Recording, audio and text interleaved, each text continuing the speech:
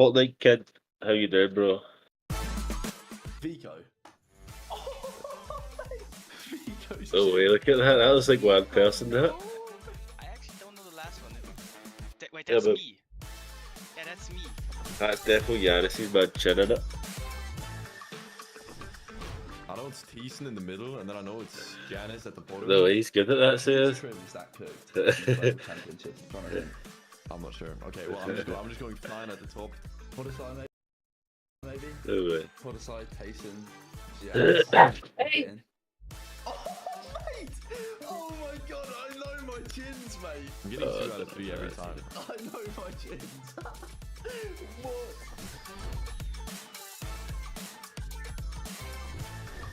It's my arch nemesis, Vbucks. The bottom one is pink. Well, I don't know who the top one is. So the middle one's Vbucks. The top one might be Queasy. I don't know the last one. Okay, we got Vbucks. I think that's Queasy here. I'm gonna have to pass that third one. Oh, it's pink! Oh, he's gonna be mad at me. I'm gonna be honest. I could because of his beard. Oh, Queasy. Nah. Queasy's one of my Not good anyone. friends, you know, as well. So please forgive Did me. you know what's actually funny in Mad Nabs? He actually looks like one of the Mad Ginger pros. I can't remember if it's an NA pro. Yams though. And Rise, mate. Okay, we got The two of them are ginger on it. The middle one is I. Nabs, if you're in the stream, mate, I'm sorry, mate. You look like Yams and Rise, mate. Who's that one? If it's trios next season, you need to be ready, mate. Oh, who's that?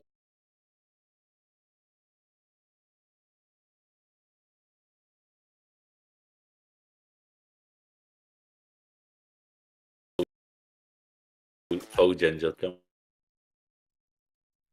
Last one. It's okay. Seti. Savages. Oh, Steady. Okay, we got Miss Easy. I think that's Reason, but the hair. That owns man. The top one is Hen. Is that OJ? Savage. I don't know the last one. Yeah, I know that chin. That's Reason's chin. Okay, so it's Savage, Reason.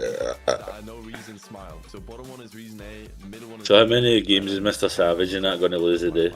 Off spawn. It's gonna be. It's not Hen. I think they only played one game in it Is it Hen? Nah. yesterday. It's chin's not that bad. Okay, it's gotta be. They did actually only play one game Oh, yesterday, another mate. trim.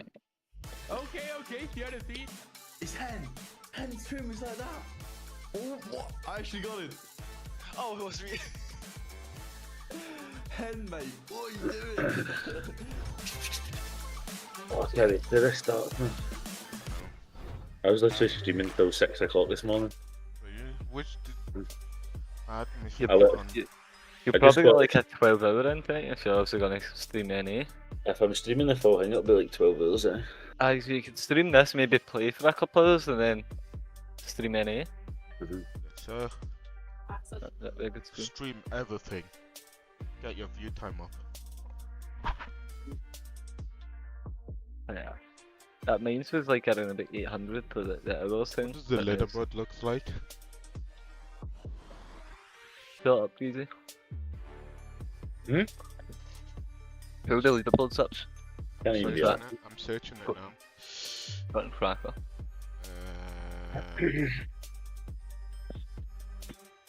Yesterday, Vidal and Reason, Doing first. and then Vino and Tayson second, Mustache and Vbucks third. No surprise. Queasy and Thomas HD fourth.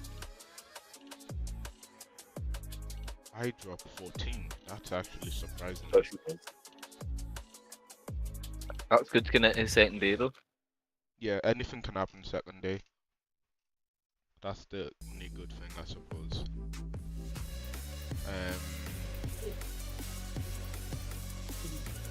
Get her off my screen.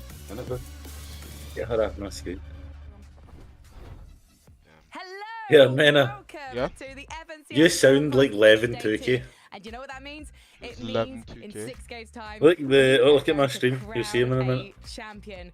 And you know who is going to join Levin in 2K this is segment? one of the It's 11 podcasters. 2K and mini money. You get Oh, no son. points Oh, for right. guessing that. It was rather obvious Him. if You you've sound been like you would watching look like the him. action over the last Mhm. month. Sound like I would If you've look been like him. watching Fortnite over Yeah. the past few years, Yeah. bear in mind, when was your See the- first see the broadcast guys lesson, yes?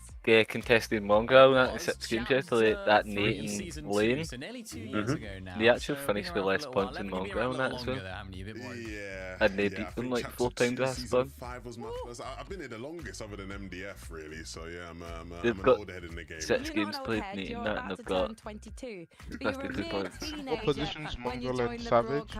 They're in Third, 40. What? Nah, 40. We're not going to talk 40. about my Oh, age. yeah, Although right, my okay. first one was a Yeah, but year like, ago if you now, look, and mate, it's such a memorable but if final, you look so I'm above hoping them we're at gonna make some 35 plays, memories that's today. Amberlix, And who's not speaking stopped of a playing the walk game down memory either. lane, He's can we 82 talk points or only about 12 points. comebacks, Levin? Like, they're only 3 kills behind Yes, most I of think these it's teams in the really top important to 30. talk about comebacks, And then right? all the Because way today is to, a bit like, different say, from top yesterday. 19. Today Top we have 19 at only 1.5x points. like 60 So points ahead of them. That's everything one we're good doing game in this this format because just it's 4 that points a bit kill. more Because that's the thing, mate, like, Fortnite is reading that, actually so the potential for reading comebacks that is we're huge. sitting 14th and then they won last game and they're sitting 4th now. I like see, I think it was the last season, or the last season that they do the Epic Wheel anyway, like their first 6 games were horrid. I think they were sitting like, they were in 42nd place or something and they end up finishing like top 9. So it just basically shows you like on certain day. And I'm sure on this day as well it's like double point multipliers, you know? Aye, it's double points to do. On day number or after day number 1, and then ended up, of course, winning Double the major points. overall. Evan. Anyone can still win it now, unless you're last place. You've got to look at it as well, right? Like 10. That's the thing, but even last place, if they have a good day today, they can still go somewhere. Yeah, 100%. Nico and Pink, they've got 136 points in it, Mongraal and Savage have got 70 points, so it's only like a difference of 60 points. One game, if they clutch up. Bro, Noah Riley and Aqua are sitting in 12th place right now, that's insane. I swear they were first after the first couple of games. But mate, Aqua's not played, but as well, like, this is his first grand finals, I think, in 3 years as well, same as Mongraal. Right on that list right there. Kinda 41st crazy, to that. 8th. Oh yeah, in chapter 3, season 2. That was absolutely crazy. And that was actually my first season. So we're talking about first season of the broadcast. That was my first season of the broadcast. I was like, I'm actually heavy help limits for his homework, bro. He's actually going to do that to his teacher. Because he's like, in the evening of October 1957, many faces around the world looked up at the sky, blah, blah, blah, blah, blah. And then it's like a picture of the space boots and the footprint, like how it's no matching. I think Payson and Vino will win. I know they're 7 points behind right now, but So you're betting on I'm either, I think Vino and Payson or Mustache and Malibuka. nah, or Queasy and Thomas are going to pull something crazy. The invitational, sorry, a couple years ago now, and so he knows what it takes. I think top 3 will be like the deal. And the thing when you look at that game, Vino, just to Payson, me is that, Queasy and Thomas it HD. wasn't necessarily the best of Thomas days, but HD there's is gonna- something there to work with. There's a platform to build off. That's actually my everyone. just To make 2 some deep points. runs off the back of some hand clutches nonetheless. So if they can keep making it deep into these games, but maybe, you know, do a bit more max damage like Ken likes to do and get a couple more eliminations, they could be well on their way to a big comeback today. Yeah, his name's Max Damage Hen, but we didn't see too much from that yet yesterday. It wasn't per day yesterday. Only 7, and they need to ramp up those elims. I think someone also needs to have a word with Hen because his name is Max Damage Hen 75. Max damage. But actually, 75. don't you need to damage someone 200 to eliminate them in this game? Anyway, that's another question for another time. Maybe we'll get to ask Hen at some point. Maybe he'll raise the active champions and he can tell us once and for all why 75. Now, there's another duo who is known for a comeback, whether that's over the course of a tournament or just jumping up the leaderboard, and that is Seti and Cammy Levin.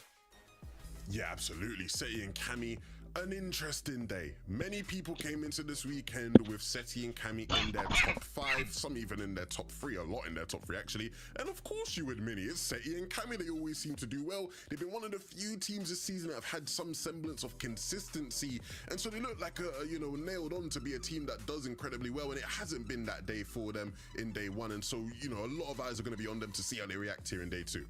Yeah, a lot of Cammy and Seti's problems over the years have been when they're contested. Yesterday, not contested. A completely uncontested drop spot at a drop spot they know well. A lot of people would have expected them to do better, and a lot of the time it was just down to solo clutches. We saw one of them going down. They had good surge as well. It was often just other teams that were causing them problems because they needed to adapt to these new storm surge changes. So it's not necessarily things that they were doing wrong.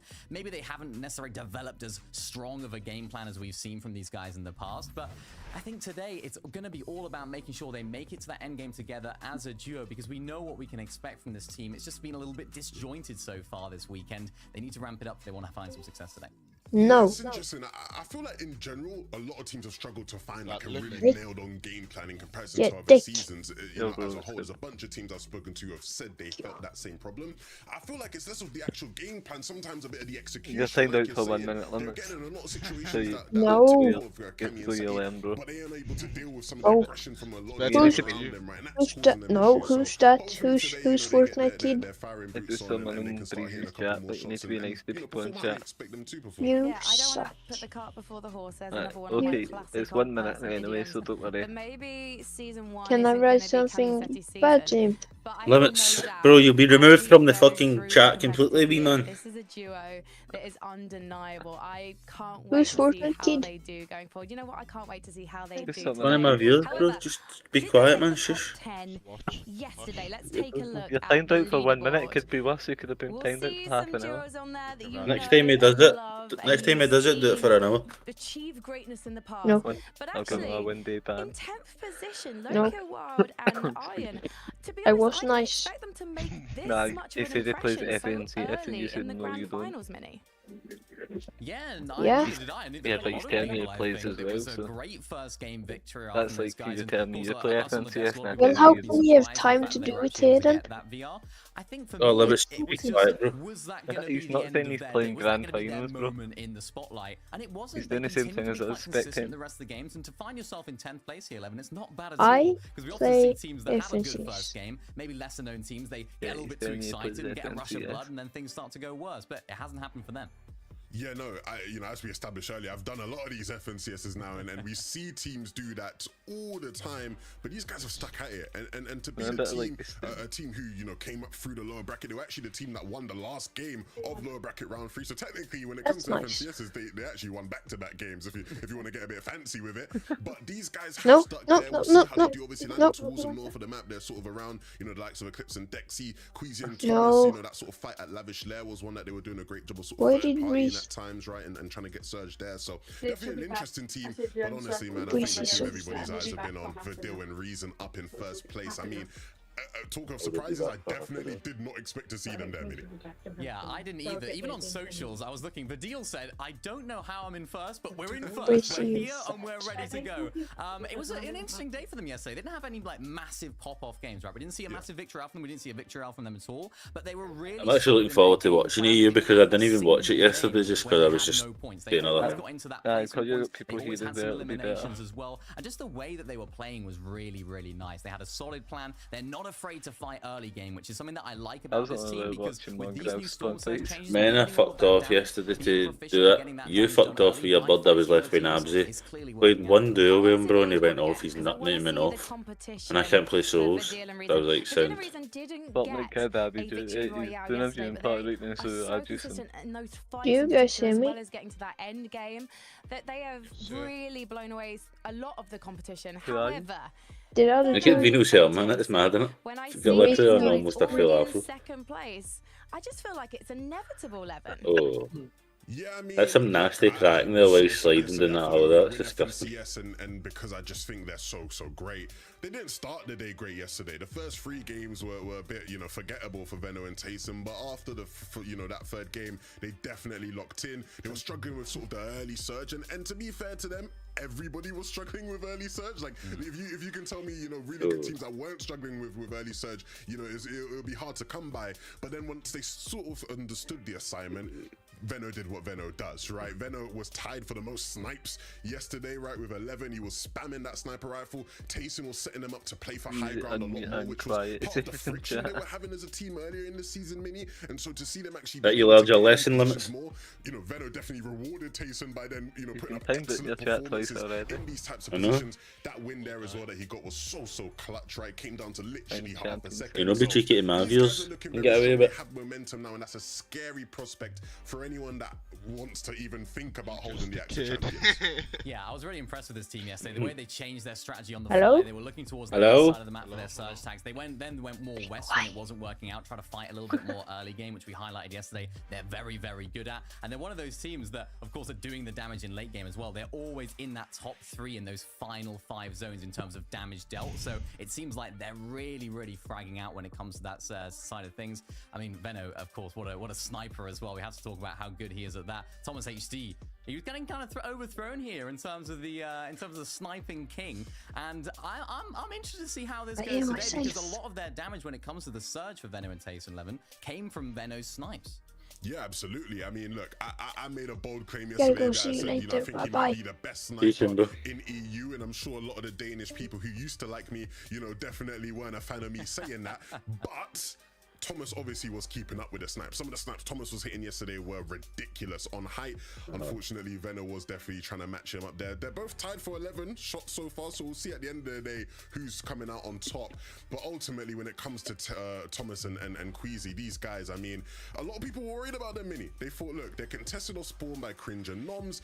I don't know how that's going to play out for them. Are they going to get to play 12 out of 12 games? And most people thought no. And so that would mean, you know, they probably won't be as good as what we could expect from them. But they're not letting that affect them. I think the experience is really coming through from this team. They're not going to let, you know, some team come through and roll them over or spawn. They're going to show us what they can do. And they've done that so well. Thomas, on these mid-ground layers with the mythic shotgun, oh my goodness, it was filthy, some of the things he was doing yesterday. It was absolutely insane. I think being contested has actually benefited this team. They only went down off spawn twice yesterday, and they're a team that have just been able to make it to the end game when they do make it off spawn in a really good way. I was looking back at their games as well. They played a game on low ground, a game on mid ground, and a game on heights. They seem to be able to do it all. This time last year, boys, we got to witness one of the great showdowns in a major. It was Thomas and Malibuka versus Tayson and Mersash. Remember we got aimbotted off Malibuka?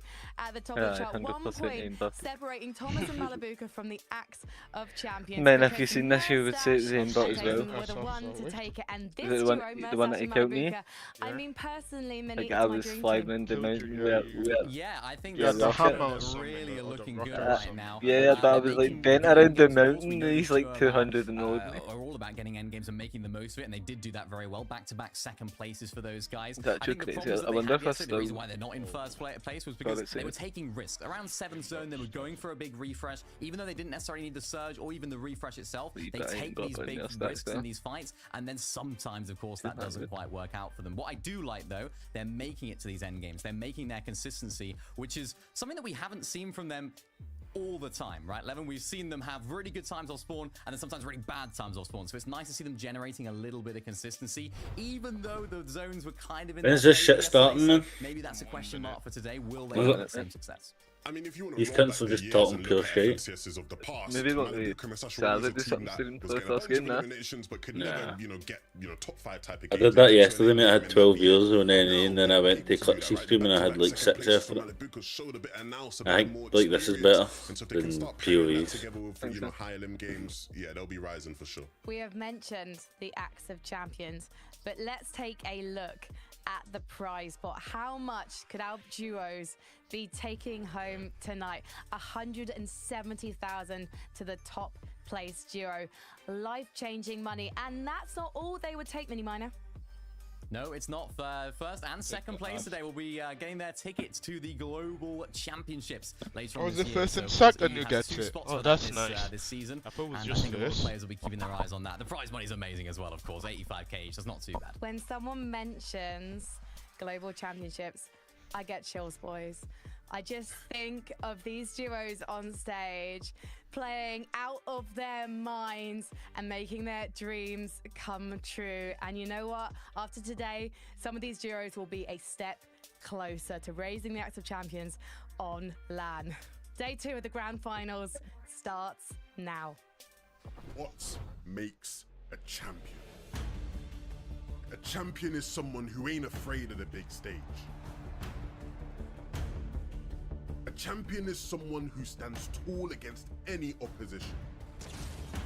A champion is someone who can do it not once, not twice. That's a Savage and Mongraal have to do better today, man. A champion isn't someone who never fails, but someone who never... I thought they were going to change their build, man. I think that building's a shambles. They have ice in their veins, they can't be cracked. But you can just land. They've always landed and that's what. That's no weapon. They never left. Aye, and the point is everybody's got drop maps for their location, ain't they? So like, they had way better drops than they do. And again, I think they would be fine because if they win off spawn, Yeah, just that's their good. search tag completed, and if they survive off the other team coming, they make it to end game, then I reckon, but see, because of that team's below them in 52 points, obviously. I reckon if they win this spawn fight at least once or twice, that team will back off. But the grand finals is the road Nah. all champions must take. That team are never going to back off, mate. That team are coming in with confidence knowing they're better than them, This maybe. is the place where they make But it. they lose twice. Bro, see the team that This contested in 6 games yesterday, they're below Mr. Savage and Mongraal points, they've only got 50 points. They Yeah, win that's the possible. They win their group 4 times against them. Are you sure that's the right people you're looking at? Aye, it's Nate and somebody else. Nate. No, I seen who's contesting them, it wasn't Nate. Nate. It is, mate. I watched them kill them yesterday. Hey, let's see anyway, shut up. Later this year, there is so much at stake Aye, today. they're below them in Every points. So single player in the top 4 are running for the title of the it's best just because player they're winning the in spawn fight, EU. but not All getting any 8 place. players competed in the global championships. All 8 players had at least one top 5 FNCS finals finish last season, and we're starting off strong. Lavish layer, a battle continuing from yesterday. You see Thomas that kill feed HD, up there? Queasy. No. Can they take it to What was business? it? Mr. Savage has been taken down. Oh my By god. the Is Nate. cringe. He was kind of struggling in these off spawns, That's and it. it wasn't necessarily because of Thomas and They're Queasy. below Two 9 different and Pure games Savage, isn't it? down to Or is that fall Mongraal? damage, trying to grab Wow. one of those weapons at the top, which kind of made it easy for Queasy and Thomas to roll over. And I think this time they're taking more of a passive approach going against Thomas and Queasy. You see them disengaging out of Both the is main building Mongraal, of Lavish Layer and then altogether, Savage's moving guys. towards the south. There's vending machine, there is loot down there, but you're kind of giving up the priority position to Queasy and Thomas very, very early on. Yeah, we mentioned this earlier, but when playing Lavish Layer, you want to land at the top of the building. It secures the best position for this early engagement, but also maximizes your efficiency in terms of the loot path. So seeing that Thomas and Queasy won the drop, their opponents are gonna disengage. Noms Cringe are Oh, not trying Pink's to going down risk by it the all, looks of it. especially in the first game of day 2. We talked about it earlier, but as a reminder, the points are multiplied by 1.5. It's 6 points per elimination, as well as the placement points being multiplied. Mixon also connecting shots right off the bat, allowing him to get some It's not pressure. that Pink, but Yeah, it's a he's trying to different one. help Pings Yeah. and alleviate some of that Aye. pressure. Luckily, he did just enough damage. Ping's able to survive with just insane. 1 HP and a dream. I don't You even know can who kinda that hear other the Pink's crash guy's pads team coming is, to out. be fair. Kind of leaves no choice I know but that to team. Oh, because disengage, his especially name's from a fight Pings, he's happening this calling early. him. Yeah. Just Starting spelled on the top exact of same the way, mountain, but I imagine there's no I don't know materials these to two really guys. continue this battle. So for Mixon and Pings, I wanted to specifically see Pings, fucking Mongraal he's in gonna that be at able the to start. I escape thought and they were fight short. another day, and those points are so valuable because you could already see that one elimination, 6 points already out of the gates. We'll for do it him. for next game, right? We'll get Mongraal and On this that. mountain, not a lot of natural. Next game we'll set up their POV, Look at this, Jacob. and then we'll watch the The spawn battle fight, and of then the watch the ages, rest of it it. seems like now Because this Big one fight Vico only up last against everything. Kiro and Cadeau Got a for dead that for forecast Steve, I think. tower, and with the 2 elims on the board I for see the Cadeau kill and feed, but Kiro. probably below it. You know what? Let's actually just take a look at what happened, Jacob. Yesterday, this is something that's been going on almost 6 out of 6 games between these two teams, and just unfortunately enough, Vico go down first. Pink just gets sandwiched between both of those players, Kiro and Cadeau. Does look like they're going to be able to get that forecast tower in this game in an early hot start between that off-spawn exchange, and with the 1.5 points they get this time around, they can easily start to close the gap between them and the rest of the competition. That's 12 points, Jacob. 2 eliminations off the bat like that, instantly granting you 12 points is a huge change for the leaderboard. We saw here, Thomas and Queasy. Looks like it was actually Noms and Declan Cringe Bailey, you who better built on like to top stream, bro. I'll of the lair, batter but you you. can see that our game 1 winners of day 1, Aryan and his duo partner, were creeping in close by, so they knew that the third party was getting there, and then Deck mate, you should sell Bailey a PS5 Tayson Venno, for £500 a quid. huge end Aye. to day 1. Can they keep up that momentum here I feel in for day that, 2? aye. Yeah, leading up to this FNCS finals, everybody had questions about Tayson, his They fight for dedication, a quid. commitment to the game, and they were even asking Veno, why are you playing with somebody that isn't necessarily putting his all? Well, guess what? Tayson's just a prime-time player. He shows up when it matters, and all of his experience throughout the last couple years kind of leads him to be one of the star players. Of course, those 5 FNCS championships kind of helps along the way, and then him and Veno combining. Every single time I see them take the stage, they're just getting better each and every single moment. Yeah, and if Tayson's able to get his 6th here, it's going to tie him for the most overall. I've seen a couple of people using that AR. See that mad shit AR that nobody uses? Epic Whale and Arkram, which Yeah, are people are all using it. NA-based players. Enforcer. You need it for like search Impressive tags. list of names. Let's The go to accolade the alone, even if the names aren't that impressive, it's just massive in its own right. no. Yanis Flixie, uncontested with reckless Nice. rail race. Not too much change going on He's for them still on that caught side of the in the map. field. But this one, this is the fight that more times than not ends up with a winner, even with a third party coming in. Thomas dealing most of the damage, but he gets sandwiched 2v1. They're almost stuck in a box. He's able to escape narrowly to try to live, but Queasy's there trying to alleviate the pressure, follow up on that damage that he laid down to begin with. Good job. Another shot's could be landed, but instead of going full focus into that fight, you see him doing just enough to allow Thomas and him to disengage and heal up. Only shields they have are, well, is that Flowberry Fizz. They're even aware that there are more duos in the surrounding area. They've got a bit of damage. They don't need the eliminations based on the risk that it's going to include. So they will back off here, continue farming up, continue looting, but it looks like another forecast battle. Henski walks Pixie. Nobody with a clear advantage. That's a Swedish guy, isn't it? I feel like you could tell teams yesterday hit the VODs after the day was done. More times than not, him and Vasquez were able to get this uncontested, giving them a huge I think advantage that's with what the Ba is, forecast because tower. remember Limits put that in his Somebody name. else, I think, was able to grab it. Pixie and The Wox Swedish possibly, thing. as Hen was kind of down there by himself. Vasquez was separated, so you got to imagine the forecast tower Like going his over number Wox limit. and Pixie. And so that kind of leaves Limits you has it in choice. his name because of You continue to fight this fight, I especially guess since the that zone makes is a now bad going to thing. force you in, or you just try to disengage on out. You can't get what you came for, and so you got to kind of move on with the show. You Swedish pro You man. can see the duos already on the edge of the zone, kind of on the mini-map at the bottom right. You can see they're facing the players here at the forecast tower, kind of waiting for something to happen, whether it be them rotating back in zone or anything that opens up an option to take a few shots.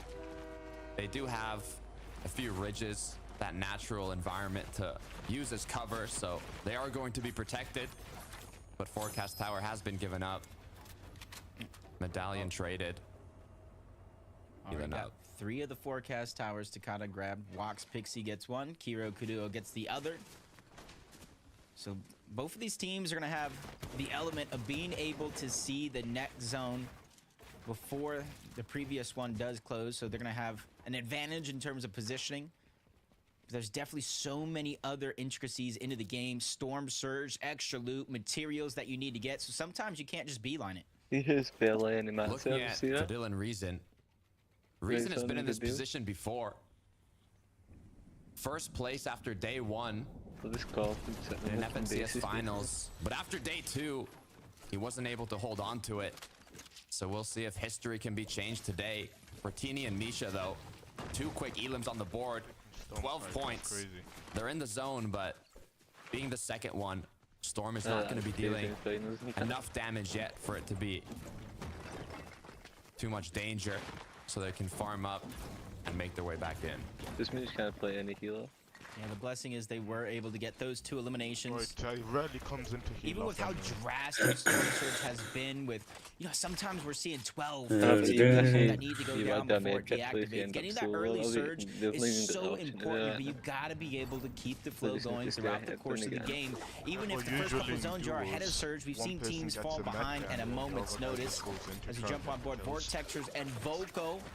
A That's team that until I've been Naden seeing is only progress exact and get same amount of better and times, so it better doesn't matter each if and it plays in every it, but season that they they're not gonna have partake, and even enough got their first FNCS Finals win yesterday in a set lobby, so they're already on an upward trajectory, and they're already trying to third-party another fight for some cheeky surge Looks so opportunities. weird. Can they make it their second, Jacob? That's what I'm wondering. boxed up in a nice position to kind of take shots on these engagements. And look at this. 2 of our top 4 duos right now. Malabuka, Merstash, Vadil, or Vadil Reason.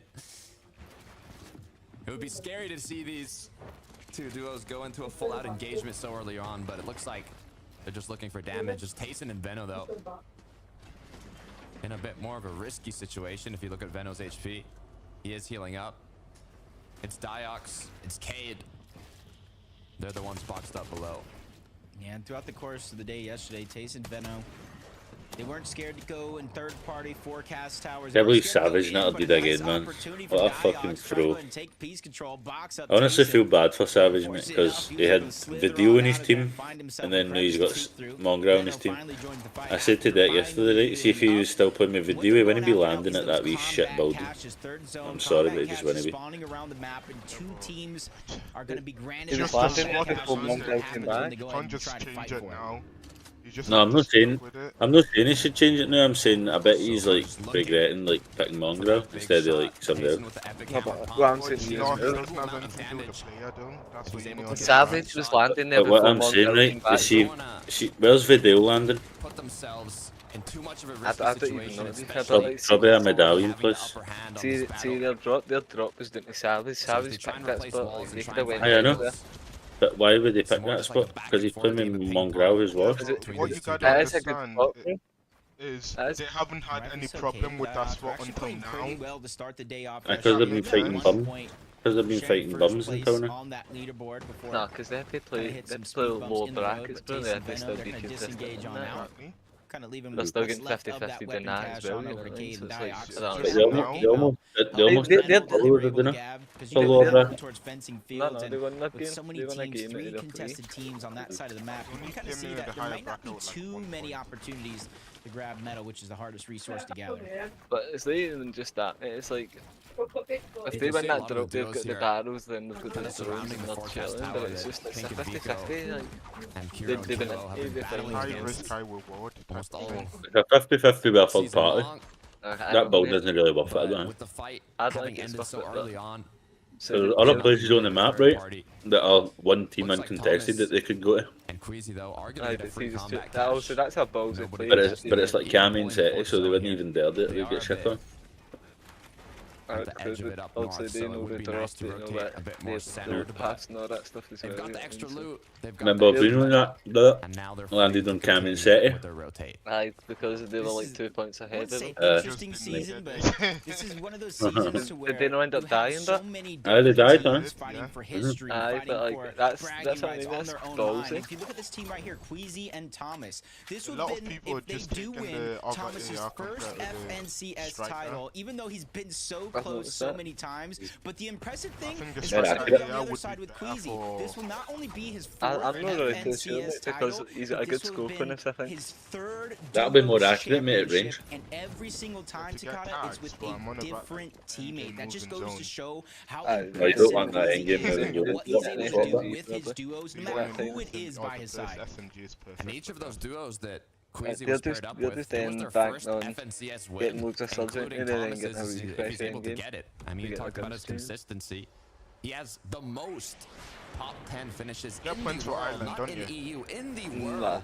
For FNCS finals But at it was meant to be 14 like top 10s, Island points 10 were in top it, 5s, and but 7 top 3s. Island boy. And why they're going in for it then? FNCS, so Maybe this to could be Extra history loot. match, extra for Thomas HD. extra look good Veno subs, but Tayson now looking like they've secured the like, Rift see Island. if you get Island, but it's a Veno. perfect spot because you can just stay up there, you've got the pad, Top tier, then you can get all EU your tags competitor, through as well, because known there's as going one to of be the people greatest fighters of dogging all it. time. But if he's able to add yet But they're another using these FNCS title lock to his on piss name, as well. I his actually want to third see title, them being used. I've never seen it them. could help So him good. round out his Is it aye? resume Yeah. as a Fortnite I'd never competitor. pick it up, bro. No. Giras Chari Like, now, obviously, it takes like 5 247 seconds above to the lock on, Storm but Sword if you've got threshold. the We've seen advantage on the how player, dominant, how prevalent Storm How Sword much has damage is been, it there? especially See in this these guy grand here? finals with the amount of To the body and, like, experience that's in 50 this to the lobby. head. See this So team seeing here, them but already 2 Ginas above and in Gold this Shari. fourth zone, No He's way. locked on Oh pistol. my god. It's a great position to be in. Thomas HD, bro. Why you did that to these guys, bro? They see that do team there? find a lot yeah. of damage. I think they're Ginas? ranked 5th That's in literally zone us, bro. when it comes to overall I don't think. dealt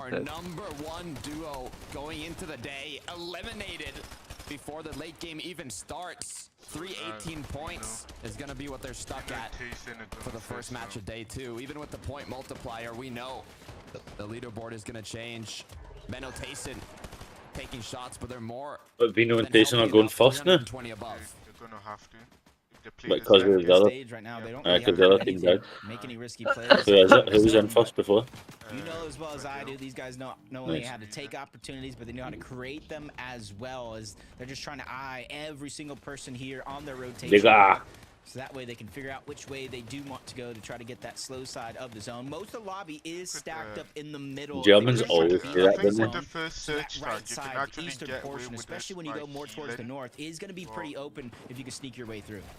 Pablo with 3 elims already. It's risky, Bevis but- with 1. Let's see how he picked up the other 2. Huh. Looks like it was Hen. Caught See off what he guard called from a the back. refresh though? Pressure was being applied from the surrounding A duos. refresh. Finishing off Listen, Ski as well the there. podcast this is. And that's a huge A- a refresh, re- especially seeing refresh he was or able to something pick up called it. Bevis. Hey, Bevis and Pablo, you give them a chance to play. They're pretty consistent if they can get things going. I feel like the only weakness is kind of biting off more than they can chew in certain situations in those off-spawn contested fights. But you can see first place is down. Huge opportunity for Veno, Taste, and everybody else on the leaderboard to move on up, especially with the 1.5 points. You get 100 for the victory out, 6 points per elimination. Everything else in between is 25 teams still left alive. Finally, 6 points? points are starting to get granted, and we'll Fuck's cascade sake. with every If team you that kill drops. one duo, that's 26 above now for mixing ping. Pressure gets on as Merstash Insane, Malibuka. bro. 160 above, but it's going to be Yanis and Flixie that go down. Merstash picking up that extra loot already with the mythic loot. Already with the medallions now. This duo looking like they are strong competitors for this first match in the second day of Grand Finals. Yeah, they caught fire on the second half of the day yesterday. And Malibuka, even though he hasn't necessarily been on top of the mountain winning FNCS championships, for the past couple of years, he's been probably one of the most dominant individual players in the entire region, especially when it comes to average placement overall. Teamed up with Merstash not too long ago, but this is their chance to reunite and finally get that Axe of Champions. Yeah, you talk about dominant players. I mean, his duo, Merstash, had the most individual eliminations in day 1 at 22.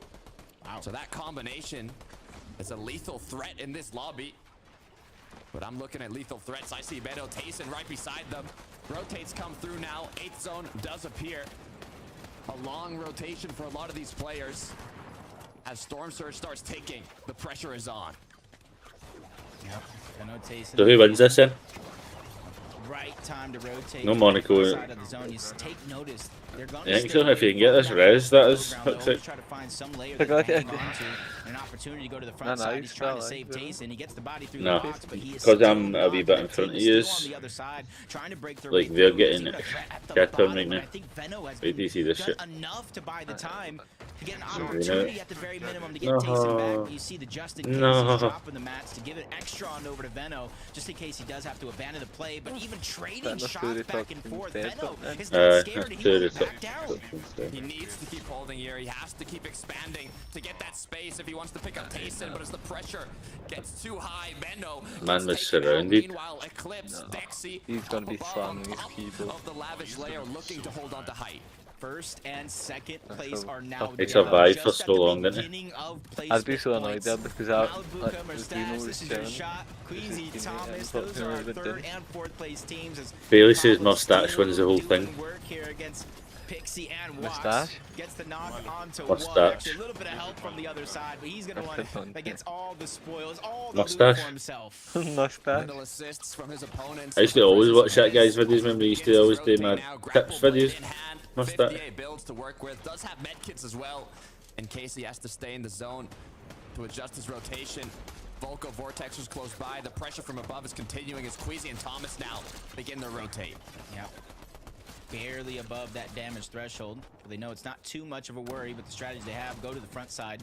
Those would be the opportunities to look back. And I think Queasy and Thomas are doing a good job of finding those open holes here through this end game. You can even see Flowberry Fizz coming out, just trying to top Thomas off the now. shields. Thomas still moving forward in the zone as well. I think We know how they much made like Queasy 318 points. Or has They're either loved first or playing second, higher you're right in the now. past, which is why I love seeing this duo play closer to second height. But there's so much But I'm elevation sure if Thomas and between I get like a and top ultimate 2, high they'll go ground first currently year. that they have to find Bailey, that Spoon Dog says he'll sell you his PS5 for 500 quid. and go for Gotta it. buy it. Meanwhile, down in the dirt, Mustache Mustache Malibuca, 3 and medkits, Malibuca. looking like they could potentially have that win. I actually feel sorry for Bailey how he's not allowed to play like Fortnite with his pals, man. That's mental, innit? Thomas Queasy. They're just trying Just think, Bailey, bro, you could be in FNCS, bro, like a pro. But your bird won't let you qual. Come on, man. Getting griefed by your own bird. They started the game in 5th place, and this is a way to keep your position. I'm just going to DM this guy on Instagram, man. You want to be my new duo, Pablo? You're like, how much PR you got? I'll be like 15. You're blind. I think I've got a bit of 30, man. Leave it out. Walking closer and closer. There's Queasy close by. Nate right beside him. That's not your duo partner, Pablo. That's an enemy. Wave high to each other before he disengages. Only Yeah, has a few that builds to needs work that, with. like. Trying to be very, very I don't know how I've never heard of this Pablo guy. Even this Dexy guy on how. outside of the box before he tries to make his way back in. What? Can't take too much damage through the zone. That's me about. This is his chance to get I'm playing my song to you. picks it up with ease. Toes More right now. medkits get dropped. Is he going to be able to pick them back up as it's Queasy inside the zone? Is he going to look for some sort That of can do hundreds of things with I'm not those. sure if Thomas is still up. The No, breeze he's gone messaged down. me one day Queasy and he was like, I was solo watching securing a as many second places round as possible. FNCS and I thought I seen your Now he name. has to make his Maybe way it was like inward, Dorky and he does Fishy so or with the something. quickness, trying to get to the front These side, are- so that way he can look back, try to defend himself, give himself options. Kiro's going to pick up a couple eliminations, but Pablo, the solo mastermind, still Pablo. holding on strong. Pablo. 6 Pablo's eliminations as a popping team with the off. lion's share going But to him. Pablo's a Nice demon, shot man. Who and is a this nice guy? elimination Just from knocked Pablo Mustache. as he gets Mustache Oh my down. god.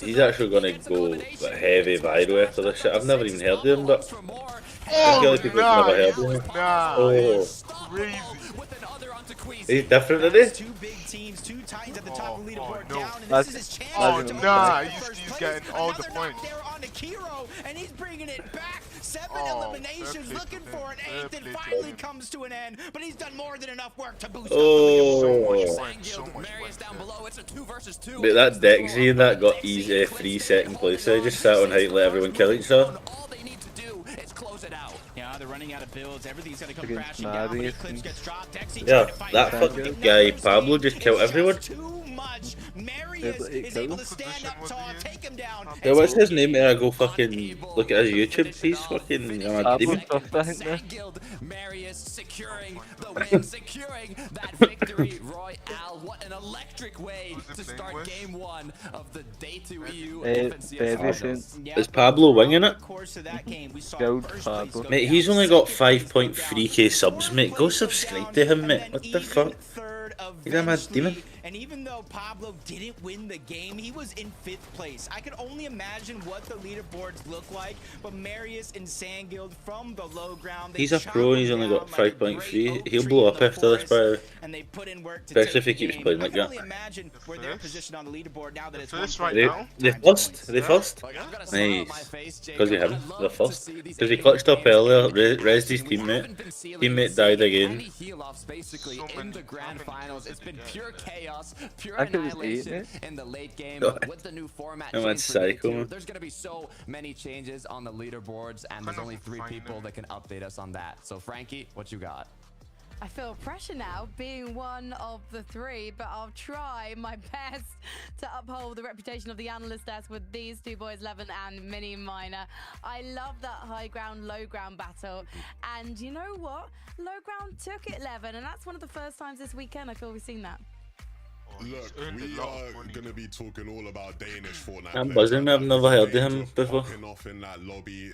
Young, Big dub probably for like them, and of course the He's dub a for good Marius Savage, and that's Sandguild. cute. He's Of course, first. very Alright, talented good shit. players who I think if you are, Let's get Savage and Big Growl. especially when it comes to Feel Marius, usual. he's someone who Savage. a lot of They didn't players start talk the top about, you know, place, you don't want didn't to fight this guy in creative. He's They got a absolutely class cracked. one. And they had that FNCS performance that's made you go, wow, these guys are here. A big win. And like Frankie said, right? Don't doing say from a it. position Don't that say it, many please, teams because have you're the managed to haters, do it from remember? this weekend. Yeah, you're absolutely right. I mean, you talk about players that are up-and-comers, players that have the talent. Marius has to be one of those players that are on top of your list, and he hasn't quite done it in an FNCS format. He hasn't quite shown what he can So do in one on game, there, or out on the just pitch, stacked I guess so you could much say, out there in the on the map. So it's great to see him actually performing. Mate, right. that Marius got 140 points that game, and Pablo got 136 that game. Through all those old builds, you're going through all that mess that other players are trying to do. So nice job from that team. That's heavy. Of course, it's 1.5. But that's just off this session so far, but altogether. Doesn't mean it was easy because. Aye, the first altogether. This altogether. When the This snow was in session their so favour far, not the once but second. twice yesterday, they did not take the Never victory heard of royale. Pablo, So Pablo maybe looked like he sometimes deserved it's it. harder than it looks. Not. That's how buzzing me that because I've never heard of him. Victory royale. He was top math in Like how good he is. the upper bracket as Can't well. wait to see the leaderboard for this one when it's ready. Because I've written in my chat, go sub to Pablo Bing right now, so everybody who joins will see that. Then come back. Number Watch the 7 stream. went out quite early. They got 2 eliminations, no placement points. I'm scanning it now, trying to see the deal and reason, and they are in number 6. They have dropped 5 places. I guess I'm quite surprised, to be honest. Maybe they need a bit more of a warm-up level. How many kills did they just get there? Well, I mean, they were rolling the dice quite a lot yesterday when it came to being uber aggressive, and it was. Look, he's only got 3 right here. A Look, couple times you're gonna roll not in your favor, and so I think that. so you got 5 like end game all in that wee cluster of I'm players. just impressed by Pablo Wingo and Bevies from that game. Pablo's clutch. Is he controller or my keyboard? man. That guy was going crazy. Mini. You may just W keying that player there, like a mad controller player. He just kept hitting more Die shots. coming. I mean, again, Danish Fortnite taking dubs. This guy was going crazy. I think to As soon as you watch him, man, you'll be able to tell. It looks like keyboard there with that reset there anyway, that look back reset. He's keyboard, which is exactly 100%. what you need to do when you're a solo in this particular point. And we They know can play, exactly they controller player what can look back and Bevies reset do, again, and it seems so. like the narrative that we just keep talking about, it's just that they're inconsistent. But you can see, if they're able to do this more often than not today, this could be... He gets good views on his videos, but he's just got hardly any subs, hopefully. He's got like 20k by, no, 20k by tomorrow. Is it? Aye, so he must concentrate on Twitch then. Dare I say it, boys? But the way that Pablo I don't know what's better to concentrate on Twitch or YouTube, all that kit. and the way that Veno likes to play those endgame Oh, situations when he's on his own, some of the he is things, literally hard to take do no them all. prisoners, I think just the take kick is a all new the one, names you isn't can it? get, It just Levin. came out recently. X98. The kink you seen, man. Man, kick is 90% to 10%, but and Bevy stay here and they Kick win is their what? fancy estate, be the 90% first Danish players to payout, ever win it. so And I mean, enemy you get 90%. I mean, Thomas HD, I think would probably be crying inside if that happened. But I do want to talk about Thomas because we saw a really interesting play, and it's something that we've Nice seen a looking lot at like from pro teams this players, like season. actual play And players. what a lot of Not players have been calling, crazy. they've been calling it Just crash pad bombing. Because simple what you piece do, to right, get is the you kill. line up a team, you know a team somewhere, and you set up the crash pad so you land perfectly on them, Get and his you money. do this. And I Unless mean, you're watching, I like, was freaking out Fortnite. when this was happening. Minnie and Frankie were both freaking out. And I mean, how could you not? It's really interesting. A lot of players have been doing this because if you're the players on the receiving end of that, you actually don't hear that team coming. Like, you literally don't see it or hear it coming at all. And so it's like a really crazy surprise play. We've not seen much of it on screen, but I'm glad we got to see it once because a couple of teams have been playing around with it. Obviously, Thomas combining it with the Flowberry Fizz, which was nice. It gave him a bit extra distance. But yeah, Queasy and Thomas still are going to be a threat today for sure.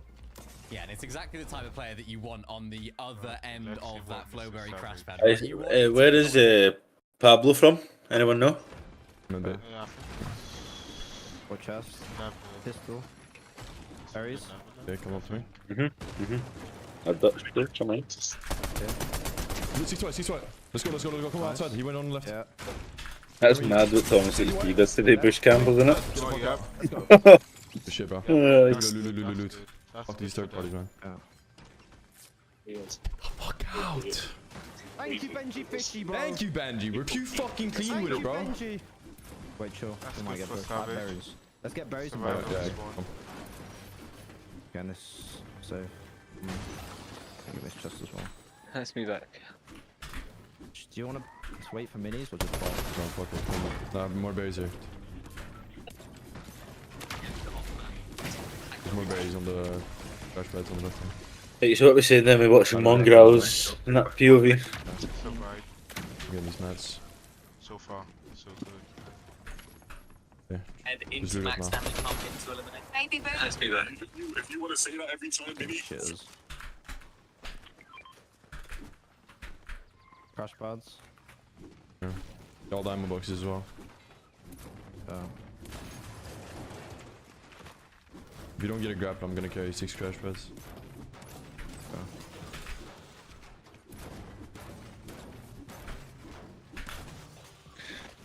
berries here. Right. I've got one big. I can Right. Berries. Boom. I have no shotgun. No. Pump here. There's medkits here. Carry medkits and big. 2 medkits outside. Berries. To be fair, No, they won it. I'm dropping They a grappler fucking for missed crash it, bro. meds. You have the crash meds or? What? Yeah, drop me them. Fuck. Get the grappler. you missed it. I missed it because I was still on the Someone fucking better. live thing. You have to Did they win it? understand They won it. I'm 3 minis, 6 You have to understand the berries. stream's just like On it's big. delayed. I know. Did you farm I meds know. I though? keep forgetting it's delayed. It's so shit why it's delayed, bro. Not a lot. Yeah, you need to start farming meth now. I'm gonna go on the hill. Yeah. I have 200. So wait until everyone's off the battle bus first. I mean, what's a POV in Careful there? up here and shit, okay? There's a guy there. No, because they've No, won, they just so crash there's meds on nothing the happening there. They're just like looting it and that now. Just in case they come party rock up. Keep watching the kill feed in case they We come didn't get party the rock finish, up. right? I don't know. Like in the I don't think so. No, Thomas not died off spawn. Fuck. See, we're even seeing the ballistic shield There's a- coming there's a- out from close to me. Thomas. That's fucking Having a close toxic, that. range, so it could be the play for him, especially with Queasy going down off spawn. What do you get for this place? It's the fucking mythic drum gun on it. Get ballistic here, but he's unable to. Eliminated. That thing will be a joke, so it will, man. From third place on the leaderboard to now 0 points in game 2. Levin was talking about it, Mini. Could Pablo Bevis be the first?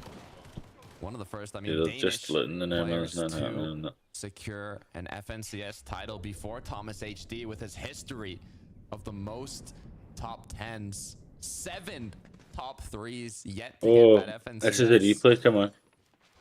That would be a script and a half. Definitely would kind of be a huge treat. Just like this opportunity here to see the replay of Mongraal and Savage. We saw this highly contested fight.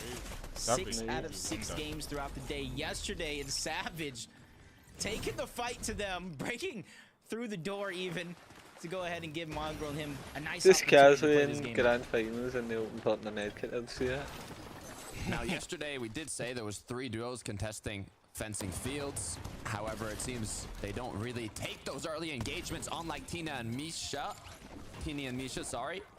It looks like they're gonna right off the bat eliminate Skydune. Quick 6 points in his duo Shakoth, now on the run. Didn't see him. He's Yeah. already gone. I would say typically Teeny and Misha are trying to chase it down, but I don't see crash pads, I don't see grapple blades. Even with a Flowberry Fizz is in his inventory, you kind of don't want to waste those when you can't really close the distance. So great awareness of the situation for Teeny and Misha to just disengage, continue looting up, grab the resources, let those eliminations come to you later on. You don't want to risk it for just those 6 points, Takata. There's 100 points up for grabs for placement. This is like the alone. Grinch mountain, isn't it? You needed that. You needed about 10 elims with a win yesterday just to score 100 points. Now it's just that much easier. It really is. And Oh. putting a mix in. We're up on the snowy hill now. They do have that launch pad that they can use to maximize efficiency on their loot path. But it's all about preparation. As look at that, his duo partner now jumped on. Instant need for assistance. Ping manages to get the knock. It's on Nathan. CZZ gets sniped as well. The 2v1 continues. Yeah, mixing pings. They were at the top of the leaderboard for most of the day yesterday as well. And you can see why these great scenarios that they're putting themselves in, especially with that sniper in the hands of Mixon. And we've seen it. We talked about Thomas. We talked about Veno. There's a lot of good snipers going under the radar this season, and this is a great opportunity to highlight those snipers. I mean, they're devastating. You can think of players, Benno, Thomas HD, King, any of these players with a sniper in hand. Turns them into the Reaper. One shot is all it takes.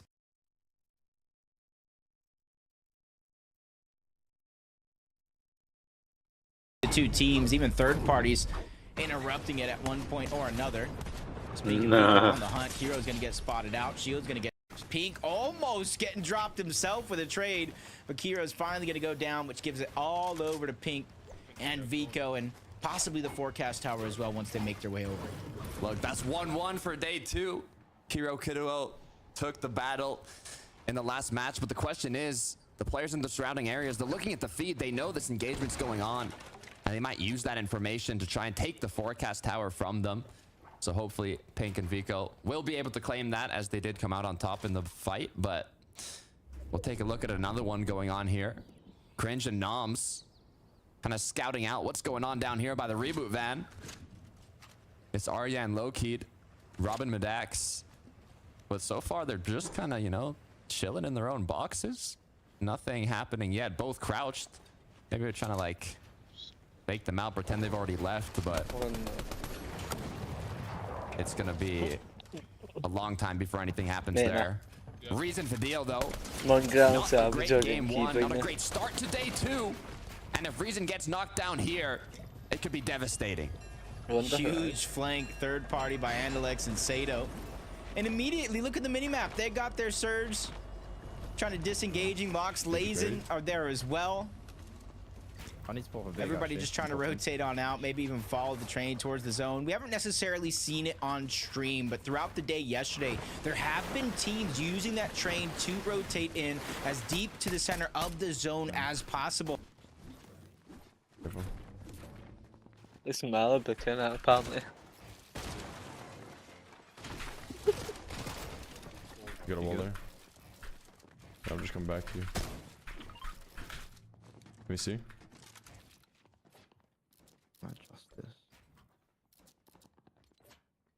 Our crate is here. So we just crash brought to our crate. We're probably sharing it with this team now. Yeah. Come up here. Careful, that wall behind us is not ours. Yeah.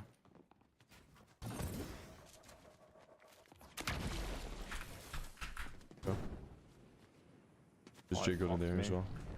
Oh my gosh, I'm good, I'm good. Okay. Oh, I thought Mongraal was going to die there. I know. Somebody took our crate though. I'm like 10 seconds behind. They might push me, but I'm looking in this bush. In this bush. Good job, man.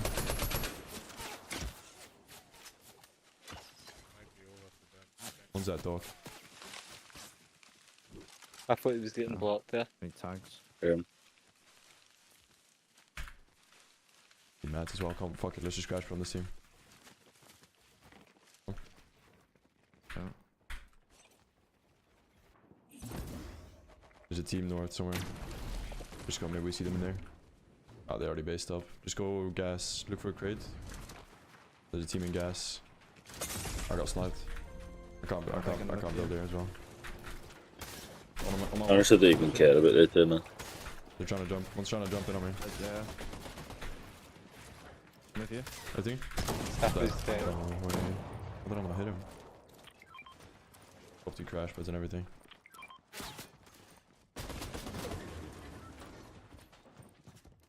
Mongraal 1, 2, 3. Fucking 1v2 these kids. Picking is clear. Alright, he'll leave him on one. He's on my body. Yeah. Both on my body.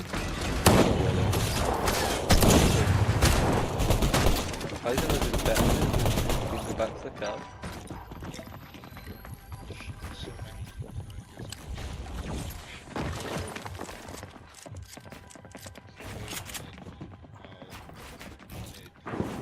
Let's watch Mongraal chatting Try and it. get the cards. Eventually. You can sit here for some time though. Yeah. Remember you're in wood by the way. Yeah, I've only got wood left. I know it's not a place around it.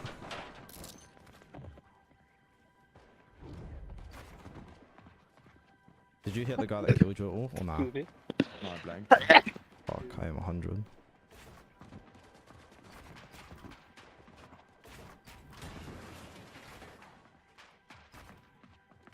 That devil's on the kid that's Mongraal life. 3 points.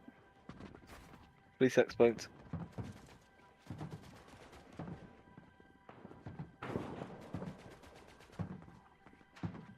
So many people alive. I think something doing it. They rotate here and I get out You alive. need to try and beam them when they run by the way. You got 3 medkits as well, so. My surge is gonna get removed when you reboot.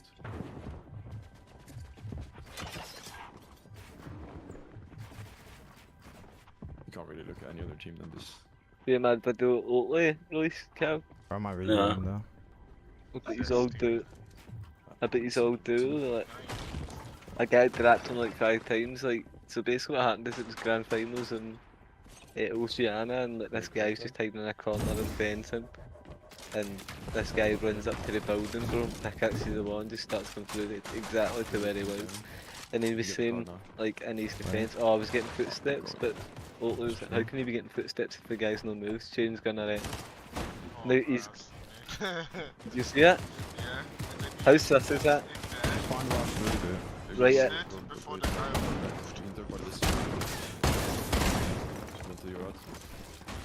like good, man. Over here, I think. He's got to just go into his own and move it. That's the best play here. South of railways. 100%. Here. Ah, you're waiting a bit too much to go. You're the best. It's over. No, it's not letting them boat. No match. I got no mats. Oh, it's so sad, bro. That team that just keyed us next to anything just ruined our whole game. Good guy, man. All our mats. That was so. Yeah. Good guy. Down to 30, shield only has 5 left on the Flowberry Fizz, so it isn't a ton to get him back up. So it's very, very important that they figure out. I want to see my Pablo pop off again, man. Where is he? Parallel to the team that were just fighting, but there's a whole team Bring playing back Pablo. on top of that forecast tower. Can't remember who that Hard for Aqua is. to know to Oh, it's Aqua. So interesting to see what decisions they make. I know if they keep going towards the east, they might be able to use the line of sight of the mountain to their advantage. 3 bullets in the chamber. All it takes is 1. Can Aqua connect that headshot that they might so desperately need, with Noah already being incredibly low on shield? Not much to recuperate. Sniped. Walks Pixie, connecting 1. These snipes can be incredibly beneficial in terms of getting that damage you need for the Stormfur's threshold. If you have that ammunition to spare, the extra sniper bullets to help you take more of those shots, it could be the game-changing factor of getting enough damage. Yeah, huge blessing that Hari was able to kind of go back to that cache that was literally just 2 Mongraal boxes behind. So nice damage in terms of the sniper, but not really going to be able to notice it on the next rotation. Now that he's going to get all shielded up. The deal Reason in a tough spot not too long ago, finally able to kind of bounce back. Now they set their eyes on the Seti and Cammy, because they know at least one of these players is weak and they're attacking from 2 different angles. Redeal just trying to go straight in from the low ground. Reason working his way from the top to bottom. Finally they reunite and they're able to get 1. Cammy gets dropped down, leaving Seti by himself. The struggles for our global invitational champions continue. Seti put him to panic now as he's forced into the 1 versus 2. But it looks like Reason isn't done yet. It's Mongraal close by that wants to escape, but he's been cracked now. Just gonna take 2 more shots, 2 big ones from that frenzy to finish it off. Is now nowhere to run, nowhere to escape. What's it back in on the board for Vbucks and Reason. Yeah, 6 more points, starting to pick up the pace. Game 7 of the overall tournament, which was game 1 on the day. A little bit of a misstep, and sometimes, especially with 1.5 points, that one misstep is all it takes to cost you that first place spot. So they're really gonna have to dig deep and make up for it. Marius Sandguild, top of Loot Island, along with 1 other team. But you can see they're trying to just loot up, scrap together as much as they can. It's actually Phaser and King who are gonna get credit for capturing the Rift Island. No points, but they're gonna be the ones to scavenge all that loot that they just were able to get. Didn't have the best start to day 1. But if I know anything about King, he can turn things around, especially with the sniper in hand. For Pablo, though, has been unable to pick up bevies yet. He is still looking healthy, but the clock's ticking. 30 Pablo's seconds. just the best, isn't he, man? 4th zone closes and 5th appears, and with 2 duos in a battle in front of him, he might find an opportunity to take that snipe, get that headshot, but he's unable to connect the first bullet. Pablo! Persistence is key. He does have the 3 medkits as well, but this is vital information because He's there's not beat only up about X amount cheating, of teams still left in this lobby. 36 overall, him being one of them. And with the rotations coming out, if he was able to get the reboot card, he could outlast the zone, get Bevies back in, because I predicted Bevies to be back. I thought he'd be back by now, but Pablo just leaving us in suspense a little bit longer, trying to go for a couple more snipes, but crash padding as Darky and Darkest to make their way on out. And finally, Pablo sets his eyes on that reboot. So this time, brings his duo back in. It's difficult though, Jacob. Grand finals, lobby, 400 metal to work with. Barely any wood or brick, and now having to rotate in, having to loot up his duo partner. I believe he did have 3 medkits and 3 big pots, so they have a decent amount of consumables, but they will be used to get Bevies back into the game. They're going to need a refresh early on, but anything's possible as we look right back at the deal and Reason.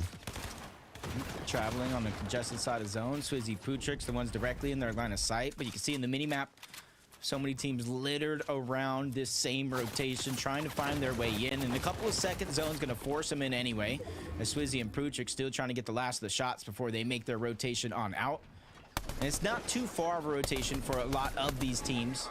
But when you're rotating parallel with a lot of them, that's where it gets disastrous. As Pablo, Bevies finally up. They have the high ground, but they're down on Surge. But with everybody rotating, this is a great chance for them to pick up some shots here. One shot, Jacob. One shot is all it takes. And there it is, 116 from Pablo. This should be enough to bring him above 62 above now. It's not going to be enough for the rest of the match, but it's going to be enough to hold on here just a bit longer. Only a shotgun and sniper in hand, as I assume Bevies. Oh, but they're pulling like 40k views on Twitch each minute, so they're making all sorts of that as well. So as they continue now to hunt for another shot. They'll probably make that a couple of I know the YouTube videos they've made about getting there, made all sorts. That's what I mean, so it would need to be the last thing for them to run it again next season. Put a lot of pressure on a Tayson. Medkit getting cancelled. No Because one they goes could get in, better than but he another gets full sent season, you know right what I mean? back on out, leaving Aqua by himself. But Tayson is running out of And to time. even This get is a there is two-tick. Now or never impressive, for the isn't it? Medkit. With 1 HP left, he finally gets it off to try to keep himself alive. But Aqua is still knocking on the door on the other side. He finally is disengaged. I think they realize this is almost a no-win scenario for both of these teams if they don't get out. And he actually goes down. The medallion gets dropped. Aqua, Noah are out. Oh, with a sliver of HP, literally 1 for Tayson. He gets the medkit off in time, and with that, out heals Aqua to finish him off. But now with Veno being eliminated, Tayson being outside of the zone, he has a launch pad he can use to get back in. Not even sure if he has time to loot up Aqua. Let's see what no way Bevies ain't selling again. Nice, Right, so Pablo's already down. Just a much-needed elimination. You said it as 401 well. points. Kind of when it was happening, even though Bevies is back, they're going to need a refresh. Look at his loot. If he doesn't have ammo, he doesn't have materials, he's using all of his heals. Pablo, lucky enough, before going down, was able to kind of gather up enough shots with Surge. Really had placement. But now he has to return the favor and have a big solo clutch opportunity. Unless he pulls a Malibuca and tries for the reboot a second time. I was gonna say, we saw it happen in the semifinals, and I believe it was actually in the late game. Murstache picked up Malibuca and they almost traded themselves, leaving him as a solo to finish it until he picked him back up again. How many points is second got? 31 above though. No minis. 11 wood. 1 build. This is really something where you need a miracle, a blessing to come out of. Yeah, he's just trying to rotate, get next to a team, but not too close to where they're going to push him. He needs to make himself kind of look like a duo. If they spot him out as a solo, they're going to go. Cade, Diox fighting towards the backside of the zone. Switch further and further back, but they're actually going to get granted the zone as the next one does pull over in their direction. Nice opportunity for Bevies to hit a shot, but he is just in shambles, getting ping-ponged around the lobby, not really able to please say decide there's what nuts he in wants here. to do No, at almost any given moment. Oh, man. 3 builds now, all metal.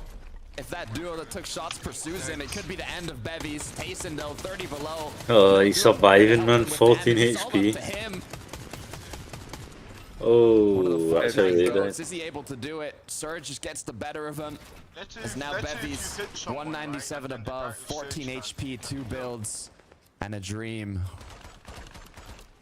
I have no idea. 14 HP. All you need to do is at That's least have big 1 decky HP. by that man. You He's stay the alive, fucking common sense. He's just outside the edge of competitive zone as fucking well, but you can professional here. immediately Did go you say back that, in. man? You see a lot of the builds that are going to be recyclable for a situation like this. It's all about what happens after, because you see him down low, kind of in a trench between two of the biggest mountains in the zone right now. If it pulls to either one, that's when I'm going to continue to get a little scared for bevies, but one team needs to go down, and he'll at least start to collect those placement points.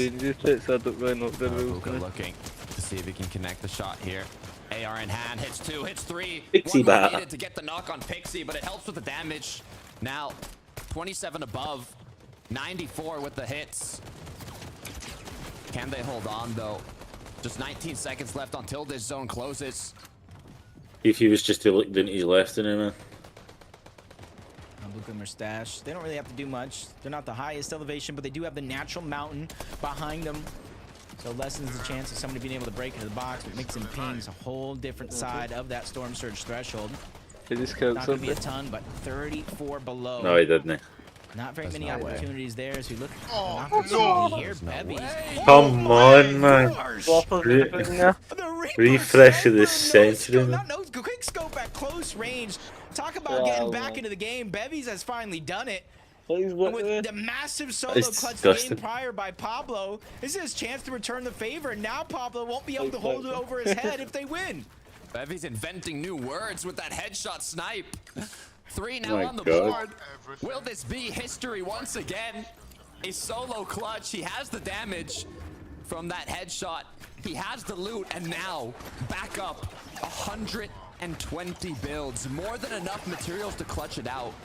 Only thing you could even ask for is a bit of shields. But there is potential to make something happen.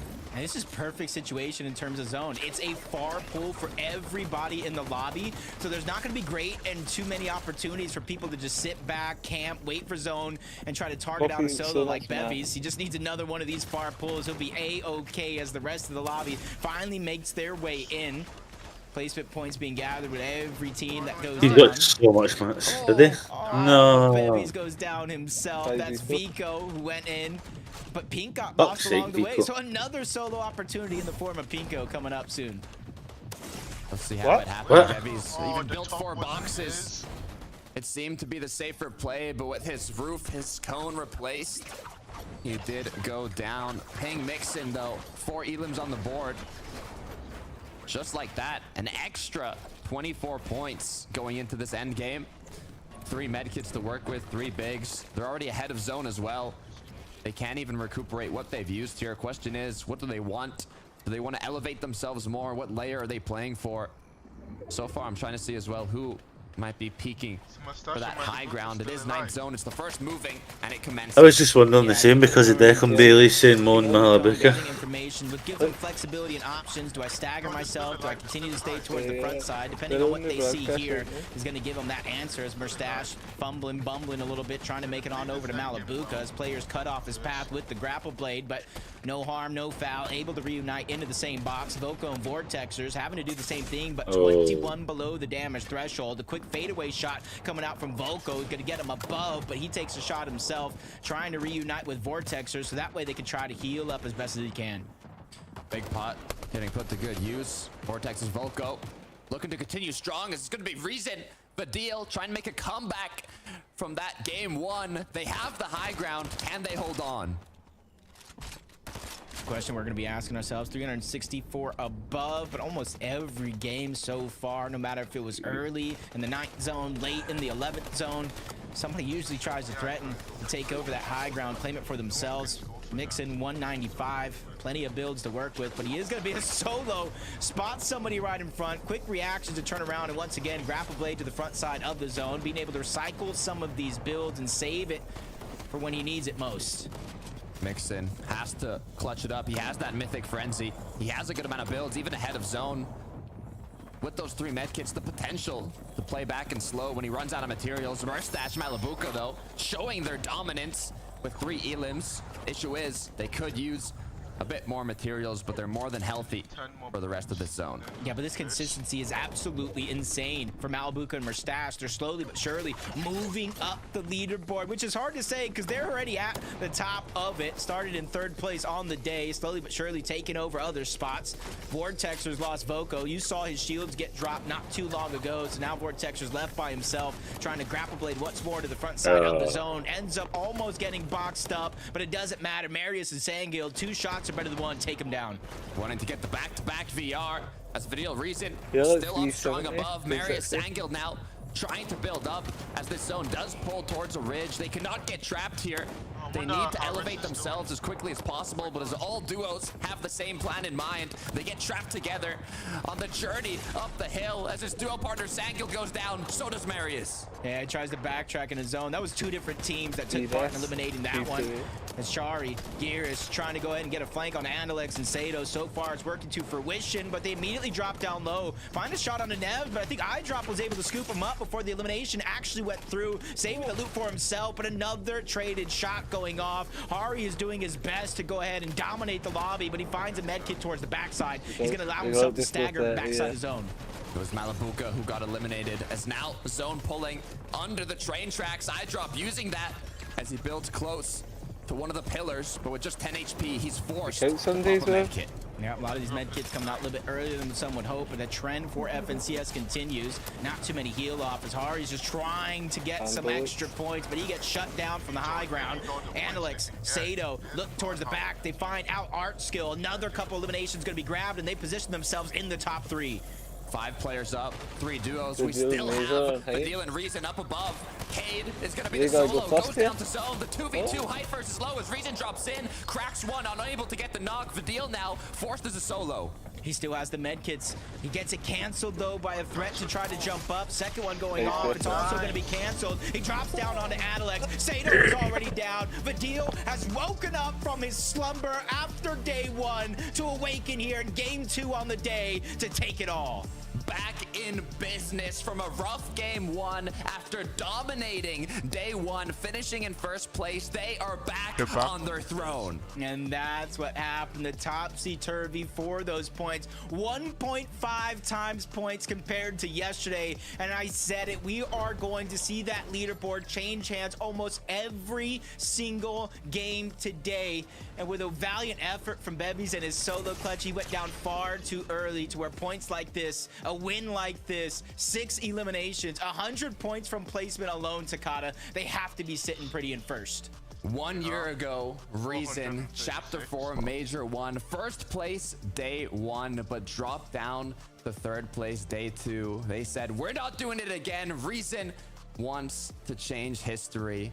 Can they do it, though, is the question. There's 3 people that can help us answer that. Frankie, Levin, Mini, what you got? Well, there's 2 people that can help you with that, and I am just going to help them talk through the situation that we just witnessed. Because as the boys just correctly said, Vidil and Reason didn't have the best game 1, but what an impressive display from this duo, establishing that high ground dominance again. We've had low, we've had high. I wonder where we're going to go next, Levin. I mean, if Vidil and Reason have anything to do with it, it's going to be a show. It's going to be entertaining because that is what these guys do. They entertain. Like the caster said, they were asleep still, you know, they actually, you know, it wasn't actually them playing, you know, or somebody else just, you know, they weren't really there. But now they are here. They're reminding us exactly what they're capable of. And I mean, Mini, that is the kind of momentum. That is probably the best game they have had so far, right? You know, you looked at the first 6 games they had yesterday, and it was like a weird one. Like I think you mentioned it earlier, right? Where you looked at the list of games they had and thought, I can't believe they're actually in 1st place of these games, you know? Like, there's nothing that's jumping out to you. But now, a statement win here. Yeah, Vidil said it himself. He was like, hang on a sec, how are we actually in 1st here? And I think now it just shows that they are actually deserved to be in that position. They haven't fluked it on day 1. I think this is a nice zone for them because it ended up in the similar sort of area to what we saw in the previous game. So it was like they had that. How'd the game go? I missed that one. They knew what they did wrong in that 1st game and could actually adjust their strategy. What I did like, though, I seen them on free high ground before I went to put food in the air fryer. I haven't seen them performing this well in this level lobby on height, so it's nice to see them going for that, particularly in this sort of format as well, when you're gonna get those 1.5x points, a Mongraal massive win and like this is Challenge gonna be and huge for 44. this team, because it just keeps them afloat, keeps them on top of that leaderboard, and allows them to continue taking Gary those and risks. I was City and worried that if they City. did fall down the leaderboard a little bit, they might 30 end up just almost going back into their shell, not taking as many risks, but this is great for this team. Yeah, I mean, you know me, I'm a bit of a nostalgia dude, don't merchant. let you I remember back in the trio days, Reason, No, they Vbucks, won that Noah game, Riley, mate. when that was a But on trio, this game, they they used to don't love like high ground, right? They used to be about up there 20 and they points. used to show out, and so it's good to see these guys going back to almost their roots, you would say, you know, Right, playing for wasn't height it? there. My Really, Twitch really keeps fun on game for me. glitching, man. I feel like it's No, quite I an was- intelligent I decision was as well thinking to go, you know basically, what, we don't normally go like high, how many but games we got left? there 4? is a river adjacent zone. Aye. So let's just build up. 4 games left. They just need to take top 10 at their next 4 games and they'll make a decent amount. Probably place like top 20, but it'd be good after the start, man. And there you can see it. Huge placement points for these boys. 460. Malibuca and Mustache. 400. It's still winnable for them though. I mean, it looks like a lot of points difference, got but my money actually, on Mini Pablo. Minor, there's still so much to play for, especially with that 1.5x multiplier. Yeah, 100%, but really impressive stuff from this team, staying consistent. We saw them have 2 massive games yesterday. They had an active game there as well, but it was one of those for me where it was like, are they going to be able to do that tomorrow? Are they going to be able to do that when the points are multiplied? Right, let's see if fucking Big Mongraal Savage win the drop. I'm watching Savage POV. So, shouldn't be watching any POV, you should be watching my POV and that's it. I've got yours tabbed in the back then. If you're watching Yeah. Saturday, I'm gonna watch Mongraal's POV.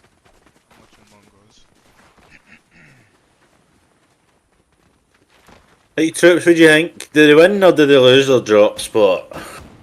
Type it in the chat now.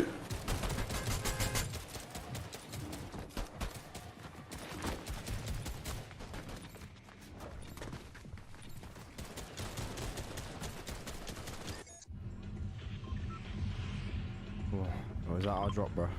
Oh. Oh, they've changed. With the jump, I'll let you know. Like in the middle of lavish with the jump. Like 3, 2, 1, go. I don't know, but we need to do the Yeah, I know. Remember to scout after you put your gun, like scout for the Yeah.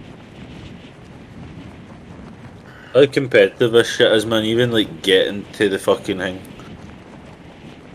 He's like, don't forget to, don't scout, don't look for them, just slow you down.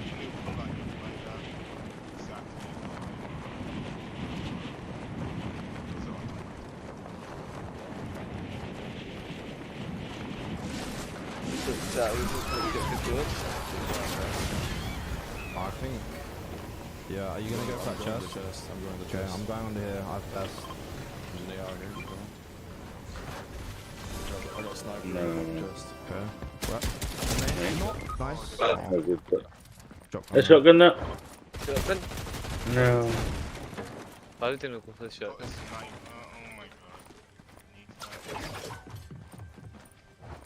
No way, he's staring right now.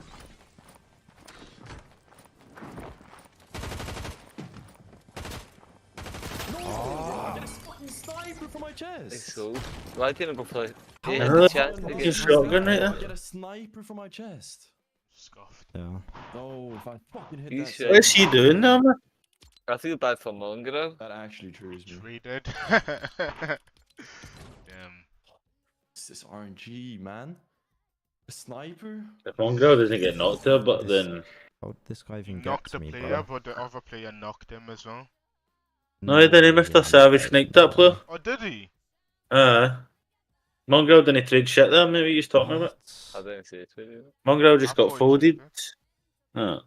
He sniped the guy, then didn't take the shotgun, and then just, I don't know what he's doing now, man. For that door. Why are these two still talking and the games have started? Because they need everyone to die and so they can, you know, get good camera angles and stuff.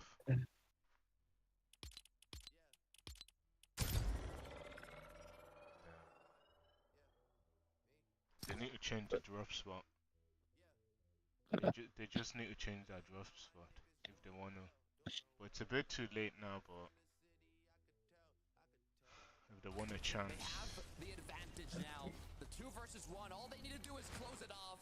Den extra diamond sammen med sådan ham, den tester, ikke? De er så kacke, den her. I like the opportunity there, but he had the first shot with a frenzy, just too far away to really land damage that matters. Belusi under pressure. Marius and Sangild already have 1 elimination, which is his duo, and he tries to take to fights, and then I've seen that work sometimes, but more times than not, the numbers game usually wins. That was an engagement close to the lavish layer, so you know these duos are also aware of what Thomas HD and Queasy's engagement is looking like. So seeing that that one ended early, I don't think they'll be looking for any sort of... Why did they not just grab that auto shotgun and he wins it straight away? Feeling a lot more comfortable now. They're awake, like Levin said. Like, you've seen it, like there, and turned around and tried to snipe him again. The grand finals, the last chance. Then ran by it, then jumped on the roof, and then just GG's. And I'll be back in like 5 minutes. are a duo that are looking like Yeah, time, sir. home. What I like about Reason and Vidil over here towards Snooty Steps, typically you see a lot of teams kind of just battle it out for the mythic, for the medallion, without too many cares in the world. They kind of play it by ear. They let those opportunities come to them. Oh. George looking for Basket. They finally drop down. They're going to find him. No more hide and seek. It's all about finishing the job, and that one's going to come through easy. Just stuck on the side of a mountain. And then Vasquez are going to be no more here in this lobby, which kind of opens up a possible forecast tower, because more times than not, it was them that were going for it. And that forecast tower can be crucial for making sure you safely make it to the late game, having that vision of the upcoming zones before your competitors. Reason and Vidil just continuing with their planned out loot path, as they know they do have some players close by. However, there's nothing they need to do. He obviously is a psycho compared to normal players, but like this is the best players in the world. So. And the fact that he came off retirement some crash after pads 2 years and actually coming into this. Can be the most important things that they're looking for. It's gonna be fucking. You know what I mean? Yeah. Just proof Almost that, looks like they're trying to cut off a loot path, hide on a chest. Marius and Sangild gotta be careful. Oh, you can still get to the top level, but you can't play at the top level. You can't even win a fucking drop shot. Add some sort of that strategy to their game plan. Just the drop shot that's messing them up. It worked though. Oh, look at these guys. They set something's up. Nothing's easy. They tried to go ahead and 2v1 pings on the other side. Marius go ahead and adds a huge flank and a couple of shots to allow his teammate Sangild to get out almost unscathed. It does not work as Ping and Mixed from hiding now to on their knees, knocked down, using that sniper rifle to maximize damage as the 2v1 Mixin now put into panic. He needs to make something happen in this duel. It's a nice first shot being fired. He's trying to finish it off. Back to back. He almost won that, you know. Great attempt from Mixin. I missed that. Unfortunately, the 2v1. I was in the kitchen. Really firing the defining shot to take him down, but he was putting. No, it no, I up, just willing took down my his headset off. opponents, chipping him down one shot at a time. Fortunately enough, he has to kind of watch the rest of this game out on the sidelines. Malibuca, Mustache, fencing fields. You can see nobody else is really over in this location anymore. Everybody kind of disengaged on out, leaving Malibuca and Mustache all the time in the world to farm up, to loot up before they make their rotation on outward. And they've been having such a consistent FNCS, not just today, but multiple second places yesterday. Their team, I feel like, are in the running towards the top of that leaderboard. Already third. They have such a strong early game as well. Getting the vault every match, getting the medallion, the mythic AR. It's a huge benefit to the rest of their match, just like these forecast towers that Giraz and Cherry are going for. They might have even already gotten it. You can see the Elim on the board. Or they're just waiting for the NPCs to spawn still. Taking a look at the surrounding areas. Farming up, making sure they're staying efficient. They don't want to be put into place here, doing nothing. Either you could be farming, either you could be looking for tags. There's always something you want to do. And let's take a look at here at the, let's say, most aggressive forecast battle we've seen. But what's going on here, Jacob? I see Vico, I see Pink. I don't see any eliminations, and I don't see any Cadeau or Kiro. Yeah, it almost makes you wonder with how it's been going, trading off between the two, you can kind of see when Vico and Pink get there first, Kiro and Cadeau, they either play it slow, they take high ground, or they disengage completely. But on the other way around, more times than not, Pink and Vico are ready to fight for it. So it does look like they were just there first to the punch and really kind of pushing teams out as they try to enter in to their line of sight. Even players trying to launch pad into the distance, becoming targets of Vico. We can see here, Cadeau is at the Grand Glacier with his duo partner. They are refarming, currently in 13th place on the leaderboard, right beside Vico and Pink at 15th. Everybody close in terms of points, though. You can see it's 218 for 17th, and I believe 228 all the way up to 13th. Just a couple eliminations separating them, as Diox and Cade now as well with 0 on the board will just continue getting themselves into a better position. Ooh. Nice find there. Fizz, floppers. A lot of this loot towards the shoreline does remain unlooted until a team like this rotates on pass, not really expecting to find much. It's usually a blessing in disguise. Flowberry Fizz coming on out. What the mess? Cade. Nothing. Their path currently is going to be cut off by Voco and Vortexers, which kind of separated, but not too far off to cause too many worries. They were able to get one of the forecast towers. Wax and Pixie looking like they're going to be able to get the other. And obviously the first one that we saw, Pink and Vico, they're going to have the third. Rotate continues now. Objective secured, loot secured. And after the forecast towers, now the engagements usually end up for those combat caches that will spawn at an equal distance between two teams. So if we start to see a lot more box fights, that is why. Taking a look at Pablo. Like 2 seconds. And his duo partner Bevies, who have been performing incredibly well here at the start of day 2. You can see up in 3rd place now. Merstash Malabuka second, real recent. Up back on their throne in 1st.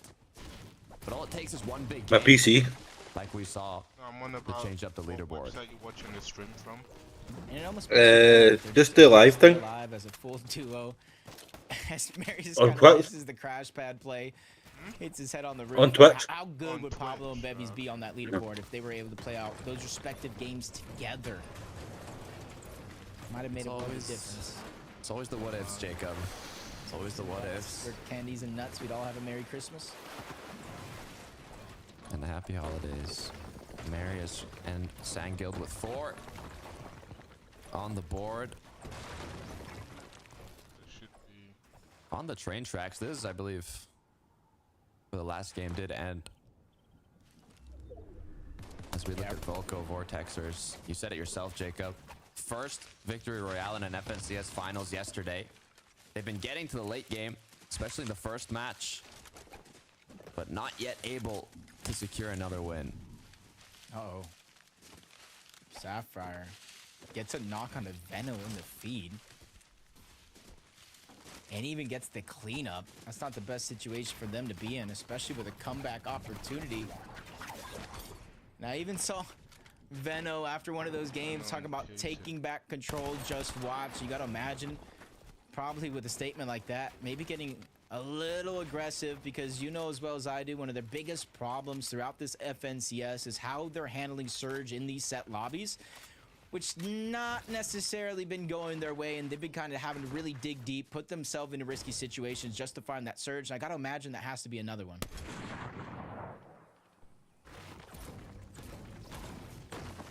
You can see Tayson has been left alone. Veno knocked out of the match. Once again, another solo we're following. Who's in the top of the leaderboard? They have dropped down, you can see, though, to 10th place with 326 points. But we said it recently, one big match is what they need. They got it in the last game of day 1. And anything's possible here in day 2. Gotta be able to have mental toughness. It's a marathon. It's not just a race across the finish line.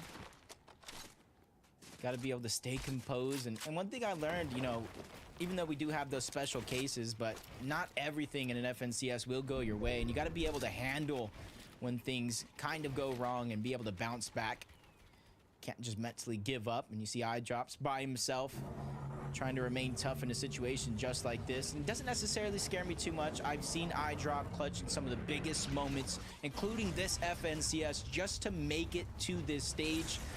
As Veno gets Tayson gets Veno back into the game. But there is going to be another team ready to pounce. They're trying to take him down, and Veno gets dropped just as fast as he got rebooted back into the game, which leaves Tayson by himself. Lazen and Locks are going to be the team trying to disrupt and really try to stop the credible FNCS run between Tayson and Veno. Tayson doing a good job of fighting back. Brings Lazen down to just a sliver of shield. Full HP, though, is buying himself even more time with each shot that gets fired. An emergency. Fucking Myth is burning after that. As now he's in the 1v2.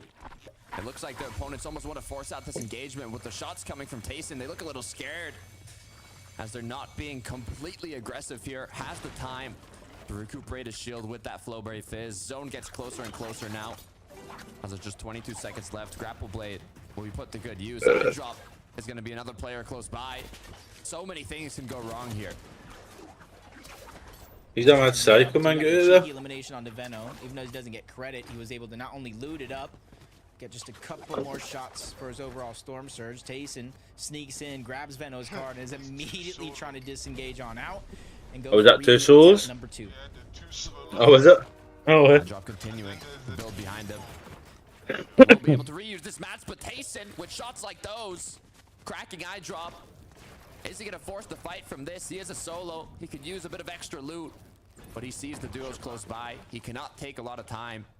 It's either get in or get out. I think he's taking notice of that, and you can almost see the decision making in real time as he disengages on out. Shield isn't necessarily too much of a worry here for Tayson as long as he doesn't get chipped away at his HP. Finally, the disengage is going to come through. You know he has Veno's reboot card, and the goal is to get him back into the game. And after that, goal 2 is find some sort of a refresh, because Tayson now doesn't look the most healthy in terms of materials. Now imagine when Veno comes back and they got to split it between them both. Definitely not going to be easy. Scary for Merstash. No shield, sliver of HP. Although Malibuka has built around the flag here, so it looks like they should be able to secure a bit of extra loot as the medallion gets split up, so they do not have to use those consumable heals so early on. They should be able to get some extra as well now. The question is, though, will these other duos close by apply pressure, or will they just keep refarming?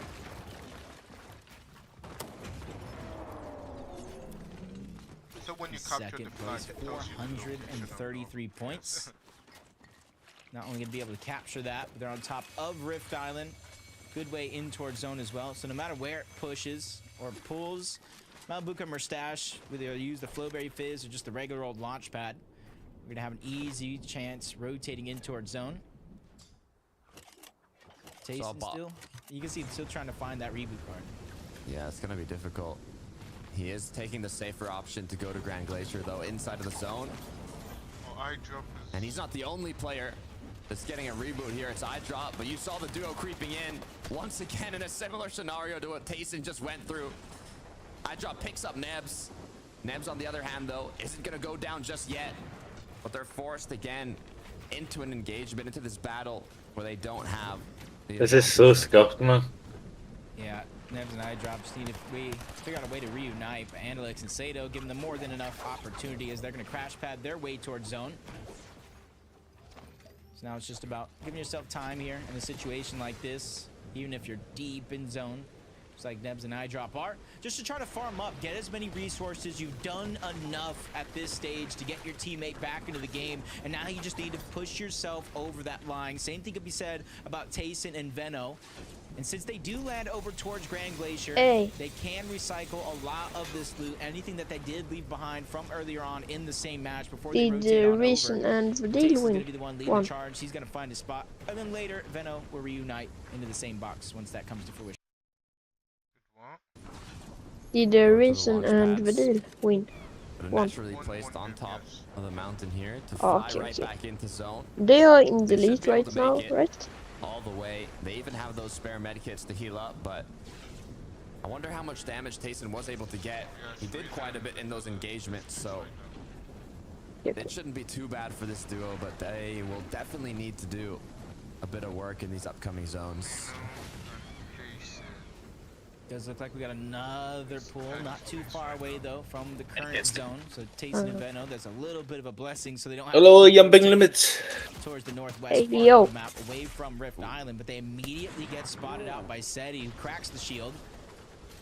And typically that would be a great opportunity to go, but you see Seti and Cammy separated on two different ends of Reckless Railway, not really able to take advantage of that damage. But instead, they're going to do the next best thing. Try to reunite on the other side of the zone, but as we tune in, Malibu in another fight on the other side. They're able to at least get one. AR He's Papa's playing gonna be the only one left, and once. they're hot on the heels, melting through a lot of these builds, just trying to get that really able to 6 take advantage extra of that points damage. for their efforts. Instead, And they're just gonna do the like next that, best thing. that's going to Try be to achieved. reunite on the That's other side of the 12 zone, but as we overall tune at in, the top of Rift Island that Malibu Stash just gathered.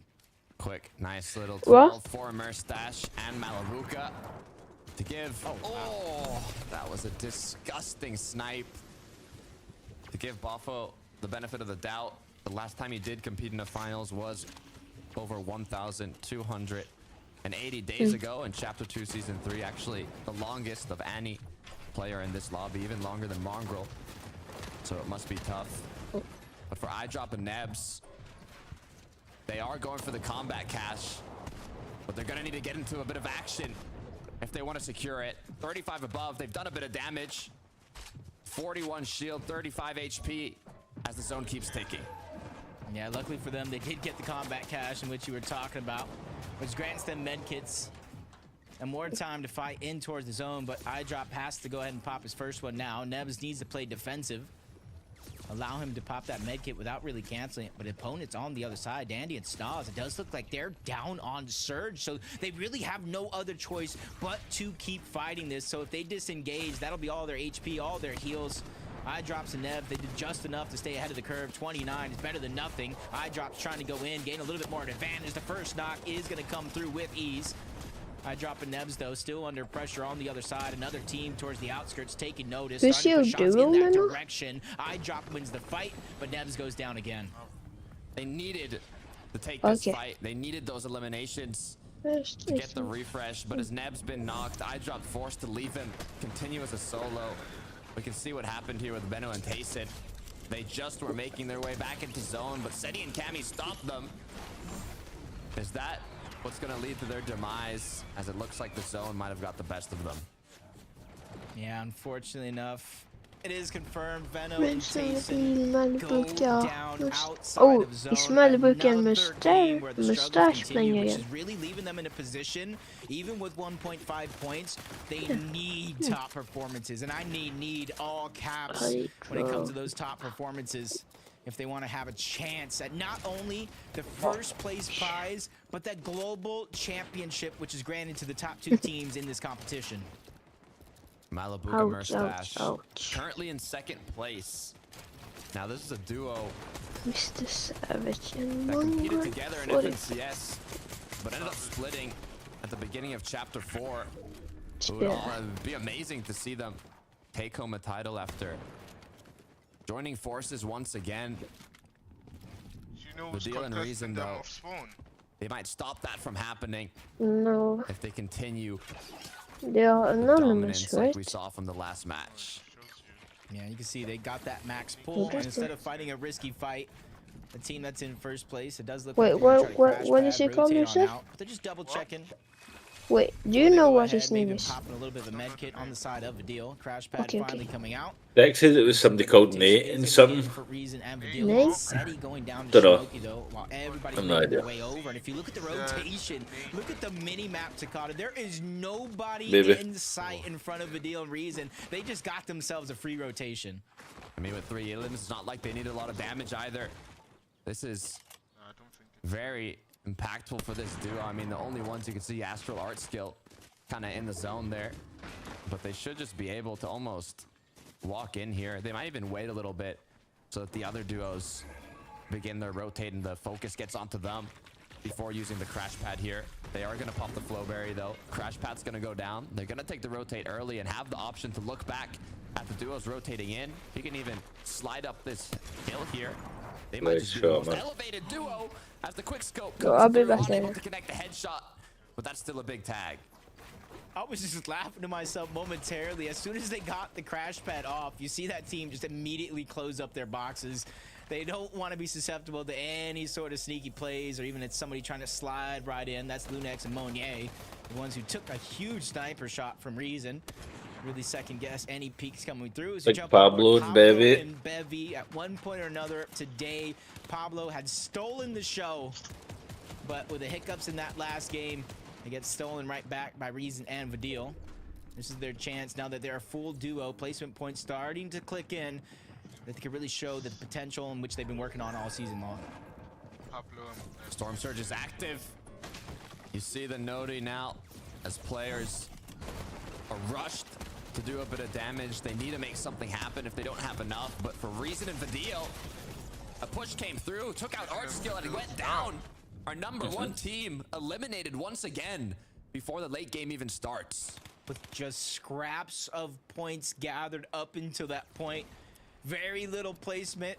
Not a ton in terms of eliminations. So again, the trend of teams at the top of the leaderboard has the potential to change hands. Are you watching it on YouTube, man? 7 points ahead of Malibuca and Mustache to start this game off. A couple more placements alone is going to have them overtaking first place, let alone any eliminations they're able to gather. A huge opportunity for this duo. Mustache has a title alongside Tayson, but Malibuca is looking to get his first. Will this be enough to put them in the first place spot? The grapple comes through. They have an incredible amount of damage, elevating themselves to a more secure layer. But they cannot get picked off here. Yeah, we're going over this bridge. You don't want to be stuck underneath. At least when it starts with the moving zones, it might be fine for now. CZB on the other side, along with his teammate Nathan, really don't have any shields. Thomas Queasy, 220 above the threshold. Just gathering all this information. They spot this player out, and they know that he's weak, and it looks like they're going to try to drop him in. That's Robin. He lost his duo Manax not too long ago, and now he loses himself. Pablo dead? He goes down. No. Great opportunity from Queasy and Veno, or Queasy and Thomas, excuse me, there, to find that elimination. Bevy's Pablo, the Elim onto Nathan, as they are all the way down below here. Rotates will have to come through. It's 9th zone now, first moving coming to a close. A majority of the duos already on the moving side, but it's Swizzy and Putrick that are in the clouds. We've seen throughout these matches that the duos to hold on from first zone are almost able to maintain it the whole rate through the end game. Can they do it once again? Only time will tell, because we know there's a couple of those teams still Oh, in this lobby. shit. Especially the ones with snipers. And Bevy just gets targeted out. Multiple teams, left, right, and center. Malibuca and Mustache doing the brunt of that damage, continuing the pressure. They don't want to let these eliminations go for free, but Pablo is going to be able to skip Oh, on by shit. with the Flowberry Fizz combined with the crash pad. Bevy's and him got separated. Finally reunite, though, with just a sliver of HP. These guys never seemingly going down without a fight. You can never count them out. Pressure is on as they're 132 below. Flowberry Fizz gonna be popped for that mobility boost. Big pot coming through, but Bevy's needs a med kit. It's dropped now as they need to keep rotating. 80 below. Storm Surge going to begin to do damage No. to this team. They have to figure out where they're going to get the damage. 23, 40, 80, constantly ping-pong up and down the damage threshold. A couple of those heals are coming out. Only a couple more players do need to go down before Storm Surge does deactivate. Great play Back example for there. that as Diox gets the target towards the backside. Damage has been dealt, but Storm Surge turns off. Pablo and Bevy still need some sort of a refresh to heal up, and Diox is going to be the one in their line of sights, hot on the heels, but he changes layers to try to get out. He's trying to plan a great escape here. Pablo needs to be the initiator here. He does have more HP and shield. His duo partner now needs to regroup. There we go. They're together. They're surviving zone, but with 0 builds to work with, they popped their last big pot, and they need to make something happen. Yep, all they have left. See if this was NA, mate, people would be grapple hooking right up on height, man. I saw Thomas Queasy going up a few layers. Those are the ones who might take high ground, but Pablo gets dropped. Bevy's gets taken down. Dexy with a 2v1. That's how you score 12 points in the late game. The back-to-back is Malibuca once again left as a solo. 505 points on the board, looking to overtake the throne. 2 medkits in the inventory. He's gonna pop one. He does have 28 builds. 511 points. Go ahead with the materials. Or Is Mongraal in that even got 100 points yet? Fuck's sake! Constantly on fucking 580. They want to go ahead and try to close out this game. Good guys, man. We've seen them in this position before, yesterday to be exact, and they were taken down by a well-placed snipe shot. Thomas overstretching to get those opportunities. Will they make that same mistake? Marius and Sangild, and this team, they already have a win today, and it was Sangild's first win in an FNCS finals lobby, and they're looking to mimic that here. Not only that, 8 eliminations. They want double digits. They're hungry for more. Just 8 duos up as Astral gets taken down. Double-headed comes through. It's Pink. It's Vico. As Marius continues taking shots. He's just one more away from getting a knock on Pink, and he gets it. Both players still up. They continue from low ground. That was a big find to keep themselves moving forward. 9 eliminations, almost into the double digits, but you have to go against the kings of Lavish Layer, Thomas and Queasy, as he drops in. Thomas is getting on the hunt for another. No wonder look at his gun, bro. That gun is disgusting. Thomas continues to drop down, but it's not enough. He Maker, Marius and Sangil take him out, and they're trying to go for the second VR of the day as they inch themselves into the final 4. Can they do it? It's Queasy up top. He has a med kit. The question is, how many? Sangild now forced to play in the zone. Marius looking to cause disruption. It's Sangild that has one more med kit. And Queasy up above, continuing with the heal off. Yeah, Sapphires there as well.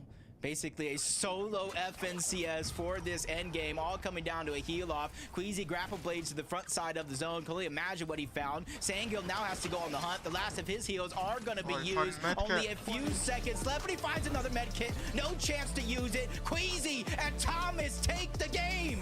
Come on. That is a massive win for this duo. They were dropped down to 8th place from going off spawn to now securing the victory royale and bumping themselves right back to where they came from. Playing their roles to perfection. Thomas dropping down, causing so much chaos, so much commotion to find those eliminations and pick up opportunities for Queasy to go unscathed on that high ground. Even with him starting the heal off before the zone fully closed, they did more than enough damage and found more than enough heals to make this game look easy. Queasy looking to secure his 4th FNCS title. Thomas HD trying to get his 1st. The most consistent player yet to take home an FNCS. You know they want it more than ever. It's going to be the greatest chance. There was kind of the final moments. Grapple blading to the front side of the zone. Almost even threatening the needle in terms of when he probably saw him go down to about 16 or so HP. But once again, Thomas and Queasy really rise up, and something we noticed throughout game 1, throughout game 2, first place, the teams at the top of the leaderboard are falling rather early, so another chance for a team to take over first place. But have they done enough? Frankie, Levin, Mini, let us know. Thank you very much, boys. I'm so excited to see the leaderboard yet again for this one. Queasy is no stranger to a victory royale in a major final. He's no stranger to winning a major.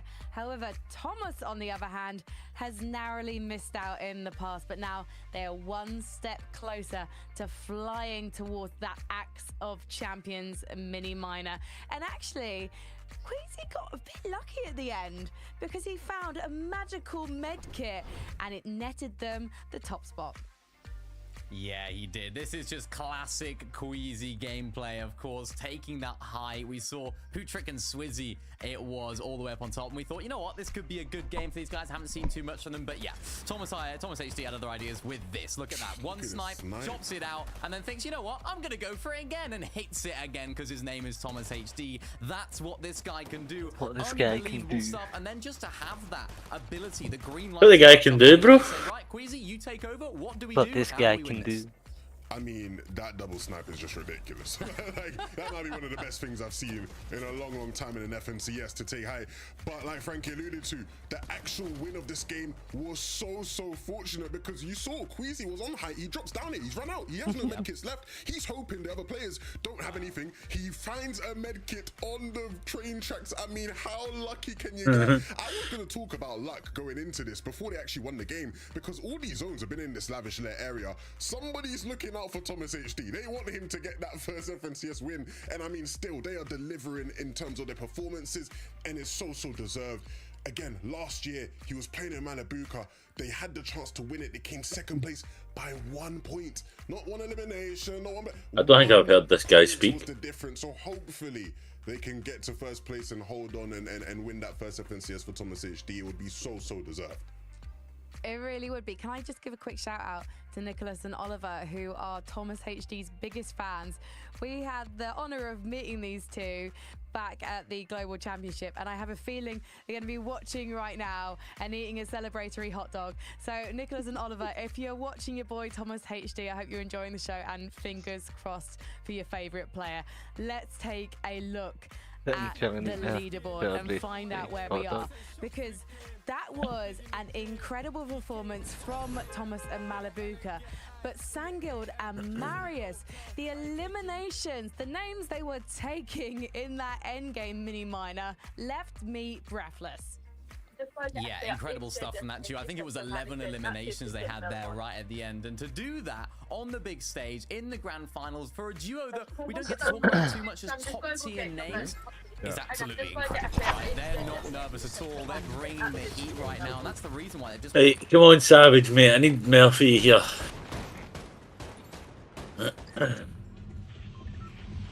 So what's that again then, eh? I'm watching it now. I'll tell you when to drop. Didn't I need to drop live. Why do we feel nervous for them? Because they shouldn't be doing this bad.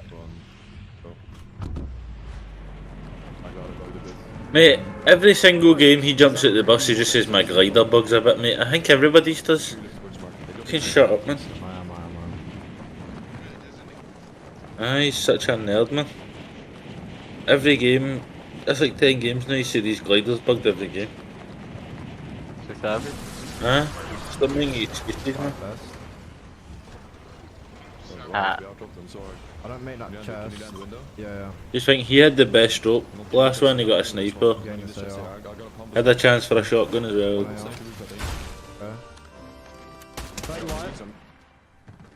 Looking at the roof. I got minis at SMG. Hey, they win this. We should keep them. You get the barrels, but that I think. I got minis. Yeah, minis, but. Got a draw. Some barrels, Yeah. They're in the left. Come. Are they dead? Get him. Just drop the medic. He's down truck. Yeah. He's in the truck. He's running. Okay. I need to heal. Heal. There's a guy there. Huh? Yeah, they try to run. Go get the finish. Yeah. His friend might shoot me. I'm going for match, yeah. I ain't go for that because they're a third party. I think it was what? I think it may have been Nate. I think Nate's duo.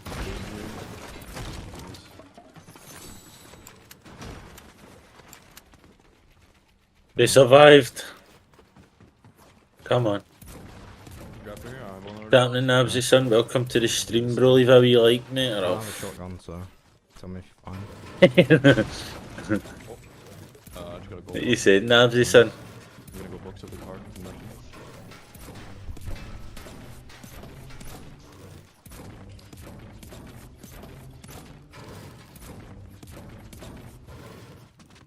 Is the volume on my stream good? Like with my voice and their voices, like.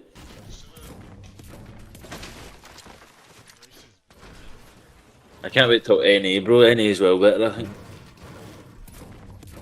It's just so stacked, bro. Do you have any shield, or is it just fully white? No, you're not Nabsy, mate, why are you saying shush, bro? Join the Discord, mate. Be part of the watch party. I need you to do my intro for me, Nabsy. I did. Yeah. The deal didn't get in this game, so raisins are so. Oh, man. Mate, that happened to two people yesterday. Like, somebody's game crashed game 5 and somebody didn't get in game 6 in one duel. How fucking shit is it? Mena's walked away for himself, I think. The deal didn't get in. 2 minutes, boys. I'm my phone then. If we don't get bombed on. Yeah. We need to check that. Vbucks didn't get into the game, so Raisin's a solo. One mini, one big.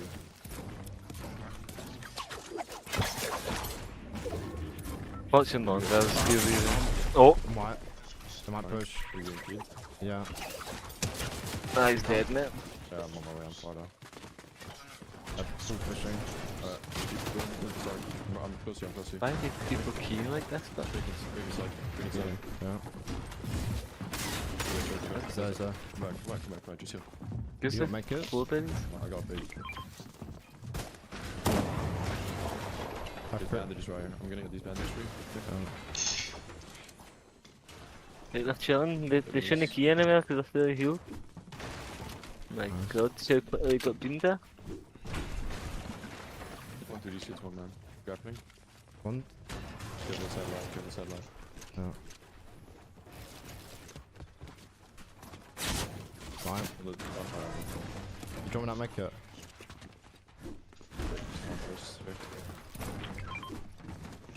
Rip all my fucking mats.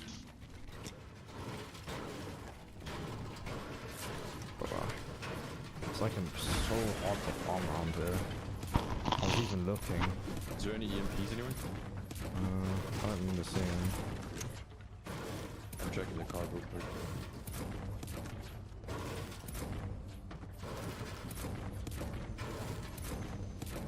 Shooting at me. Yeah, you got the card. Did you get any tags on them or no? No. We have our 20 damage, but Yeah. come on, we need to go both again. Up on the mountain, looking from the tunnel mountain. They're watching Mongraal's POV. Drop spot being chased down almost, it seems, by a duo on a Rich. Shots still going through, even though that's not a ton. That team is getting the shots. It's just allowing them a little bit more flexibility and freedom as the game does progress, especially if they're still able to find surge shots, even if it's not just on mixing and pings.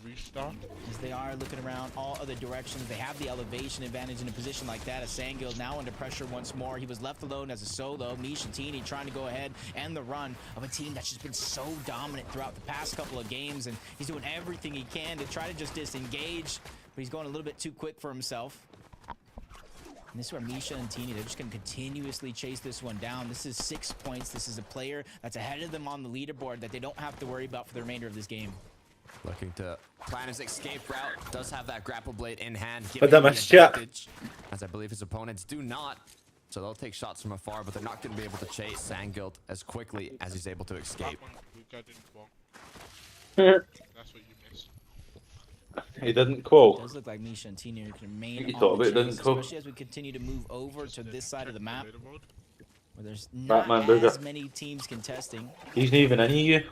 compared to some of these other split drops and Talking overall about- POIs, especially with another team. I think that was low-key and I was sitting watching him last night, so I know he He quote. might get He's distracted fucking with shite, it says. Allow Sandgill to get out and have a chance to get Marius back into the game, because that's going to be the biggest thing. I was watching him getting shit on last night. Numbers. Even with some solo clutches, the biggest difference is when teams are able to make it to the end game alive. It's easier said than done, Jacob. Mongraal not alive. Let's go Especially end game with fight. the level of this lobby. Astral Art skill close by. I think they make If they're able to end spot the Sandgill first. here as a solo, I know. that would be incredibly dangerous for him. He does have Well, the grapple but blade, they're though, back near runner. so he is Hopefully gonna they be can able get to quickly triple up this digits this ridge. game, The man. I'll shots be come buzzing through, for. though. You can see him almost acting aggressive to try and show They're lovely. confidence, make them think that it's a duo. That's I had healthy 5 and years ready to out and I fight, had to but jump they out, man, to see my the missus, solo and now I've got the PhD one, and fuck's knows sake. for shield Get back in here now! or health. No, what I mean? that's in your stream. Aye, you are. Now I've got 2. Big man has joined, He bro. has the reboot card. Yeah, That's a good I've always chance for him been to in move this back stream. towards Rebel's Roost. A lot of the Oh, so teams it's are deck it keeps gunning in rotating it. towards the Fucking south, up my towards watch the time, center man. of zone. So a couple reboot vans up there Me and Nobs in have now. the chance to be uncontested Nah, I Big get Nabs 100% in. in that position. Cade and Diox. Nabsy Pops, he's still here. Games off over towards fencing still fields. there, They mate, loot up a look. lot of Nabsy the better outside have since mine they know open in Malibu another Mustache tab. will go for the vault. Will go for the Are NPC. you doing it as well, man? And then Yeah. they kind of disengage on Come out from on. there and try to get their surge before they start to rotate towards Heavy the center of copying zone. it. They kind of work their way from the outside in. Started it yesterday, mate. Shut up. 33 bullets. And it was in my that idea, and Reaper's then I rifle. seen you. more than I was enough like, to make an "Ooh, impact I might as well do it too." as they continue hunting around to see if there's any players in the surrounding area. For Sangil, I was though, wondering why you it fucked looks off like he's yesterday. making I it wanted to happen. play and get some Reboot clips. comes through. Are I there was any like, "Oh, he's kills meant around? to I don't see them. stream the watch No party." shots I coming went through to stream either, it but and just then in I case went building up, making sure they're good to go. You can see on the mini went map out. though, Bet you, it looks like bet you'll someone's just out be a friend and that's just streaming. Come on. Quickly rotating off into this direction. They know exactly where the reboot van is, but they don't have confirmation that they are still there. Up until this point where Sandguild breaking through. Still have to break those. I actually got stuck on that the other day. The fight's gonna begin though. That's Arc skill on the other side. Makes I was it gonna tough. say, Sandguild, bro. Marius gonna have to go ahead and make up for it. Nice. Was able to grab a decent Oh, I love this for you. like this, trying Please to kill burst him, the Bucks box. up. Arc skill is gonna be there on the other side. Savage Trade and- for trade. Savage A and knock for a Mongraal, knock, like- but Marius still has a player on Astro right below him who is full shield and HP that he has to work his way through. Marius was the one that got rebooted, so no shield to work with. Just a little bit of weapons. Why you camping, bro? No, no. Just needs to hit that Did initial I? big shot. I think this Could cash not pad take away one from him. from his opponent here. Astral 26. It's I'm not not liar, man. You're the worst mod ever. but if you can keep it coming. Yeah, I seen him shooting at the guy. Cash going with it. Now in the box, needs to get out. Unable to hit the next shot as now he's dropped down. Forced to work with just 3 builds. I've got your stream up, it's got everybody's POV now, I've just got the tab this way. Running out of time. And I prefer that, like, the main broadcasting, it looks better as well. Out the revive, get Marius to break into the box, and really has no other choice unless you want to go ahead and try to find a 2v1. They're pushing somebody on Insta pre-edit, what are they up to? Due to timing, which kind of Hey chat, we're watching the Insta pre-edit. Yo, no guys, it's your boy Bree. Nah, kid, no, mate, you fought, mate, you fought. Why do you know the intro for me? Unfortunate enough, Doesn't it's a like great it. attempt, but can't Exactly. overtake your opponent. Hey, I'm your only pal in this Discord. Take a look now. I Picks love the it. box. Thanks, man. Pesky hand. Literally, I'm the only person in this world that They are likes gonna you. be That's back out, around the Once forecast again, tower. not true. I like you too. Pretty shocking, mate. With the sniper. Man, I Thanks, mean, man. Unable to connect. man, I mean, why are you just a party As the pepper? waiting game here for the objective will continue. Oh, don't worry, I like you. That's just my guy, mate. He's such a Like simp. in a lead line. He's such a simp. Pixie almost gets That's sideswiped there. Hey, yeah. Scrolling narrowly give missing my that boy shot. some Great support. opportunity, but now Come he's on, boxed some moral up. report. Tomorrow report. Him and Pixie able to reunite finally. It's because I was literally looking at the word report, mate, and I've just said report, mate, instead of the support. I'm such a retard, mate. Rotating on out. They didn't like what they saw in terms of trying to third-party Mad fight. times, But I yeah. think it's a Oh, safer and mate, better I wasn't play to even looking rotate at it. I'm towards watching the this Twitch stream, mate. It's that CMG shit, man. Some cunts talking I'll about be watching reporting my something, mate. fucking YouTube stream, bro. We've seen a lot of No, quick mate, I was shows, watching a fair wee bit of fights around CMG, here. but I'm All it actually going to takes go is on one Fortnite, headshot. I think. The Fuck a bit sniper on rifle that isn't for a just little bit. effective Keep me on from your afar, phone then, bro. Right? it's effective from When Okay, I close see range. you finishes, we should all Some of hop the on and best play weapons swords. to turn So you fights can keep your around. stream going, baby. Pace and Benno looking to see if they can Yes, climb Okay, up. fucking. Second Over. half of the day, It was they dog shit, dominate innit? as Mixon is gonna be the one that There's goes all down. fucking dog shit. There's one on the board for Benno now, but the pressure from the teams in the surrounding areas will continue. Up your nibs, man. I'd literally as put they all go them in a to book, man. It what would they then create got from nice. this elimination. You won't. Nah, Yeah, but- nah, not good stuff. No, they're up your nibs, mate. I was watching it yesterday. Watching Mongraal and If the Savage. team is fighting for forecast tower over And on Mongraal that and side, Savage still alive? not necessarily to Yeah, go yeah, I'm really watching them right now. aggressive with the point getting eliminations. No, If not you had that, my but stream more open, so man, you'd to know sort of that. Keep getting surged, taking Fucking advantage liar. of teams. Kira I and do Cadeau have your stream kind of open. hiding nearby. Oh, Don't want to really take I the just risk. messaged Imagine in your forecast chat tower before. saw it in the distance, already Can't believe boxed me up. and men are going to Easy call. Thomas with their early game eliminations. Can't believe how much shit you're talking about. Can't believe Nabs All is for gonna what? All for what? 3-0 boat. Nabs has been messaging me all morning on Discord saying you should just call man who plays main and but easy all season because they're dog. And I was like, fair enough. It doesn't sound like something Nabsy would say. No, I did ask him to tell you. Man, I can't even. I'm- Nabsy can't I'm even. just a carry, mate. Queasy, that was going ahead. You can see Mena Effinu? Man, is that you? here back from It's, zone. I was going to say, why is it not your YouTube Men's account? Come on. Joe's coming back in. Because I'm Yeah, watching you from my But second what Thomas PC. HD and Queasy are gonna do now is reform up that metal. Okay, On my second PC, like. On my first one, I'm not signed into an account. Shot comes through, nothing connects. Currently in 4th place on the leaderboard, No, but not too far from first. but It's the he was just last ready to game, get his Jacob. spit And on this there. being the Thank you. second to last Yeah. match. Not getting of the keys, day. people must know it's the You name. really want to do the best you can. I was to set thinking, not getting yourself keys up with the for mate. the highest chance of success. But there was just a private Discord with all the other pros on it. Like the world biggest skin. The world biggest skin. I got 25 on them. Get your 3 points now. They're not even 3 points, mate. There's just been 50-50 in drops. Fair That's play. still nice. Let me just jump in a box. Mate, fair play to Mongraal, right? He's just back, right? He's getting shit on every single game. No, he's getting shit on every single game I've spawned. And see, after like the 6th game yesterday, he's like, no, it was like the 4th game probably. He's like, I'm 0% tilted. So that I would be smashing my desk up and everything, mate, losing 4 off spawns. Like, you've got to think about the money they've made, like the reviewers leading up to this, and then like even just getting there the first season back. That's what I'm saying, mate. I'm choking to buy somebody's shit PC after them, mate, just so I can stream on their shit PC and play on my PC. Or even if I bought Jack's for like 300-400 quid, played on his, streamed on mine. That'd be so good, mate.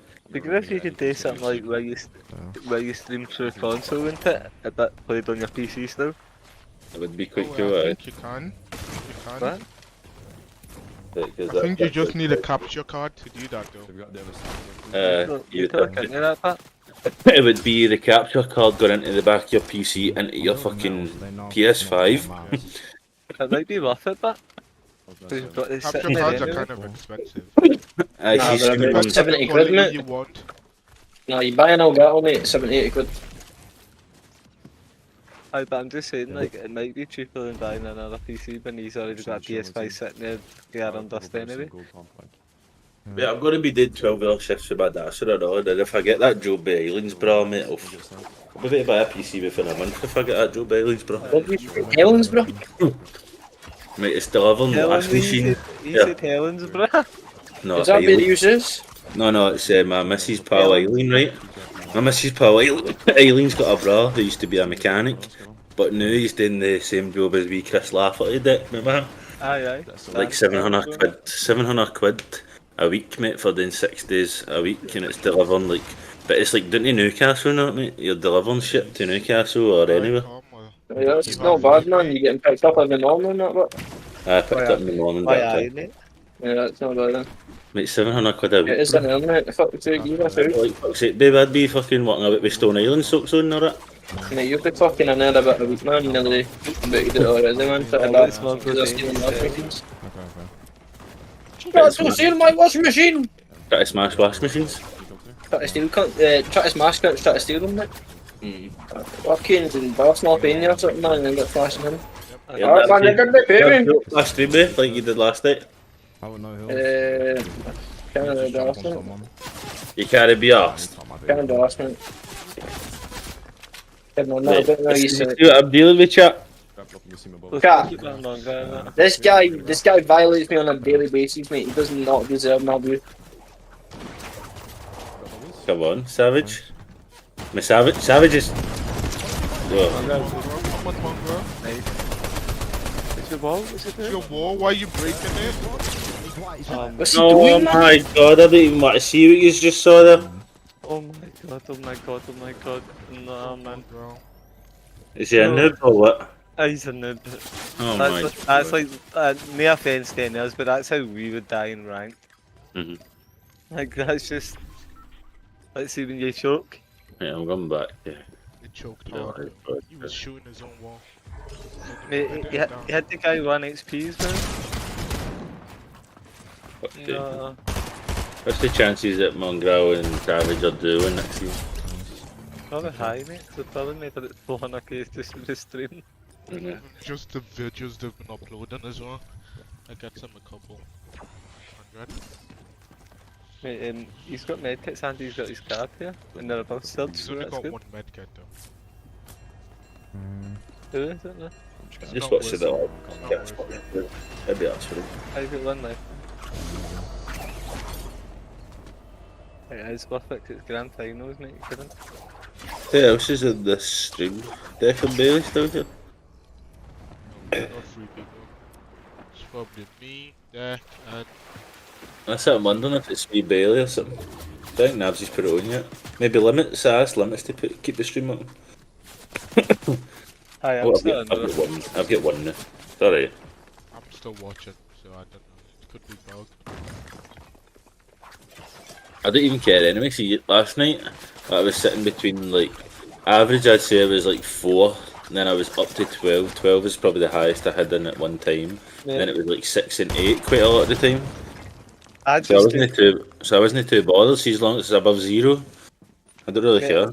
I had your phone no, I had my phone on charge last night, but I had your screen tab when I was watching something, mate. I woke up at 3:4 this morning, and you were still, I was listening in, and the hymn was still in. I had 6 years of street for yesterday. Aye, and then I just kept my phone on, so I did, because I was up to about 6:30. But my watch time hours haven't went up yet, just because obviously it's no sorted yet. What did you get? Like 300 odd in total. No, I'm on about watch time. Oh, it's not came up yet. You'll probably get like 8 to 10 hours, mate. It depends on the end of the stream. That's why I like doing it. Nah, Pablo. It always tells you. Nah, but he's dead.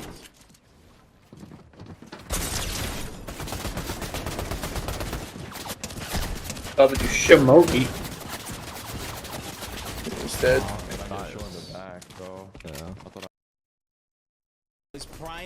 Mongraal throwing for Savage. Ever seen outside of zone, even the ones that we saw that were still alive, very little chance being able to make it back. Malibuca and Mustache trying to bulldoze through their opponents. Storm Surge is important. 520. Savage is on 127,000 views, man. What the fuck? Trying to claim it as their own right. History for Malibuca. 127 on Twitch. Title up for grabs Oh, here Savage. Aye. That's mad, isn't it? Medkits being popped, pods being split. You can see 6 zone already coming to a close. All the duos now. But you think, you see Mr. Savage, mate, he's been a bit since OG Fortnite, and he's no stopped playing the game, and he's no stopped streaming.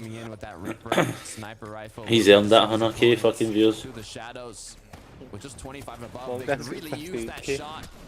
As You know what I mean? Like Mongraal is a fucking Fortnite pro who's stopped for 2 years and he still pulls more views than everybody. To put them above, but they don't want to get themselves into an opponent's box here. They want to regroup. They want I wish he was still like he used to be. See, like smashing his keyboard and all that, going off his nut.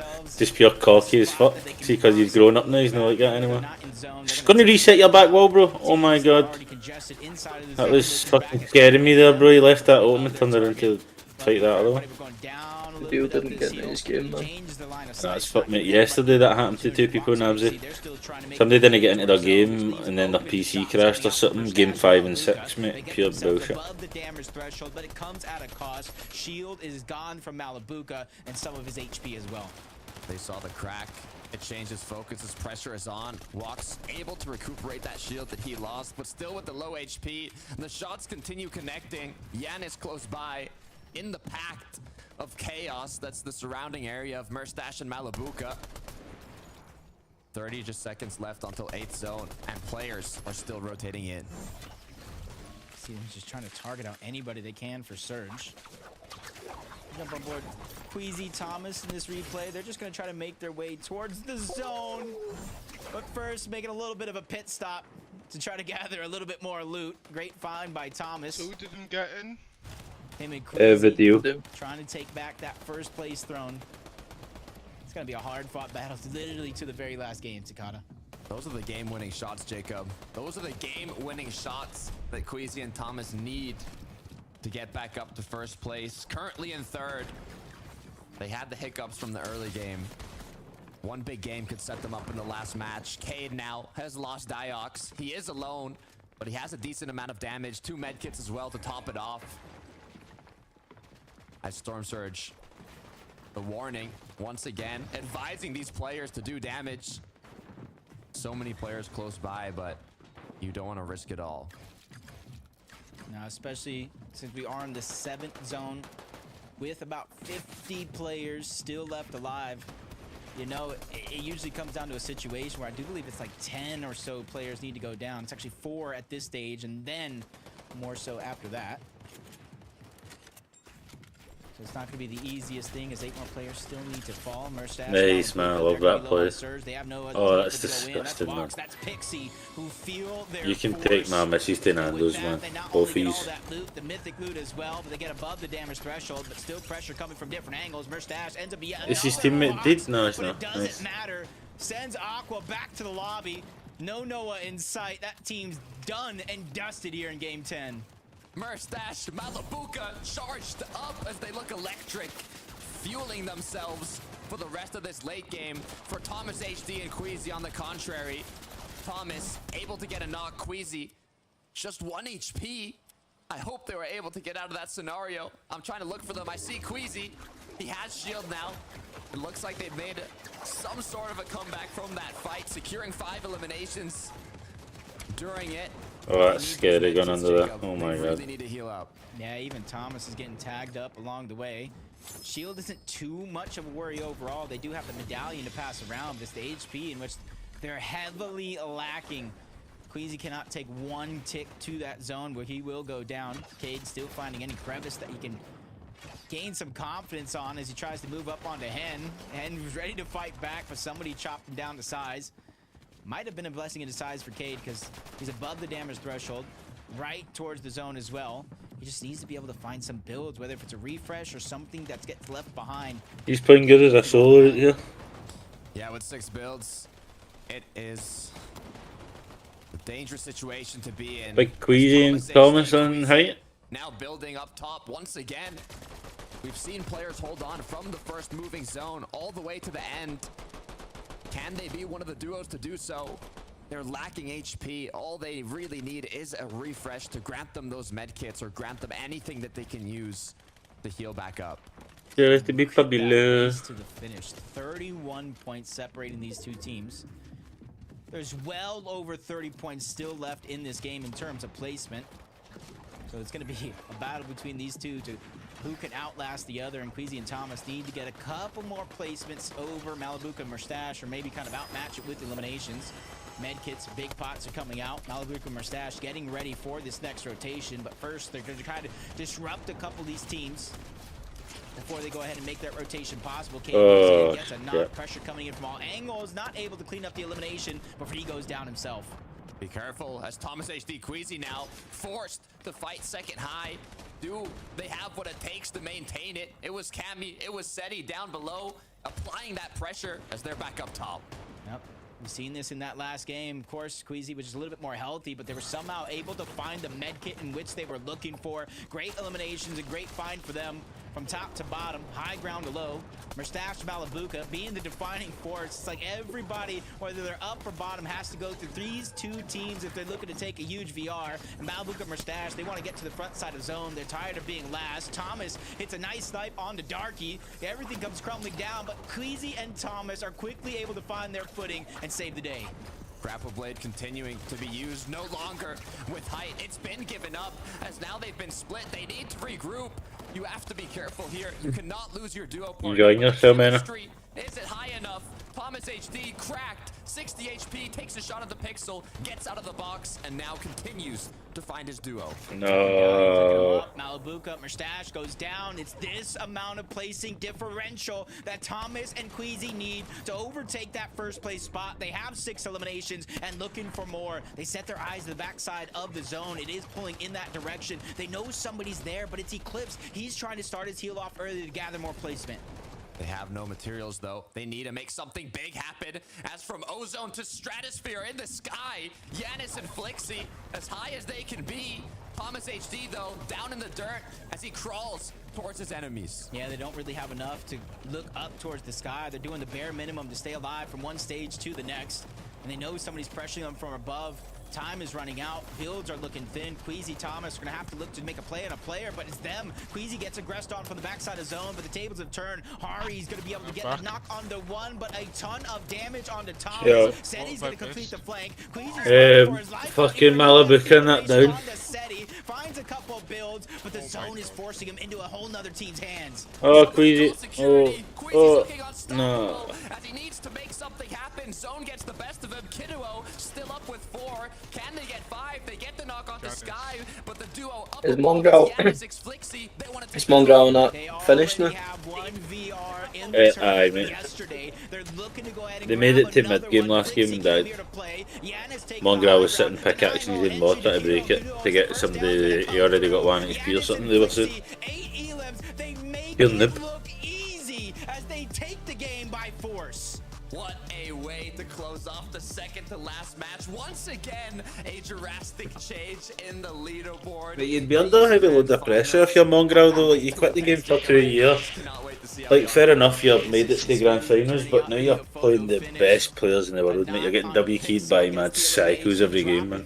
To be fair, I'm surprised he made it to like grand finals in the first place. I know. Because he is a psycho, mate, compared to the average player, but mate, bet he does a lot better next season. He'll make it again next season, he'll do better. This'll heavy annoy him, mate. This'll make him want to heavy sweat the game even more, I think. Unless it'll either make him want to quit or it'll make him want to play even more. I'm only curious to see. Well, he has been playing a lot more since OG season. The last match of the day. Yeah, and throughout the course, we'll have to understand that he only came back last season. It happened, but did Queasy I came back for OG season, man. It was brilliant. First place, Frankie. Please, I need your help. Let us know. They made.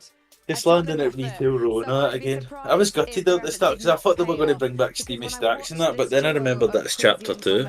I see a duo that has never wanted to win a major. I love Steamy Stacks, bro. That's my favourite lad spot ever. However, do you remember the season where like guys Scar and the Og and the fucking? That was the season I started playing. Aye, that's one of the best seasons, mate. A duo rise up, and I can't wait to see with Midas drop gone.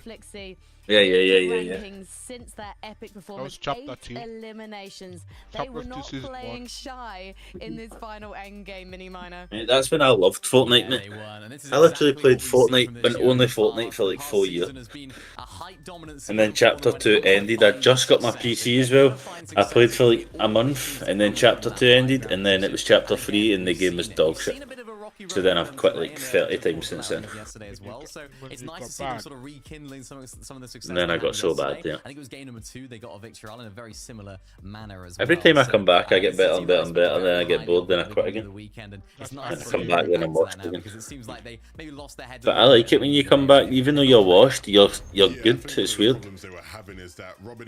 You're just fucking so much confidence. I don't know, especially because I'm used to playing like Apex and that. That's just a pure W key game.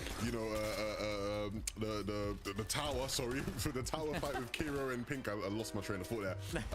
But a bit more passively, I think with Robin and Vbucks leaving Reckless, they had to get a bit more involved in that fight, which Dabs is still here. Their way. And now this, time round, they're sort of finding their feet again. And again, this isn't a team that people expected to have to rise, right? They were supposed to just be a team up contending. And so now with that game, it does put them back into at least like a top temporary area where they can start to maybe find a bit more rhythm.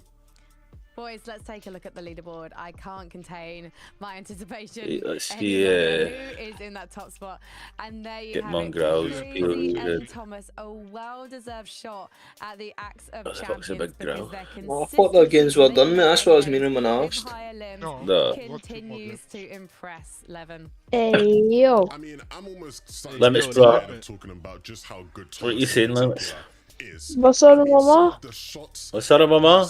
Nej, jag ska We don't speak Portuguese. We don't speak gibberish, mate.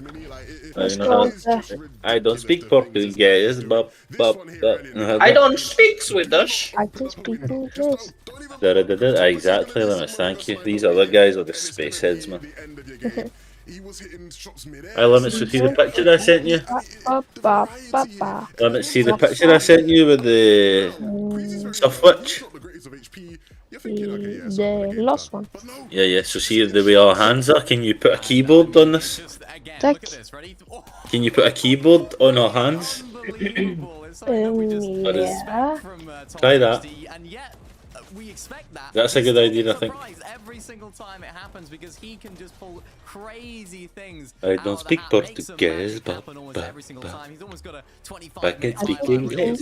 Or Or you could put like I've got another idea. It could be like the ranked badge for bronze and then the ranked badge for unreal in both hands. That would be. Yeah, so left for bronze and right for. Try that. That would be good. Just another thumbnail idea I had. Are they going to be able to perform when the zone isn't in their favor? Those first I 3 can games speak we saw in their English. favor. That game a lot more south like Hey, that's him loading up. and they're performing Nabsy, I hope you're in my stream. We're about to watch the big growl. Watching the big growl, mate, but I can't watch it in your stream. Is the sound, mate. I can hear myself, I can hear every cunt like 2 seconds after. And I can't hear any gameplay.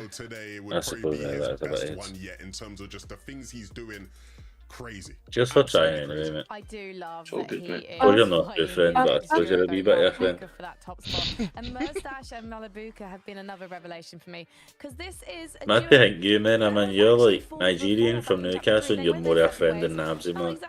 He's like my own nationality, bro, you know what I mean? We're supposed to be brothers in arms. But he's not. I don't think it's that deep, Breezy, but No, mate. Easy just deep. Nah, just talk shit for that laugh. Hey, come on, man. Lock in. Focus up. Mongraal's got the same hairline as me. How funny is he's that? messed up his glider again. Oh, it's I Mr. need- Savage. Well, I want to watch, I want to watch. I don't think Mongraal knows how to do this because he's gone a bit high above the markers, you know? The chest. No, he is doing it. That's a good drop. I think you're further ahead at least. He's got the chest. There's a gun there, Wait. though, I'm gone. Have you guys figured out who's contesting him? Oh my god. No. He got it. No! Nice. Actually feel bad for him. Oh, Growl's you knocked dead him. already. I got pump him No, there. Mr. Savage, not the guy. Oh my god, that felt so bad for Mongraal. He just got bullied off that fucking chest, bro. Right below me. Is that another off spawn diff? Nice. No, they won. Nice, Come on, nice, Mr. nice. Savage. Yeah, did you see the... Carrying, Mate, did you see the way that guy, like... Swirl picked it up. It pushed him off the way and then Aye. picked up the weapon. Aye, do you know why he did that? He slid into him and kicked him out the way. In this bathroom. Bro, actual Oh my sniper, god, fine. bro, that was so close. An actual sniper? Yeah. You sure? Yeah, Hey, I'm they're on pretty sure. triple You need to get digits you need to now. get med I got kit, one, I got then- one. I got berries as I well. wonder where that puts That's them it. now. Let's go pop barrels. Puts them top 40. I'm in the trash How can. many players are even in this shit? Puts them up to top 43. Woohoo! It went from 44 to 43. Come on. Let's Who's in the lead right now? before we die. Queasy and Thomas HD. 600 I points. told you Tommy 60 was on smoke, Breezy. When did you say that? Got jar. Earlier on, I was at mate, Tommy 60 was doing heavy well as a solo yesterday, and you're no, I don't think he was up too much, man. I actually But I hope didn't he really wants watch to you win yesterday. because he hasn't won once. I was still trying to play, you know, during There's thingy 2 berries yesterday. Can you take minis? That's why I only streamed for sixers, you know what I mean? Because I only got a wee bit of Brazil You need to carry in carrots, and then that's NA. all I didn't really watch They can bake fucking them, thingy. it's It's a bit pretty good. nice, There's 2 more crash pads here. Yeah. And 2 more berries. 2 more berries here as well. So we I watched got a block on the. pistol. You guys are playing that? Where's the crash pad? So you're gonna do the Brazil one? Really? Let's go, Malibuka. No, I thought Deck says we should play squad ranked or trio ranked if Nabsy's not here. With me? And then the NA. You should build by me. So we don't have to end our streams, which is a good idea because Brazil's garbage, mate. Watch Brazil if you want to go sit with your missus or something, you can No, just no, keep no, reading. it's You just know Is he jumping on I you? got the finish. what I mean? Because Brazil's dead, mate. I was watching it yesterday, man. It's... 30 on him. Right, let me get this loot. Careful third parties. Yeah. Might get crashed with I them. streamed Not it jumping, yeah. anyone tonight as well. He's just building up. He's stressing, bro. Look at him.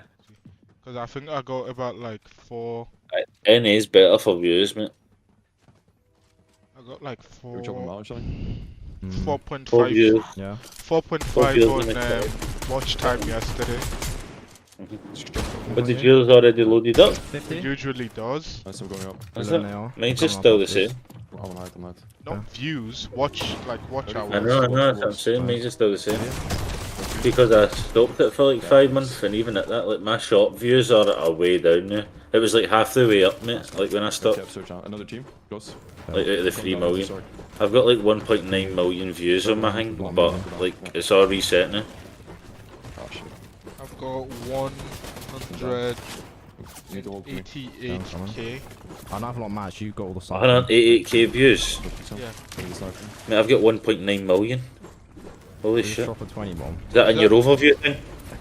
No, that's just in the last. No. Oh right, yeah, that's Had you checked That's it? so go on your mobile, right? Yeah. Go on your mobile, and then so see where it says manage videos. What are these teams doing now? And then there's the wee graph beside it. Just over and over and over. So go on my mobile. And then go on your account. Yeah. And then see where it says manage videos. See the wee graph beside it. Click on that. Have a big if you need. And then And make it. yeah. Yeah, I need a big. What? Manage video. Yeah. It's to the right of manage videos. Okay. The wee graph thing, the wee box. And then it will tell you your subscribers, your views, your likes, your comments, your shares. Oh, it's so bad. This was very good loot on the other body. We just need to get dead side now. No, I don't. We can check it. Let's check it. Don't click on manage videos, bro. Dead side or some shit. No. I told you it's to the right of manage videos. Front of this metal. There's chest in here. What am I meant to be looking for in the past? What? No, it's not in the past anything. It's just right there. Look, it tells you your subscribers, your views, your likes, your comments. Yeah, there's two. Yeah, there's two. I've got 1.9 million views, 53.4k likes, 2.9k comments, 806 shares. It's proper big though. I just found that yesterday. It's quite cool, isn't it?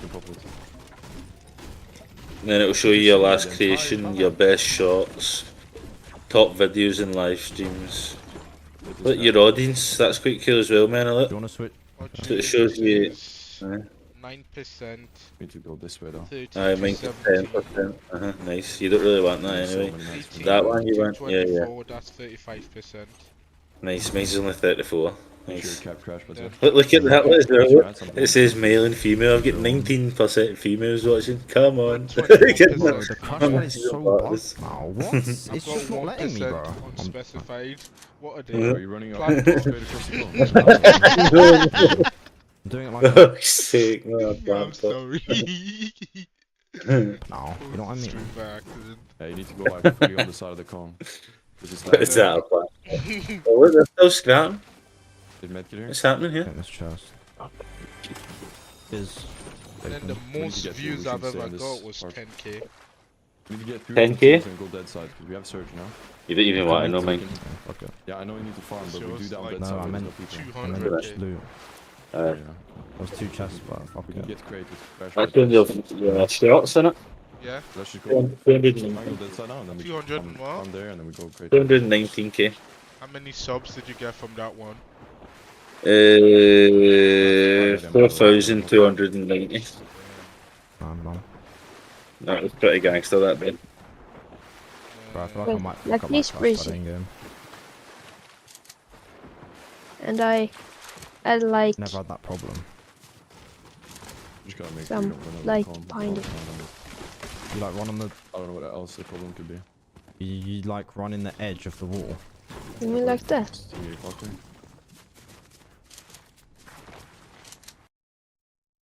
To bring his teammate back.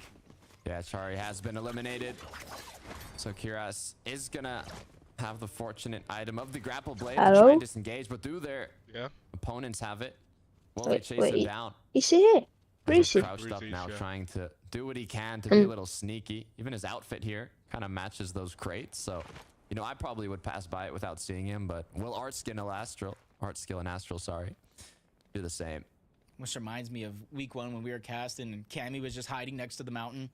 That duo just jumped right over him, didn't see him at all, but whole different situation. Especially in a POI like Ritzy Riviera. A lot of buildings, a lot of hiding spots, just like you saw. But it's that time. Forest Cast Towers now making their appearance. Cadeau and Kiro get it uncontested this time around. No Pink, no Vico in sight. Hopefully that's going to help their game. 376 points. It is looking good. Yep, they've secured it alongside that elimination. Who the elimination was on is what I'm wondering. As you can hear them taking more shots. But so far, it's kind of up to the next objective now. As iDrop has lost Nebs far in the zone as well. This is a battle that can end up with no victor if it plays out too long. There is that loot from one of the players that got eliminated on the ground, though, that he's going to be able to pick right back up. And it looks like he's not even going to try and take this fight as iDrop continues to escape. Yeah, with no real HP, iDrop almost has no other option unless he's just hoping that opponent has some med kits or bandages, and that's would be the only real tense to take that fight. So he's trying to go for the high percentage play and bringing his teammate back as we jump on board. Game 4 Victory Royale winners Yanis and Flixie. I've never heard of Flixie either. Who the fuck is that? Here towards Reckless Railways, but this at the same time, Oh, yeah. heard the analysts break it down. They thought Heard they the were iDrop contested with Flixie, help of never. their surge, found out they were Apex iDrop, who's Nebs? Don't even know who Nebs is, bro. Who was iDrop? Does iDrop know the guy who came for PS5? Making use of the campfire, getting a little cozy here. Was that always his duo though? With his teammate down. It's only going to last so long. He needs to find. Oh, who's the mad guy that was like PS5 and he was like doing really good? You can assume there's not too many duos close by, if any. No, I think it's iDrop, mate. I don't know why. I think it's him. Going to be getting back into the game. That's Making it deck when you need zone, to. looting up, getting enough damage to outlive the storm surge. That is going to be the true journey. Oh, for this duo. X-Force, I remember him. For He's X-Force Swedish. and Raban. Who is iDrop? It looks like they are playing once again around the forecast tower. Trying to clean up themselves, push some other teams off. Reason, Video. An opportunity here for eliminations. Looking towards the backside. They're not just What you saying, man? onto one team. Misses the sniper. Sets his eyes back on the prize, which is Scroll and Sky towards the other side of that. Couple of teams stacked up over here towards the shipping station. And so they don't want to get too congested in a fight that doesn't really matter too much this early on. Mustache, on the other hand, he's able to take down Cade. Probably not too far off from their drop spot, just north of Fencing Field. Diox is going to be the next target. PS5 has been up for about 7 years, isn't it? Numbers to try to take him down, but both of them PS5 was up for like 3 years before anyone could even get one. Threat becomes a reality. As Merstash was cracked, now I'm Malibu sure it was. forced to pop that Flowberry Fizz, healed them back up. Good news is they have the upper hand in terms of players. It's just Diox, and he gets quickly taken out. Now they've picked up those extra eliminations, those extra points. And continue on. Yeah, it's 3 years, 7 years, basically the same. Last game we saw them kind Basically, of forced to interact because of Surge. As Cade left himself just a little too open with the snipers. What you say, Limits? All they need is just a look crack, Discord. a crevice to Okay. sneak those shots in. And there goes it. You mean happening like that? yet I just need to again. adjust it and things. We got Veno, we got Thomas, and Yeah, now yeah. our Stash just Mhm, lighting that's things good. up with the sniper. You can see Wait, how beneficial what should I it can be to change? carry a sniper. Make especially the if you badges can bigger turn and brighter, around if you can. your To tournament. give, yeah. Bigger and brighter. Malibuca and Merstash now, with a good amount of damage, will just continue getting the best position they possibly can. And it looks like based on this I need to go back to the shield, boys. structure, this tower, Mantis, even this he is castle finished. almost, that Thomas HD and Queasy have built on the roof of Lavish Lair, you can only assume that they pulled zone, which is correct there. Issue is, though, you said it, Jacob, they weren't contested this time around, so they haven't got that initial damage from the duo that landed around them. They will have to get tags on the players rotating through, and right now the only option for that Come is Mr. on. Savage and Mongraal. That's what we want to heal. That's such a terrible start. Did look like they eyeing that opportunity, but At least he gets to play just some like you games said, now. they have zone in their favor. They don't want to do too much, especially if it does pull teams towards the north, even pull teams downward like we saw in that last game. His gear is fine to have a chance here to get his teammate back. Doesn't want to do it too soon because then that draws attention in your direction. At least he was able to find medkits, so it doesn't matter how long he takes this stage in the game. It's only a 1 tick, so not too much damage being done. And you kind of add in the fact that we've shifted kind of away from the heal-offs in which we were seeing throughout the qualifiers to almost all-out brawls for victories. Yeah, I think the only kind of heal-off we had was when Queasy was on height by the train tracks today. So it's been very engaging late games here for the grand finals. Yanis Flixie, our game 4 winners. Previous match. Continuing around the reckless railways. You can see the players rotating through more up north now as they want to get deeper into the zone. Meanwhile, there's some that have yet to even make it out of the zone. Oof. As we tune on, Vico just getting sniped. Him and Pink changing up their strategy. In game 11, second to last chance. Instead of early rotating on over to the forecast tower, even fighting Kiro and Kudo for it, they're just trying to play this one out. And on their way there, they're going to find their combat cache. They'll be the first one to it, but they have to be careful. That's Veno. That's Tayson on the other side. And really, the only way Veno and Tayson can make up the point differential. You watching this right now for this cache? High placing games, and with the aggression that they showed ramping up over the last couple of games, this could be a fight that they're ready to fight to the end. Yeah, Veno Tayson is not a duo you want to go up against in a combat cache fight. Wait, can you look at my stream, Bushi? They are. Oh, bro. But Pink and Can Vico you look at my stream? incredibly dominant. What stream? My Discord stream. Well, just one No, I can't. surrounding area that could cause some trouble. So as shots continue, angles get looked I made him This could bigger. even be one for Veno. He hits one tag, but it's not going to be anything big. The wall of place coming through. All they want is that big pump shot. 58 isn't going to be enough to crack them, but little by little, they get that HP and shield advantage. Man, that was a great shot by Vico to kind of answer back onto Veno. He's trying to scrape together all the loot into his box. Not much left. I do see a med kit, but everybody here in the situation is about full HP, except for Pink, who's going to disengage out of this fight. Doesn't want to overstay, even though they're the first one to the cache. Veno, Tayson, immediately interrupting that. And in the distance, Kiro and Kudo are attempting to third party this. Now it's just going to become them and Veno and Tayson, and it's up to them if they want to try to pounce on top of this while they have the opportunity to do so. Yeah, I don't think they know that Cadeau and Kiro are even there. One of them was in a bush, the other crouched up on the previous build, so they should have an opportunity to at least take some shots and do a bit of damage.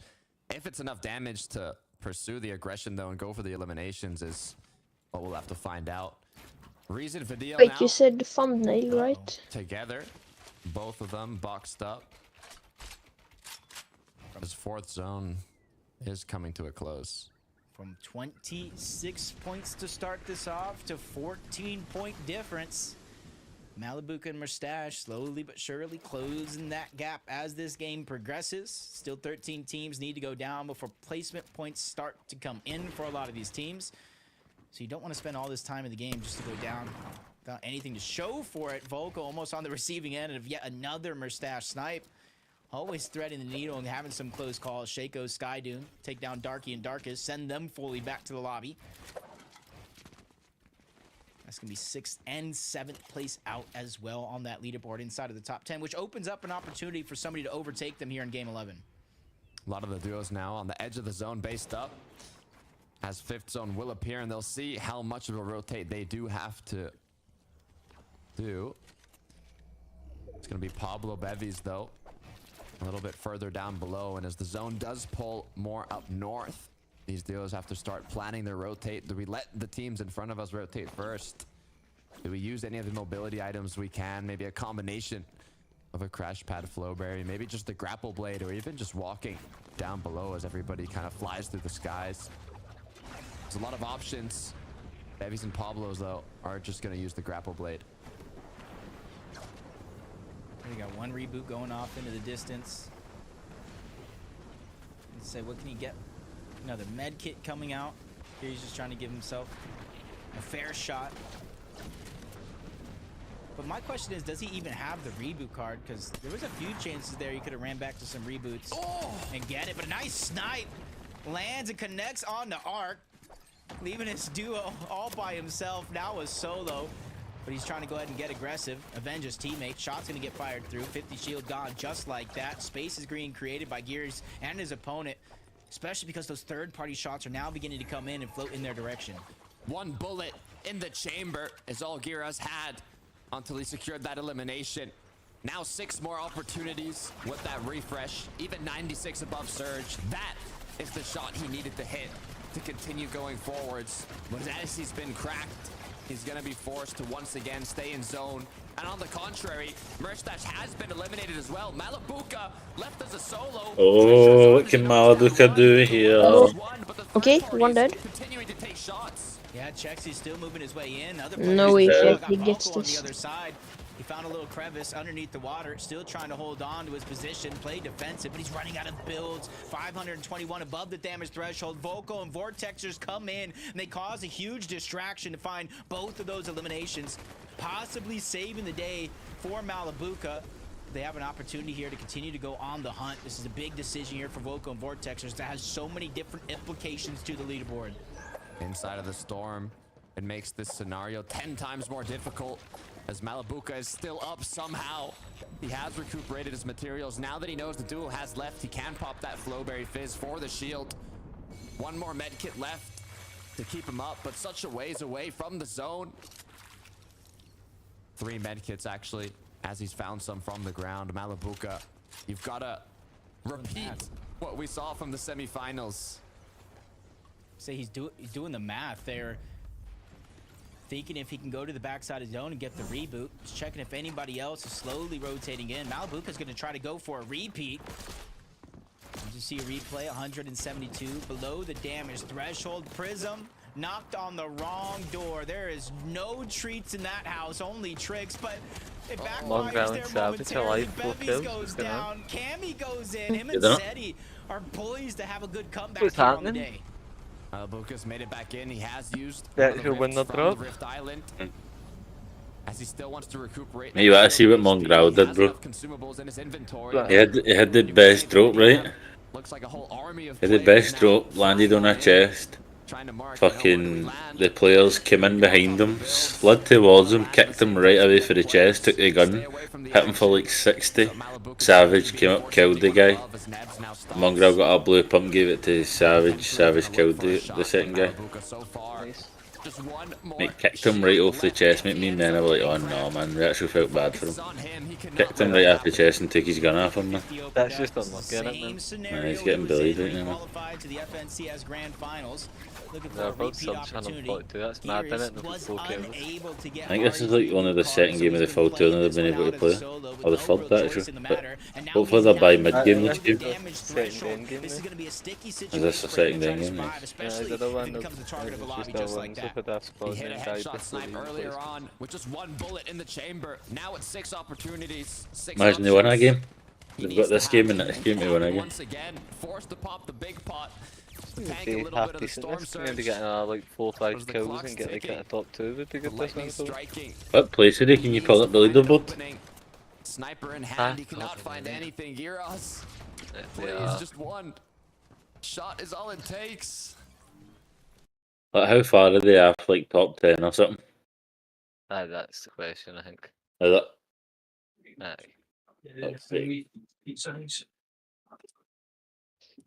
I guess considering like 600 points in that now.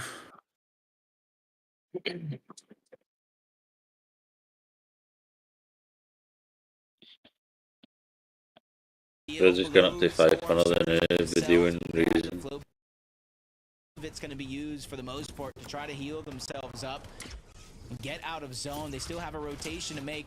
Everything is kind of stacking up against Reason and Vidil in a situation like this, but he finds a duo trying to rotate themselves. Well played shot, but not enough still to get above the threshold. Currently in that 3rd place spot. Malibuka is also playing as a solo.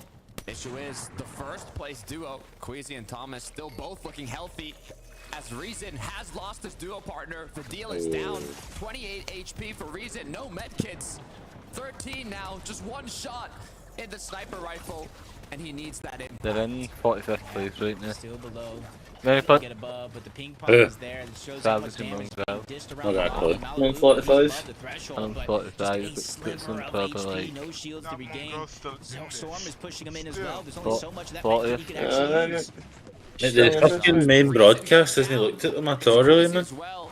It looks like he's been knocked. As Malabuka left as a solo. Thomas HD left as a solo. All our top 3 duos as solos. So win a game and get like top 2 in their second game, they could get like top 20. Thomas goes down. Malabuka's chance. At one point or another, we saw it was They're a alive, both of them. 14-point differential between Malabuka, Mustache, Queasy, and Thomas. The foot race will continue. Can't even see them on the live.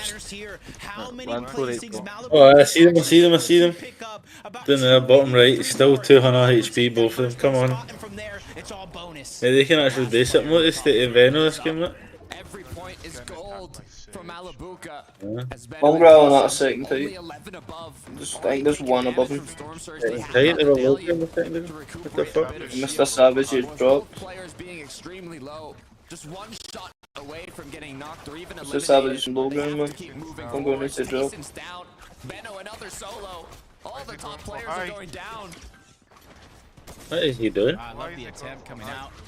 If you're gonna swing, you better swing big. He gets taken down altogether, trying to fight Kiro and Kudo on the high ground. We're going up this mountain, and then this next zone pulls. We're going down as well. Malabuka playing this one near perfectly, trying to stay alive with just 20. Declan Bailey. Might have cursed him with only 3 or 4 placings of differential. I'm not even sure. He's a wee Malabuka fan, boy. Moni, Lunix, we'll have to find out, as now it's a game for the top half of the Savage got a leaderboard. refresh. That on the Savage on a carry right now. Savage 5 kills, Mongraal 0 win. Themselves new on Savage is too good, but Kiro Kiduo are going to be the ones on high. 4 elims on the board. With this type of zone as well, they're able to hold on. Trying to figure out next in line on that leaderboard, just kind of move up. But a lot of our top competitors going down early in this game. he got killed there. Amount of placement points they can actually grab. Got killed somebody? Come on. And Pink, this is a Who? shot. Hey, the guy was 1 HP, mate, hit him 20 and got a kill. Oh, is it? Fuck him, mate, take those. Oh, he's dead. He's dead. Oh my god, how did he survive that? He's dead. No Savage. Oh, Mongraal too. Both of them. Both of them dead? Yeah, both died. He has more than enough to stay up. He has the damage. Definitely. No risks are needed Top 10. for Vico currently. Come on, top 10, man. They should be celebrating right now. Players rotating through. Kiro continuing to drop down now, all the way in the clouds. As Mongraal Savage still up. I drop as well as a solo. 359 above. This is a solo They need that around 20 points next game to get Yeah, did I drop some for PS5? Wasn't I turned used to play PS5 and got PC? It's just a mad demon. I thought it was I dropped. Cringe. You can see him over on the other side. It looks like switching away from Lavish Layer was a great play for them because now they've made it to the end game. Moni, Lunex, 4 on the board. About to grapple blade. Down below, you gotta be careful though. It's the same. A lot of these other duos, you don't want to get mixed up. And an opponent, they quickly change layers now. A bit, but the pressure from above will come through. It's the height team taking shots. They don't want anybody overtaking them, so they're gonna keep applying that pressure to the duos close by. And we're going up the mountain yet again. A lot of players going through a roller coaster of emotions. Almost figured. Mr. Savage, you know, went up to 36 for that game, for 40 something. Shaco's and Aaron going ahead and battling it out between each other. Nah, Shaco's gonna be the one that gets dropped down. I drop continuing to move forward as a solo and somehow finds elimination on the roadman. Give 6 more points. Crucial points here in a moment like this. 20 HP, 20 builds, not much to work with for iDrop. All he needs to do now is find that solo, find that potential. Impact elimination. I'm on the cumulative score, man.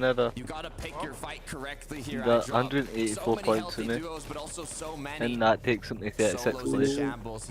Savage saying they need to get a top 5 to get like top 20. Still staying at the edge of the zone. Oh, there's one of the eye drop that Mongraal killed. But he goes down. The lobby is just running around as solos here. About 5 of them. Who's that? Vico being one of them. Without builds, he's kind of forcing himself lower Queasy and lower, especially with the 6 zone on 12 moving down points. that mountain. A little bit of a blessing in That's disguise. As Malabuka, Mongraal 6 finally on goes 10. down. 6 eliminations for him and Savage, and an end game has been achieved. Definitely enough points to move up the leaderboard a few spaces, but not where they would hope. Lennox now left alone. Kiro still up above, taking shots. They don't want anybody getting close to them. Do they have medkits to hold it off? Do they even need it?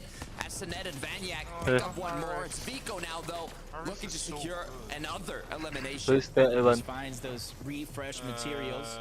Not a ton, but at least it's something for Vico to use on the low ground. Vasquez there as well. Vanyak and Sened, one of the only duos still left alive, other than Kiro and Cadeau on the high ground.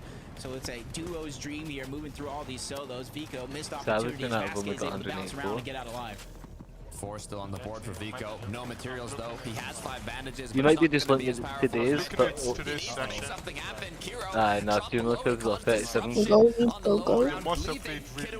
top, but with no medkits, he's gonna have to go for an elimination. Yeah, and you see Art Skill already starting that heal off towards the backside of the zone. Art Skill back he might to be zone. able to take it if he has a few medkits, because this is going to come down to a fight. Sened, Vasquez, Cadeau, all 3 players still battling it out as solos here towards the front side of the zone. Art Skill, he's able to at least get 1 more placing point forward. Zephyr, the final battle's going out. Sened versus Cadeau, and the heal off doesn't last towards the outside of the zone, but he stole together a couple of more placements before the game was Yeah, I gotta go to sleep, guys. Perfectly with what they had. Cadeau quickly realizing he had no Wait, medkit. He had to go against that last player standing on the low ground, but knowing that he wasn't using a medkit, knowing that he most likely had more HP at 90, he took his time, Good night, took his everyone. shots, and he took the victory royale. Yeah, that's the perfect thing. Realizing the situation that you're in and making the most of it. Having the high ground, well-placed snipes from below, and even battling back to hold on to their position. Well-placed shot. That's how we saw Savage go down. Mongraal fell shortly after. These guys are picking up the pace at the perfect moment, Takata. Blessed zone as well for the duo, being so high up in the clouds for the difficult roller coaster of a zone of the players who are rotating through the hill, the icy slippery slope down below. Cadeau finished it off strong. And you got to imagine where it started. The biggest change up from day 1 and day 2. Pink and Vico did not contest that forecast tower, which gave it over to Cadeau and Cadeau for free. Being able to see the next zone has to be a blessing for them. They've won the game, but with only 1 game left, I'm going to throw it to our analysts one more time to figure out where everybody stands with the last chance around the corner. Thank you so much, Takata and Jacob. What a game. It was so exciting to see some of the names that perhaps we haven't got to talk about over the weekend surge to the top, the mid-ground and the low ground. And with Kiro and Cadeau, they did clutch that high ground. And then Cadeau himself clutched the victory royale. And this is a duo that we spoke a lot about in the upper bracket of the semi-finals. But I've been waiting to see them have a performance like this, Levin. And I'm so glad we got to see that. I think it's one of the few examples of where we've seen them get that forecast tower with some relative ease, and that definitely has played a part. They've been involved in that sort of hanging us battle all weekend long, Mini, and it's been one that they've come on top of in some occasions and not in others, but they make things work, and I think that is what makes this duo so impressive. Yeah, when they do make it to endgame, they seem to do really well, particularly with that forecast tower, as you mentioned, particularly in those sort of mountainous zones as well. If you have zones that are going to be pulling over hills, all of the players that don't know where that's going to go ahead of time, they can't plan ahead. So the Kiro and Cadeau saw them on high, they needed to be elevated, they knew that ahead of time, so they could sort of pre-plan and pre-prep for that. And really nicely well played as well. We saw some nice clutches there throughout the game from those guys. And of course, the clutch out the win at the end is always good for them. They might not be in a position to I'd be take happy the at top active 3 as well, champions at the because the end top, of this next game. top place However, is 60 don't points forget, ahead of them. They would need every them to die. placement counts. And Every they to placement die you as get well. gets essentially higher in terms of that prize pool and getting a bag. So opposite are still fighting for those at the end of the day. However, there are other duos who are still tension the champions. So let's take the leaderboard with the big names falling so early in that last game. It kind of hasn't changed that much because at the top, apart from, of course, when it comes to Kiro and Cadeau mini minor. And then 6 points a kill, so maybe they would need to pop off, but game of their lives, and they would need the other teams to die before placement. They would just like. I think it's at least between the top 2 right now, unless the top 2 die. Kiro and Cadeau are our FNCS champions for Chapter 5 Season 1, but we have to imagine here, with how both of these top 2 teams are playing, it's coming down It's to gonna be hard to two-horse beat. race, Bring realistically. Owners, We key saw, role, of course, like, one of wins the, or the both game, those teams then- being left down to a No, string. not and ending, it was necessarily. actually the players that hadn't won an Our FNCS statue yet in that were trying to Malbuka, fight for Dying, those, Queasy and extra Thomas few dive, the plays deal and and points Rays for on could Thomas win it because they've got Malabuka, 499 I and mean, so this could is Pablo exciting, in that. Levin, because we have one team that are contested, one team that have the tendency Like 100 to points not off have Pablo in great that of an rate, endgame that in would take them to Mustache and 570, Malabuka. bro. So it's like, Plus if 6 Queasy and points Thomas per make a kill. spawn here, So they've could be done theirs need for the like taking, but Mustache and Malabuka, 5 they kills to know get how to 30 play points. well. Absolutely. They'll get more than 5 kills if they win it as well. Decided not to contest Lavish, right? And so I think at least for that game, they probably gained a lot of Danish But Fortnite fans. it right? should be The between Twitter followers are Thomas going and up for Malbuka's team. And They'll we'll get see if staying they in. want to keep, that streak going and keep gaining all the Last Danish game for fans. Mongraal, by let's see if not they contesting survive once it. again, because they in theory could end the FNCS right now, They right? do. Like, going into this early game, if they decide to contest and things don't quite go the way for Queasy and Thomas, you'd think that's it, right? You'd think I Malabuka did and Mongraal that would just be threw able up a to 20 accumulate bomb more last than game. 2 points. I certainly do think How that many as well. kills So did they we'll get? see how it goes off spawn. They had like 7. Uncontested, though, which I think is what will happen. Again, you just have an absolute corker of a game on your hands. But Mongraal had man. I 3 mean, medkits and Savage had 4 waffles when they died. That's what Savage said. I should have took his medkits and played 3 off there. have been in this exact same position a year ago, right? Chapter 4, Because they got Major over 200 if they both did of that. them playing together. I got my We're money in a on two-horse Moustache race in there. with Tayson and Moustache, and they fell. They weren't able to complete Yeah, the job that's and get actually that title. Malbuka So gonna now, steal it. now it's both of them against each other. Can one of them best the other? It's going to happen in this It's a last game. survivor spawn. And what happened there at the end as well? It was Malabuka who actually needed a hit. You're that watching Savage final and that shot off all the way spawn. back when in That's flying Chapter in. 4 Season 1 in order to win that FNCS. So we're seeing something very similar. Did they win it? Did they win it? Oh, they get the drum, they win this. Okay, I'm going in the window then. Yeah. They drop. Wait, I don't even see them. Then Con? What? Go for it. That's good for them. Nah, suds. Nice guys. Good I'm con off the last game.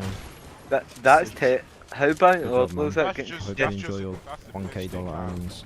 You Big scrub contest. all your game just to let them survive for the last one. Just the early route, normal. Wow. EMPs. I can't believe what I've just seen, man. So it generally felt like Have a lock on pistol and a blue pump. Ah, they did. They got targeted for 11 games, mate. They've been left to last. Crash pads. How weird is it, Bailey? Didn't carry them. Come on. Bailey. Mongraal now have been contested 11 games, bro. Their last game, bro. The team have been contested them. That's a pure troll. I know. How annoyed would you be? I'll drop you 1 mini. And Mr. Savage is too good, but everyone needs to realise Mongraal's not touched the game in ages. They understand it. They just they got contested. Did you carry that team? They They need- might try and sneak on us again. Ah, they made the finals, don't they? So. Alright, it's not as good as I've won everyone that else because right you're trying now. to Absolutely. You medkits. can't. You You haven't can. seen I got a him play sniper. this season, that's why. He's actually Drop the medkits. But he's good, but he's not as good as like the deal with it. it's fine. Need to carry my crash pads for now. I'm dropping them on the medkits. Also, I'm this dropping is a some sort of tournament shield. between the Yeah, best sorry. of the best as well. If I carry crash pads and I drop you shield, then I can't really fucking have a loadout. You need to have medkits. Shield, crash pad. I've only got 1 shield. Fine, I'm dropping the MPs here. Berries, we should just use. Yeah, we're getting these things first. There's 4 though. Maybe use 1 and one of us takes them. I got 2 bigs and fizz. Okay, fuck it then. I can use it bears. What do you say the mech it was? Shells to those medkits and crash pads. Oh, this drone is in fucking Narnia, mate. There's minis and medkits.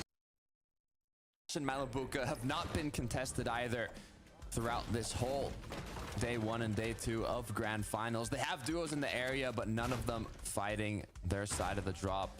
I'm looking to see if there's any changes in the last match, but it looks like it's going to be a similar situation. So it's going to be all about setting themselves up for that late game, securing as much loot, as much damage as possible. Mongraal is Now that Queasy sneaked and Thomas are in a not bit, mate. contested entirely, they will have to focus a bit more on getting those tags. Misha, Tini are going to be the duo that's close by. Is that team as well? Be careful though, because Misha and Tini are known to pull out some sneaky tricks and really camp on the way to other players' loot paths, but uncontested. Queasy Thomas, they're going to spend a ton of time in and around the buildings of Lavish Slayer. So hopefully they just don't get too greedy for more loot than they can handle. Otherwise, things will start to go sideways. And Queasy That's got to be a moving in that surely. direction. He has to be careful. Luckily for him, he does hear some shots pop off. Chance to get some damage on But, the. no, Gotta Be be, man. careful. There's so many how dangers did putting it in the there? wings all around this position, and with little builds left, great It's so decision for keen. Queasy. Just locked him off hard, but It's so bad for him to get caught out. I keep keen at that. Pads used, but it was worth it. As they're back above. Misha, though, now left as a solo. His oh my god. Oh, the snake. Capitalizing on this situation. But Oh my god, that was filth. Thomas HP is all they really need to do here. Take those pop shots. You can tell. Yeah, again. Here is, in theory, you do have to be against these opponents. He's fucking buzzing like him. HP, but at the same That's the time, team in fourth place. I'm passing in that. risky. They can't. Man just got shit on the Mixing it, it's quite scoping. Tournament done and over with. And you can see It's Queasy quite just scoping. watching them like a hawk. Vital Don't savage. information for him and Thomas. 83. About Got when that. he can actually go for that medallion. If they killed him, they'd be fourth place. Drove underneath that The meat. gold loot of the vault. They get the pump. A gold That strike. used to Where you send a have team. the mythic. If this is a game for Malibu. Oh, he's missed it. Soft spawn. This is going to be the one where they could take it all. You gotta think what's on their mind right now, Jacob. Last match of the day, pressure on their shoulders. That no hurt. This from the semi-finals, first day of grand Go get more finals, grand now cards the and get last it in, man. match. Man, that's probably the best start. Use this card. Down to this. But mate, last fucking man, not grands or Is he able to pick up an elim, and that's already 6 to go. Yep, that gap. How is he alive, mate? That's what I want to know. You get fourth place in fucking a tournament like this pushing you, mate, you death will die. If you're a solo, man. This guy's tracked one. I read that why they landed, I've no idea. Because obviously streamers, every cunt knows that not getting fucking done off spawn it. And just can't see it. No way. I think it was tunnel, I don't know. This is He's dead. fucked. These guys have just appeared at neighbour. I bet you it's the guys who dipped after spawn fight. 100% right. Bet you it's something mate. Oh, mate, that's GG's. Something mate, watch it. That's fun, man. I think it was them, actually. Yeah, probably. I should have. I don't know. I didn't expect him to be in Stark. But Mongraal's didn't see who it is. Done, bro. What the fuck? GG's. Hey, we did, You did your best. we did shit on the mob swamp. Stay 2 though. GG Mongraal, GG bro! That was nice. Not that much we can do walk on chat. If first day did went a bit better, then maybe, but it is what it is, chat. It is what it fucking is. They got boys. more points today than they got And yesterday. they're sitting in. The fact that me and Mongraal qualified grands after Mongraal legit hasn't touched the game in 2.5 years because he went to Japan and went up in the mountains. That's crazy. Yeah, we played like we played like 6 scrim sessions the whole fucking season. We got coached for 1 week, and we managed to get like what we're gonna probably get like top 40, top 35 in grands. Our first season playing together as well, by the way. So. Yep. That was our goal, to get to grands. Yeah. GG's. This season. Freaking G's. Alright, let's watch the last game. And that's already 6 points, Jacob. Yep. Let's watch the last game, chat. That gap is beginning See. to open up just a little bit. Deal. I'm gonna watch Fortnite stream until we get to like mid game, then I'll watch video. To be in contention, a big win. Move themselves into 3rd place with 500. Bro, I wanna see this guy POV, the guy that I just domed. Was he in 4th, did you say? It was mixing, they were like 4th, I think. Wait, let me check. First place is worth 100 points and 6 points per Like, elimination. So if we have the just this situation, day. Queasy, Thomas, Malibu, Mustache go down early. Oh wait, what? Wide open for them to take it all. Look, it's more than doable.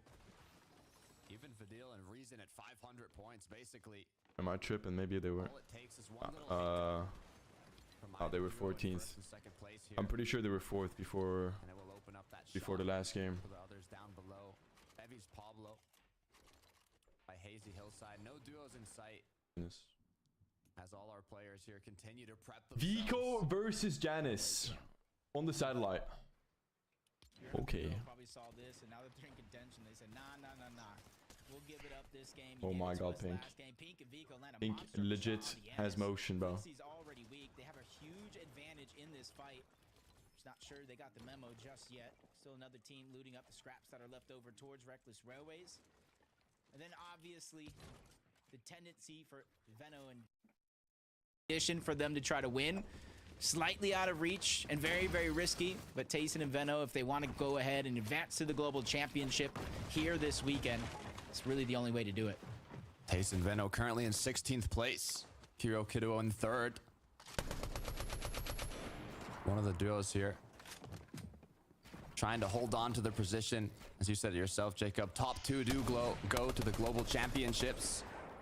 So Kiddo and Kiro are just one position away from making it. But if Veno is able to get this knock, it could be the end for them. He hits the first shot. It's not going to be a crack. As he gets dropped down, 8 HP is what he's left with. The whole build fight is chopped down. And the pressure is on.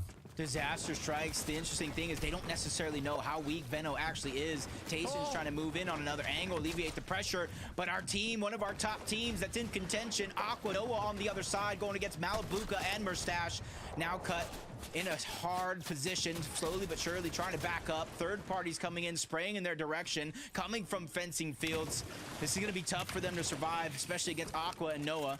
But I think they've had enough. They realize who they're going up against, and they quickly disengage on out. A breath of fresh air has been had for Malibuca and Mustache. Luckily enough, they did have the heals to recuperate the damage that was dealt. Now both looking healthy again. Still 3 shots in the chamber. Mustache with even more. They've done a good bit of damage, but they cannot get pushed here. They need to just focus on staying up. Very, very scary for them momentarily. But luckily they have the luxury to kind of rotate back to where they were before, find any heals that were left behind, kind of get that HP back up. Thomas Queasy just checking some bushes, better safe than sorry. Even going for some cheeky shots into the distance. You miss 100% of the shots you don't take. And with the amount of sniper ammo that Thomas has, you know, you can kind of go for these Hail Marys. I mean, we saw what Thomas did in a bush at the start of this tournament. But now if you could just do the same with the sniper rifle. He's known for hitting his shots. And if there's ever been a match where it's more important, the time is now. North side of the zone by Reckless. Continuing to just look around. Once again, they were not contested, so they don't have that damage early on like they have had in the previous match. So it is a bit of a change up in their original game plan. Now at the combat cache section of the match, forecast towers have already been secured. Now it's for that extra loot and a bit of metal for Kiro and Kiduo. Making it out of the engagement against Tayson and Veno. Have again a shot at the trophy or even the global championship. And good job for them to be able to not only like quickly react, but manage to be one of the first teams on over to their combat cache. A huge helpful amount of loot. You saw the shields kind of getting regenerated. And they have some for later on in this game, especially with the way Storm Surge has been dealing damage to some of these teams. Pablo and Bevies almost uncontested over here towards Hazy Heel side. You said it yourself, nobody in sight early on in the game. That's just because they found that first elimination and pushed that second player so far out of sight. It wasn't even on the minimap. And now they hear another team. They don't necessarily know it's Veno and Tayson. Big heavy hitters that they could potentially go up against. Veno and Tayson have been looking extra hungry in this last match. Time in and time again, trying to push, trying to find that either sniper shot or big pump shot to damage their opponents and give them that option to keep pushing. With 40 duos up, 80 players, we're getting closer and closer to the midsection of the game here. As duos start rotating in, deciding, do we want to be more on that congested side? Do we want to go center? Do we want to stay up north? Decisions for everybody here on the line. They're beginning to feel what this final game can do. And that's the interesting thing. Is even if you're not at the top of the leaderboard in contention to win, there's so much money, thousands upon thousands of dollars up for grabs for each and every placing as you move up the leaderboard. So there's still so much to fight for, even if you're out of reach of that first place spot. Murstache being quick to react as he was split up from Malibuca. Taking that sniper shot, unable to connect. Now this duo has history, Jacob. Entered the scene competing together in FNCS before splitting at the beginning of Chapter 4. Murstache picking up a title with Tayson. Malibuca yet to get his first. Will this be the time now? They've joined forces once again. Can they secure Malibuca's first FNCS finals? Can Murstache get his second? It's a duo I love to see. As now they go closer and closer to the Rift Island, diving right out to SETI. This match is everything. Yeah, Cammy was already weak, but they took the Rift. Really got him time to heal. Heals. SETI disengaged. Now it's trying to drop down. It's all island to Murstache if they sent it, but they want the Malibuca was able to find it onto Cammy down off of island, and now they have sign of sights. Narrowly enter that Rift, escape to live to tell, and potentially get Cammy back in. This is very big for Murstache and Malibuca. That elimination, not only elimination, the knockdown and the elimination, gonna be a huge benefit to the day they needed. Easy as well with that elim they secured early on. Issue is, it wasn't even a knock. It was just one shot onto an opponent that was low. It gave them that 6 points, but it didn't give them as much damage as they would have liked. They have the loadout, they have the loot, but for Reason and Vadil, they also want more. They're getting backed up into a tough spot. That's Swizzy and Putrick they see on the other side, trying to get aggressive while they can.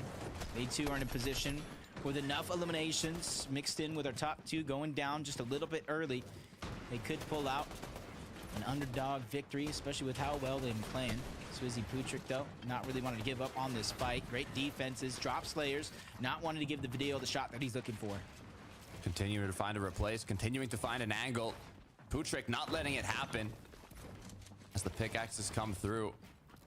The zone will be closing here in just 7 seconds, and they'll be able to know where they have to rotate to. Reason you can see is staying above to keep a good line of sight on the players in the surrounding area. Zone has pulled close to them. They don't have to rotate a long ways to still be in the edge, as now they're not really forced to do anything too urgently.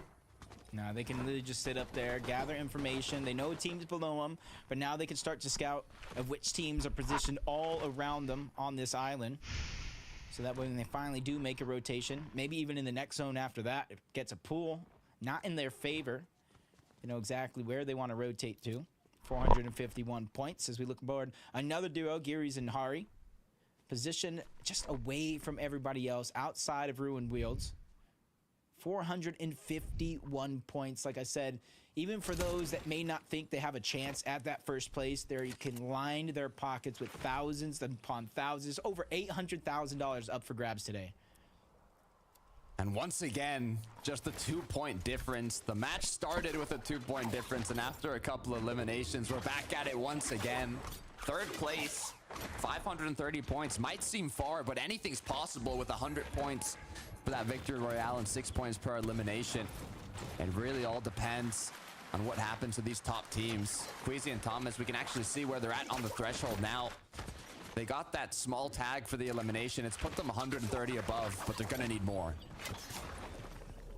Yeah, it's just kind of the double-edged sword of getting that elimination early. You're able to get the points, but especially since Teeny was kind of chased around before he finally went down, there's really not enough damage when it comes to Surge, so there's no real feeling of comfortability. But on the other side, Malibuca Mustache, a couple of well-placed sniper shots, beaming into players' boxes, even getting into a close engagement versus another team. They're well above the damage threshold on top of Loot Island with very few things to worry about, at least until the next zone pulls on over. I mean, that knock-on elimination was crucial for the position that they're in now. As Thomas HD and Queasy, the numbers getting lower and lower, but the stress levels are rising. Storm Surge is active. At any second now, they could go from 37 above to below as they need to find damage. Yeah, it's just a tough situation, and the switch up, the big difference of being contested versus being uncontested. They're not able to get the early damage, whether they win, lose, or draw the fight against Noms and Cringe, because they're no longer there at Lavish Lair. And with not too many teams rotating in that direction, it's going to be hard for them to try to figure out where. They're kind of forced into certain positions. Even with a sniper, Thomas is not able to find anything to work with. Luckily for him, Queasy landing a couple of shots, 18 above. But this is not a feeling of comfortability for this duo that has their eyes set on that first place. A miracle as now 223 above as players continue to get eliminated. Open up a bit of space, little breath of air for the duo as they can focus now on their rotate. You can even see all the players by the Rift Island that are going to be making use of those rifts, of those launch pads close by. It should even open up that option to take shots on them as they rotate in. But the first thing they have to focus on is making it to zone, as Thomas has lost a bit of shield. Not cracked yet, though. Yeah, forced to stagger in that position. Those are the dangers of rotating on foot. Instead of taking those rifts, you see everybody that was positioned towards Loot Island making their way on over. Queasy and Thomas were looking like one of the first teams to try to make it to zone. Now they're going to be one of the last, and they fall below the damage threshold, so they have no other choice but to look back of zone where they see a fight going on. Now damage being dished out. They fall even further below. This is a nightmare of a situation for Queasy and Thomas to be in. Forced to pop the floppers. Doesn't look like they have a lot of shields. Only thing helping them is that medallion. As now Grapple Blade's forced to get into zone. It's gonna be Phaser and King holding them, but the snipe, it's hit by Thomas HD. Is it gonna be enough to continue the pressure though? He hits the knock, but this is his chance. He's staggered, focused. That's low-key on the other side along with his duo. Queasy's trying to move in on the other side, but nothing is given. Everything is earned in a situation like this. And I do believe King was able to get the revive back on up to Phaser. And Thomas Queasy still flirting with disaster when it comes to that Storm Surge. The snipe to put them back into the match. Now, 60 above. That is what put them in the position they are in. Big pots now being put to good use. Floppers still available, as they have a bit more time to get the rest of the damage they need, and it looks like they're gonna do it aggressively. This is their chance right now. It's almost an all or nothing situation, but Queasy's dropped. Queasy's dropped. Phaser's able to get the knock. He's trying to save the day. Thomas with the backfire gets a knock back onto Phaser. This is everything for Queasy and Thomas. King is getting backed up little by little. Medallion not able to help out Thomas because it's in the inventory of Queasy. Trade for revive, but Kiro and Cadeau, they cause destruction. That was a huge blessing in disguise for Thomas and Queasy, because now they're free to get this revive back on up. The third place duo finishing off Phaser and King, as now Thomas and HD and Queasy are gonna be able to heal up, but they're still 42 above. They need more damage. One more snipe shot is all Thomas needs to hit here. You can see the difference in the leaderboard is nothing between first and second. How are they still up, Jacob? 8 points. 8 points is the difference. I'm not sure how they're doing this, Sakata, but they are making it work. Down on my girlfriend just kicked me out. Talk about making history. Now we're making it entertaining. But Kiro and Cadeau are looking to play busters to everything that's going on. No placement points just yet. One more team still needs to go down. Aqua and Tayson, they're both going to be knocked for their respective teams as well. Pressure is still on. Malibuca and Mustache looking healthier than ever, while Thomas HD and Queasy fight for their lives. 5 above. They have a bit more heals to hold off, but still, Storm Surge has been attacking him throughout a majority of this match. The curse in disguise of not being contested. Just 41 above, but as the players begin to rotate, 8th zone has appeared. This is going to open up options to get that damage. Yeah, the biggest thing that's keeping them alive is the constant hot potato with that medallion. No real shields to their name. You mentioned the floppers. 41 zone beginning to move in. This is where it's going to get tough for Queasy and Thomas, and as soon as he edits open, Thomas takes a ton of damage. Shields getting dropped. Medallion is in the inventory of Queasy, so he's not going to have time to get the shields on back, and now he falls below the damage threshold. Adversity at its finest, as Queasy remains the target of multiple players in the lobby. Forced to pop a flopper up to 74. Well, it's not letting him pick it up, man. That's so toxic. No way, got Queasy back in his box. And our team's moved in and killed that other team now. Are they going to be able to so get lucky, out? man. Blade comes through. Rotate continues. Wow. 55 below. It's not going to be an easy rotation by any means. Contestant for and the first point place gap as well, bro. has lessened from 8 back down to 2.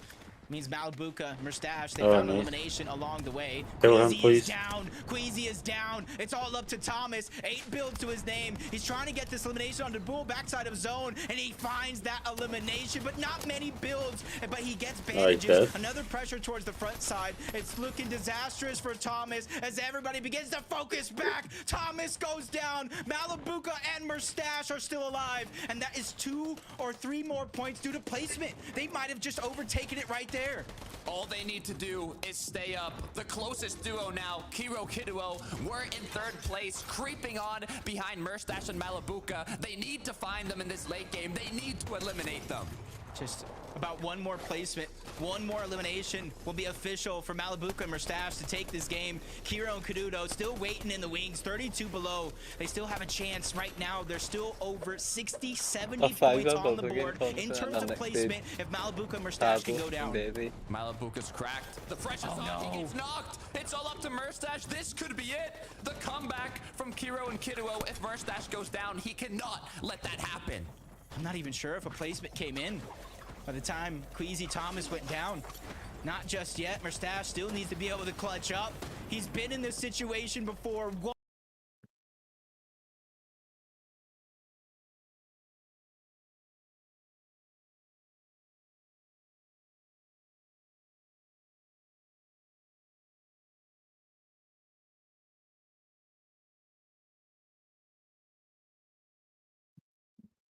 Malibuca did as well. No, Malibuca No. is still alive. No, Mustache just died. Malibuca and Mustache are dead. Wow, Queasy not win this. Is Queasy and that still alive?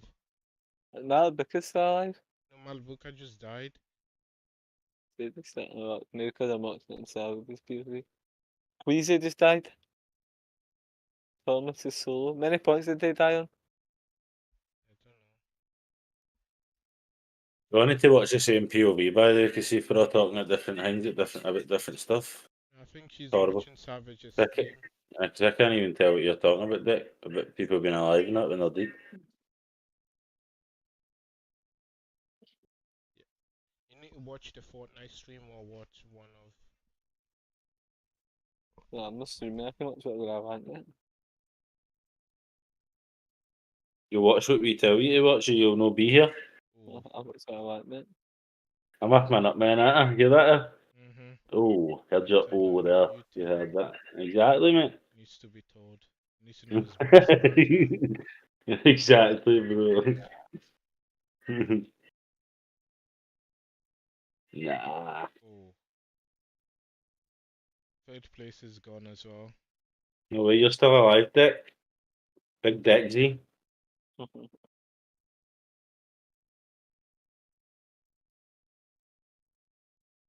I think Malibuca and Mustache are first right now. Oh, that is so unfortunate. I think because Queasy died first. Fucking 2 years. Back one Bailey. Malibuca and Mustache.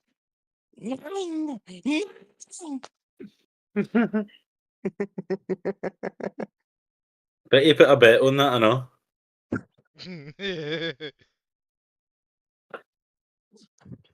100 quid. Okay. That's how you can't afford. That's how you can't afford the PS5. You're too busy betting, wasting all your money. Shut up, you. Telling your PC to put a coupon on there. I can't wait to watch NA, mate. NA's fucking gonna be class, innit? I know.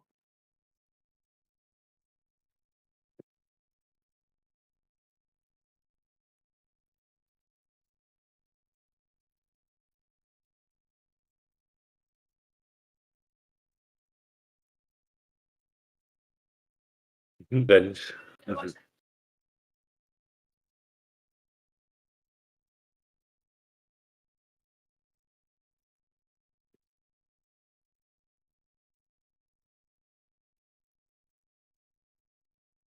No. It doesn't Unless matter they who win win it that now. game. It doesn't matter who wins this now, but because the first and second place has already been decided. But is it only first and second that get money? Only first and second get qualified to championship, which is the one they play at the start of the year. It's like a World Cup type of thing. Can't just be 2 teams that go Mhm. out. Is it over like a year? It's only no. It's like 2 teams in like EU, NA, and all the other thing.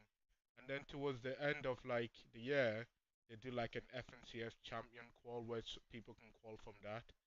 But if you've already came second in any of these FNCSs, then you automatically get a spot.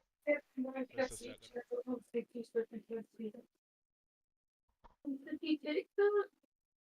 You're bad.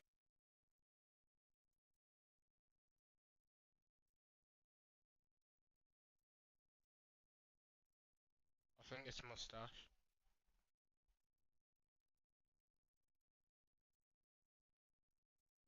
Mustache and Malibuka.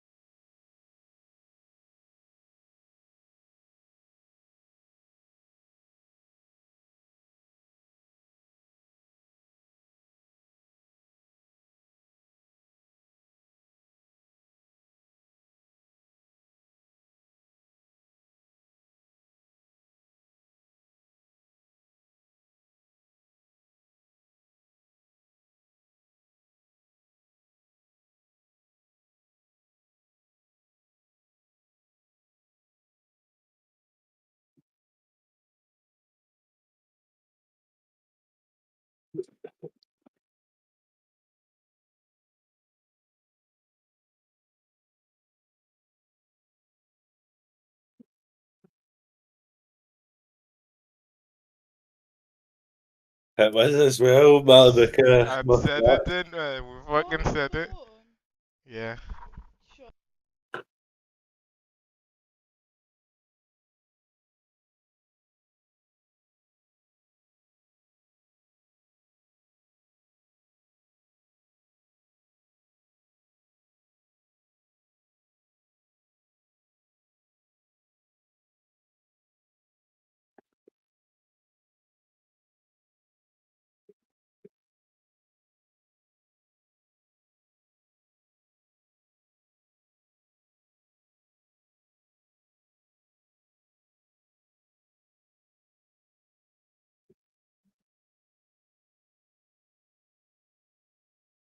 Is it not even streaming? No.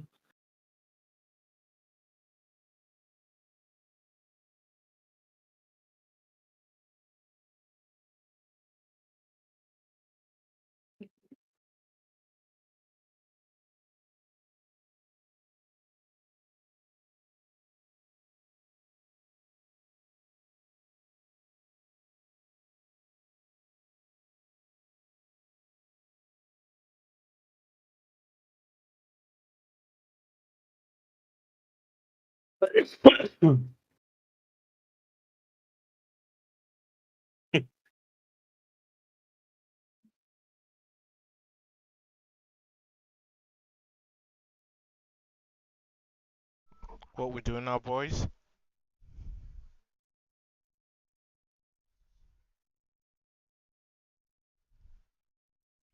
Thought I'd done something wrong again now.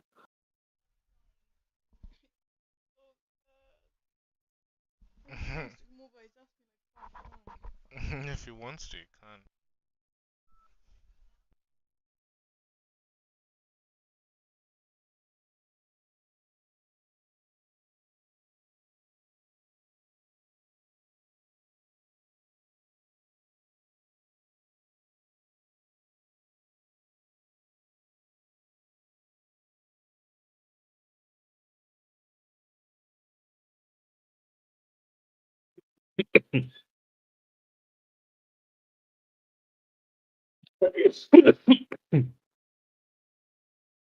That's what you need, innit? You need an IGL that queasy, man.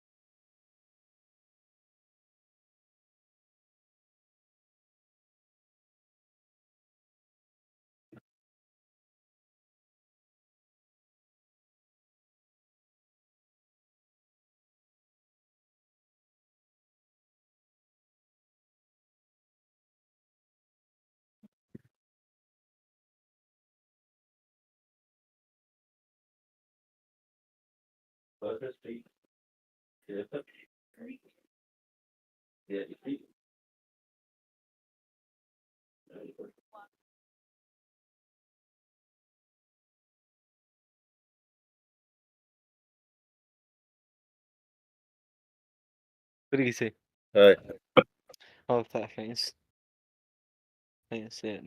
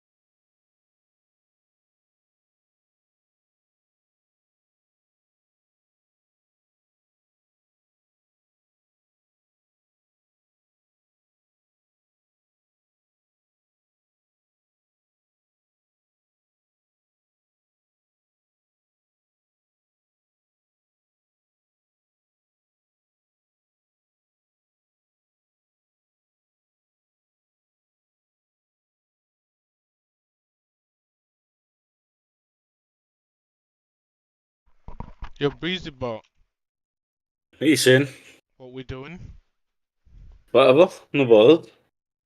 I'm gonna quickly. I didn't even think anyone was there, I was just chilling. It's over now, isn't it? You might have look I was gonna win it. We came second so many times, you know.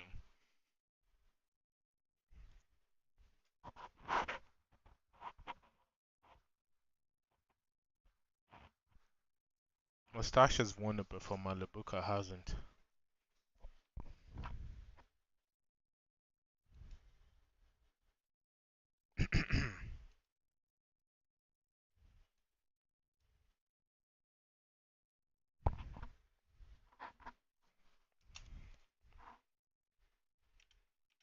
Let me load up some Fort.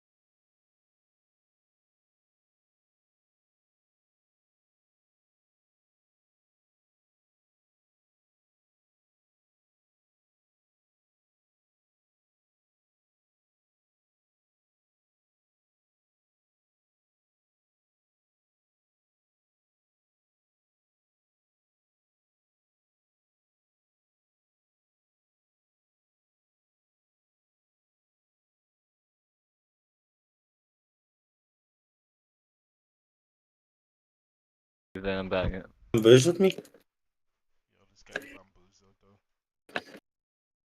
Then I'm backing it. Booze with me? How can I get an awareness check, please? Then I'm backing it. Booze with me? How can I get an awareness check, please? This guy's the best. How can I get an awareness check, please? I can hear something echoing. I don't know This if guy's the that's best. me. Ah! I'm fucking putting a blender. I'm in a cone. I'm holding it. No, I need. He's got a bit of thing as well because I'm blender. I'm in a cone. I'm holding it. No, I need. He's got a bit of thing as well because I'm blender. I just told that then.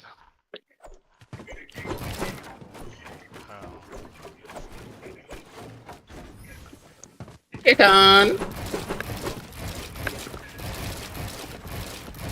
Oh, I fucked up.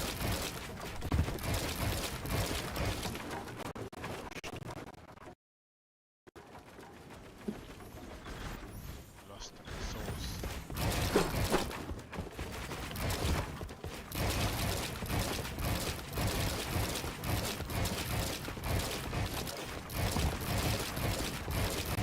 Where the fuck is he? Yeah, I need to put my right headphone on, that's why. Oh, I had one headphone on. It gets better when you play with like one headphone and you ever do that, man. I've got HyperX headphones, so which means you get the ear keyboard anyway. Oh, is that?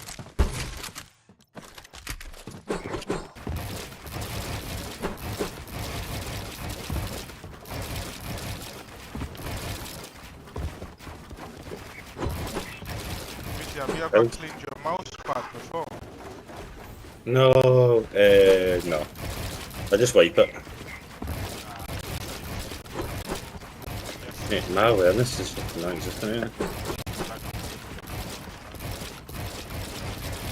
Gotta jump up that wee hole.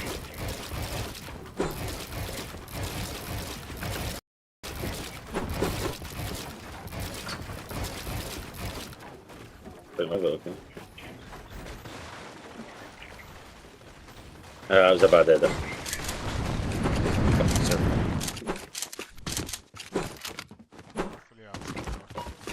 I'm ready, there's no visa. I'm getting beat 5-1, but I'm ready.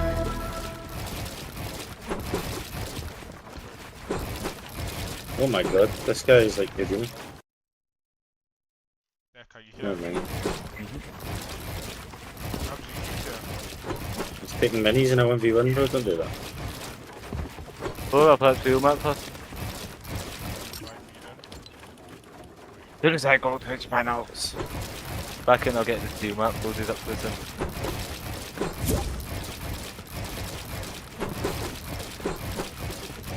That should be good. Should it? Please die.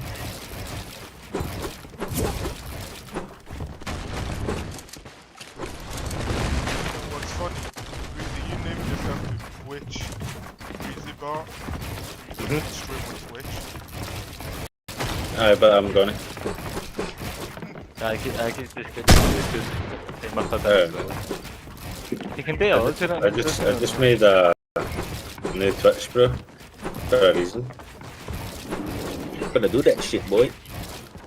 GG's, so that guy fucking the same. Make the new Twitch before you made your new name, or what? No, so like I made my name Breezy, but because that's the only username I could get with Breezy in it, that wasn't like pure shite. Old fuck. You know what I mean? Double name after it's got an hamburger. Man, I need you to back it here. Go on.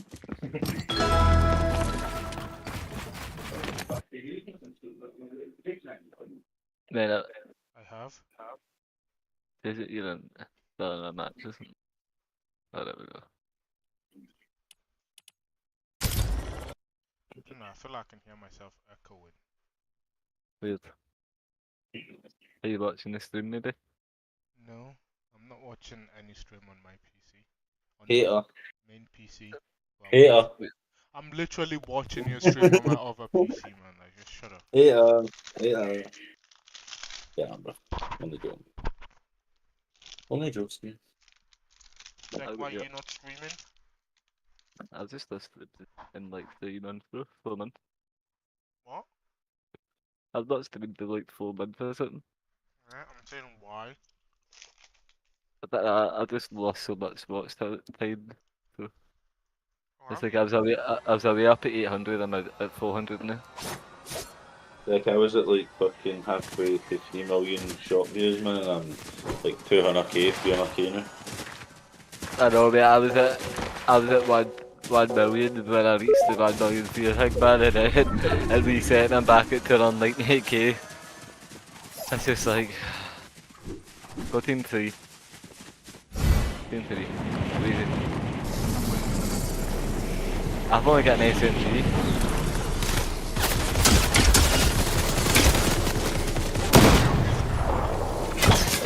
I'm landing on you. I'm gonna take off, I'll never SMG. Find one. Dead on one, I've only got SMG.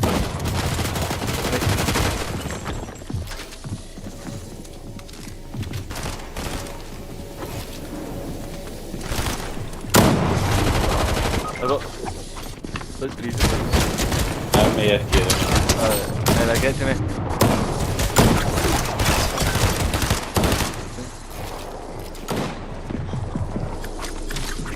How's you playing this? Dead. Watch your back, watch your back. Another guy. 200. Killed so many. I'm just going to rotate ahead in there because I'm going to get these full kills. As soon as you can land on me. I was mad getting off.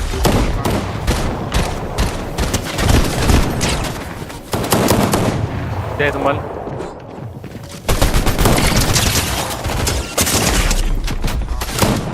Dead.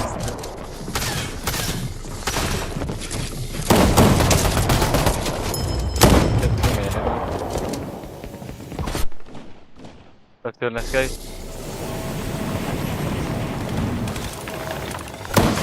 Oh, why is it put this in my second?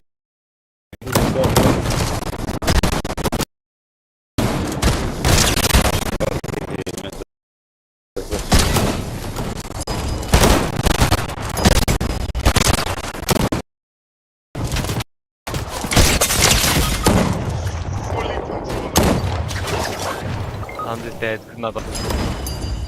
Come off. We need to play ad set skills with it in there. Fucking thing, I don't really care about the festival, man. I don't really care about it. I like it, That'll do it.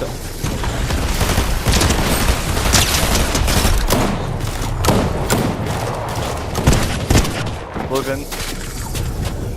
Sorry, gotta get landed on. Oh, 199. Other guy. This is the full worst game mode to play well, because it's the only way people can get kills and just landing in the sky. It's fucking so bad. I know, that's why you actually play properly, but together.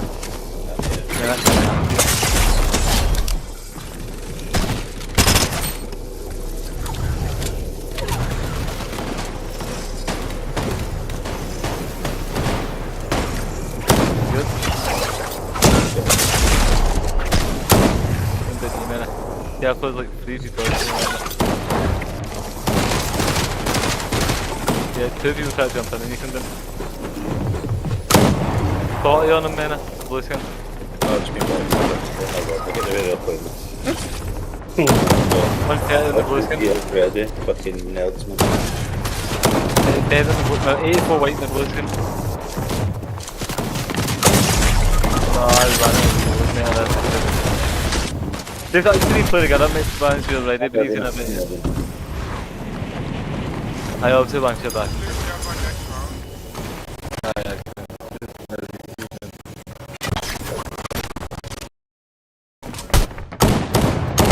They can actually still win it, but it's not bad.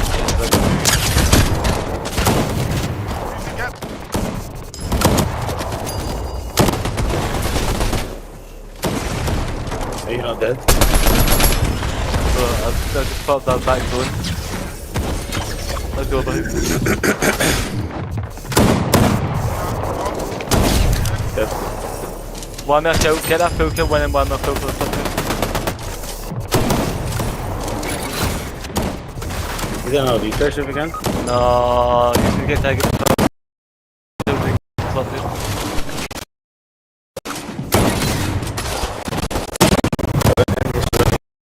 Get his max.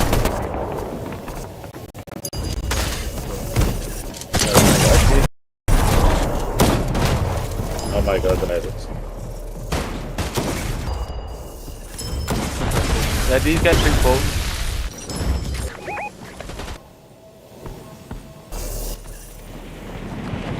Go please. Yep. Lovely. That's that in my head for you, mate. Let's go another field easy. For the wall.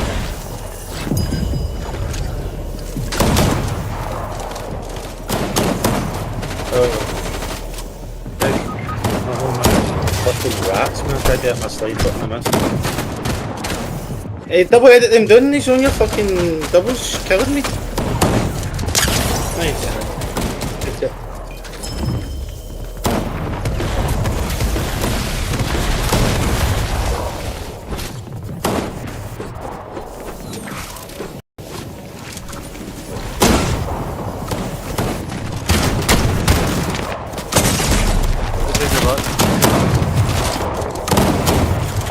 No, I've hit the fucking top of my cone, bro. Vbucks are... We'll talk really doubled anyway, boys. Those two of me, they're demons. Right, I got right now. 5 years, I've not been playing for 95 minutes.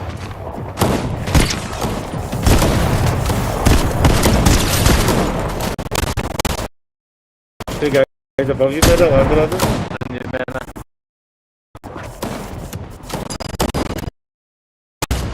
But he's lost. Please.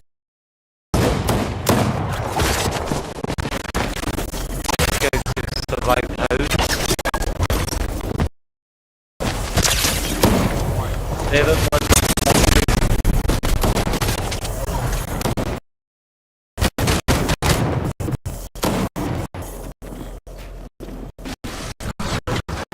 Excited because gonna top.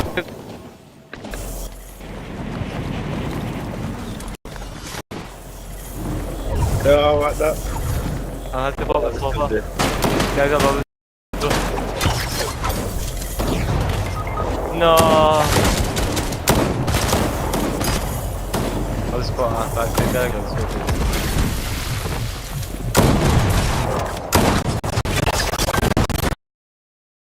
Oh, I just trapped him. I dropped it. Land on you, man.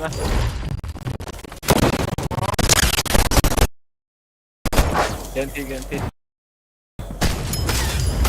Guys, hold you.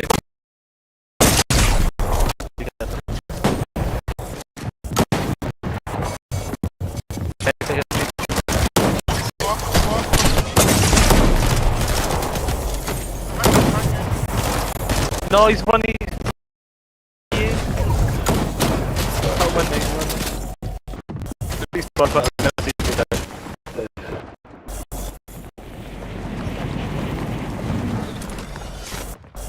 Box 300. Ja, får jeg give mig rank, når det er. Give my rank to... I need to go warmed up before that. Should be a 10 minutes. I'll do it for like 20 minutes. I'll have to until this thing stops anyway.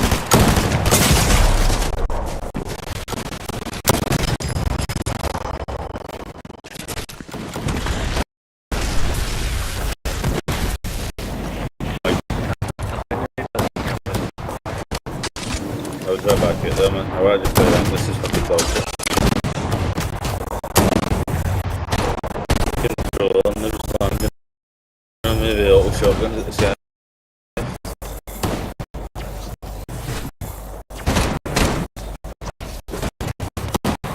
I'm not box, man. Oh, you're...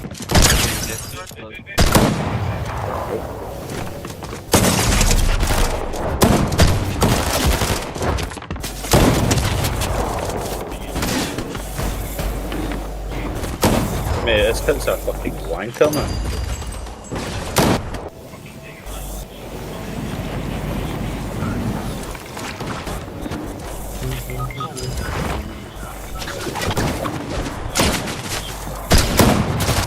It's close by this, we need to try to get a couple on their kills here.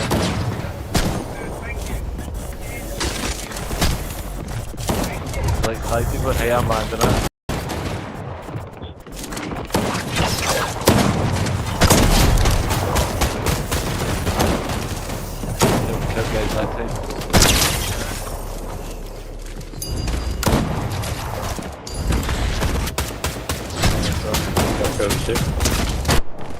Nice.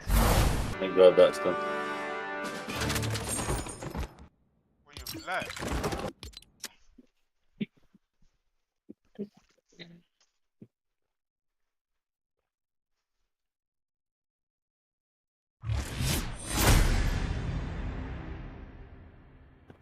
I wonder why the wee fucking thing on the right with your percentage has disappeared.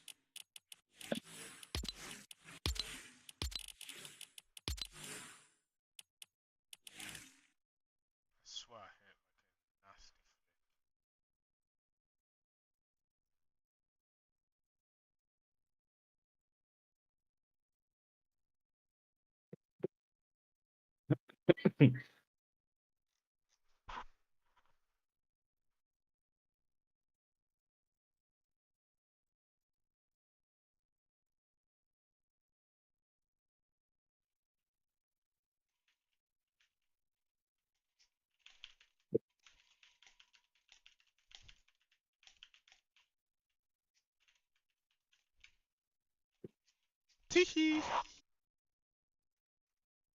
I was ready up there, get your next game.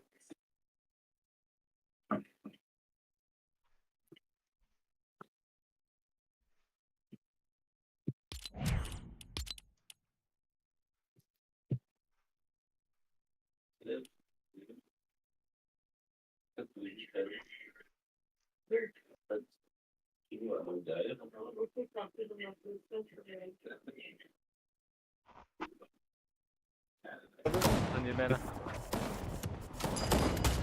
Well, he's lost. Peace. This guy just survived out.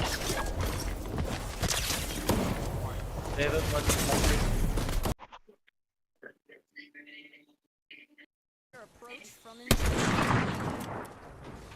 And now, Peterbot, keep an eye out for some knows that they're trying to get slightly further ahead. Oh my god!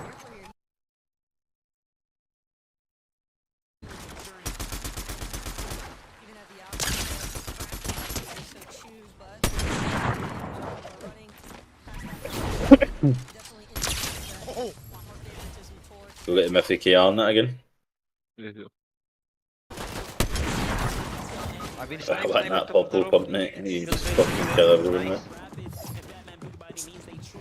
I want the I want the medallion. I want the medallion as well.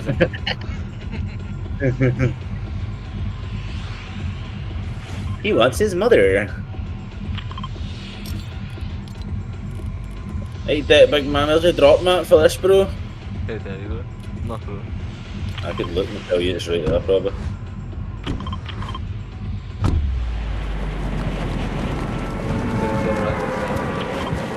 No, it's not. Oh, yeah. Liar.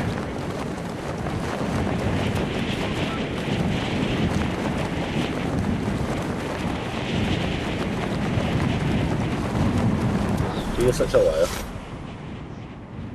Am I a liar? Yeah, I'd have been too low if I were about your marker. I still am a bit low in my marker.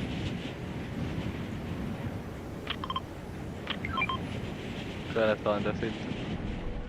Try to pass one.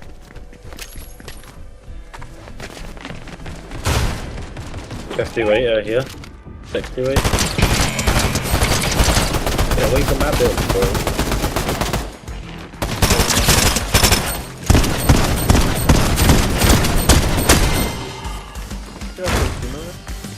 Up here.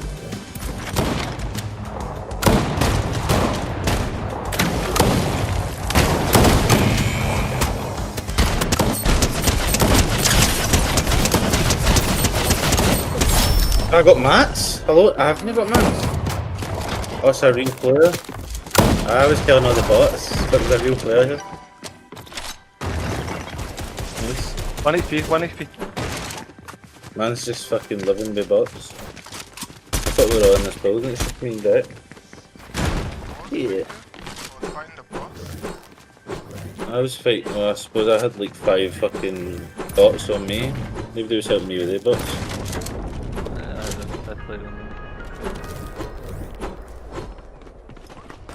You said something about a player, but I just don't know. I had that player on there.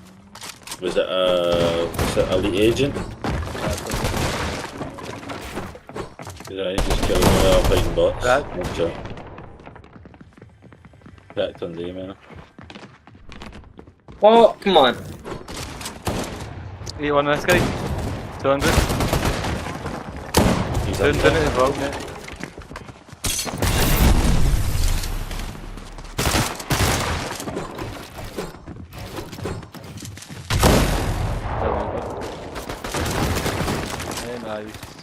Give me a big cut if you can. That guy got bullied there. One big cut there.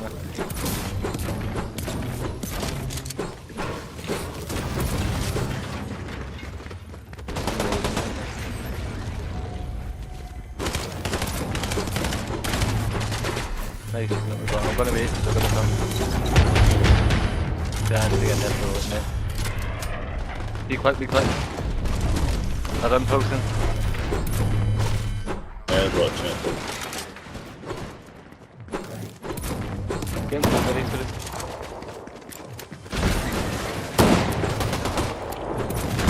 Get the couple pump it. No, you even drop a couple pump? No way. That's perfect. Get off the game, bro! Oh my soul.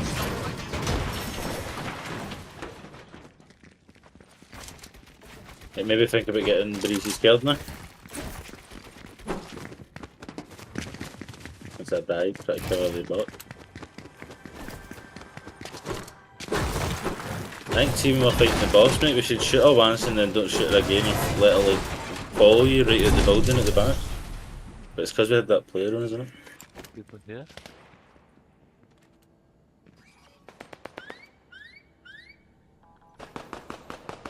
He's skateboarding over here, man.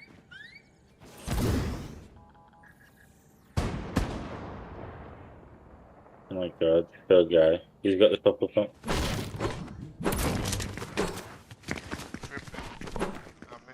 Vbucks, you say?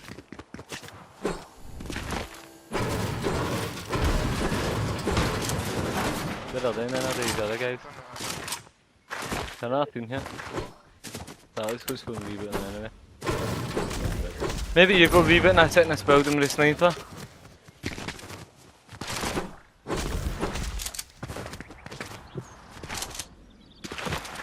Raise me!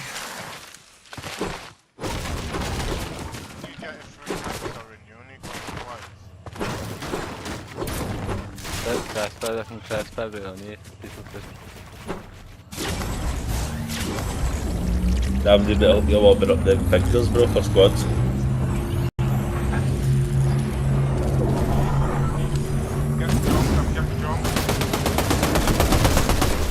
Coming. Yeah, he's double shit on. Yeah, build right beside you, close.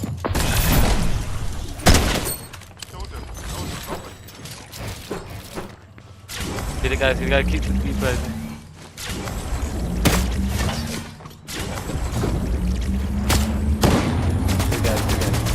Go die. I'm dead. Oh my god, I just got shit out. I just got rogue, bro. Go on, better.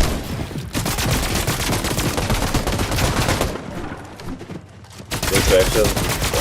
So what's about there? 13. Clingers in there. Nice, good job. You're the best, 4 clingers, yep. Good. That's toxic, I love that.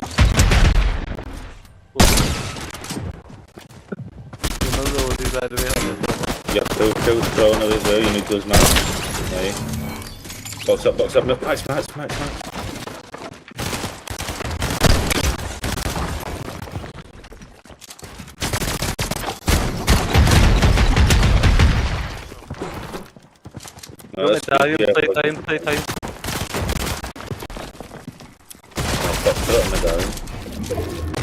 She's in the shoot. Stop, Sorin! I'm streaming, stop! He's getting greeted by his girlfriend with his clutching up for the boys, I love it. Man, I reload your AR please, you'll make me nervous.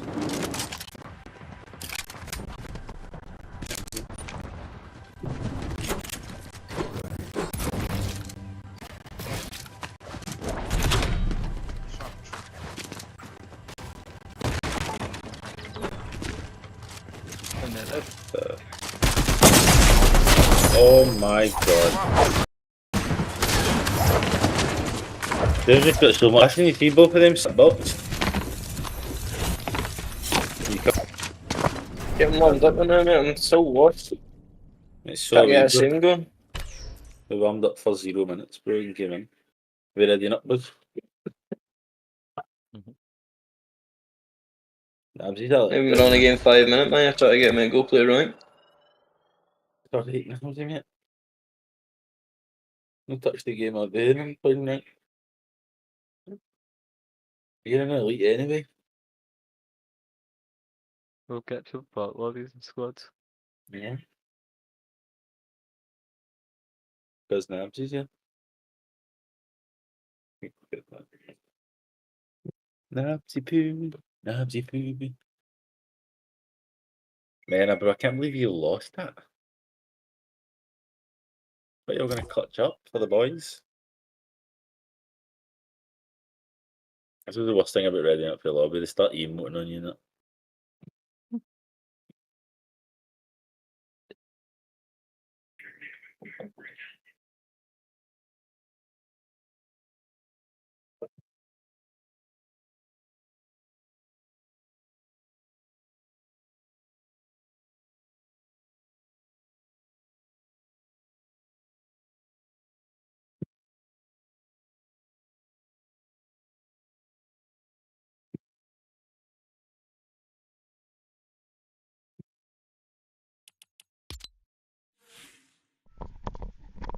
Sorry about that, boys. I couldn't even concentrate because my friend's over saying he's won money. He didn't win nothing. Coming in here saying, I won £10,000, I'm gonna give you Oh 1,000. my god! He hasn't won nothing. I'm doing Nabsy. Nah, serious.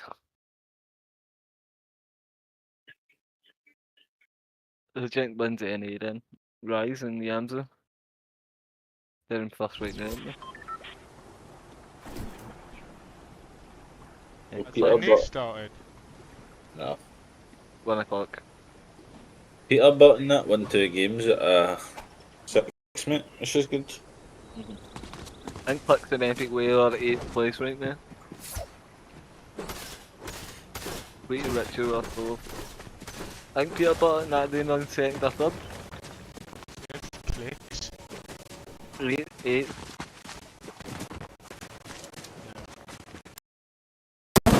That's not even a bad spot to be in after day 1.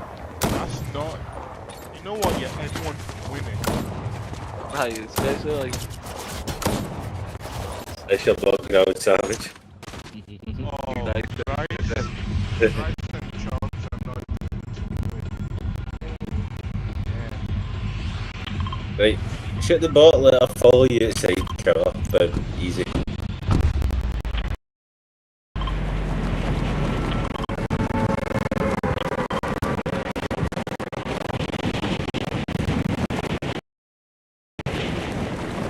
Is it? A bit easier about when you like play it in your mind. That's help. Shoot the bot. People that are pushing you, do that for one shooting the ball. I think it was one guy I know that just griefed. So just landed there at a late age. That stuff.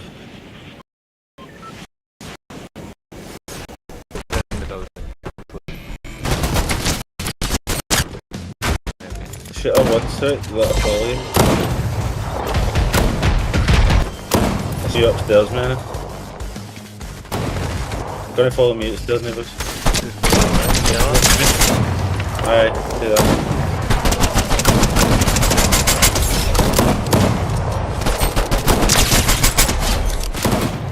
Good player. Back. I'm holding it. No, he's in. No. Nice. Can we get these up? We got. Put on big pot, I can help you. I'll thump if you don't have a shotgun in the middle. Get the mats, man, I get him up. Drop the pizza mena first. Pizza's more important.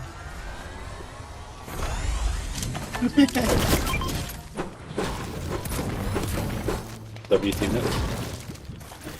Come across, is that line?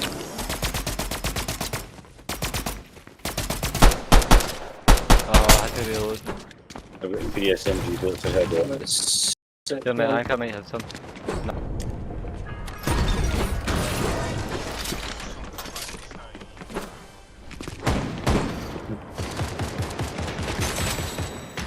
Is it me? How could you not use it?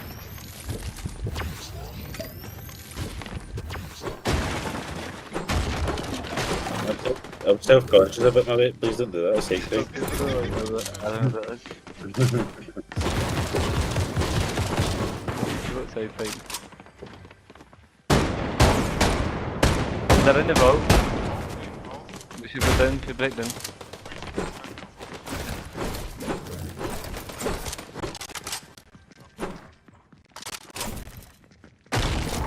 I've got a piece only 7. Alright. I moved. You got to stand up to the side of it. I've only full build push.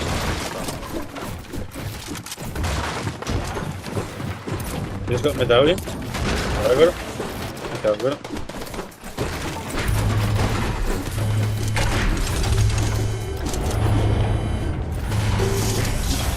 What? Maybe it gets better.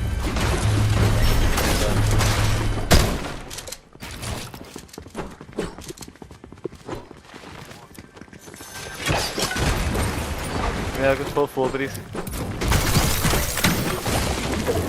That's up there, that's fucking shitty pistol, man.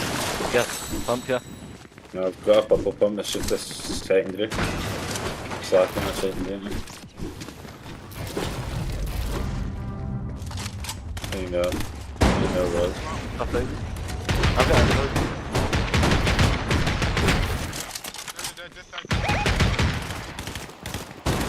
Good. 120. Yeah. So I can input. Go please. I get out. He's up there, I can input up, please. I'm going to input in.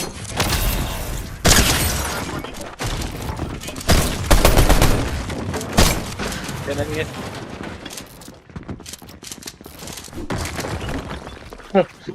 That's good. Always. They're running this way, one's running it this way. Nice thing, huh? One right here. Yeah. Fucking grab him. One. Oh! Other side run. Wee bit as well. Where?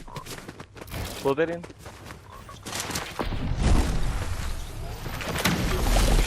Get sniped, eh?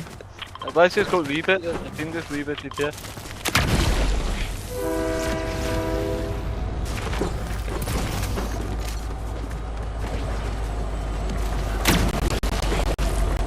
Three guys on the train. Do that last minute. 116.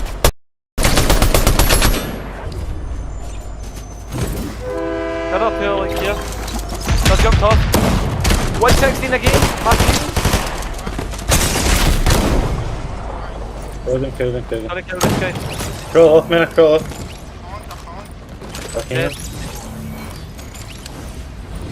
Fair enough. Oh look, I'm on the train much. You got rotates, man, to get back? The other guys, look these. They're on the howler. Oh shit, they're dead. No, he's come towards me now. Get the impulses. I need help, but maybe come run them out. I think they want that, yeah. Can I get that, yeah? He's running.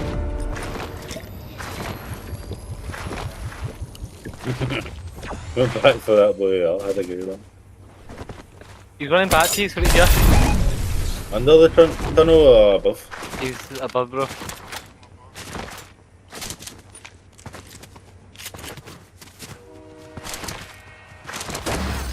I should be on his tail.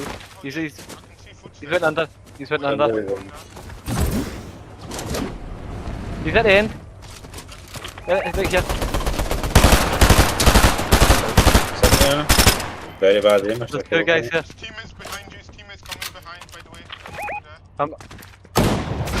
Dead one.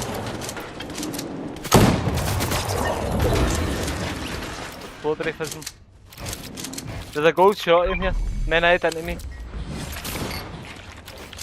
You need to get equal. You good, Breezy? Yeah, which way? Zip line up here. That must be the third guy, yeah? Dandy's here, Nana. They're rebooting again. They'll come down this way. Aye. There's somebody on a zip line. It might have been by I'm here, underneath. I'm crouching on them, potentially. They're above. That's a guy on me. They're above, they might come down, but... I'm going up the zip line, back it. No. I'll go up to you, Breezy, there's more people here. What am I seeing? Why is he just get back? He's left. Oh my god, man, what am I seeing? Got a drum gun, boys, watch. Alright.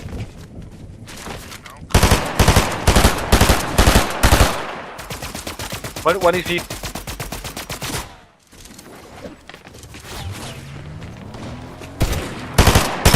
One feet as well. Behind the tree. He's running. Close. Crack. 60 headshot there.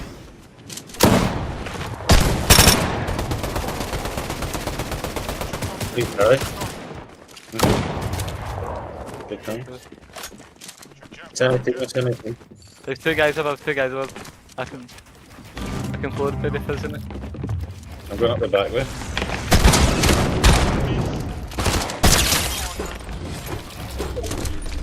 What reboots is going on, boys? Another reboot here. What are these champion players, man? What am I seeing? Please, behind the rock, behind the rock. The white one down there, I've just seen a guy. Guy on the middle of the street as well. Let him up, 90 on him. I'm getting to you. 70 on that guy, 50 on that guy, 70.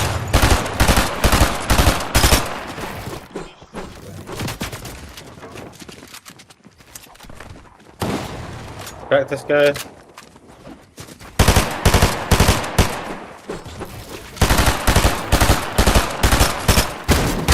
Get his on the wall.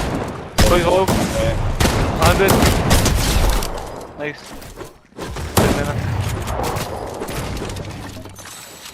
So not another guy here? Yeah, I killed him, it's so bad. There's another in the team. I've just been sniped for him. I killed the guy. There's a new team, but 116 on this new team. Bro, I'm hacking with a sniper. There's a guy on the mountain. Yeah. This No, guy he's just sniped me. Like him down. Crack this guy again in the box. Just chasing me, man. What is he again? Up high, man, up high. What is he again on the other guy?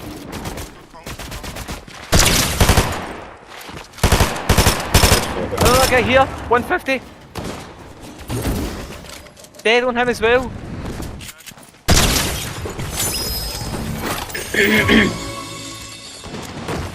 Grappling these.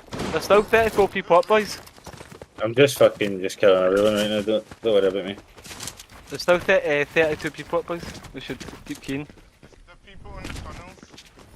Whereabouts, this one?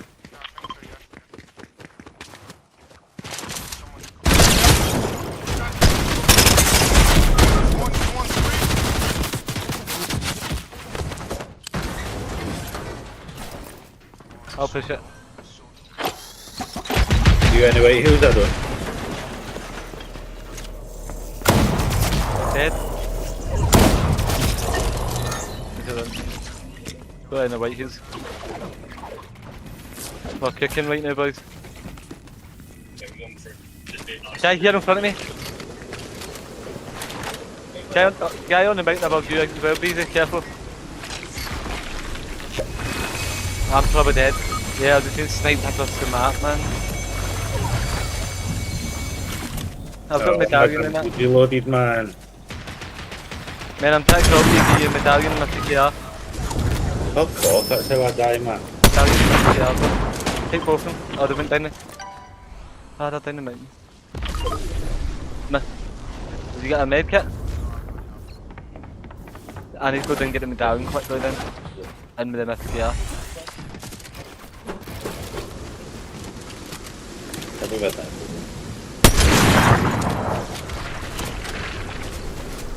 I don't know if I get out of this, bro.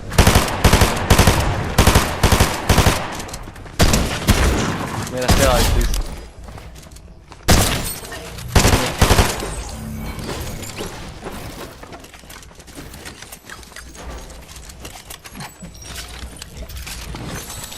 Let's go, can we get these back in quickly? I could get this lit. What does it do, otherwise?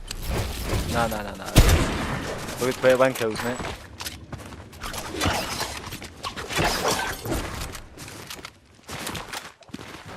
There are people in that league there.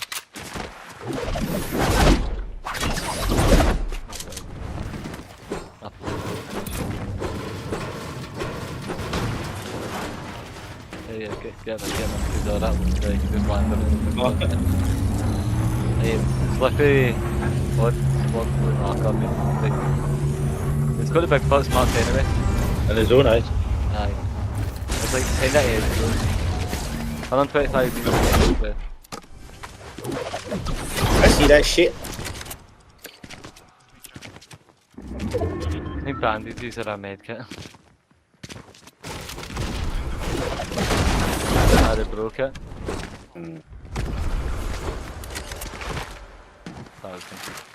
See someone? In the bush. Dead. I'll take it. I got AR SMG. No medkit. These are what? Cigar. Yeah. Nice.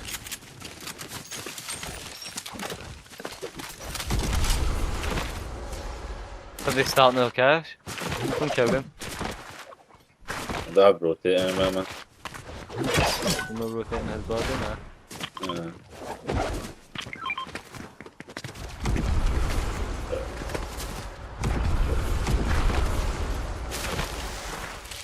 Sniper there.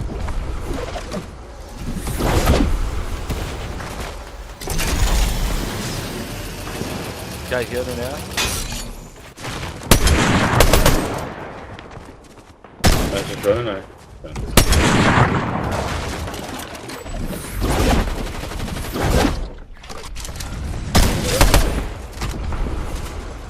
Oh my god! Bro, I just hit a guy about 300 meters away in there. 110. Come on. Like, why? Come on. Bro, 116 again, man! Like, what the f. Give me the sniper.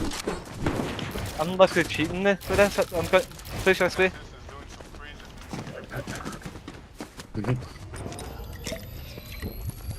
Oh, guy on me with a sniper. Right here. Go now, yeah.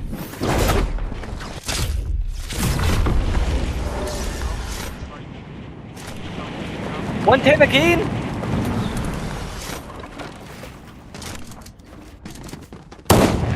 It's 110 in there. Guys on island, look there. 110. They're W keen, they're W keen. They're landing on yous.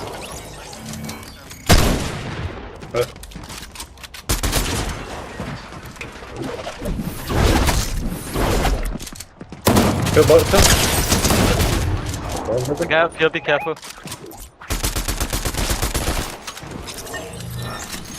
Cheers for that loot, buddy. Very good, man. 4 kills right now. I guess 2, mate.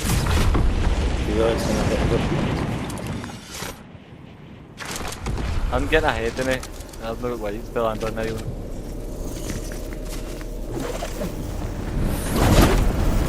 There's more people over here, man.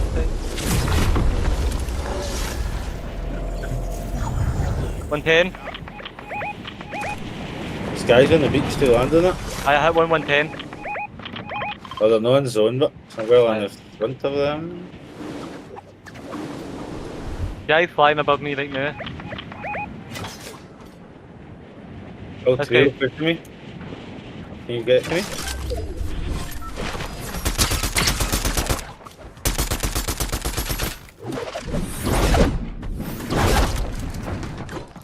Let me get away again, see, man. Can you get back to the pad for easy? Yeah.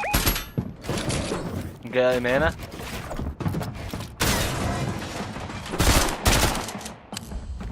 Come back to the pad, bro. We need to go this way anyway. You good, mana? You got 2 on you, mana, be careful. Wait, nowhere, man. I didn't know he was there, bro. He just landed on you for a grapple. I've left him 1 HP anyway. Wait, I'm killing him. I just killed the guy. Let me know, man. You got him, mate. Let me know here. Go play breezy. Was that a reskin you killed? I have no idea. I'm hiding in a corner. Need to get ahead, by the way. Can't throw this shit.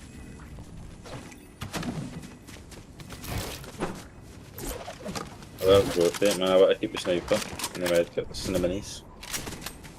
People fighting out here. I'm going to try to get some of their kills. Right here. Maybe 2 of these kills.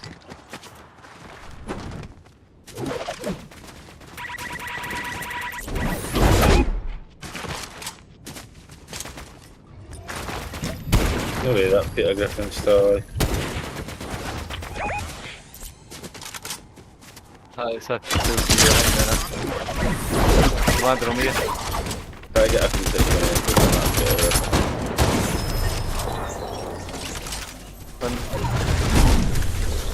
Enough, you want it? Get on the boat. We're in. Get into it. Spraying this guy. You're the best, man. Guy on my flat. Guy above me right now.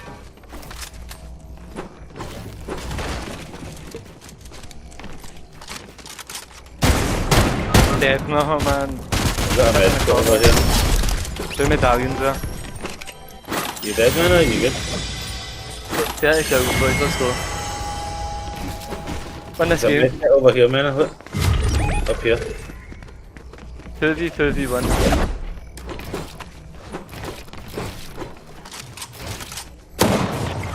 No. You can probably res me, I'm sniped on these. No, man. Nice, bro. I'm sure there was 2 medkits there as well, weren't there? Just leaving. Here. You can still read? Just leave. Can you still res? No, it's not. No, you can't. Run the ball, man. It's 1v2 then, bro. Every once I'll fucking die again. But they can't get 1 kill, bro.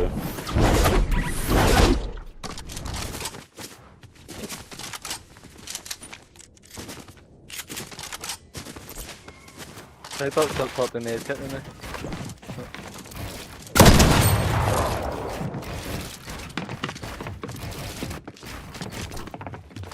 I kill him quickly though.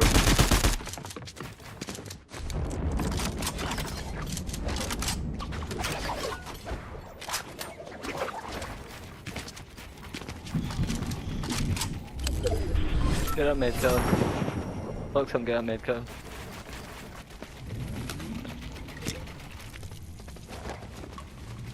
No, try help his solo. The solo's greeting him. That's... He's killed one of them. He's killed one of them. 1v1v1. One above me as well. Careful, an arsehole. One above me. Oh. Oh. Okay. No, nothing. Delicious balls. Good lay reload.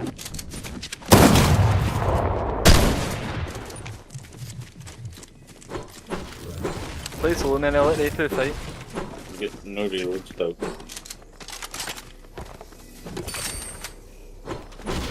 Good back reflex. Just try wait for they two to fight then third party it, mate. Mythic Scarver, is it now? No. Yeah.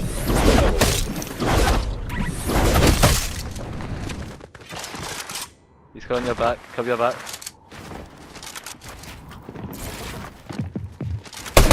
I think Breezy might have had big pots in his body.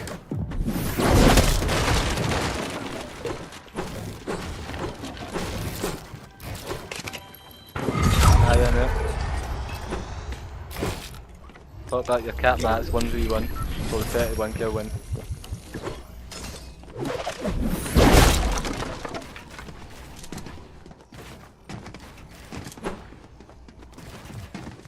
You probably let him wonder. Nah, don't. I'll do that.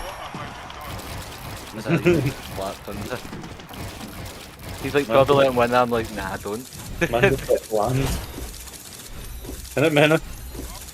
Man just got bland. But he's the I got to Unreal, mate, and you're like, ah, just give him the win. Nah, it's the same, mate. If he's all that, mate. Hiding, fuck. I suppose he wasn't really hiding, was he? Ah, fuck him, man.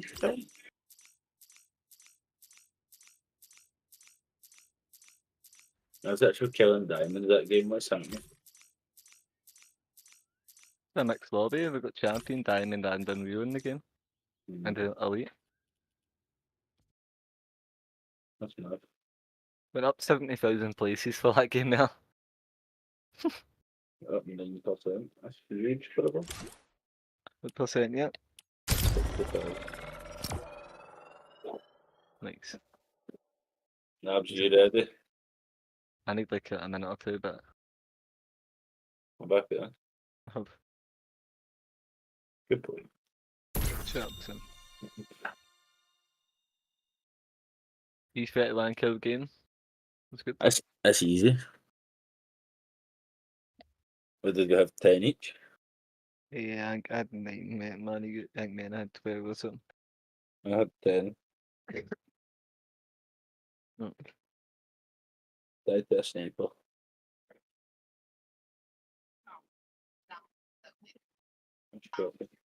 I died to a guy sitting in a corner and then full box to him. He just drum shotgun my ass.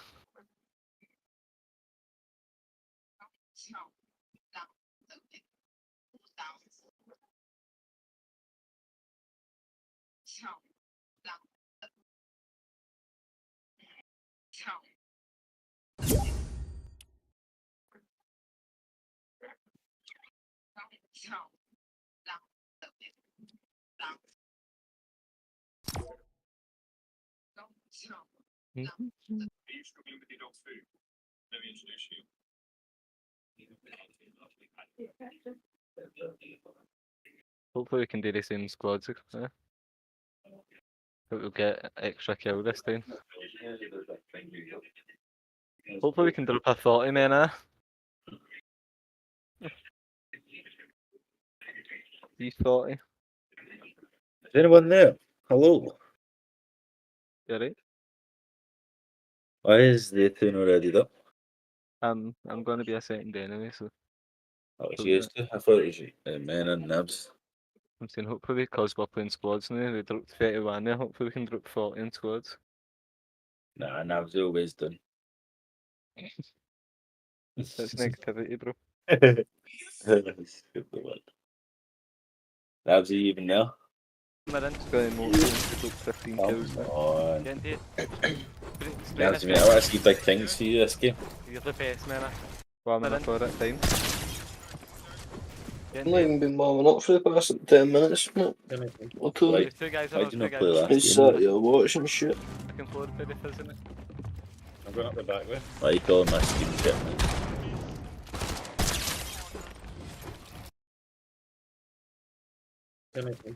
There's two guys above, I can... Huh? I'd be easy telling through those streams. I'm going up the back way.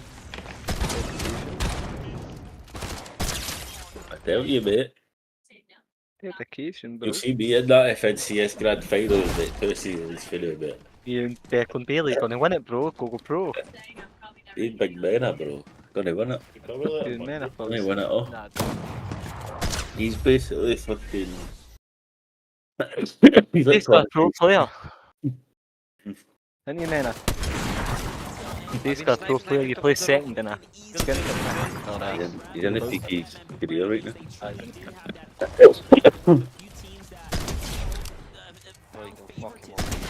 Ain't you, Mena?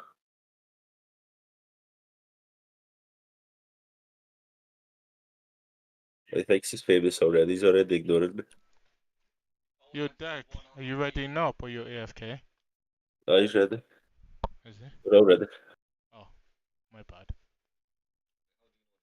Bet YOLO wrote us that, man.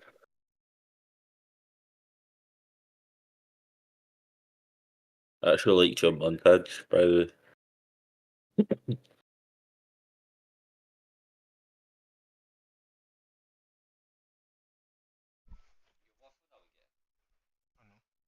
Breezy, how many percent are you? 65, dude. If you keep dropping 30 bombs, mate, I'll get it tonight.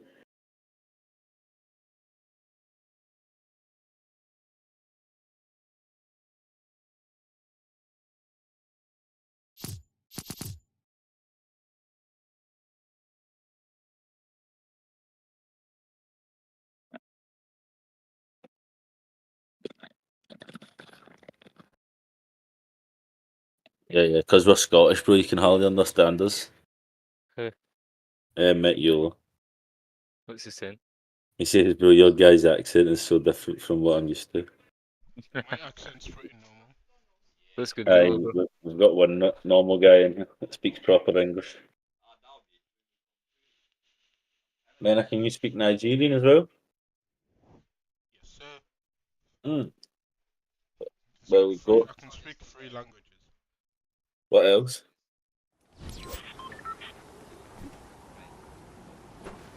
So what is it, gibberish, English, Nigerian? I know what fuck language it is. You can hardly even speak English. Who? Us, Scottish people. People think that's Gaelic, but don't they? Gaelic, it's spoken to the Hagen. People struggle to understand Scottish people. Yeah, well, now that I'm here, we're about to drop a 70 bomb just shoot. Hey, die off spawn.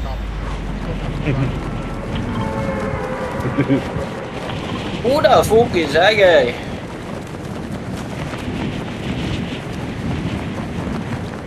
You got this now, bro.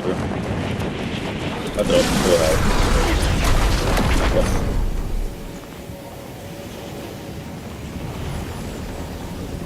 It's so annoying. Yeah, you won't understand something, you won't.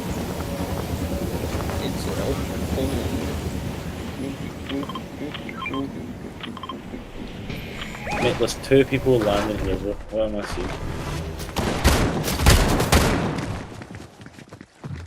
Yes.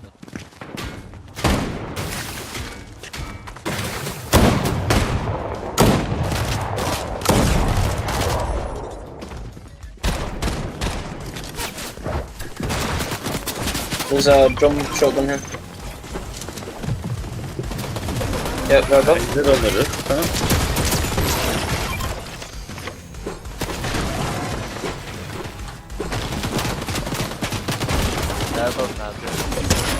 No, just check the roof. Let's go.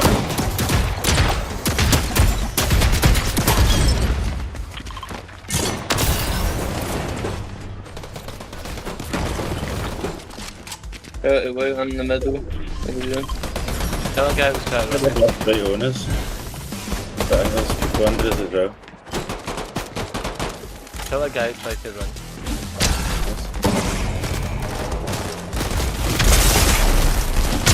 That's trying to get in, get in the kitchen.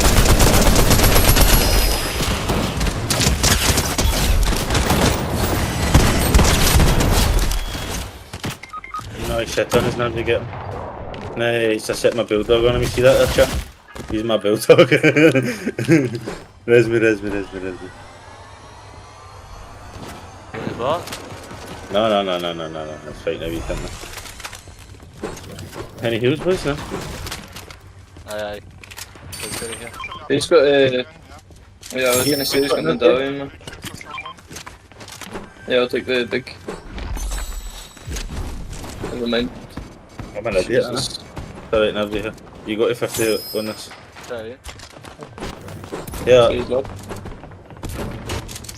So where's the bot? Did we get him? Right, good man, Yeah, so now we got the pump, the scar and the... Yeah, I've got pump and scar, mate, so that's why I was doing medallion, mate.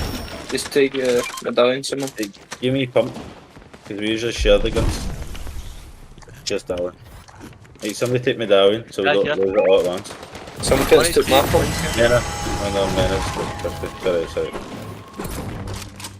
Bye guys. Yeah, we going down? Together, outside of that one. Back there. There's about 5,000 steps in. Where's just left, right? Someone give me AR bullets, I've got 3 bullets. Have you got any AR bullets? Wait on this guy. There's people here. Come to me. I got some. Wait, they're up my side. There's two of them here. There's one. And they're stuck to it. Nice. Oh, I missed my shot, I sold so. Is 2 minutes in? 80, cracked, 1 HP, 1 HP. Behind me, man.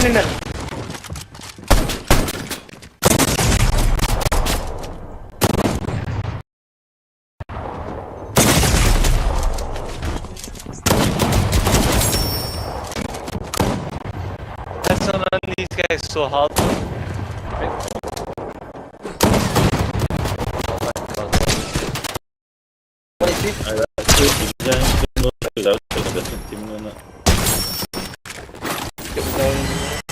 Guy now.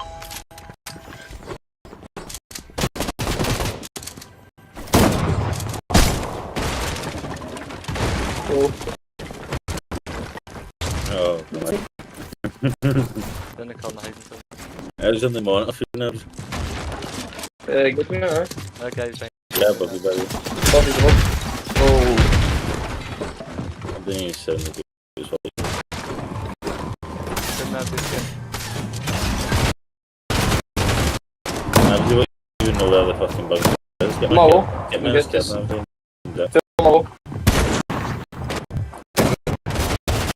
Playlist. Guys, I'm Nancy, why are you walking? Huh? Why are you walking there? There's one behind you,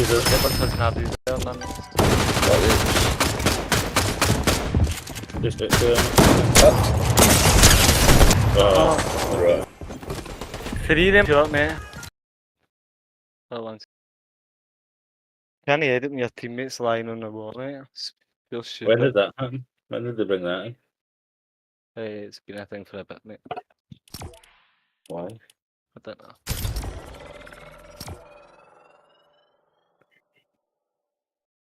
That's fucking stupid, isn't it?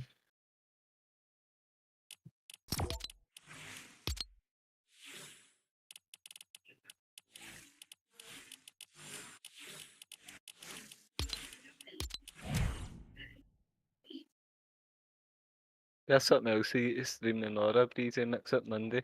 And it's just normal placement points. 2 points per kill, 65 points a win.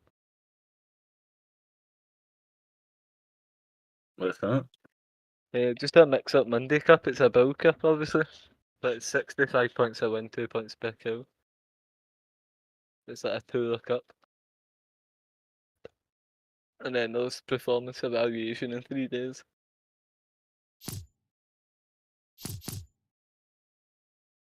The next thing's the rank cups, those 6 days, and then squads after that. So it's a wee bit of thing you can record and get stuff in. I don't even know what you're talking about, mate. The videos you were talking about making. Alright. So there's obviously, that's what I'm saying, there's that Mix Up Monday Cup tomorrow, and then there's the Performance Evaluation Cup, which is an Ardu Cup, and then there's it's like the Rank Cup, so like the Diamond Solo Cup, and then there's the Duels the day after, and then it's Squads after that. So quite a lot of things that you could make me videos now, like you were talking about.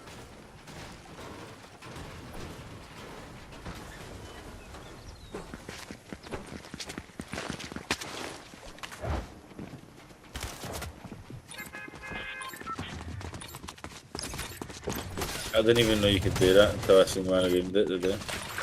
Just jump through the window and it's got the cover on it. Isn't that? No, I used to break it, but I seen it. I didn't know it until I seen it.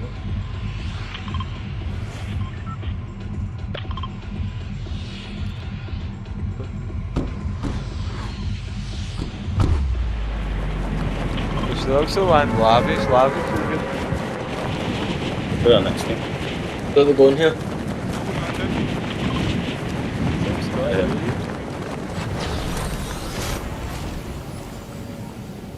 No why Breezy not there. To get my mark Oh, there, man, if you fuck Breezy. Fucking throwing it, man. What the fuck? I'm my way towards it, man. Fuck to me, bro. Throwing my gun. That's it, so they know towards that. I know, man. I thought I landed in some random spot. Let's do that.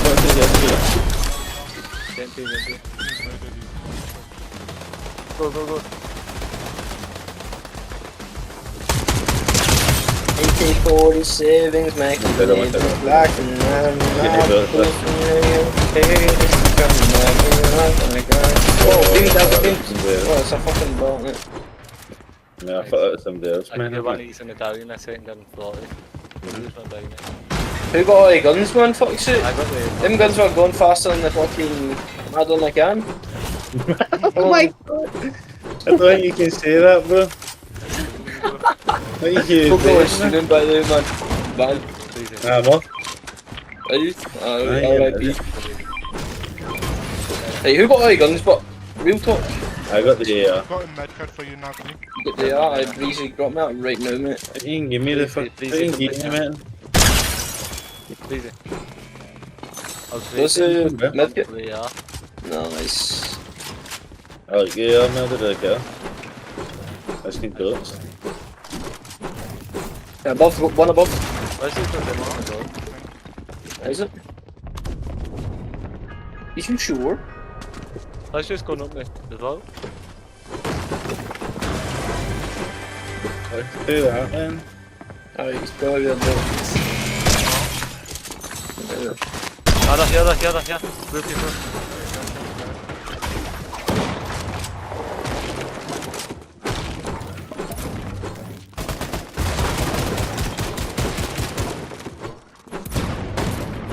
Whoa! Motherfucker just popped in my head. I've got no mats. Fuck, I'm fucked. Someone needs to look at me. Box them all there. Deck to your right, man. Try and get me to this if he's good. people in our vault. Oh my god. They're looking in the vault. Do you think we're in the vault? Or they're just running in the vault? One pair.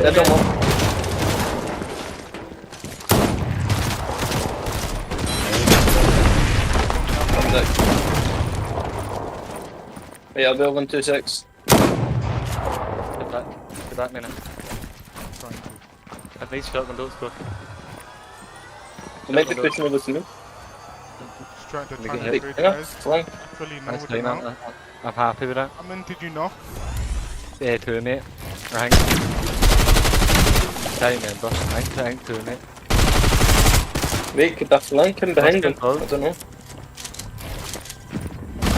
Yeah, flank him behind him! Crack! Dead! Dead on both! I did not. Mate, I boxed that bit up, mate, and the two of them are just sat in Yeah, the box. Breezy. Thanks for my AR, bro. Dickhead! See you later, mate.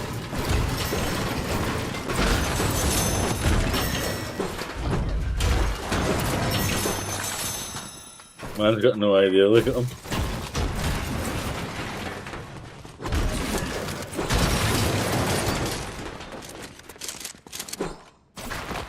And how long is I be talking to yourself before you realise me? Oh, mad, man. But did you remove him from the call or? Put him in the other call, he's cheap. Yeah, let's get you.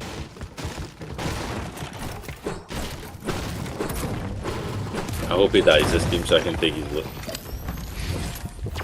I'm gonna die, so not yet. No.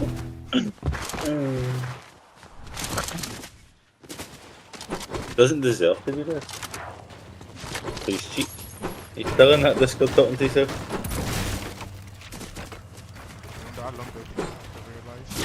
Oh, mate, he'll be ready to the game before you realise he's thick as shit, bro.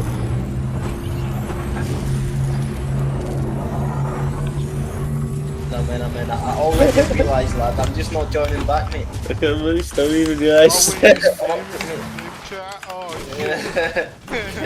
I need to go back to the vault, boys. Just not joining back. Is it? I need to go back to the Step my balls. That's not going to look bad.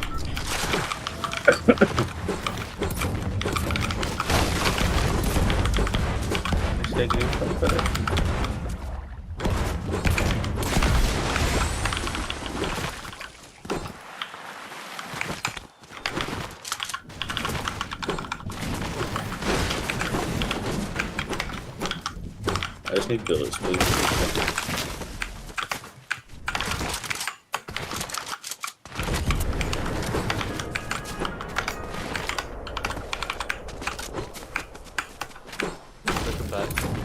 Yeah, good bitch. He's so hard, man. He's such a hard man, I imagine. I'm such a hard man. Yeah, there's half this in you. The next major starts at fucking 1 in the morning, bro. UK time. So I know I'm 50 minutes left. God bless India, boss. Yeah, I can use these AR and shotgun bullets, please. Aye. Yeah, man, yeah. What mark is that? But, I don't know, mate. I didn't look at it. Oh, shit, I've just picked up the fucking...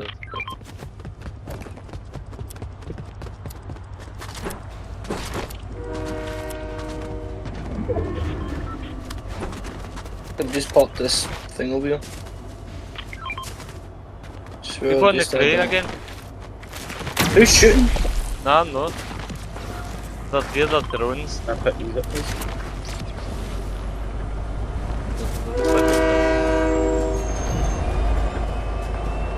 Another team to my right somehow. Oh no, it's the 4th member. Yeah, are you pushing this? Because I'm kinda on these guns. I was. I'm getting keyed. You need to look at me. Hold. I'm coming. He's run. He's on there, man. Start one. One dead. I've got 3 in my box. One dead. 1 HP on this guy. Cracked another one. 1 HP on him. Took the skin. I think.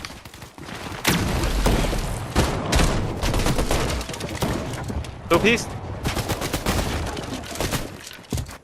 The fuck is this guy with? Anyone got shields for that, brother?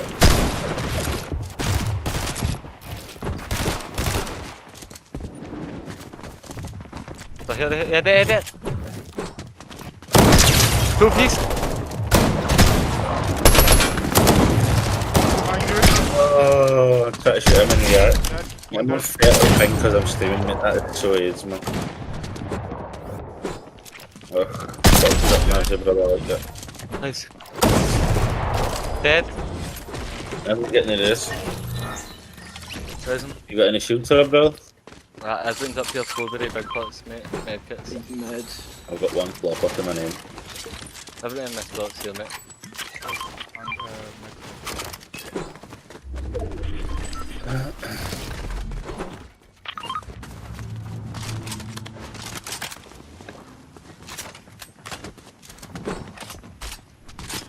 Mate, getting over the visa. Get my way now, Absy. Yeah? Get my way, I'm saying. I can walk by you in that box. That big booty of yours, man. Can you walk past you, eh?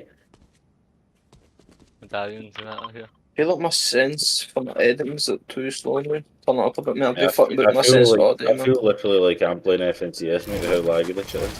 Not even laggy, it's like just, it's delayed, mate. You see, like, try to react, shoot and build, impossible. No, yo, I'm on 10.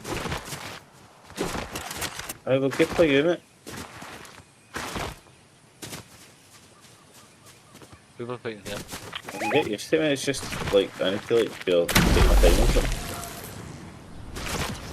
This is medallion. Oh, man.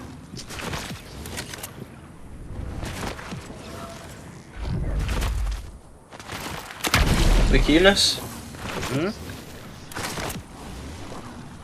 Close? Sorry, I thought everyone was just so close. Just put the launch pad. Definitely landing on me, isn't it? There's another guy about the launch pad right now. Two kids pushing down right there. Landing on me. Yep, and I'm missing all my shots because I'm fucking bad. These guys are good. I'm getting held. I'm getting held. They're getting in.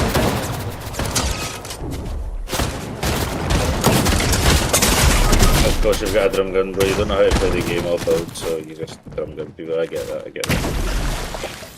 Edit me in, man, if you can. Keep on your foot. Yeah.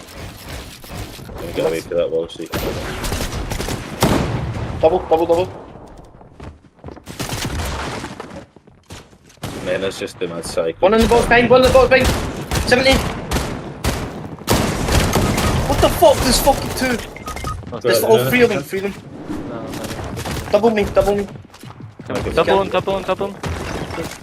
come through.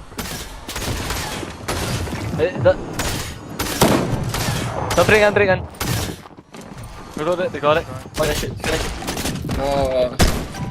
Just for that AR back, bro. Just for that AR back, bro, yeah? Double, please, double. I'll get up easy. There's one hold, turn that in, just one hold. Nice. That's amazing, bro. KFC monkey boy. I just got killed by KFC monkey. Monkey boy. You're through here, that's it. But Breezy's got his fucking. Breezy's got his AR back. That's the cool, mate. Yeah, no, that's what I said. Breezy with the sharp edits, he's coming through. He has a person hiding on a right hand peak. He resets a wall. He places a cone in the box. Full box, he's dick. Yeah, I'm fucking at 100 HP, what am I doing? He's got 5 minis. Pops 2 down to 4 now. Deck is waiting for the peak. He cannot find the peak. Drops low ground. He gets stepped and cracked. And he's dead. Look at my stair places, mate. Why have I got a sharing comment in my ear as well? That's you. Behind you. I don't know how I get that. It's that wee guy again, I hate him. There's reps. Peter Buck's dad. If it's actually Bruce's dad. You made him his son, man. Everyone's using that, and I hope that gets removed next season. What, a drum? I do like doing this, because you just destroy everyone, but I just hate being used. You'd think because it's a new season it should be new guns. You're not making a cup of 2-6. Was it a new season? What? Aye, in like 2 weeks. So hopefully a new game mode as well. What do you mean in a game mode? Duels Like is duels? still. Aye. Duels would be still for about 3 months. It's always going to be duels, I think. Solos and duos. But main events are duos. I'd prefer they did trios for a season. He's That'd actually be not, chaotic. he's not even seen that mythic thing, right? Squads would be chaotic. Nice squads would be AIDS, man. I think trios is just the perfect fit. Something like that. You ready now, man? Look what we just did in that lobby. Nabs you away to make tea. Sorry. Go somewhere else if you want to. He's not ready up it. Oh, is it though? Fuck. Kick him at the party. Get him going. Yeah, wait 2 minutes. I'll just wait for him. Are you here to you now then?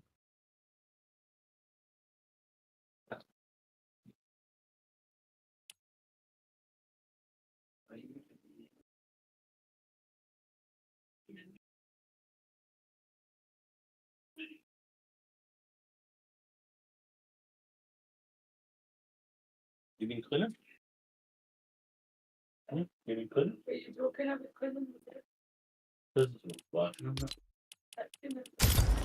You still got ready up? I've read it up.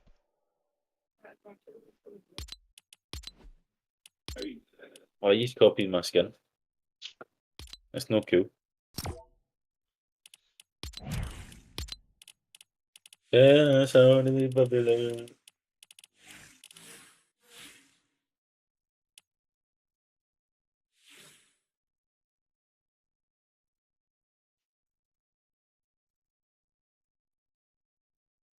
Every time he steps up in the building.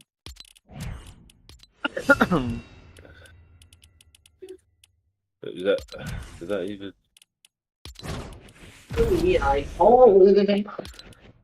Right, aye, right, mate. What the fuck? Why'd I get removed? It usually take about 3 days. I told him to remove you, and he removed you. 3 days? I wasn't even 2 minutes. The other night you went to make a cup of tea and Breezy was waiting on you and you came back 15 minutes later. Aye, because I went. No, I did.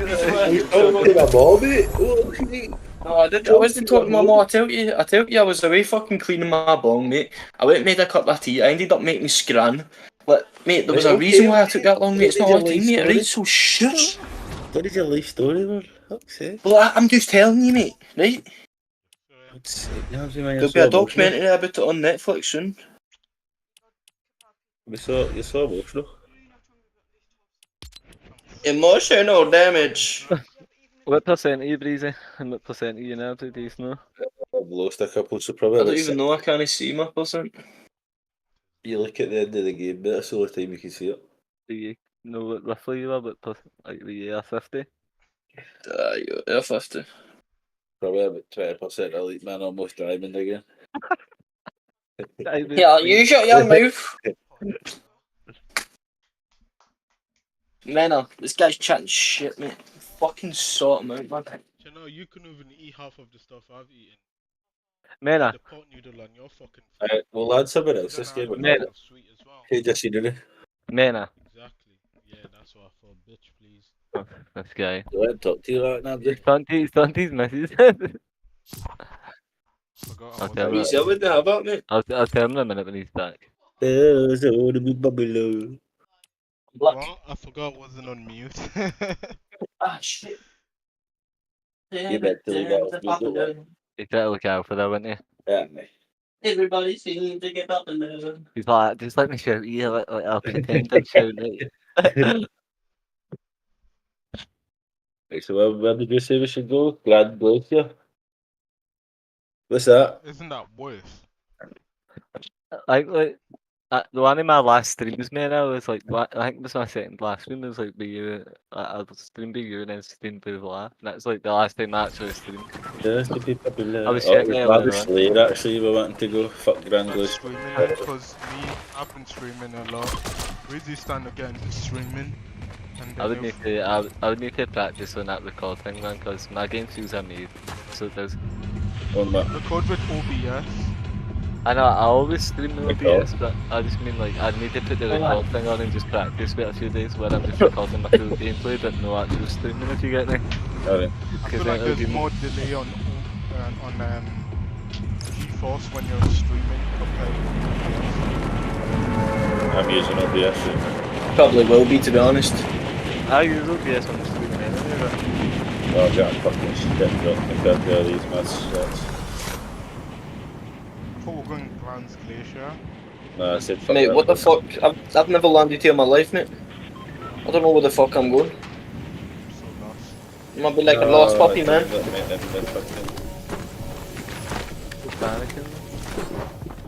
All I hear is about 2,000 footsteps, mate. I'm not fucking liking it. Well, at least I'm not first dead, man. No, this turret's just shit on me. Survive now. Oh my god, this turret is the best Oh my thing god, we- I just nearly killed myself, man. I What am I can't doing? score I the just line. fucking clinged myself. Who marked you? We need to have talks. That's what it's good, actually, man. Mean dick decided to go. Ah, not for fucking squads, mate. When there's about 15,000 people. That's about money. That is true. Can I find some views nice? Man's 10 HP. Jump shotgun? Yeah, still in. That's it. Down vehicles? Why didn't I complete it, bro?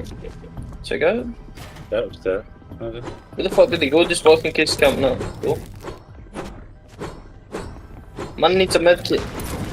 Medkit, please. I've got bandages, get me. Got nothing for you, mate. I'm just out here camping it out. So look on the other side of this building. From me. Footsteps are very close. Yeah, yeah, right on me. On me. Be careful, don't go, don't go, don't go. Really was running me, sir. There's a medkit Okay, here. flank it, flank it. Whoa, on me, on me. Dead. Nice. I think that one. Double make it, I'll make it. My shit feels so fucking slow, man. I can't move my mouse as fast. I've no maps. Yeah. Don't worry about me, guys. People above us still. Fight it. Take him white, take him white. Yeah, it's just one guy outside, sorry. Oh fuck, mate. What have I been shot from, man?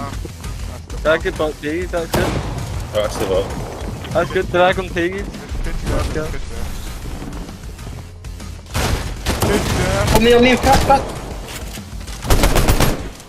Oh my god, that makes so much. Hello? Nice, man. Nice. I need kills off this guy if he's got in a minute. Minis. That's what I need. One though. That's not good. I've got like no match either, man.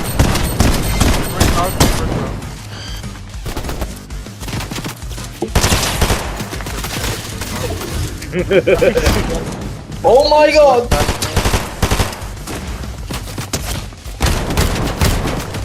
I'm lagging like fuck. I'm lagging as well.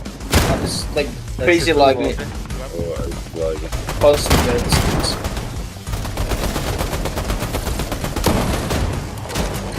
You just need to die to the because of lag, man. I get 0 shotgun ammo, man. I can't play this. There's a I guy can't here miss. also. There's 2 guys. No one comes. Yeah, no. That mythic shotgun and What the fuck is this? People on him right now.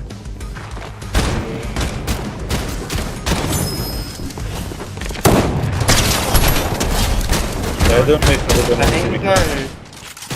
The other one's right. Sure. I've got no bullets. Oh my god, bro. No bullets. What the fuck was that? How did you, Please, why did you actually, switch like- back to your sniper? Because I didn't have any bullets in it. Yeah, delinquent. Yeah, boy, it looked like you switched to your shotgun. Realized you had no weapon, no ammo. Switch back to your shotgun, then switch to your sniper again. Mate, I killed one and hit that guy right, and then switched to my AR, had no bullets, and then switched to my sniper. That's what I did. Good try, mate. Unlucky. So, mate, the first guy had shield as well. And he you thought just I feel was teleporting on your screen. Aye, it was because I was teleporting, I think I just ghosted him. How was everybody, mate? Like, honestly. They were lacking as well because they would have killed you a lot quicker than you were just standing there for like 10 seconds with no reload or anything. I was You know only what I one guy when You I had no reload. You couldn't move on all because there was like 3 bodies. Not. There was one guy when I was standing there and he had like 50 health. No, but as I'm saying, you couldn't shoot you either because of the lag. Where the fuck were you? Did me? Get better. You still just were one to the lag. Get better, man. Or get better what? Get better at lagging. Get better at the How did you die then? Who, me? I died to a player, mate. Because I'm a So space I died champion. Get better. I died to You a pro. You died to an NPC, but I didn't. yeah, you did. Seen it in the kill feed. I didn't actually. Seen it in the kill feed, mate. No way. What's that tiger's name? Tony. It's called Oscar. Tony Tiger. He's got to start doing handgun, boys. Yes, sir. Get my toes out. You get your toes up in the desk while you're playing handgun. But I'm the first sweet player. You niggas, you guys are having a fist, aren't you? Forgot I was streaming there. Forgot I was streaming there, fam. Oh my. Sorry, man. mate, he's a Nigerian Englishman. Nah. R.I.P. Breezy, YouTube. I missed that. Nah. Say it all the time on the stream. What did they say? I can't repeat the word, mate. The rhymes with Nika. Nika team. Look at that, so that's 2 hanging through.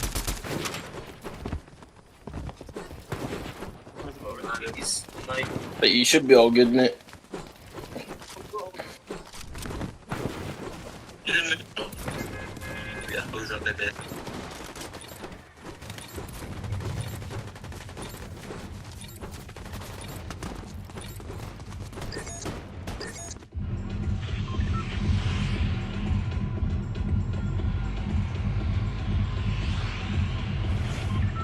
Alright, where we going then, fam?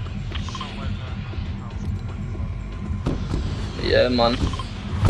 Looks like we're going somewhere with 20,000 people then, fam, alama ding dong. I don't know, Andy, this was. I'm probably gonna get shit. Never has any good. That doesn't even look like fencing there, by that angle. I thought that was reckless rule as well going there for a second. You should get a bit of RPG in, BG, man. That Peter Griffin glider's so good now.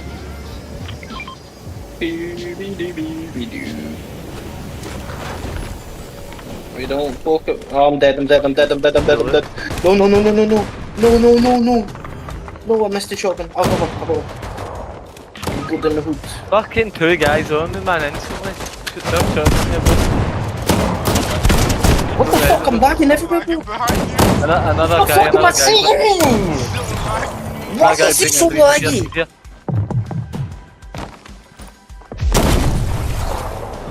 The box here and that.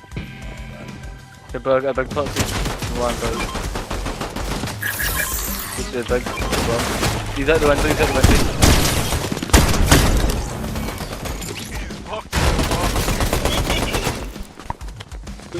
50 no scope. Got 0 ammo, got nothing. Did you not see what I did there, man, or no? How did you know I know him, man? To kill him? I did kill him. I mean, like, do a 2v2 or something like that. Like, can you get a kill, man? Please?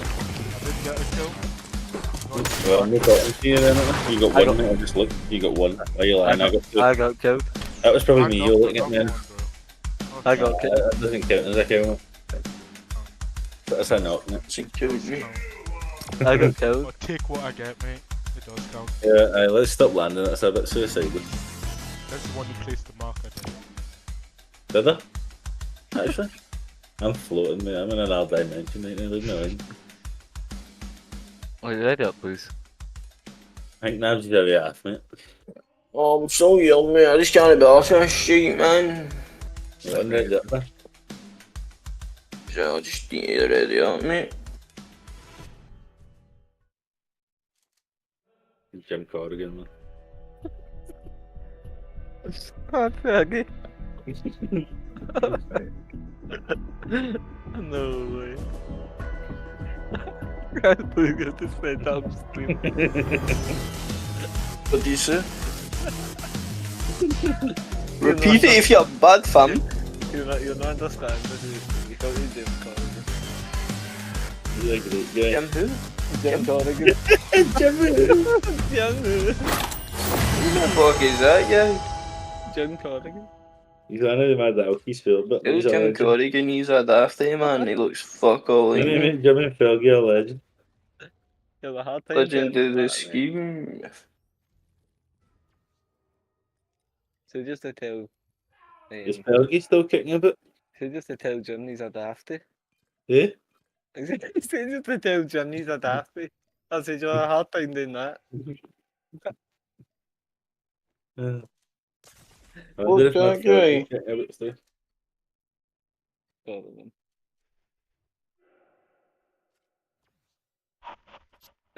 Basically, it was calling you the local alky and Andrew. Yes, You name a fucking about, man. Drinking beer on Tuesdays, not. You know, Andrew? I don't even drink, mate. Try to out me as an alcoholic. I'm buzzing, got to the dam next month, get on. You just tell your box you're not going, now go away. That's what the damn is. You should go back to technique instead. Got the damn next one. Come on, you can get 2 tickets to the dam. Just finish that 2 bucks and I'll go in.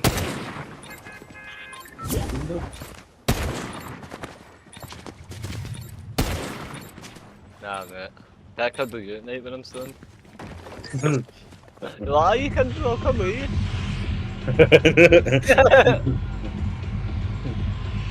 Have you ever gone this time, man? Lavish? No. Oh, mate, I didn't mean to jump. Fuck. Right, well, we need to jump, we need to go somewhere. Classic. What's the name, see, man? Fuck, man. It is what it is. It is what it is. Fucking hell, man, my thumb just hit my space bar, bro.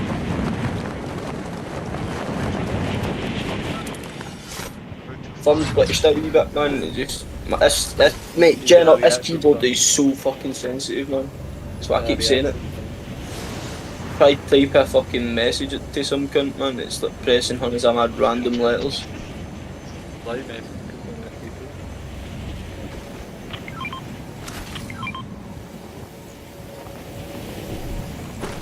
Maya-hee, Maya-hoo, Maya-ha, Maya-ha-ha. Get pushed. Guys pushing you right now. Hey, the man is down one of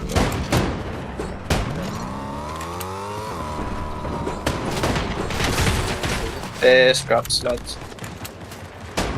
This is the madness, I might get it.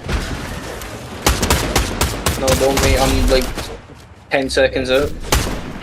No, I'm stuck on a fucking... Oh, I need behind one, boys. I need help. Dead on him, but his pal fucking beamed us through here. Try for me back if you can. Dead. Ooh, give me the loot. Give me the loot, give me the loot. I'm a bad boy. Yeah, come res us. Come on. Look at that. I know, steal another loot, man. That's my loot. I just killed that guy. Did you? Was that before or after you got knocked? After.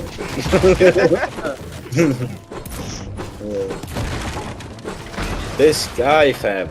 Yeah, we survived off. Because we're so good, mate. I just couldn't stop knocking everyone, bro. You see me? I'm an absolute. Wait, there's someone on me. We didn't survive yet. Oh no, there's 3.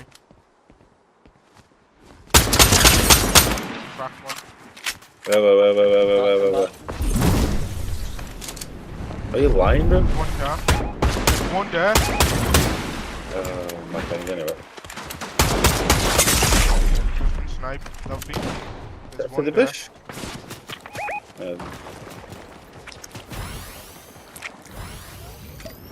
That's 2. There's Big another bang. one somewhere. Seriously. Is he in the bush? Ah, he's gone in the Over bush. there. Is that behind the bush, behind the bush? Beamed. 90 cards, 1 HP, 1 Oh, HP. here. 1 HP on this guy right here. No joke, 178. Get behind. Yeah, above you, man. Beamed up behind as well, 170. Yeah. 1 HP on him as well. Go kill these kids and shit. Got 2 of them. You know it? I'm a box, man. I'll just kill one across there. Magic. Don't edit that. Oh my god, it's not so diamond plus. What is my look? He's alive. Where is it? I've got an ult somewhere. I don't know, but I've got 0 builds, man. Someone needs to split. The minute you got in.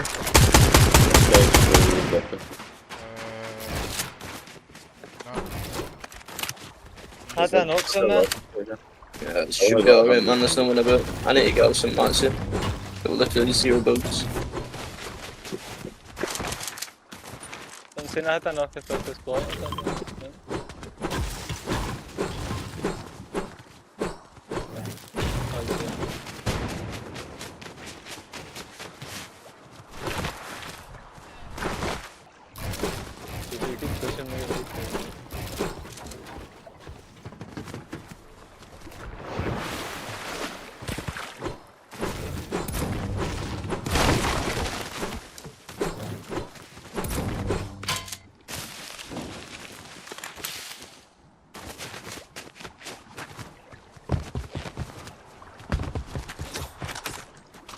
Go ahead, this yeah.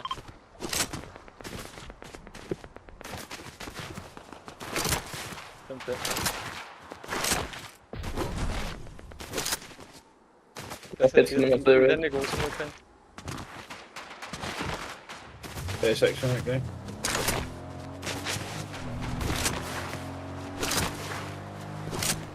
I'm dying.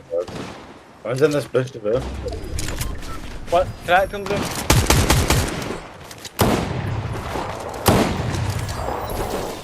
He's telling me to get out of the armor.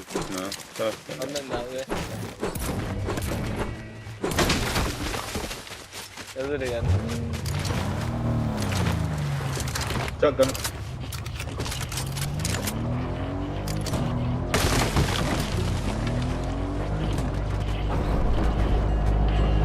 You're ready. Kids on train. Train on the train. It's him. Is that solo? Oh, he's an escape artist. Him.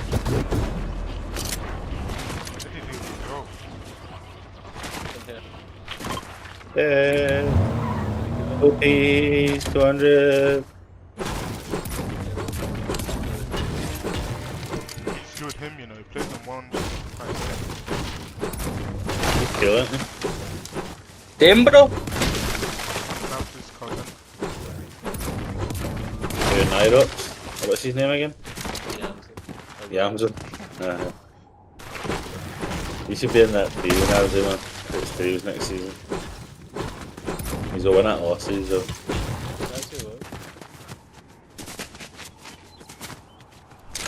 It's actually impossible for me to actually edit the game box stream.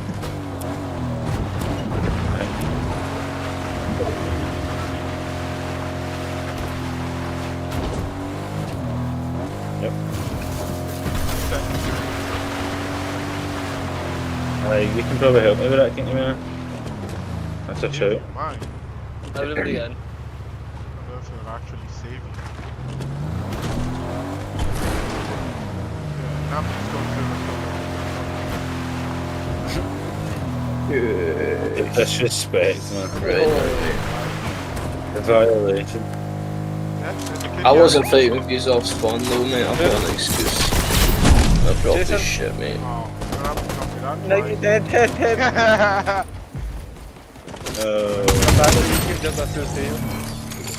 No way, someone just hopped on my car! Ain't one of them breathing. 130. Yeah, come here. How many you fighting? Right, you're alone, have you? Got two on my dick, man. Yeah, I fucking love it, man. I think I'm playing much more of this shit. You guarantee doesn't walk by the guy who killed him?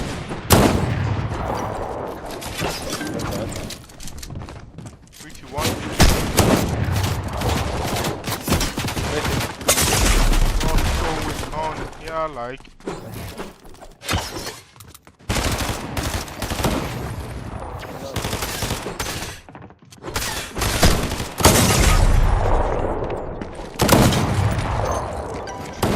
Just want to reset.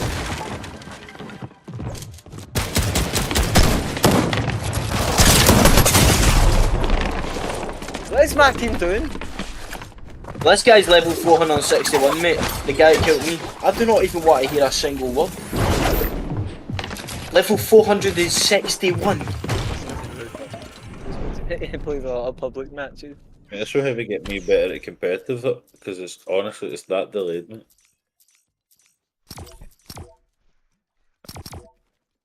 461, mate. Someone's got no life. The grinder, bro. Yeah.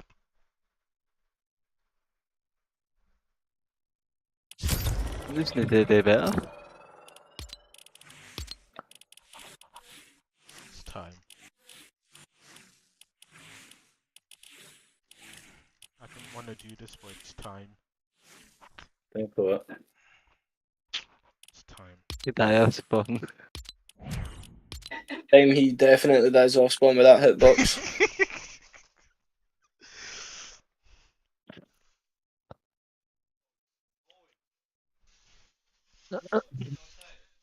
It's not snowing. It's snow? You're in Scotland. Mhm. Let me see, G. All the time.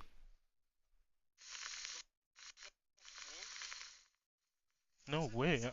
I'm going out. I'm gonna go play in the snow. Yo, fam, I'm gonna go play in the snow, fam. It's not snowing. I got scammed.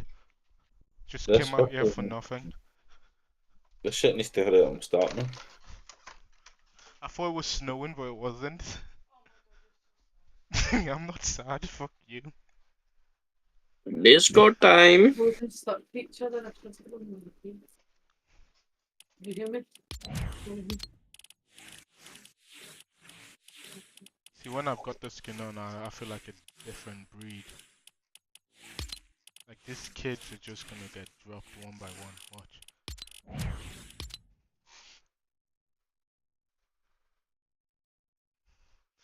Breeze, is that what you look like in real life? Like, Without the beard and the long hair.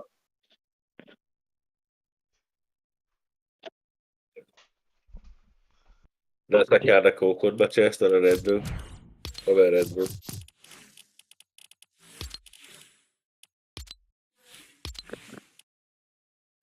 Got to be popular. Nabsy. Yes. Do you know I had somebody at my wall and you edited and ran past him, like behind him, and then boxed up again. And then died. Well, as soon as I got to you, mate, I had somebody on my wall constantly, mate, so I was probably trying to get away from that gun. You should have probably just edited and shot him, mate. That works. Probably, mate, but I was literally boxed between two cunts, mate. Wait, only one way out, mate, and as I took that one way out, mate, I got 80 on. And you were able to walk by him for free. You should have shot Oh, him. you brothers and ladies are just a man very so. Brothers and ladies, please stand up.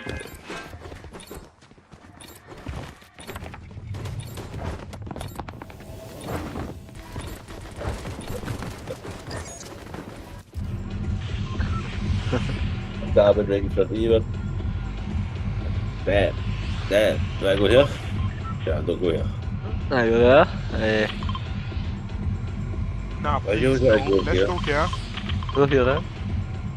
It's out there. I'll go here, but because I see that in a Canada video. This is what Canada land, so I'm going to land here. Man, are you the new ID here? Why are you selling my rank? Kill off spawn while you landed in the perfect spot. Why do you keep selling my rank, bro? It's not even about the player, it's about the boss. It's so loud. You're in new ID here, you're selling our rank. I'll push me, mate. Got you. I know, man. Easy, you'll never get into Unreal. Never. Never in my dreams. I bet we kill these guys and we win. Any money. How's that Peter Griffin in? Yeah, they need couple like it. I like it. Like an onion.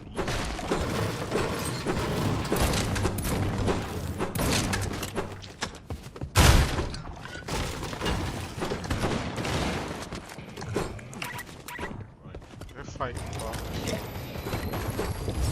We're just camping box for them. I think that's our best play. I'm killing it right now. I've killed it so far.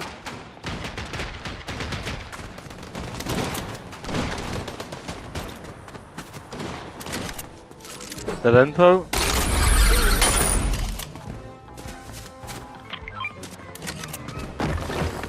You can't on me as well, baby. Solo. One's in bolt, right, I'm peeking it. And they're all coming down. Nice. He's in the water. Dead, man. One dead, though. There's two of them hiding here. He's one of his favourites. Down the down. Oh my god, what have I just done? That was the easiest one ever, as well. You like went in dick and one was right hand peeking waiting for you, edited on you, so I tried to come first and then you were good. Where's I hope man like me the guy. Right above. Yeah, in then. What do you mean, mate? There's so many fucking footsteps about. Yeah, get in, mate. Yeah. Get in, mate. Yeah, get into that, man, and that's why you're dead, mate. I'm box fighting them now, I'm any pill.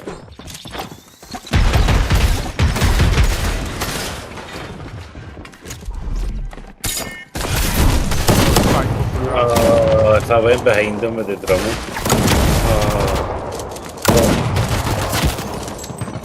Oh, that's another team you're fighting, boss, man. Squads isn't happening, innit? If you look at my stream now, like, you see what happened. That you went in and ran right, but one was... I know, mate, I had a guy 170. There was another guy hiding up high, you know. So that's Didn't know but I had to kill, look, shit. Then Nabsy's scared to help me box fight them at the end there. Nabsy, are you offline? Okay. I think Nabsy's offline.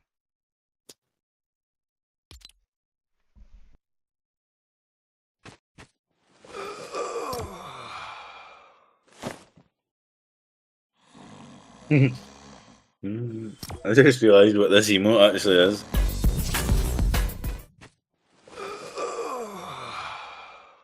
I like yawn just boom right in the head up. Brilliant.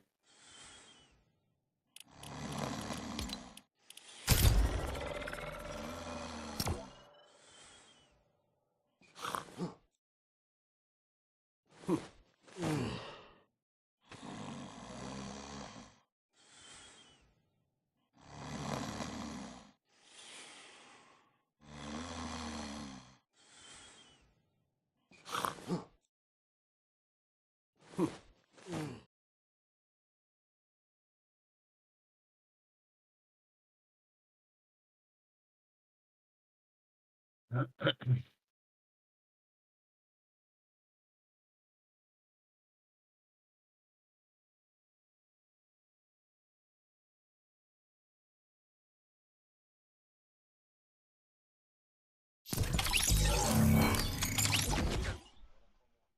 left? Really? Are you offline? Yeah. That you playing? Yeah, we can get again right now.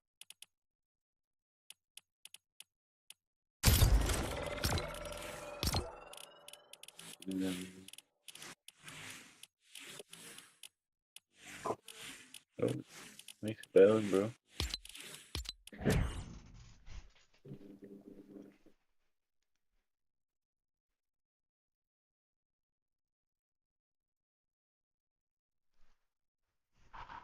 I don't know if Big Brother do me, so I don't feel.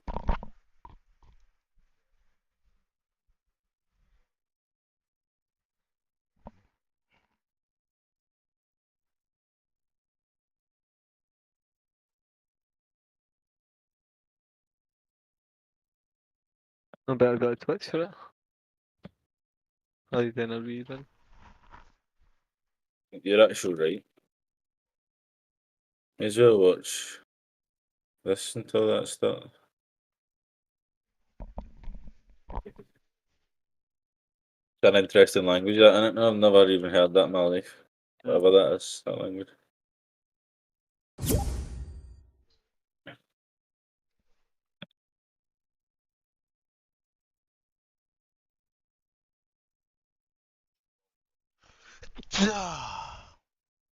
I feel like the broadcast for this is worse quality, do you think?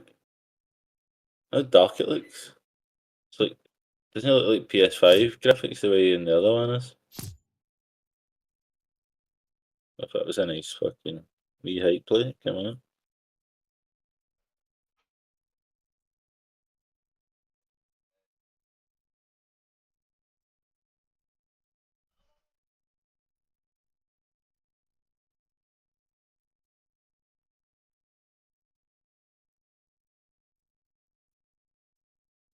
Yeah, I think you have faster runs out of buyers in.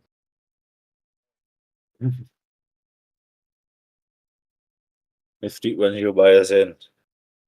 If we wins, I think I'll buy us in. How does that make sense? Because he's in. Okay. I don't know. Beating riches, Peter Pot and Boyle. That guy that Bigger's playing me now, is it Aviv or something?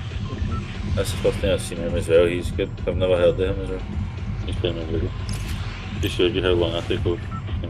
I can't, the last person I thought he was playing with was Miro. Who was he playing with before Aviv? Was it Miro? Or was that Ace?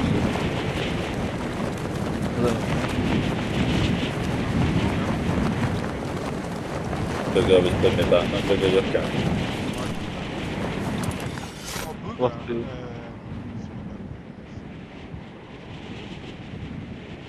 No.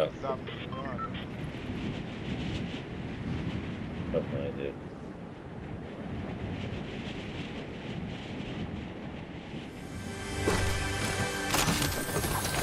Content. Content up the mountain. That's where it's up.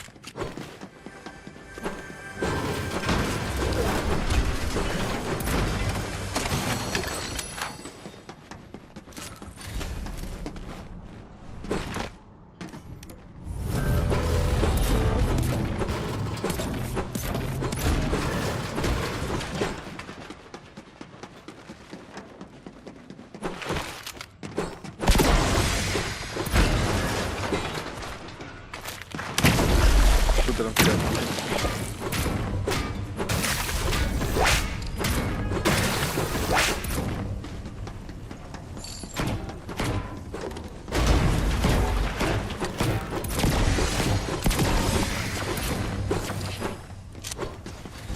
Go kill that bounty.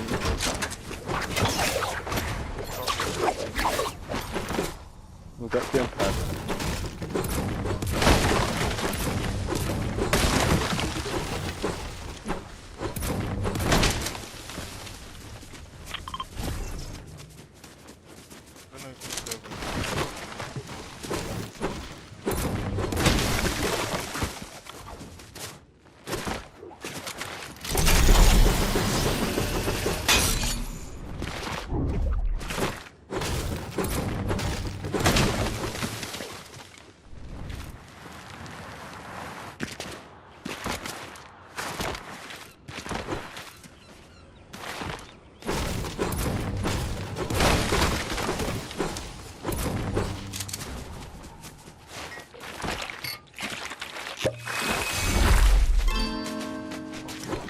They just died here.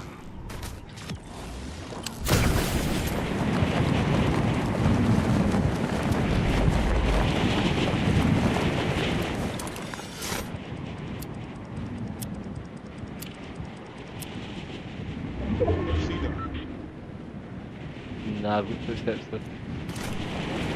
Up top here. Close it ran away. Two other guys want to go in. Who's white? One, two these up there. Two sides.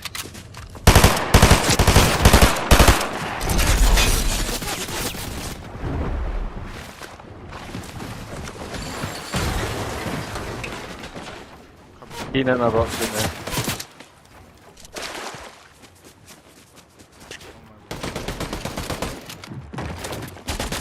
Do them again in a minute. That's good. Good.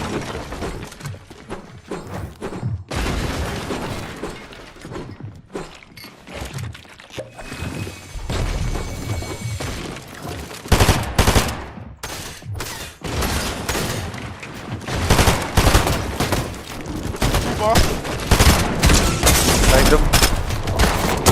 Dead. Careful. Dad. Hold him. Dead. I think there's another thing here. Nice man. The med there, please. Oh, that one.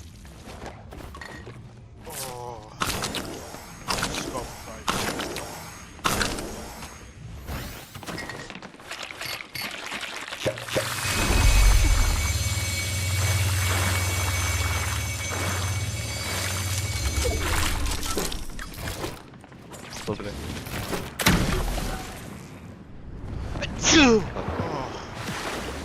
Ладно.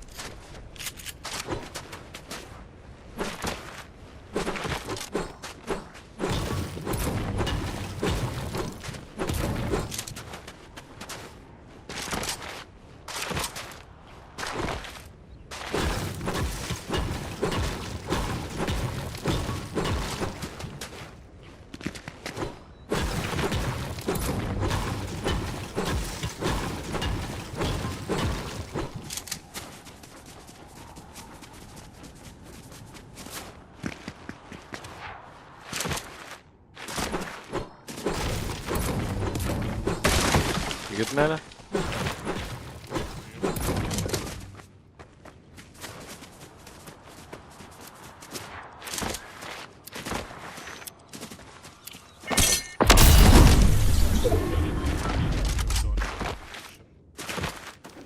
Let's see, and I'll let you know.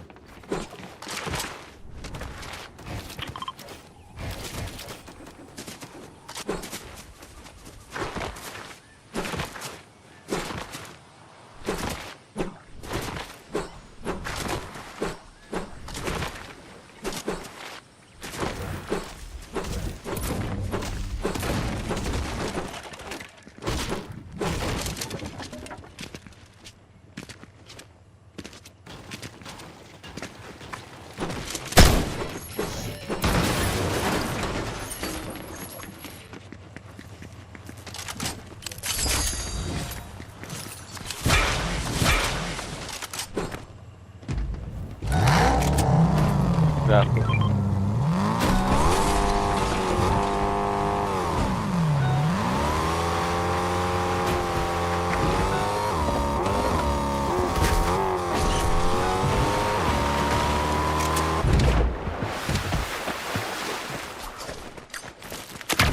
Take the pad. Oh, they're having the car meet. Yeah, this fella. They're gonna land up like here. I'm gonna dive down and start blasting them. They'll get one's get out. They'll land behind him, it doesn't see me yet. He sees me now.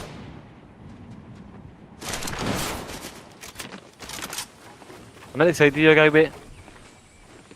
Can you break your guy out and I can beam him? That guy's started rushing there like what? Okay. Stuff here, my guy. Let's get up, careful.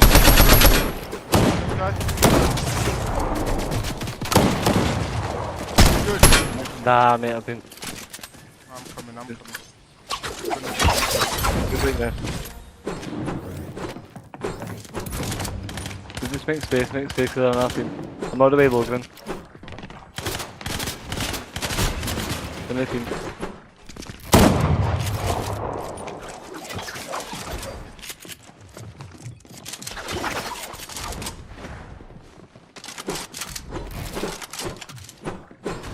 Nothing's here.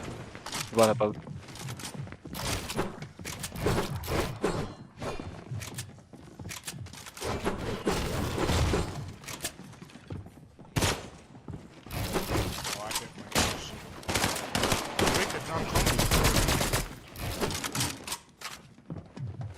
I have nothing like here, but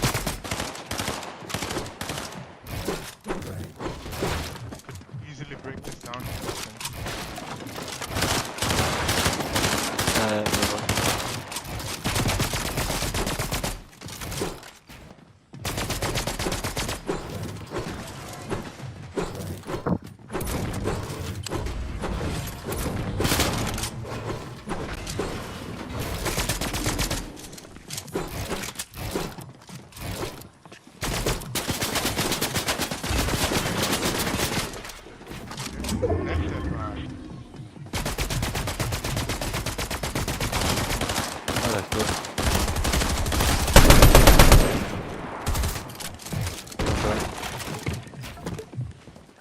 Keep telling me I'm gonna.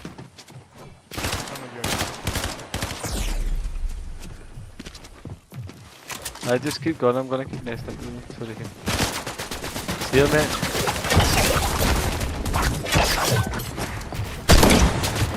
You good? I got you now. I've just been dead to another team in the back. Oh man. Get this. I don't know where that thing's connected, right? Where'd they go, bro? There's another team in front of you as well.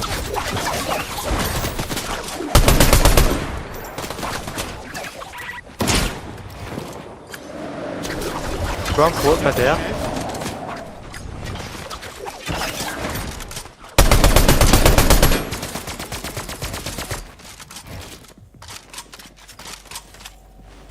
They just sitting above this man.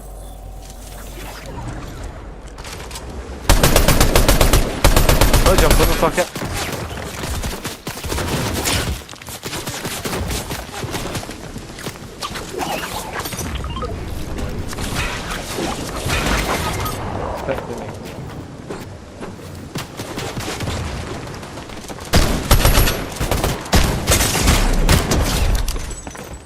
What reason was that? They can just rocked up this.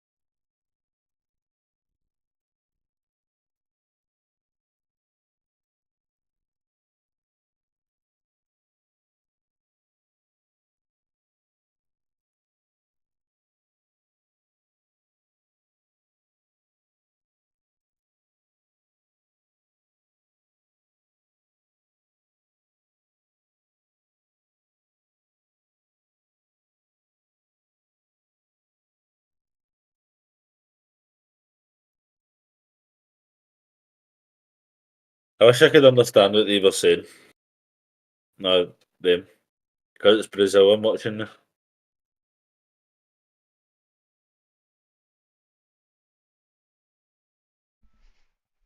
Like, hola, ¿cómo estás? You watching it, man? No, no. Can you hear it? You were talking exactly like them. No, I just know that's Spanish. Doesn't he sound like Spanish to me, man?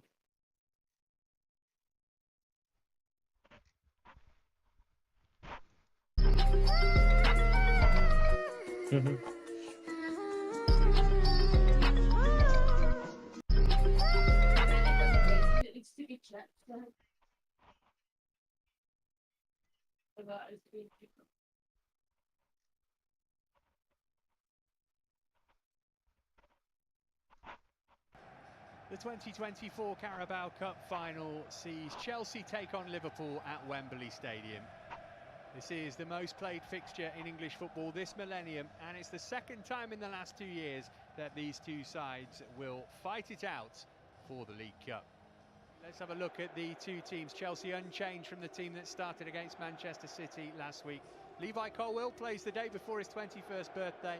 Enzo Fernandez makes his 50th Chelsea start. Cole Palmer has scored here for Manchester City this season. Raheem Sterling looking to win the competition for the 5th time. Youngsters Jimmy Turiainen and Billy G are amongst the substitutes. Good man. Oh shit. Liverpool without.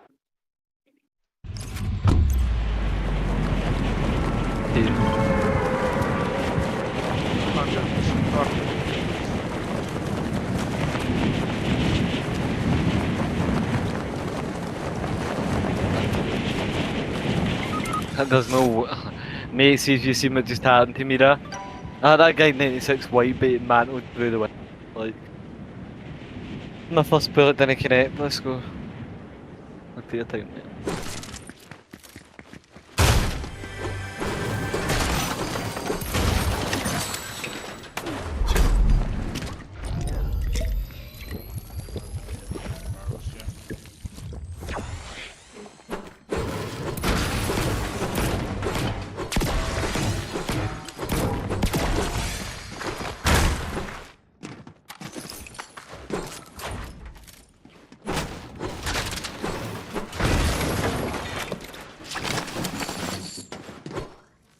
But I swear the quality of this is worse on like watching this than it is any year to me.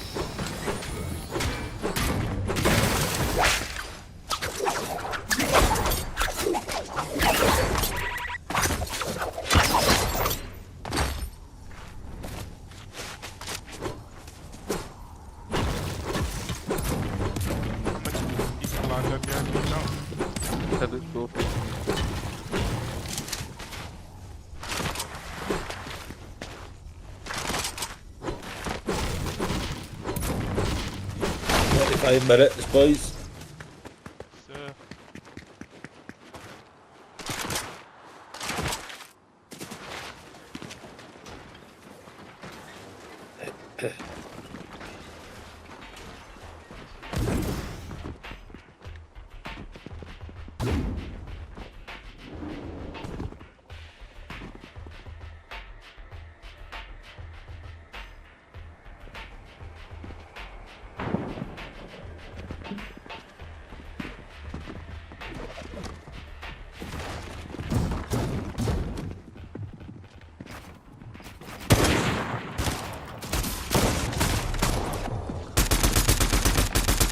Good.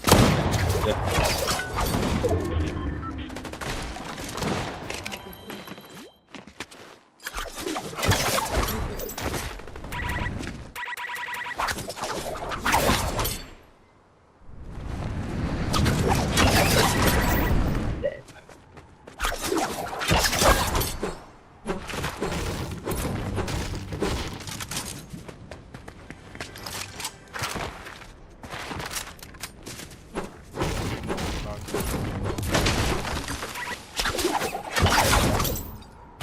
Moving on.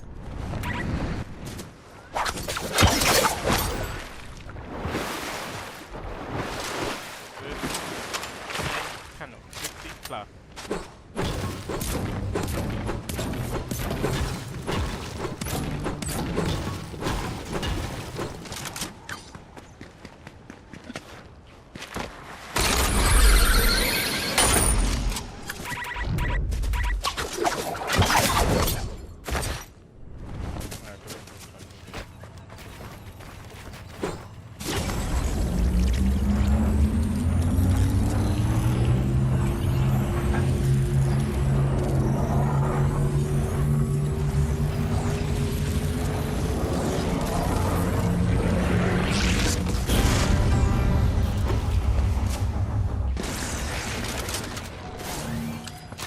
Come to me straight away, I can give you a picture.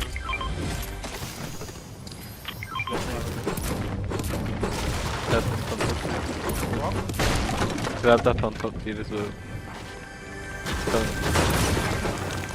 Come on,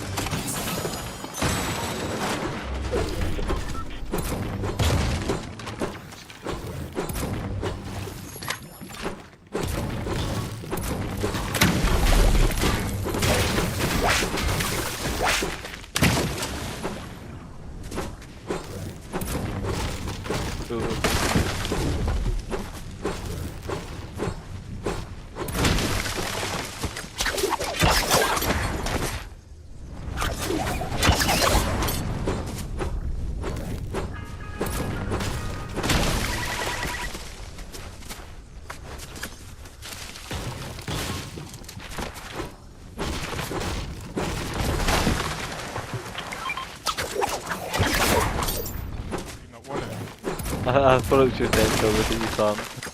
Grab it, man, like 400 anyway.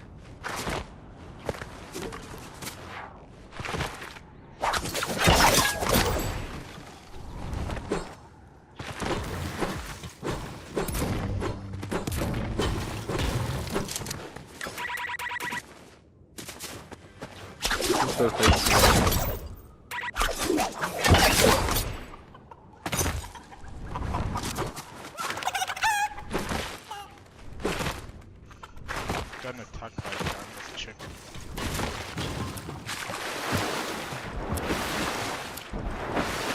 You can't. 1 minute, mate, 1 minute, get right now. Tough over there.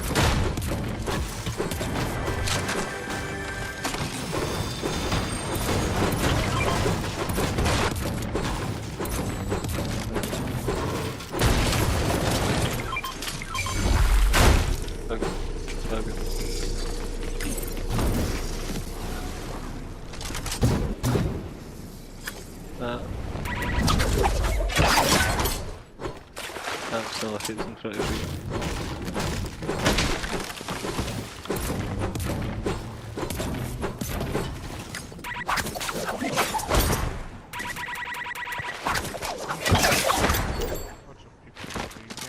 Yep. Yeah.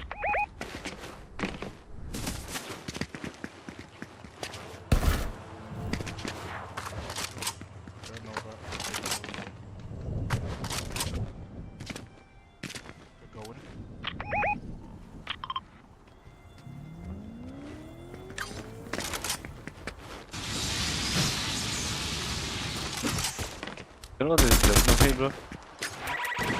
9 M1.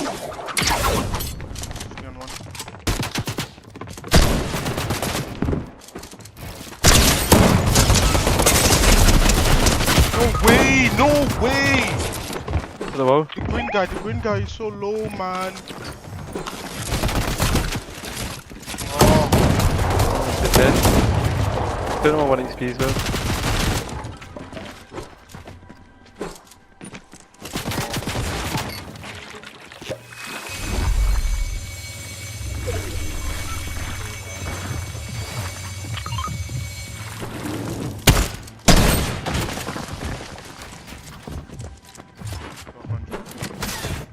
Like the one behind you isn't gold. Oh my god, nice. Good stuff. Put him dead. Didn't he die to stop? Oh, that shot was crazy. Flip that. Yeah, I'm going now. Oh, what is he even doing now? Time to go, I think. That's a really good shot though. You go back and watch that.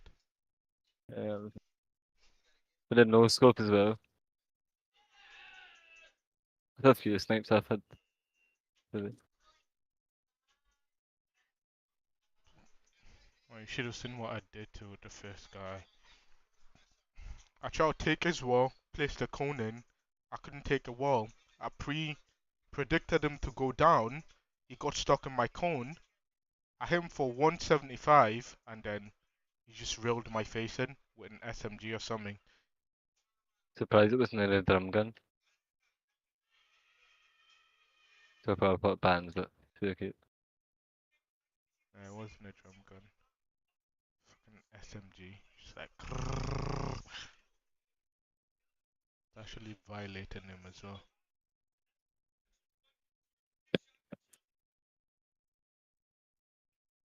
Felt like Mr. Savage with that snipe there. Mr.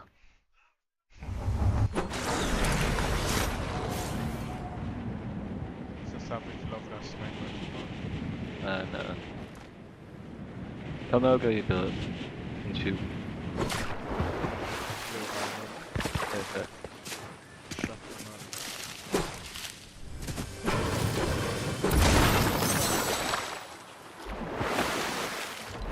Go for cash.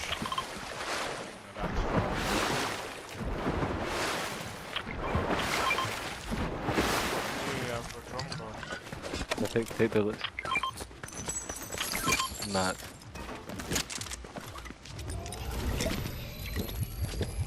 There might be stuff here, man. We could grab people. I'm getting sniped in here. Try to east. They're searching for me. They're pushing me. Get on the pattern.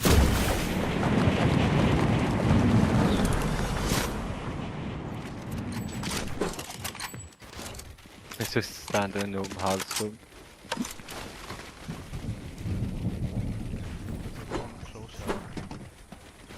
I'm just sitting back with a sniper.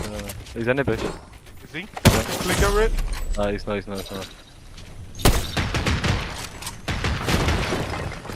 The enemy heals are in.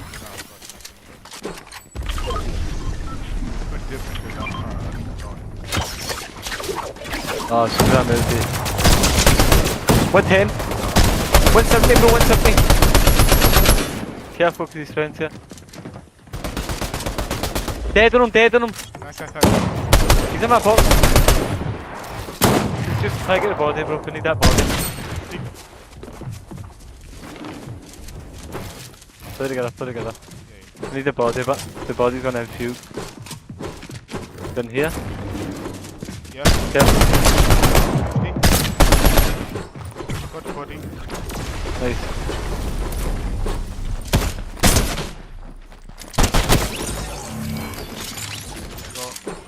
Any shoot? Got shield, yeah. Nice, we've got medallions on us. There's another thing coming. I'm making space if you can get it. Come didn't me.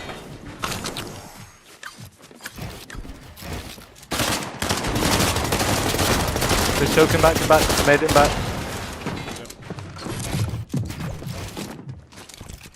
You need anything? No, but look at, do you need a big pot? Get in my wall. I'm not doing a good pot. Move back, man, move back. Here. Remember, this is an hour. No peace.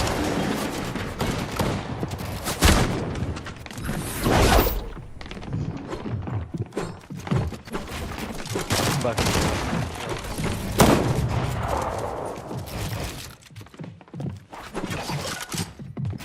Got this playing angles in the show.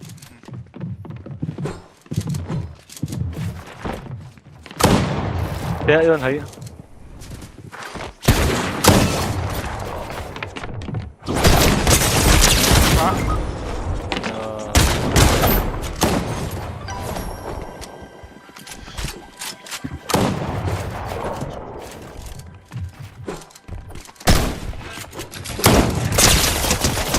Oh, we traded, obviously we trade. To make sense.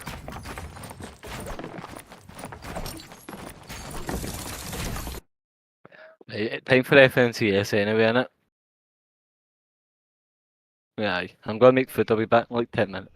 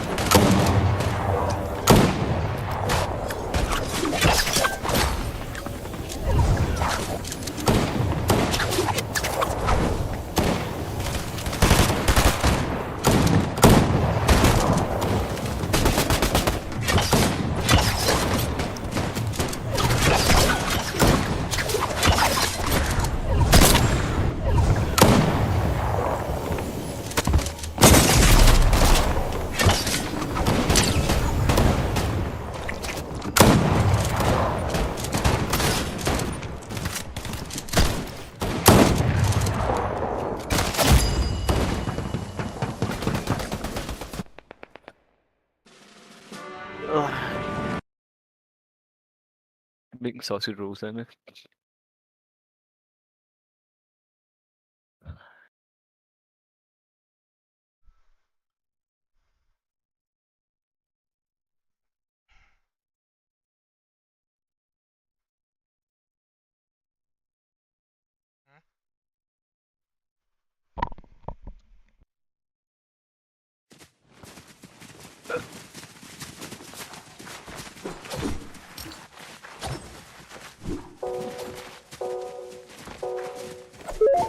Two drinks, one in any then. Yeah,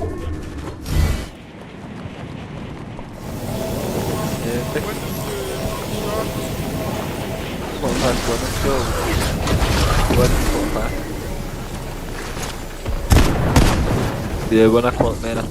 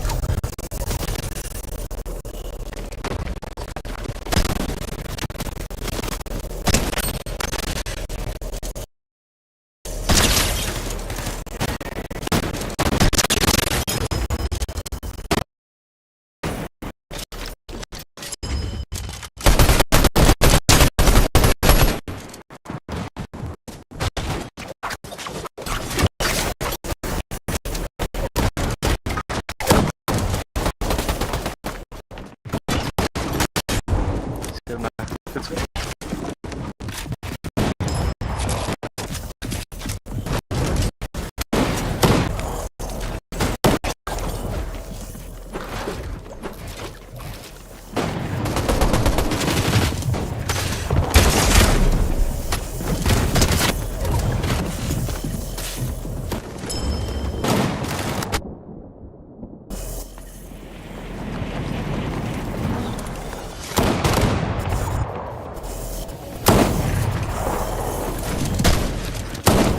you think's gonna win any then, Vbucks? Get a bot of that.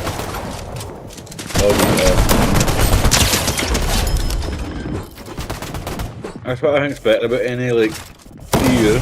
There's they two teams that came first and second. I think they're miles ahead of the other.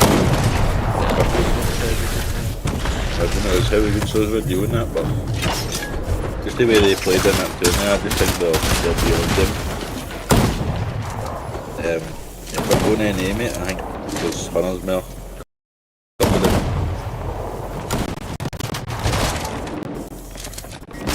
Get me back to the that was shite. See the miss of it? No, we're back now. No, I haven't got the spot. Then your points to get? Oh, I didn't look at them that much, but I was watching like over to the live stream. So did them losing a fight that they shouldn't have lost. Yeah, they had enough points, do you know now? Yeah, they did. They didn't do as bad as Mongraal, I don't think, but I seen them do something bad, heavy bad.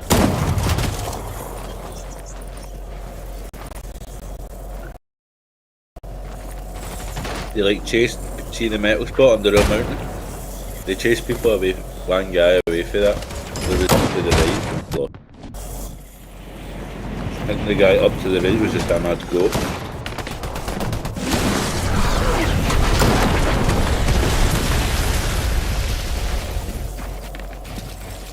And I'm by that guy who actually used fast forward.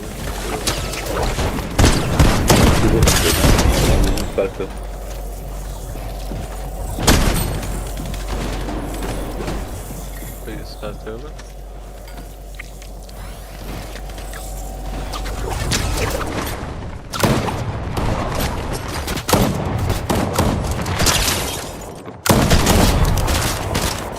Oh, got an AMC here.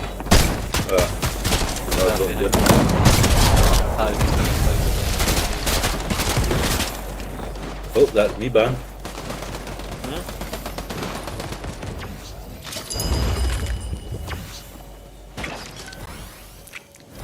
Honey's man on as well, man. Let me get it off. Man winning 1v1 but he's not much himself.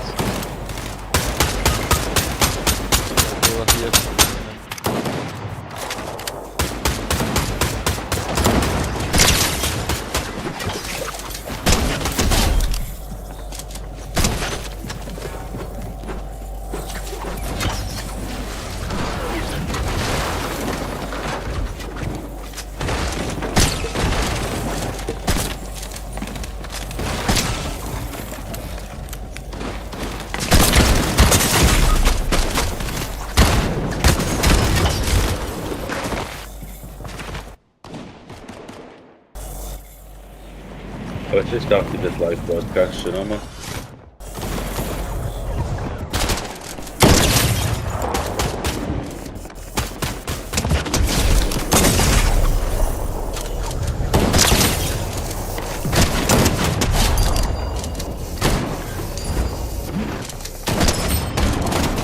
Look at your Discord there. Babe, you take this? Is it?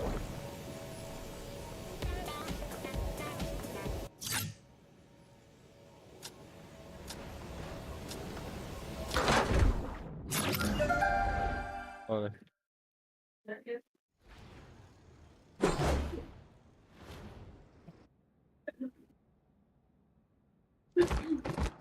Oh, me, I'm just screaming ball right now, man. No point, bro. Back out and watch the stream, man. Before you get me banned.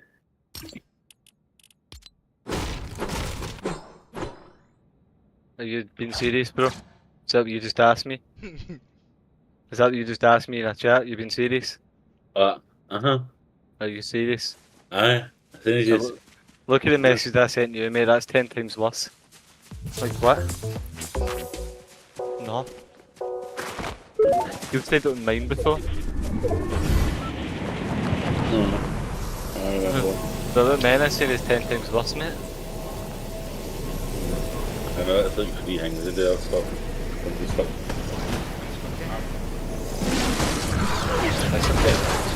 Hey, somebody already reported me for no reason. Remember my very first live stream I did on YouTube when I got a warning? Nobody even said that.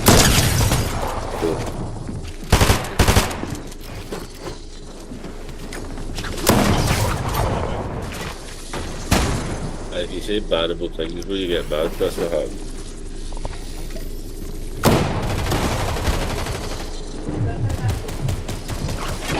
I know, but Jimmy Passe is amazing.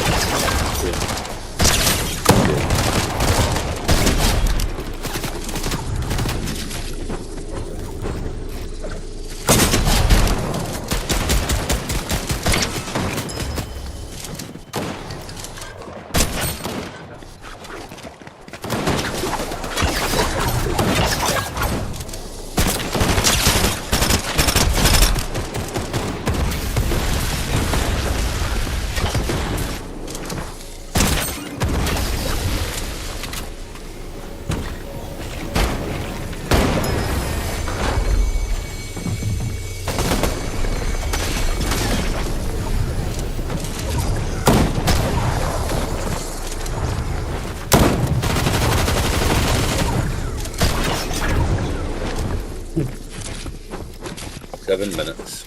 Come on.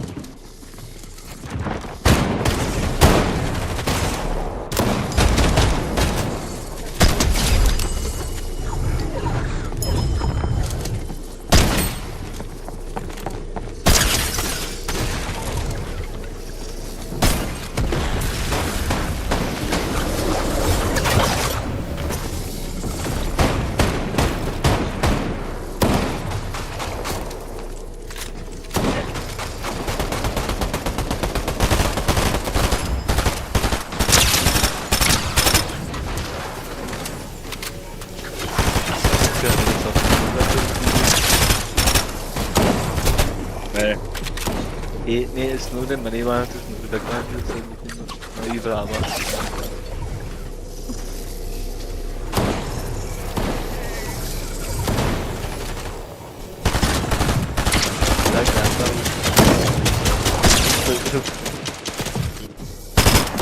Look at the stick dicks in on there. So it's back at that sea line suit. That bit of salt pepper in it, and then just a spot, like just a spot, like a wee circle, and then salt and pepper. That's the way that I was going to.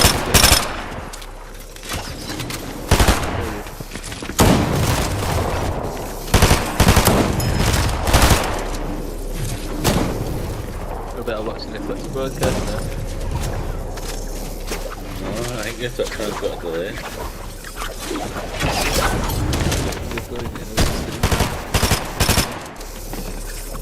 Oh yeah, we'll just stay it with this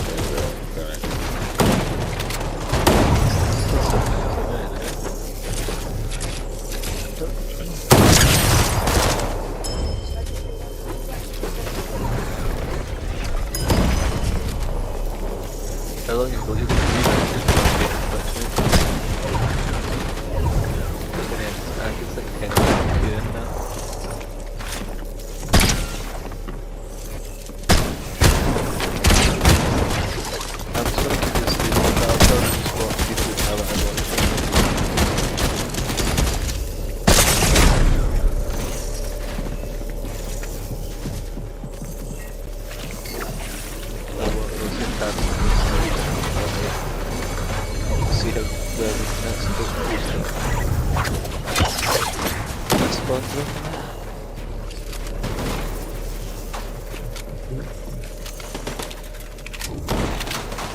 basically I've been known for keen, so I know if they've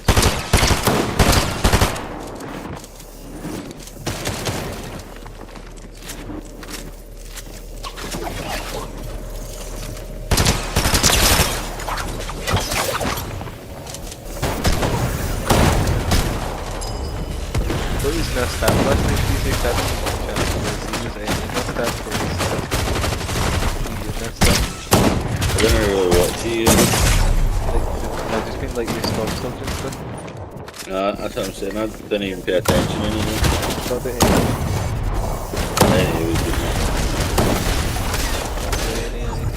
You need to get sub doing this, man.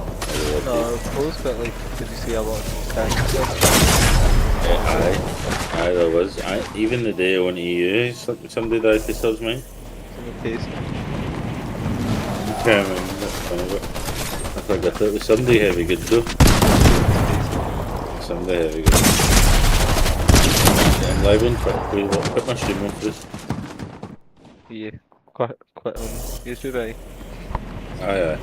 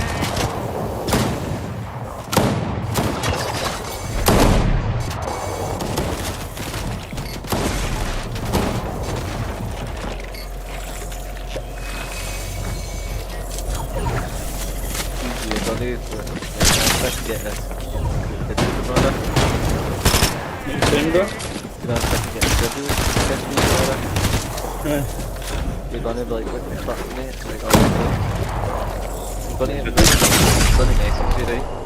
On Facebook,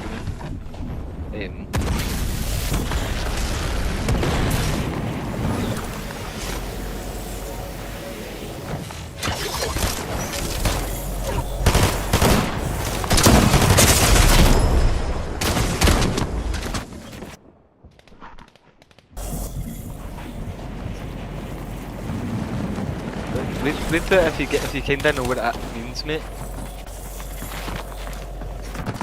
And in case it's a video, mate, because I was heading 3 for it.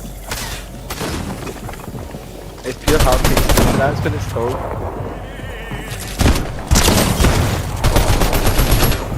Okay, I'll give you it.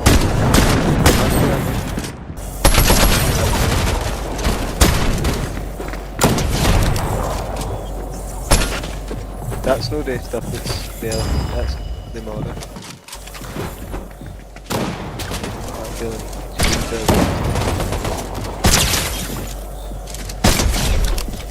I'll come out and use the model, maybe something like the future.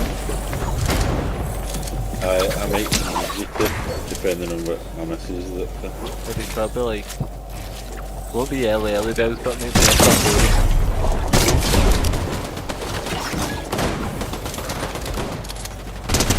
Like 4 men, I'll go see him at 4, so yeah.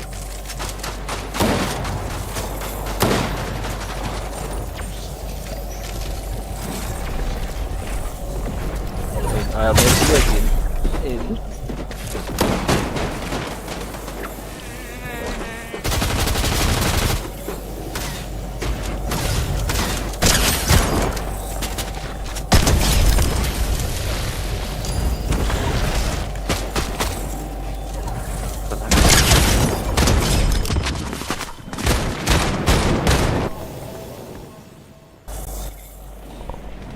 Man, are you here?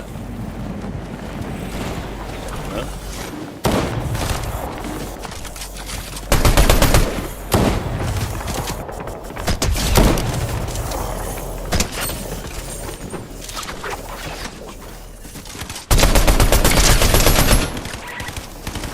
Back in a minute.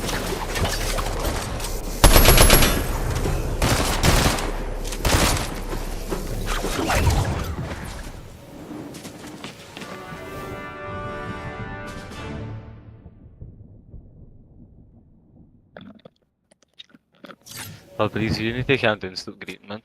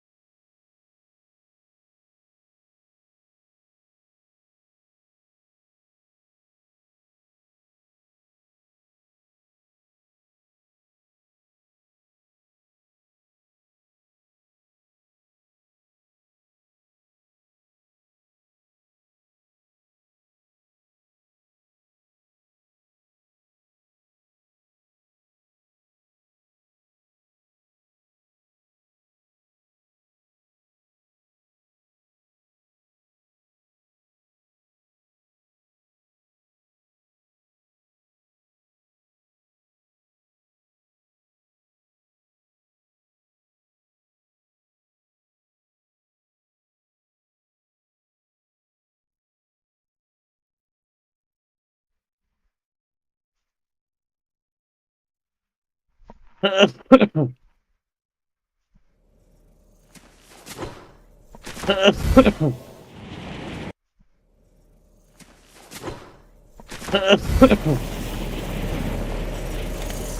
doing some off that server. Any or you? We're doing some off that server. Any or you? Not building it back. We're doing some off that server. Any or you? Not building it back. Any or you? Not building it back.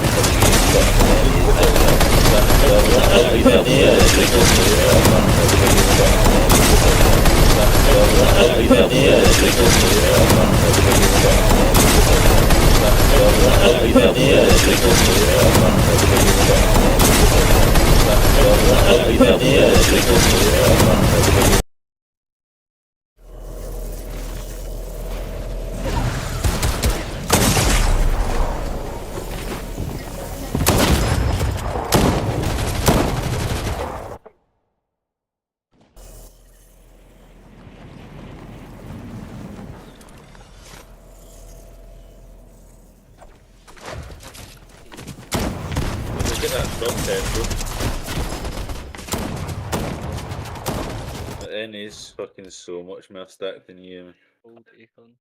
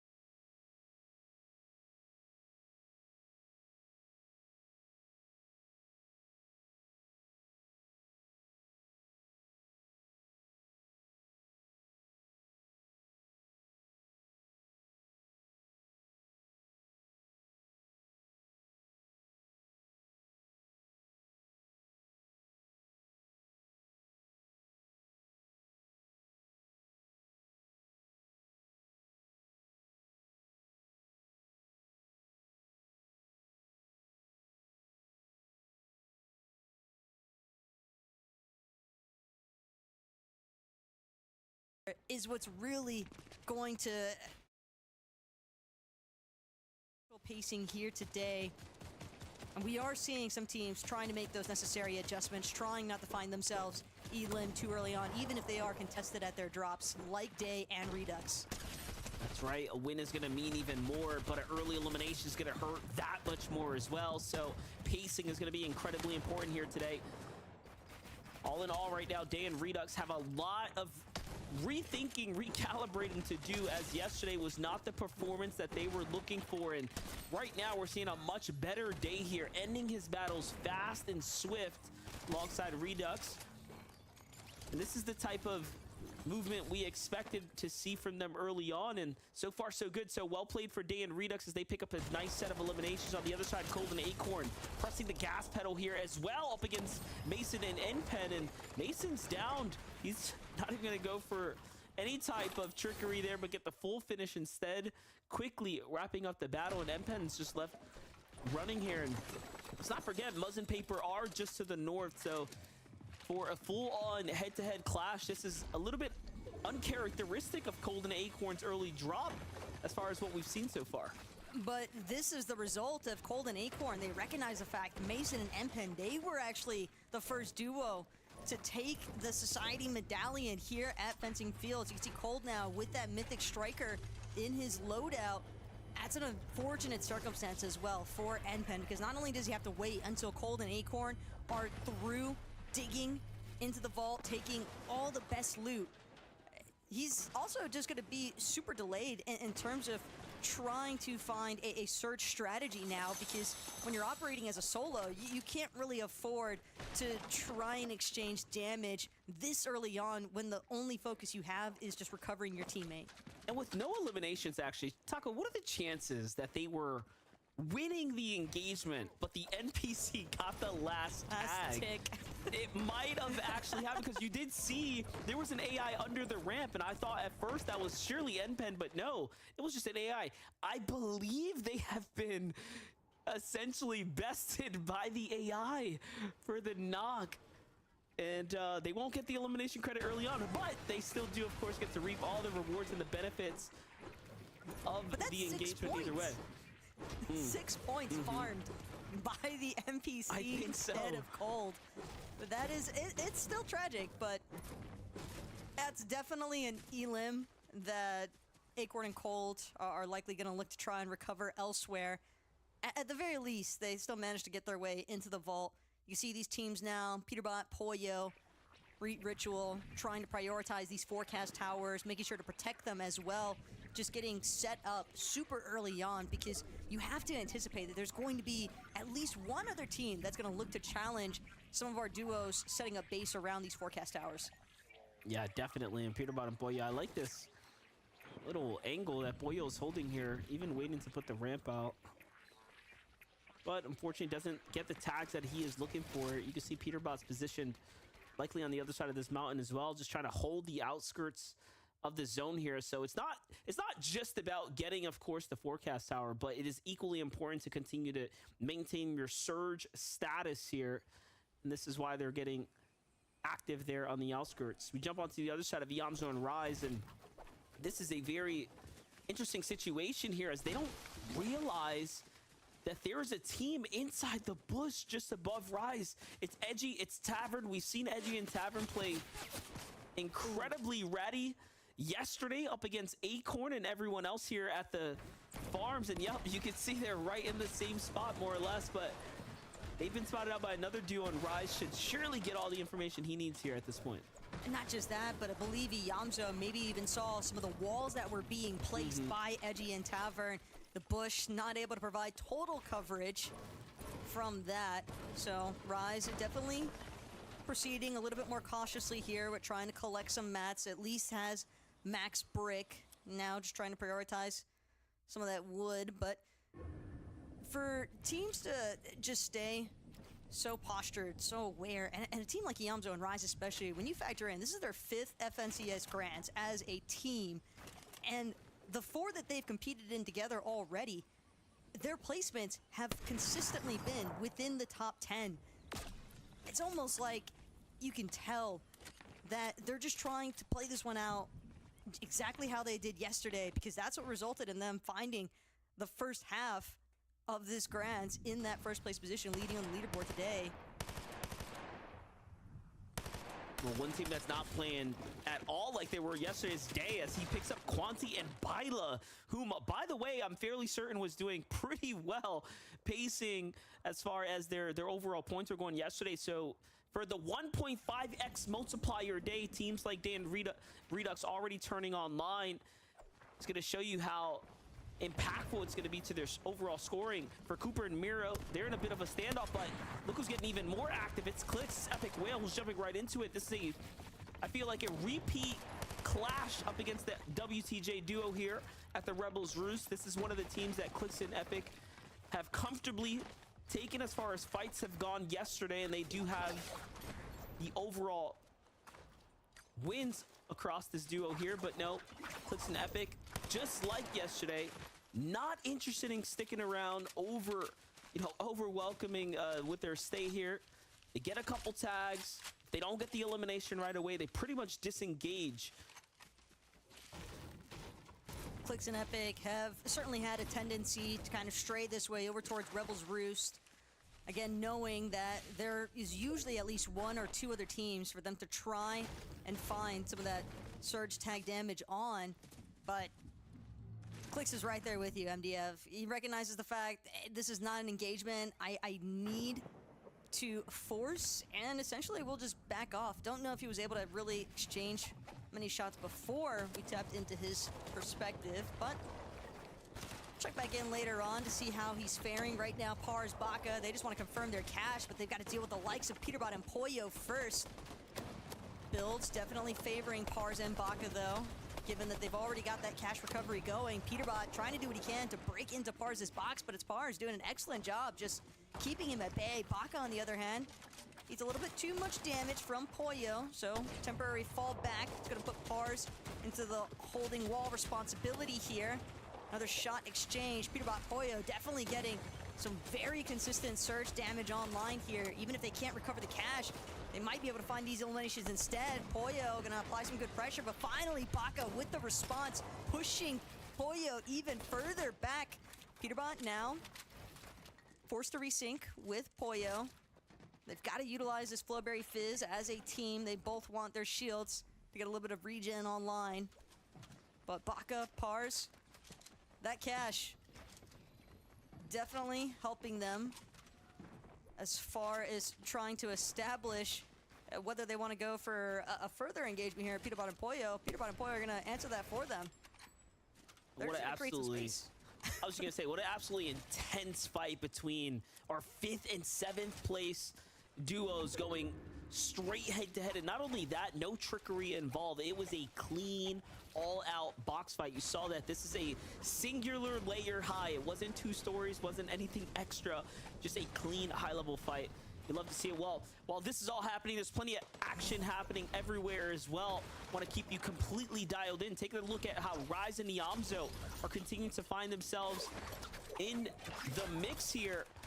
Yamzo jumping in. You have down bodies of Bacon and TK here off to the side. Other teams fighting south the Ruin Reels, but they don't care. The grapple hook is going to allow them to close the distance, get their eliminations, get the finishes, and more importantly, set themselves up for success here.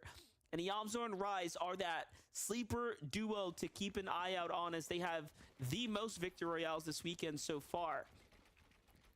TK, though, probably kicking himself for that one. Not sure what led to the fall in the first place, but the fall damage is going to be what sparked that initial knock. And Yamzo and Rise, they're all for it. I mean, when you get a freebie elimination served up to you like that, MDF, don't know many teams that wouldn't look to try and follow up with even further pressure. Tough start to the day. Bacon and TK as well, just encountering some very unique struggles in their day one competition, but it's the mental fortitude, I think, at this point that could really be the ultimate separating factor between the top end of that leaderboard and the bottom half. And Muzz Paper, they're certainly not a team that's going to be content with their current 10th place standing. They want to pack a punch, and they want it to start here in game number 7. You can see Muzz, how adamant he's being, constantly scoping their area to see if there is a possibility for them to look for a little bit of follow-up. They can get even one tag online, a shield crack. That's all it takes for teams to feel comfortable with them trying to apply more pressure. Seen it time and time again. But for Pump and Sphinx right now, they have a bit of an issue right now. They've decided to kind of play this edge line. However, they're one of the only teams on the further side of it, and they have too many duos positioned inside the Ruined Wheels with arguably stronger positions here. So not too sure if Pump and Sphinx are gonna actually be able to get as active as they would like. And this is a 9th place duo, just ahead of Muzz and Paper. It's one of the few chances Pump might actually have to find a tag, and if he doesn't hit it, they'll just be slipping behind. But back to Pars and Baka, the action doesn't stop here as they continue to fight for theirs. Polarized and Def don't want anything to do with this duo. I think they might have recognized the skill set behind Baka and Pars. Sometimes you could just tell, you know, this team is dangerous, and with how they fended off Peterbot earlier just a couple moments ago here at this exact spot, I wouldn't be surprised if Baka and Pars are playing above average or just about primed, right, as far as what we can expect from them. Baka and Pars are essentially in a never-ending box fight, it feels like, with the lobby. Just every time we look at them, they are constantly being challenged, either for their position or just for that forecast tower, sometimes even the combat cache. But obviously here, leading into the 4th zone, Ritual and Reet, we saw how well they were able to establish their positioning in some of those end games with that forecast tower knowledge, but the focus right now is going to be on Clix and Epic Whale. Whether or not Clix has been able to connect with some early sniper shots, as Vivid already called out earlier today. This man led in individual player damage on day 1 of Grands, and he's looking to try and do it again. Spicing things up here between Cam and a Minish, but Clix just dancing back and forth between these wall holds, and Minish gonna eat some decent tags there. Mythic Frenzy just proving to be a little bit better in these kinds of close face circumstances, but Clix still trying to be wary. Doesn't want to find himself too split from Epic. He definitely wants to make sure that his duo can help support him in this circumstance. And I'm starting to wonder if whether or not their disengages in the early game and picking up different fights with all types of other duos is attributing to the damage that, you know, he was able to lead with compared to other teams yesterday. But this right here, this seems like an all or nothing type situation. Other teams are now starting to look inwards. So this is not the cleanest battle, especially for someone like Clix and Epic Whale, who have been very strategic with what teams they decide to fight. Most of their 2v2s have been isolated. They've been unaffected by third parties, and they've been very deliberately chosen. However, with the pressure of the storm surge here, this one feels just a little bit different.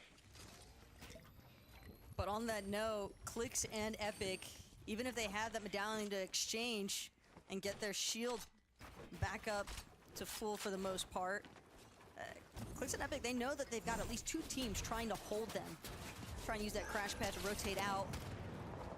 Yamzo, on the other hand, now Hound, Aiden, trying to do what they can, but it almost seems as if there's another team taking notice. No, it's actually just that surge damage with the assist there for Iamzo and Rise, but still another big collection piece for Iamzo and Rise. Just more points being added on to the total count.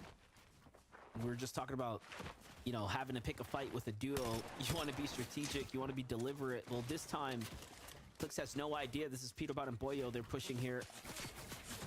Could be their worst nightmare. Could be the one duo that potentially slows them down. They do have to be careful here, as Peterbot and Boyo perform exceptionally well in these types of situations. A very, very tenured box fight 2v2 type team.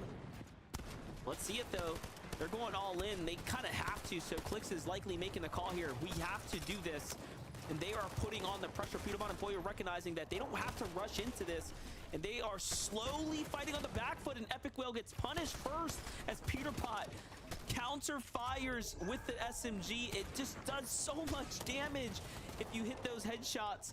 And Clicks putting up an incredibly great defense here as Peterbot is hurt, Pollo is hurt, and Clicks successfully defends off in a 2v1 right now and continuing the pressure here, but he's got to save his teammate, and instead Epic drops the mats for Clicks. What is happening right here? So Clicks is actually going to go for this fight here instead of playing for the pickup. Might be a fatal error, but the punishment is so good, and Clicks does it again. Clicks is actually putting in so much work right now. Might have dealt just enough damage. Peterbot, Pollo, they've got to reconsider. This is no longer a battle they can stay active in. Clicks with the revive of the century. Their game 1 extension that Clicks just managed to buy for himself and Epic Will is massive, because Epic should have been elim by rights there to Pollo and Peterbot had it not been for Clicks. But you can see here in the replay, Peterbot, such a sick angle onto Epic. He's so focused on Pollo, loses track of the line of sight that Peterbot had while Epic was looking for that right side peek, and just really well played. But even better still was Clicks, because at the end of the day, he came in for the rescue and it played off. This is like an absolutely incredible situation to be in for Peterbot and Pollo, who have heavy mats, so they'll be able to like bounce back, but they don't have heals. But Cooper and Miro fall to Clicks and Epic Whale, who, by the way, had no material, so they make another desperate play to jump in on a team. In fact, we get to watch that back one more time. Take a look at what happens here. They crash pad in, they see Cooper building, they see shots coming in, and right into the box, Clicks gets inside, and then they push down Miro, who was in the bush next door. You just cannot prepare for that untimely demise of a duo landing on you, and Clicks and Epic Whale have just completely shut down the momentum of, you know, arguably some of their biggest competition, the global champions. I would even wager that Clicks and Epic Whale managed to sabotage Pollo and Peterbot. You can see Pollo trying to get the revive off now onto Peterbot, but they were stuck in that engagement, in that box fight with Clicks and Epic for so long, and Clicks forcefully expended all of the heals just about from Pollo and Peterbot. Now look at them, absolute shambles. 18 builds here for Peterbot, no heals. If they want to get their HP back, it's going to come as a result of winning an engagement with another team. But the odds of doing that from their current position, held outside of the zone, knowing that since it's pulling north side, they're going to be stuck in the congestion towards the south. This is going to be a difficult rotate for Peterbot and Pollo, and they won't have the benefits necessarily of being able to get to front side immediately. It is going to be a grapple blade rotation. Thought for a moment that it might have been Flowberry Fizz into this final crash pad. Peterbot instead, a little bit of trouble, spotted out, but will manage to use this natural cliff face as some slight protection. Still has to make it through the teams above and below him, though. What's crazy about all this as well is that Yamzo and Rise just literally got all that pressure alleviated off of them. The pressure of having Cooper and Miro riding your tail, right, as far as the points are concerned.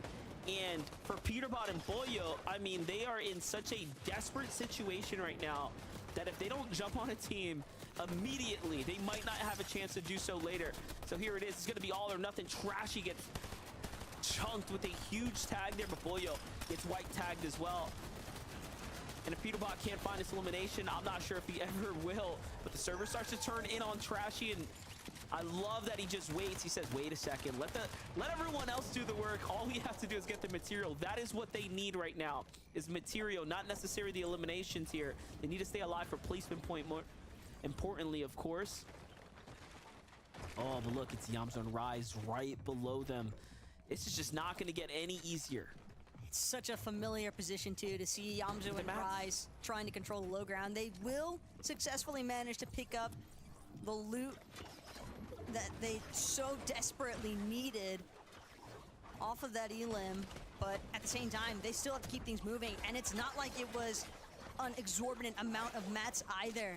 Peterbot and Pollo most certainly going on the hunt still to see if they can secure another elimination, another refresh, because that's what they still need more than anything else. And Reet, without Ritual, as a solo, trying to still pose a little bit of a threat here, just taking advantage of all the teams rotating ahead of him, getting some shots out 4 surge tag damage, but trying to be wary. Kind of hanging towards that backside of the zone as well. Still gonna build up for height though, which he needs tags. Yeah, he's going for it. I absolutely respect it. And look, all of our top teams are just in so much trouble. Cold and Acorn now left as a solo once again. Cold here looking like a repeat performance of yesterday, where Cold was left to try to clutch out an endgame by himself, and luckily for him, he does have plenty to work with. While this is all happening, while he lost Acorn in this process, Cold did pick up 2 late game eliminations. Take a look at how that played out. It's Vorteca with a instant delete here from the flank. That legendary rifle doing so much damage here when it's properly set up, and then someone lands in his box. Oh my gosh. WTJ's higher gets mounted immediately, and look at this, Taco. Now we're getting into endgame. This is where all those placement points start to add up. There are so many solos running rampant right now. Cole, just another part of the tally count here, opens up his cone to find a massive shot onto Kanata. Kanata, though, wary of the fact that he had a player directly underneath him, will pause for a moment as Cold immediately grappling towards that front left side of zone. Just trying to stay ahead of all the crowd, all the action. Still making sure to look back, though. Get some good damage applied. Forever Zone Wars correctly. Now finding themselves on the receiving end of Cold. And Cold, he's not going to let this go anytime soon. That's 1 elimination already. But it's actually going to be Skater who snipes that one away from Cold. What looked like another confirmed 6 points is now just going to result in a placement attempt. The way Cold is putting down these players right now, I mean, it is looking like Cold is absolutely primed up right now. He's playing so well. And look, even gonna go for the smart placement play here just to go ahead and hold it out. Really allow things to happen in front of him here. He's gonna buy himself plenty of time, and somehow Ree is still alive. Listen up, don't forget, these are worth 1.5x placement points and eliminations as well. So every single moment and opportunity right now for every team that falls here, it is just so much more important. Reed's movement is incredible as he is parkouring back and forth here, editing this weakened structure here just to stay alive. And Cole too, as a solo, is holding on. The script cannot be written any differently right now. All of the teams that needed to have those comeback opportunities have literally been granted this chance to do so, as the top have fallen and the other top 10s have risen essentially in this moment here. And look at Cold go. Down goes Tavern, the healthiest of the duo. And can he get one more? But no, this zone takes him out. But Reed managed to pick up Buga, who was just trying to pickaxe the wall behind him. Still tough to make a run as a solo. Yamzo and Rise, that's why they're still hanging out on the low ground. But Chris with a knock there. Yamzo feeling pretty good about that one. Still looking to see if he can collect Polarize too, part of the process, but losing Rise. Solo situation. Yamzo can't hold on any longer. Polarize gets the better end of that exchange. But now Clicks, Epic Whale, down for the count. But Clicks in a 1 versus 2 situation. Can he find it? The Mythic Frenzy just short of getting the shots that he needed. But I'll tell you what, MDF, the team that just won this Victory Royale here to start the day off with game number 7, those are some massively needed leaderboard points. And it's worth so much more. So this is how the comeback arc begins for some duos, and more importantly, how the race takes off for others. The fact that Yamzo and Rise were still alive in that game, incredible. But the solo performances from Cold, from, well, even the likes of Clicks and Epic, who came in as a duo to put themselves in the conversation, to remain relevant in the tournament, even for Death and Polarize now, they are very much a contender inside the top 5. The points have just gotten so condensed that I'm afraid the leaderboard is gonna be looking extremely spooky. It is definitely not gonna be the same. Look, all I'm gonna say is, I saw a tweet from Death, the start of the day here, MDF. He said top 5 or nothing at all. Maybe it was top 10, but either way, they've got their eyes on the prize, and it's certainly making it to the top of the leaderboard. That 100 points on top of the points accrued from the elimination count, bound to have a very beneficial impact from their current standing. But There's only one way we can find that out for sure, MDF, and it's with Zeke, Vivid, and Kelly on the desk. Wow! Wow! This game was crazy. This was the way I wanted to start the day. An all-out chaotic battle. It's just, we're hopping from duo to duo, and it's just non-stop action. The solo clutches from Cold, from Clicks, really quick. Death, let's go, brother. Victory Royale, as the casters called out, because of this multiplier, these Victory Royales are going to really shake up these standings, Viv. Yeah, what just happened that game? I mean, seriously, I have no idea where to begin. I feel like my jaw was just like that the entire game. Yeah. I think we have to talk about, I mean, of course, Death, Polarized, coming out swinging game 1 of day number 2. You know, you ever see that meme, right, where the little thing's like looking over the snowbank and he's like, what they doing over there? That's like Death and Polarized, right? They're taking away the win, and then all this is going on with the solo clutches and Clicks, and they're just like on the low ground picking up their own eliminations as a duo. What a game, Kelly. Yeah, Death and Polaroids on the low ground, grabbing 10 eliminations, being the 3rd team to grab a double-digit elimination game. And bless Clicks dropping down here. I think he knew that between it being a 1v2, he had to go for it. He didn't have the heals anymore. And how could you blame him after the most obscene run of a player I have ever seen? Yeah. I cannot even imagine what Clicks' stream and chat is like right now. Going all the way back to the fight with Peterbot and Pollo, to then going to Miro and Cooper, then to have a solo run. Vivid, I can't handle this. If this is just game 1, I think I might like start crying. I don't know. Yeah, I mean, Clicks literally deserves like some sort of MVP for that performance right there. I mean, Epic Will's down, like you said, clutching up to fend off Peterbot and Pollo as a duo. I don't even know. They end up on higher ground. Zeke, what's going on? Well, you know what? We can find out. Let's look at these standings. This is going to tell us everything we need to know. So coming into that, Death, Polarized, we're in 13th place. But look at this. They've jumped up into 4th out of nowhere. Wow. But look at this. I think the story has to be Yamzo and Rise. It doesn't matter what anyone else is doing. These guys still have this top of the leaderboard. But how long can they hold on? I don't even, I was so distracted during that game, I forgot Yamzo and Rise were even playing.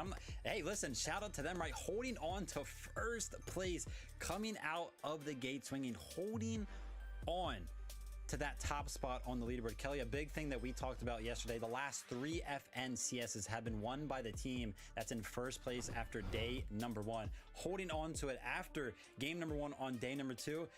I don't know, we could have our winners here after 5 games. I mean, they did such a good job on the low ground. Inevitably, they did go down, especially with a team like Death and Polaroids that were also in the low ground. Eventually, you're going to have that contention with the 2v2, but just so many solo runs we got to see there between Cold, who I don't even understand how he was able to stay alive. He was at 10 HP at one point and still grabbed an elimination. We saw Reet with no builds and no heals staying alive. There was just so many of our top duos somehow a solo. Here we have Cold's game going on. This is a little bit earlier on, but you can see he was a solo from zone 8, if not even before. Yeah, he was a solo for a very long time, and he just makes it work. Look how many mats he has right now. Of course, that refresh that he ended up finding, and then the second one ends up coming in right here.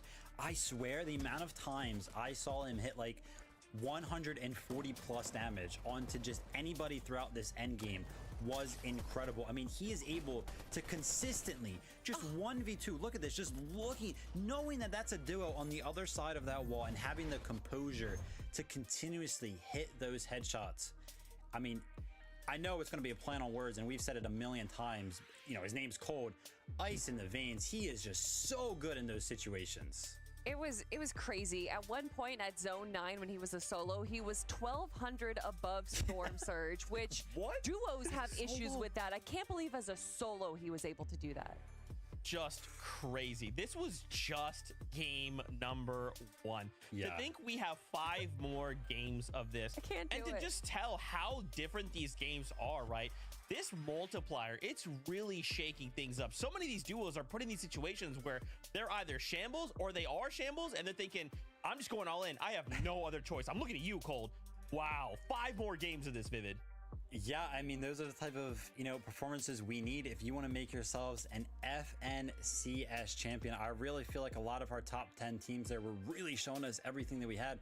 But, Kelly, coming into day number 2 here, a lot of those teams being solo, we haven't really seen them as a duo kind of perform yet either. So I'm excited to see some of those solo performances be turned into duo performances, and they'll perform even better. And if we're going to talk about solo just real quick, it was exciting to see Kanata there. I am a bit confused as to how he had high ground over Clicks and Epic Whale for a moment there, but Kanata and Agers obviously didn't have the performance that they wanted to in day 1, but to see him being able to hold that strong in another solo performance is exciting to see. I am locked in, and I hope you guys are locked in as well. We have game 2 ready to go, so let's just jump back into this one more time for game number 6. This is insane. This is definitely really starting to turn up right now. And you know what? You have to call a spade a spade. The fact that Epic Whale fell off the high ground, there is just no excuse for losing out on those points when the competition is this close. And now Cooper and Miro have to play catch up, but they're a team that has done this in the past here. So Taco, we have a lot of new developing storylines happening. There's plenty of new developing storylines, but the one thing that has managed to hold true for at least first lobby is the fact that Yamzo and Rise still maintaining that first place position on the leaderboard. Doesn't matter what everyone else is doing. As the analyst so kindly pointed out, it's all about just focusing on your own game, focusing on where those consistency factors were at, because Yamzo and Rise, they made excellent work of being the third-party bandits, essentially, towards a lot of those engagements. A lot of the elimination points they found in this 7th match did come as a result of them just being in the right place at the right time. And also just how in the world did Cold and Reed do what they did as solos in that lobby? Well, guess what? We get to continue the action here. Let's jump in with game number 8. All right, game 8 of the grand finals is just starting to get cooking here. Battles that we know to look out for: Miro, Cooper at the drop, Baka, Pars at their drop, Cold and Acorn. Will the AI put themselves on a leaderboard again? I don't know. Let's find out here as we start to take on to the world. And does look like Baka and Pars have a lot, of course, to think about here. Baka, Pars, half the lobby at their drop. Not actually, but still, getting triple contested is certainly not fun. As usual, though, it's going to be Chance, it's going to be Aaron. Actually, Chance and Aaron getting tagged up a little bit here. Immediate launch pad away. Baka with that Enforcer AR, still managing to collect. He actually gets the knock confirmation onto Chance. And with those Shieldfish, Baka, Flowberry in hand as well. Still waiting, though. Doesn't want to challenge it just yet, given that Baka and Pars want to make sure they get some essential resources just off this first building here at the Reclaim Villa, Sandy Strip area. But definitely some solid accuracy. Yeah, Baka's him. He hits the tag and just looks away. Like he knew he was gonna hit the tag. Just looks away. He's like, yeah, I got that. And it's GG. Looking at the standings that they just gave us a little glimpse, this is looking like a top 10 or nothing at the moment tournament. I'm finding it extremely difficult now as teams that are from 11th and below, that they're going to have a chance to get into, the top 3, because essentially these points are really starting to rack up right now. You're seeing the effects of a 1.5x multiplier essentially here on the day for all of your performances. But look at this, Baka and Pars go from one team directly into the next. They are not happy with the shots that came in just a moment ago, and they say, you know what, you're a little too close to us. They want to take that fight, but another squad jumps in. Now what is happening here? It just doesn't stop for Baka and Pars. Again, I said it last match, but it's literally just never-ending box fights with these two. They drop in a spot where their intention is to try and contest the forecast tower that's east of the hills from Reclaim Villa. And so, as expected, Baka Pars just having to fend off numerous teams that just insist on challenging these two. Nobody's seemingly convinced that Baka and Pars, they might have a lot of respect from players in NA, but respect isn't going to prevent people from trying to take you out in a grand format. Ooh, massive shots. Beautiful tag. Hey, listen, you know, he's just peppering him, letting him know we're here. All right, you back off. Take a look at Snacky and Possessed. Some of these early game eliminations that they get to pick up. One on to Macwood. And I was going to say, don't tell me he's not going to get the points now. Now I'm just going to forever be wary of battles that happen on top of the NPCs on the map. Cold and Acorn starting off their game much slower than the last one here. Really just feeling out the fencing fields. But like we talked about, the amount of teams that land in this vicinity. You have Muzz and Paper who are trailing behind right now, but they're the team under the scopes right now.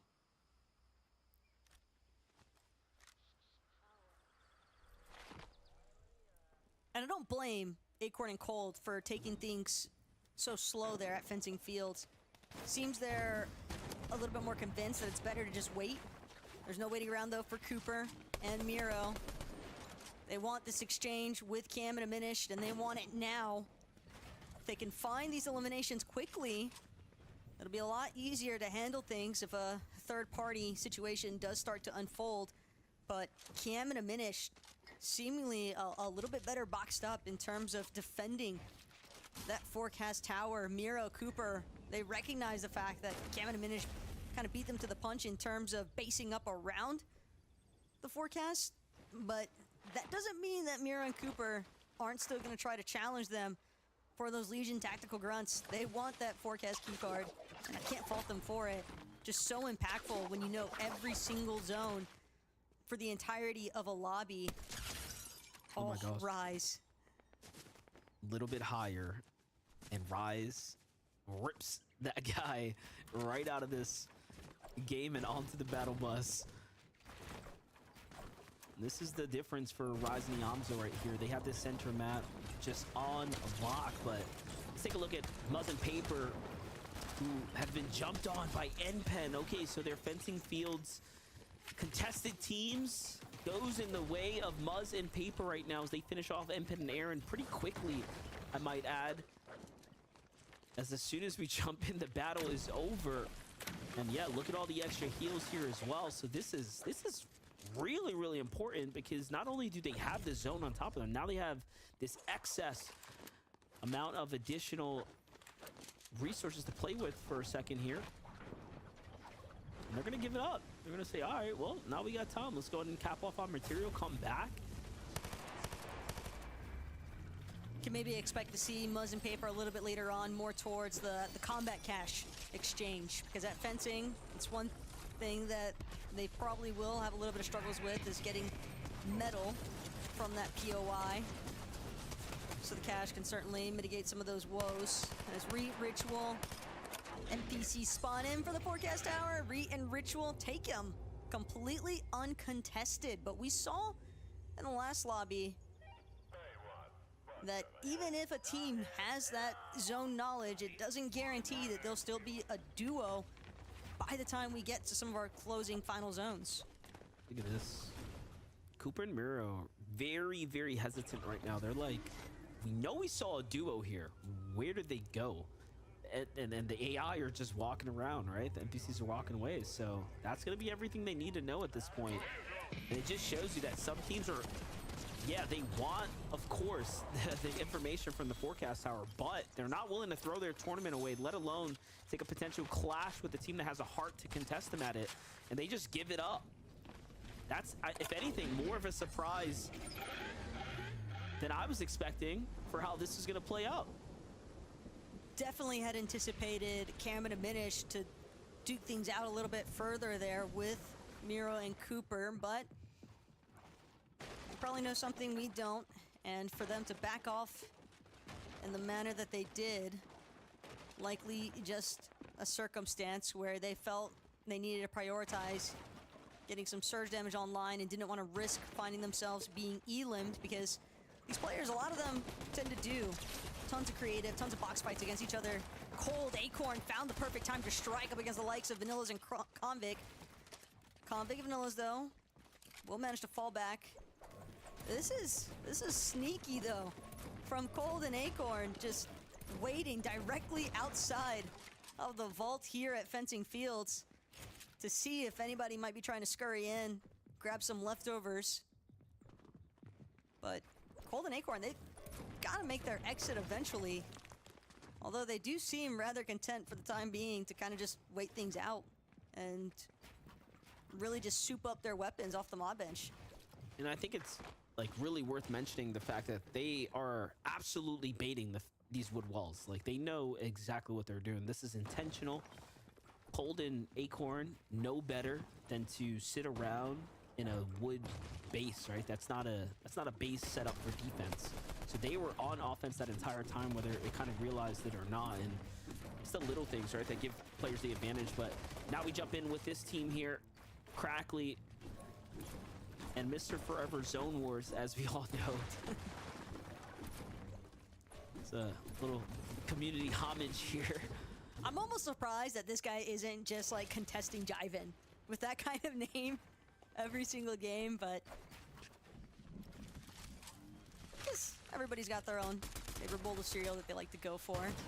And for Forever Zone Wars, came up short there, and now things getting seemingly worse as they've caught the attention of Acorn and Cold. A couple of shots exchanged onto Crackly. The wait, Taco, Epic's down. He definitely is. For a moment there, thought that Clix was gonna see if he could try to find some semblance of a recovery, but no, Clix just completely pushed out and being held currently by Oliver OG and Asian Jeff. I feel like this is a mental thing right now. Epic Whale just fell off of high ground and cost them game number 7, the victory royale. And he's starting game number 8 off to a, you know, arguably bad start. Like this is just a compounding situation right now. We need to see him get right back in the zone. There's no time to waste here. It's a 1.5x type day, but hold up. I just see Reek cranking, and I think to myself, I need to watch this battle. So already getting fully cut up here, Ritual finds himself on the high ground, trying to look down. I see Aviv, I see Booga, and I see another team here in the mix. And already everyone battling for this little bit of high ground. Look at the size of the structure here. This has not been a clean fight by any means. Reek down to one. Big Pot shows that he's been tagged several amount of times already. And it's just an all-out scrappy fight here. And not only that, there's another team just starting to decide of whether or not they want to jump in here. Have a feeling it was Yumi and Vert that were actually first situated here at the Stormy Station. Reet and Ritual probably initially feeling out that they were going to be able to find a possible box fight, possible couple of eliminations, or just getting some good surge damage online. But with Booga and Aviv now entering the mix here, MDF have to expect that these teams are just going to fall back for the time being. Nobody wants to find themselves on the victim side of a third-party encounter. And Clix, all the while, just doing everything he can to try and survive as a solo, try and see if he can make his way to a reboot van. But with Cam and Diminish directly in front of him, grappling out, beautiful shot there out of Clix.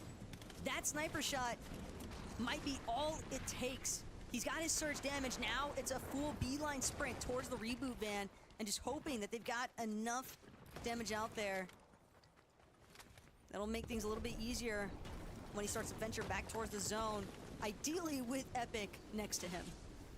Yeah, you can see that the team there was about to push Clix, and then something turned around, something made them make a different decision. They double back off of a knocked body, so it does seem like, you know, things just align right now for Clix here to actually give him an opportunity to extend this tournament run right now. And it's not going to be any easier, though.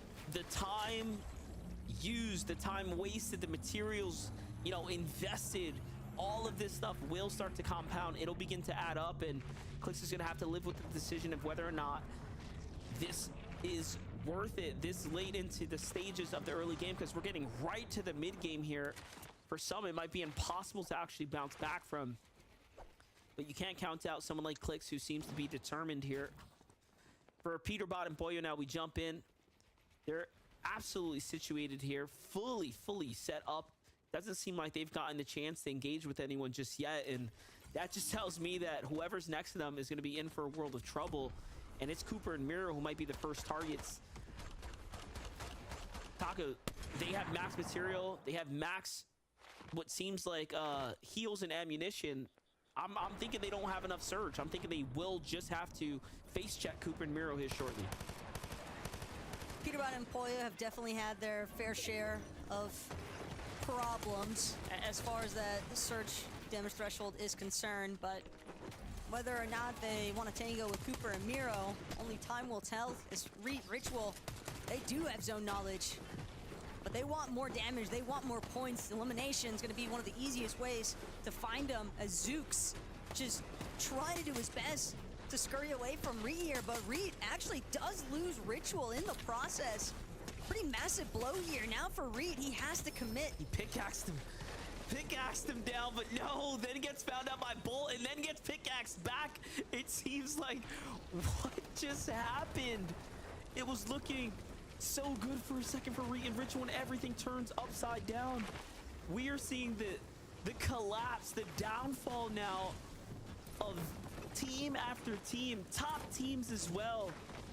Last game, Reed had to put everything on his back, and it might be Ritual who's having a tough time here as far as that duo's performance is concerned. Just like it might be Epic Whale who's having a tougher time with his performance right now. So it's crazy to see how, a duo really does come down to both players being in peak performance. Can't be one or the other. But for Reed and Ritual, and being a team that gets an uncontested, confirmed forecast tower every single match, for them to be so low on Surge that they feel the necessity to go for those desperation box fights, and they're on fringe of zone from that position as well, by the way. Not even sure if they had been successful with eliminating Bolts and Vbucks there, that it would have even been a super lucrative engagement, because sure, you would have gotten the Surge, but then you're being held. We saw other teams from across the hill in positions of elevation inside of zone that have all the luxury of just taking free pot shots. So even if Ritual and Reed had managed to pull off the double elimination there, the way they would have likely been held on edge of zone, even with future zone knowledge, just seems as though a lot of their early game is being heavily dictated by the fact that they aren't contested at their drop, because they have been struggling for surge damage in game 7 and now 8 here today. And it's not just that, that's the exact same issue they were having yesterday. When you looked at and compared the teams that had the forecast tower knowledge and the information, those teams were positioning intentionally like in the best spots possible, right, to favor the next zone. But you did notice that Reed and Ritual were consistently being on the edges, and it was most noticeable in that game where Miro and Cooper just so happened to pick it up. And I remember commentating about it because I was surprised. I'm like, look at how out of position Reed and Ritual are for a team that has the information, right? But then on the other side, Cooper and Miro set up with like max mats, all the ammunition, right, the heals. It was just like two completely different stories. Either way, they definitely want to get themselves sorted on the same page. And they've got to do it soon, because the leaderboard's not going to wait for you, especially not with that 1.5 times point multiplier in effect. Keep in mind, it applies to all points, not just eliminations. So sure, eliminations bumped up to 6 points each today, but so is placements. And Victor Royale netting 100 points is a very quick way to either lose or gain positioning on that leaderboard. They just singled out a team all the way on the edge, and they're going right in for it because they need the surge tags. This is like unironic. This is like actually ironic, because I was just talking about when they have the forecast hour, they position themselves so well, and we haven't seen a worse decision to jump outside the base with less surge possible. I feel like I just cast their curse here on Cooper so bad. That's a crazy play to make. Look, the crash pad rotate might be how did that silent. just line up? Like, I don't even know.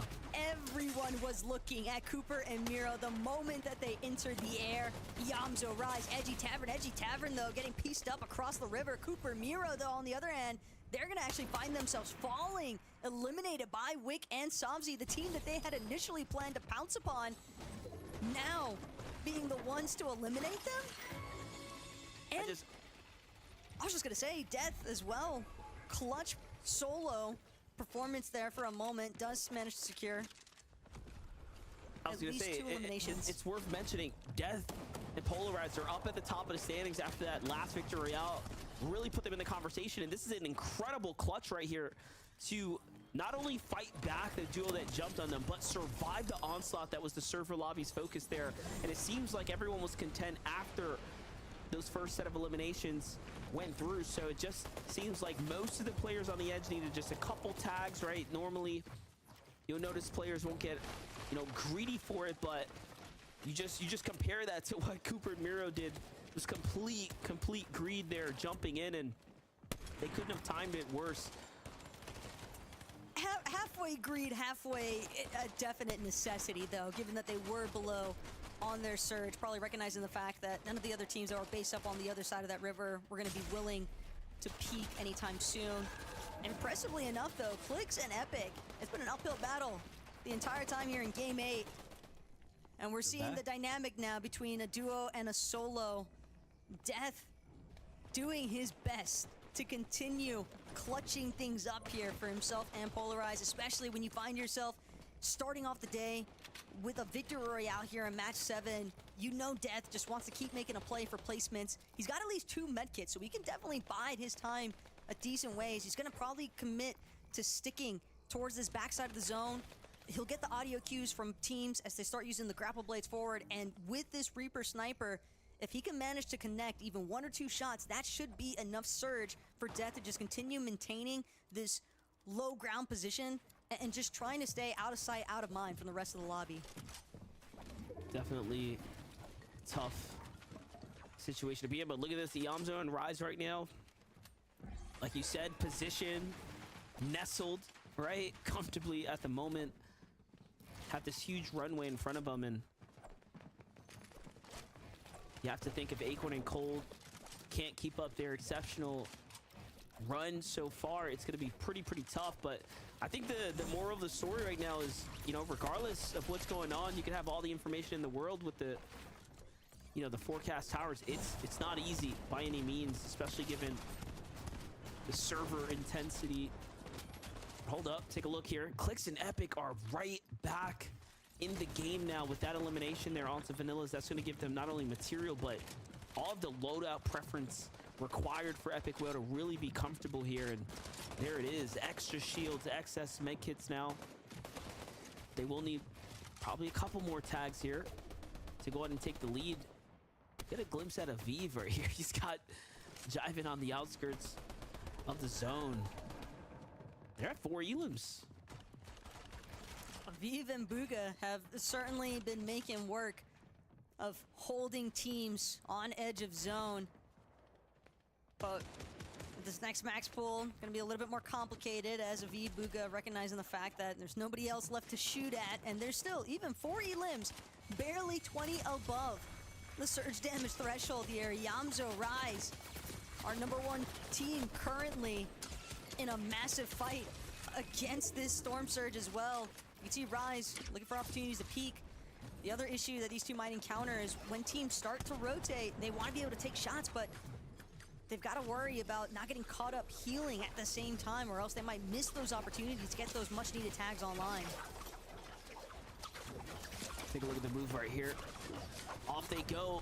440 points now. The placement points are going to start to rack in, but just 15 damage above. They will have to land on the team as well. Aviv and Buga are desperate for something, but there's no life. Nothing there for them. No lifeline to pick up. It's Redux who makes the comeback here. Day and Redux are just having quite the first 2 games so far as they are opening themselves up to another potential end game here. Meanwhile, Cold and Acorn are also on the tear. Doing well, 2 eliminations here, still sitting pretty strong. Oh no, they singled out the young New York City's prodigy. Death here, who's back against the wall now, forced down into this ultimate low territory. Not ideal position to be in by any means, and look, he's starting to run thin on material here. But again, with these 2 medkits, he could potentially hold Acorn and Cold at bay. There is a cache next to Death as well, so he might have an opportunity here to come up big, but it's just going to depend on Acorn and Cold. Yeah, he's just going to give this up. He's like, you know what? I don't want to be here. I need to get up this low ground. I need to get away from the surge or the storm here. And then he has to deal with this surge here as well. He's going to swing around, picks up some of that cash. Oh, he does secure some loot.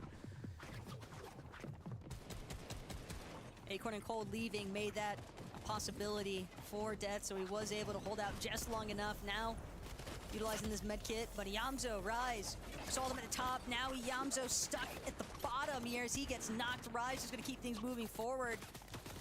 Pretty aggressive rotation there from Rise as well, cutting directly through the center with that grapple. It's incredible that it's only Yamzo that falls for the time being, but Cold, Acorn looking to shake things up even further. One more elimination being added to the count. That's going to be onto Chris here. And Death still hanging on. Not only that, Clix and Epic Whale are actually on high ground right now. I can't believe they're trying to play as a high ground team in this very difficult meta with grapple hooks in place. That's insane, but look at this. Death almost, literally almost ends Cold and Acorn's run right there. But he only clips him with a body tag and not a full-on headshot. And then he gets spotted out by a friend of his from Prodigy there too. But look at this, Peterbot goes for high ground. Clix and Epic Whale now has to fight for it. Down goes Boyle. Wow. And Clix is playing so well. But the storm is relentless. The damage comes in, and no, he doesn't see the team lurking next door. And now it's up to Epic Whale here to make up for the last game. But Epic, he only has, actually he's completely out of materials, but Rise is completely out of his own life. An elimination and well-placed shot there. Now, Peterbot operating as a solo because of Clix and Epic Whale taking out his teammate. Peterbot, final medkit has been expended, but take a look at the high ground. It has swapped around. Dasher, Rooney, and Seek now way up above the rest of the lobby. Baka and Pars, on the other hand, we've seen these two be warriors of the lobby and still standing tall here. Stinks transition into the final moving zone. Baka, Pars, they want to make sure that they stay tarping through these mid-ground layers. Height, you have to expect they're going to look to chop it sometime soon, but that's only if Peterbot can even work his way up there. Zooks gets delivered right into the hands of Baka and Pars though as they start to turn up here. 7 eliminations and still counting, but they're out of material now. Can they find, what did they just pick up there? Hopefully it was something to do with mats there. Zeus is on the heels here. Baka and Pars, if they don't quickly finish this elimination, the pressure from up above is gonna start to catch up. Here comes the counter shots. There goes the wood builds, but metal starts to come out here. They still have a chance here. Anything can absolutely happen right now. Dash and Seek are just in the game with some material, but it seems like they're indecisive of how exactly they want to execute here, but it's going to be all or nothing. And I like that they're holding back here. If they jump in, it might just be the end of them. One goes down, and now they have the advantage, but Pars, too soon, too early, goes back for the heal off. I don't think he's going to have enough medkits to survive the storm here. But at this rate, who knows? I'm wrong. He's got 5. Wait, and but he's storm got sickness. It looked so promising until it wasn't. Seek and Dasher Rooney probably counting their lucky stars, because the moment that they watch this one back, MDF, and they see Pars running around 5 medkits in hand, they definitely find themselves a little bit more on the fortunate side of things here in game number 8, but a win's a win. And to start the day off, game number 7 didn't exactly pan out for them, but game number 8, they definitely found the points they wanted. That had to be storm sickness, right? Like, he had 5 med kits. I think he had enough time. It should have lasted likely a little longer, but you know what? Ultimately, Seek and Dash get a victory royale under the 1.5x point multiplier, which is going to give them a huge opportunity to get up into some new prizing brackets, if anything at all. So getting a win during a grand finals weekend is absolutely impressive. And it's crazy too, because they really slid in at the last moment and just played spoiler to the teams that were trying to tackle height. But We didn't get to follow along with Zeke and Dasher the entire time, but you know who might have? It's the analyst. So Zeke, we'll get it back to you guys. You know, I love that MDF kind of calls out there that they may not be playing for these top numbers, but these guys with that victory route will now be jumping up to attack higher brackets here when it comes to that final payout. That's huge, right? When we're talking about life-changing money like this, being able to suddenly find yourself earning more money because of a single victory royale, that is massive. Congratulations to Seek and Dash Aruni. You guys got yourselves the victory royale. And as we've already seen out of just game number 1, because of this multiplier, even just the victory royale is so vital and can make such a big difference to how many points you end up with. Yeah, I mean, that's 100 plus points for them right there. They were sitting in 29th before, or no, not 29th, 31st before that game. So that's going to be a big jump for them. And honestly, it's just a classic. We saw this, Kelly. A lot of teams were fighting for high. In fact, two of our big name teams, Clicks and Epic Wheelovers, Peterbot and Pollo on the higher ground. Kanan and Aegis was also getting a little bit involved. But the fight, it just doesn't go either of their ways, right? Trades on each side, and Seek and Dash, they see the opportunity and they go up and they win the game because of it. And I think this is a lesson that a lot of these duos need to kind of realize, is that trying to take height around zone 9, zone 10, it's tough. Just it is rough. And if it works out great, right? You're able to get refreshes, you're able to control the lobby, but it just doesn't seem to be working out. And it's these duos that are grabbing height at zone 11, if not even zone 12, that are able to actually win from high ground. But it's not like they're holding high ground, right? It's such a rough position to be into, and to see teams like Clicks and Epic Whale go for it time and time again, especially after having such incredible comeback games where Clicks repeatedly is bringing back Epic Whale live. We know that they can grab the victory royale. They just have to change up their strategy a little bit. Yeah, and so the duos, right, in that situation, they also didn't have much, right, from Seek. If that had been Clicks and Epic Whale, like, things would have been different. But a lot of these duos, like you're saying, Kelly, they're trying to attack that high ground very, very early. Let's take a look at our standings. I want to see how things are going after just game number 2 on the day. With 4 more games now, this could go any which way. Iamzo and Rise still holding down that number 1 spot. I don't know how they are managing to still just keep this lead ahead of Acorn and Cold. It seems like whatever Acorn and Cold, every time they have even just a moment, it's like, nope, Iamzo and Rise, they've managed to do enough just to keep you guys at bay. Yeah, crazy stuff. I mean, a 15th place right there, 3 eliminations for Yams and Rise. So not technically the best game, but still enough to hold them in that top spot. We got to give a big shout out to Baka and Parse.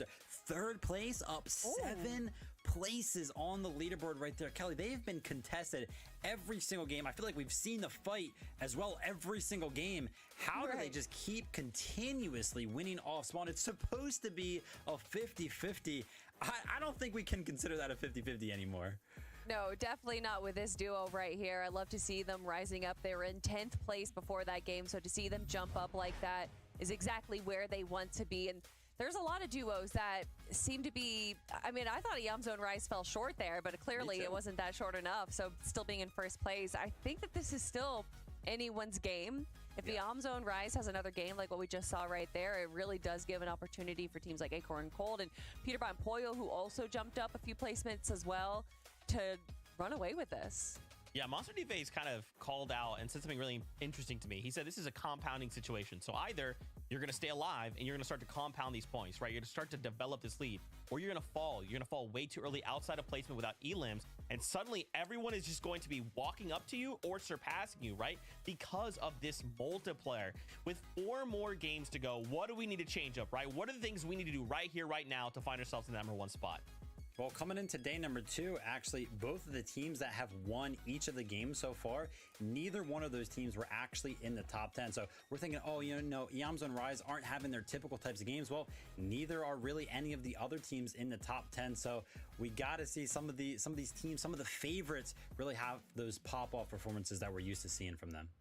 I definitely think having smarter mid-game engagements, which obviously isn't something that you can actively decide if you're going to have something that's easier or smart, and disengaging, I think, is a really big part of it. Making sure that you have enough mats in the end game to be able to survive long enough. We see a lot of these duos, a lot of our top duos, kind of having storm sickness, having no mats, so then when they do come down to a solo clutch, it's just scrambles, and some of them are able to pull it out, but obviously that is not the position you want to be in.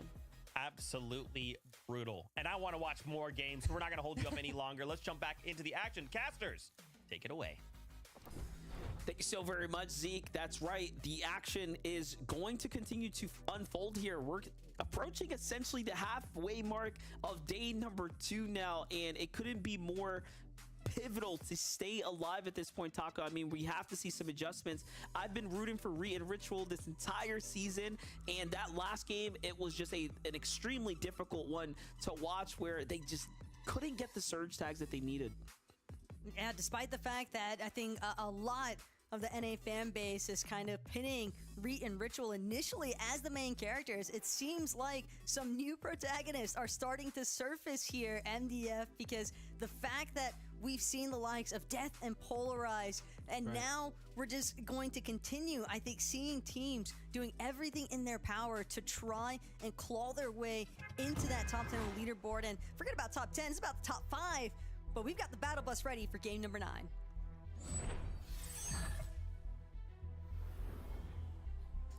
Well, that's right. The battle bus is ready. So here we have it. One thing to think about, I know the leaderboard might seem a little bit intimidating when you see first place 30 points ahead of second, but that's really not much.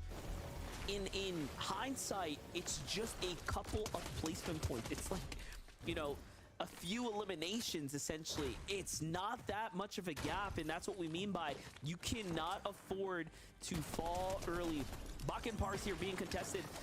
It's like a blessing and a curse right now. The blessing side of it is that they are winning so quickly here that it is just giving them a ridiculous amount of points and a nice, comfortable lead on Surge. But not only that, they get to loot their draw spot extremely quick and put the pedal to the metal when it comes to the teams nearby for fighting for that forecast tower. On the other side, Acorn and Cold have a completely different situation on hand. Their games have been, again, notoriously slower. However, still, they're securing the vault, right? And they just have to survive this drop, being that it's triple contested.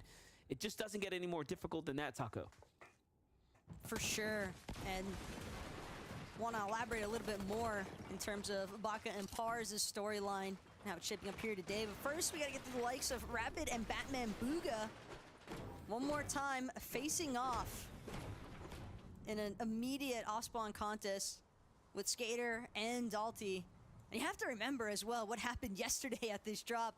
Skater and Dalty, doesn't matter how out they might seem, you can never really anticipate them to be a fully written off duo here, because the way that they managed to turn and burn on Rapid and Batman Booga in yesterday's day 1 matches was something that I don't think many people would have ever expected to see happen, especially not to a player like Rapid, but happens to the best of us. Sometimes you just don't get the shots that you need. Misplace a couple of edits here and there, or miss entirely, but Rapid definitely wanting some redemption here. Tries to tackle this initial 1 versus 2. He does have Batman Booga now wrapping around, and with a slight elevation over Dalty and Skater, Rapid and Batman Booga, they've got to chip away at the build first. Take a look at this. Great tags here from Batman Booga, but he doesn't like the fact that he nearly loses his shield, gets right back to his teammate. And while this is going on, you know, a question's running through my mind. Like, Coop and Miro have been contested. Have they been pushing off, you know, Veer and Soneto on the drop? Have they just been outlanding them? Have they even been able to even take that battle? So I'm not sure what's been unfolding on that side, but hold up. Things almost go south here for Rapid, but he does manage to fulfill the elimination there. Here's a look at Aviv and Booga, who are creeping up the standings right now. We haven't covered too much of their mid games, but we are seeing them here and there sprinkle their way into endgame, and just look at the points, right? Things are starting to add up here. Yeah, but for Aviv and Buga, down at the lovely lodge, what's surprising to see, no, actually it's going to be the Unmoored Manor. Take that back. That explains why the likes of Edgy and Tavern are trying to intervene. Seems as though Buga and Aviv made a really smart rotation to pick off at least one of the two. That's 6 points for Aviv and Buga to start game number 9, and Aviv still looking for more, but just gonna come up short here. You see Buga, the lock-on pistol, I believe, just looking for some of the freebie surge tags, but from that range, probably only 17 a pop, what I would expect, but every little bit counts at this point. Well, everything's looking good here for Buga and Aviv right now, as they will have all the time in the world to go ahead and get into the action here.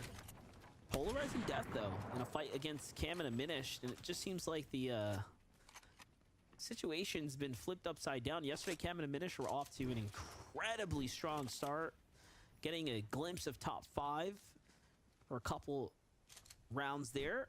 But now it's Prodigy and Polarized who, after that Victor Royale, have rocketed their way right up into this conversation, into the standings. And that's what happens when you perform stronger on a day where the point thresholds are different, where everything means a lot more. You'll just earn more for your placement points and eliminations. But look at this, Boya and Peterbot this time contested for the forecast tower by a team that's pretty desperate here. It's Snack and Possess. They have to do something big, and what bigger thing to do than try to snatch up the information of the forecast tower? But they're not happy with the situation at hand. They're not happy to fight for this one. They end up giving it up. Not only that, but with a team base so far up on a hill that can oversee both Poyo and Peterbot, as well as the duo that was just contemplating challenging them. That's part of the reason why we see Peterbot go to the other side of his box. He doesn't want to try and look for peaks from a position that he knows a team with that much elevation over him probably have the advantage. Muzz knocked Acorns in the feed right there. Keep an eye on that. This could be a huge problem. Cold here by himself on the high ground, looking down now. Okay, so it had to be to the hands of a well-timed snipe or something, but either way, it's not looking good. That Cold is just gonna say, you know what? Take the elimination, take all the loot you want. I'm gonna get out of here and play for the tournament life, and he leaves Acorn behind, and now Muzz and Paper have to think. Wait a second. Did they leave his teammate? Did he pick him up? Are they gone? That's crazy that Acorn is still crawling around right now. What's even crazier is that neither Muzz or Paper even had a Reaper sniper at their disposal. And Cold, you can see only 11 bullets left in this Mythic Striker.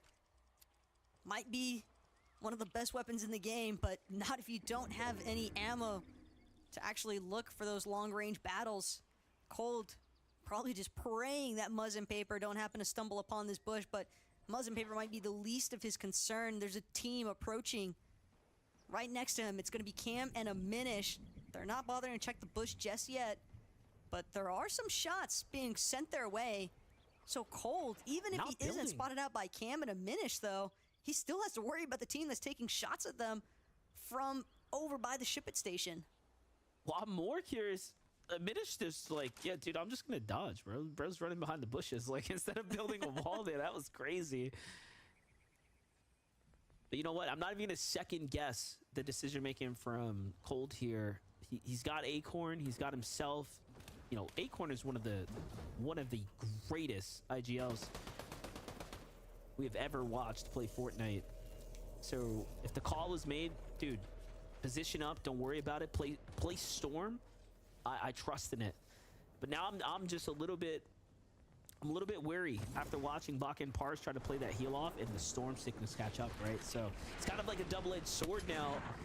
You have to begin to think about these things. You have to weigh your options. You can't really trust the Storm all that much, because in the end game, it could just come full circle there and cost you a win.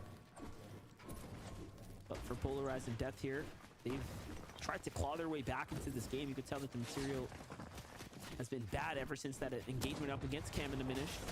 Look at this. They're going for the fight here onto Macwood and Blake. And Macwood just gets deleted by Death. I think he caught him with a side angle. And it's just not looking good right now for Blake at all. Blake is unfortunately just a rat in a trap at this point because Polarize and Death, they're not going to let this one go. Blake, the teeniest bit of HP is his silver lining currently. He's doing a relatively decent job, though, at wasting Polarize and Death's time. And at least forcing them to work for this final elimination. But he will inevitably fall. Just too much pressure being applied, but definitely got a good chunk out of Death's HP in the process. Granted, there are ample heals surrounding Death and Polarize, though, so they should be able to regen their shields, no problem. Peterbot, though, shit. Oh, yeah. Now That's we how it know happened. where the issue stems That's from. how it happened. So Peterbot is Blame him. He's actually the origin story of the woes of Blake and Macwood for game number 9. I'm laughing because TikTok's gonna love that one. Chat always goes crazy for Peterbot plays. I The love fact that Macwood was that exposed and didn't even recognize the fact that there was a possibility of someone like Peterbot managing to find an angle on him. Did you just see that? The leaderboard just flashed for a second. Yamza and Rise are down. Fully finished right now, which means Acorn and Cold. If Cold can pick up Acorn and run this one back, they have a chance to overtake first place for the first time today. But more importantly, the rest of top 10 have a chance now to start to close the gap. This is going to become an extremely, extremely competitive leaderboard when this is all said and done, because if Yamzo and Rise are out the game, that is the biggest piece of the puzzle that needed to be solved for everyone else inside the top 10. You just know that a team like Acorn and Cold, if they recognize the fact that Yamzo and Rise have been eliminated from this lobby, maybe expect them to slow things down a little bit, because now they don't necessarily need to go for an overly aggressive box fight. Just find your surge tags, play it back. Don't force any unnecessary positioning or any unnecessary over-peaking. We've already seen a handful of players finding their faces getting ripped off in the process for challenging on the peaks here. Just never know when someone with a sniper is right around the corner. Re and Ritual, much different position right now. Keep in mind, this is a team that spawns on the eastern side, and they played all the way around here. Beautiful tag right there by Ritual, and just much, much better here as far as the damage is concerned. That's going to really jump them up, give them a little room to work with there. And they find another one on the rotation there, so things are looking up here. But we jump over Cold. Cold likely, I pray that he has picked up the reboot card and he's just waiting for the save at this point. Because if not, time has to be running extremely thin here. But yes, the fact that he's going way out to the storm here shows that he is likely going to try to play for the other reboot off in the distance here. And he's just, again, another game where Cold and Acorn have to play this storm. But you saw what they were able to do last time when they got back in day one. They turned it into something. And just last game as well, watching Clix and Epic Whale, when Clix picked up Epic, they turned that into nearly a victory royale. So anything can happen. But while we're looking at a solo Cole, I couldn't help but notice that it was Baka and Pars situated inside of fencing fields. And if it was Baka and Pars that got that elimination onto Acorn MDF, there's a high likelihood that they're going to recognize the fact there's no way Cold can make a reboot ban play inside of fencing fields. That's just going to be impossible. So they're going to hold it down. They held Cold. They forced him to move even further into Storm.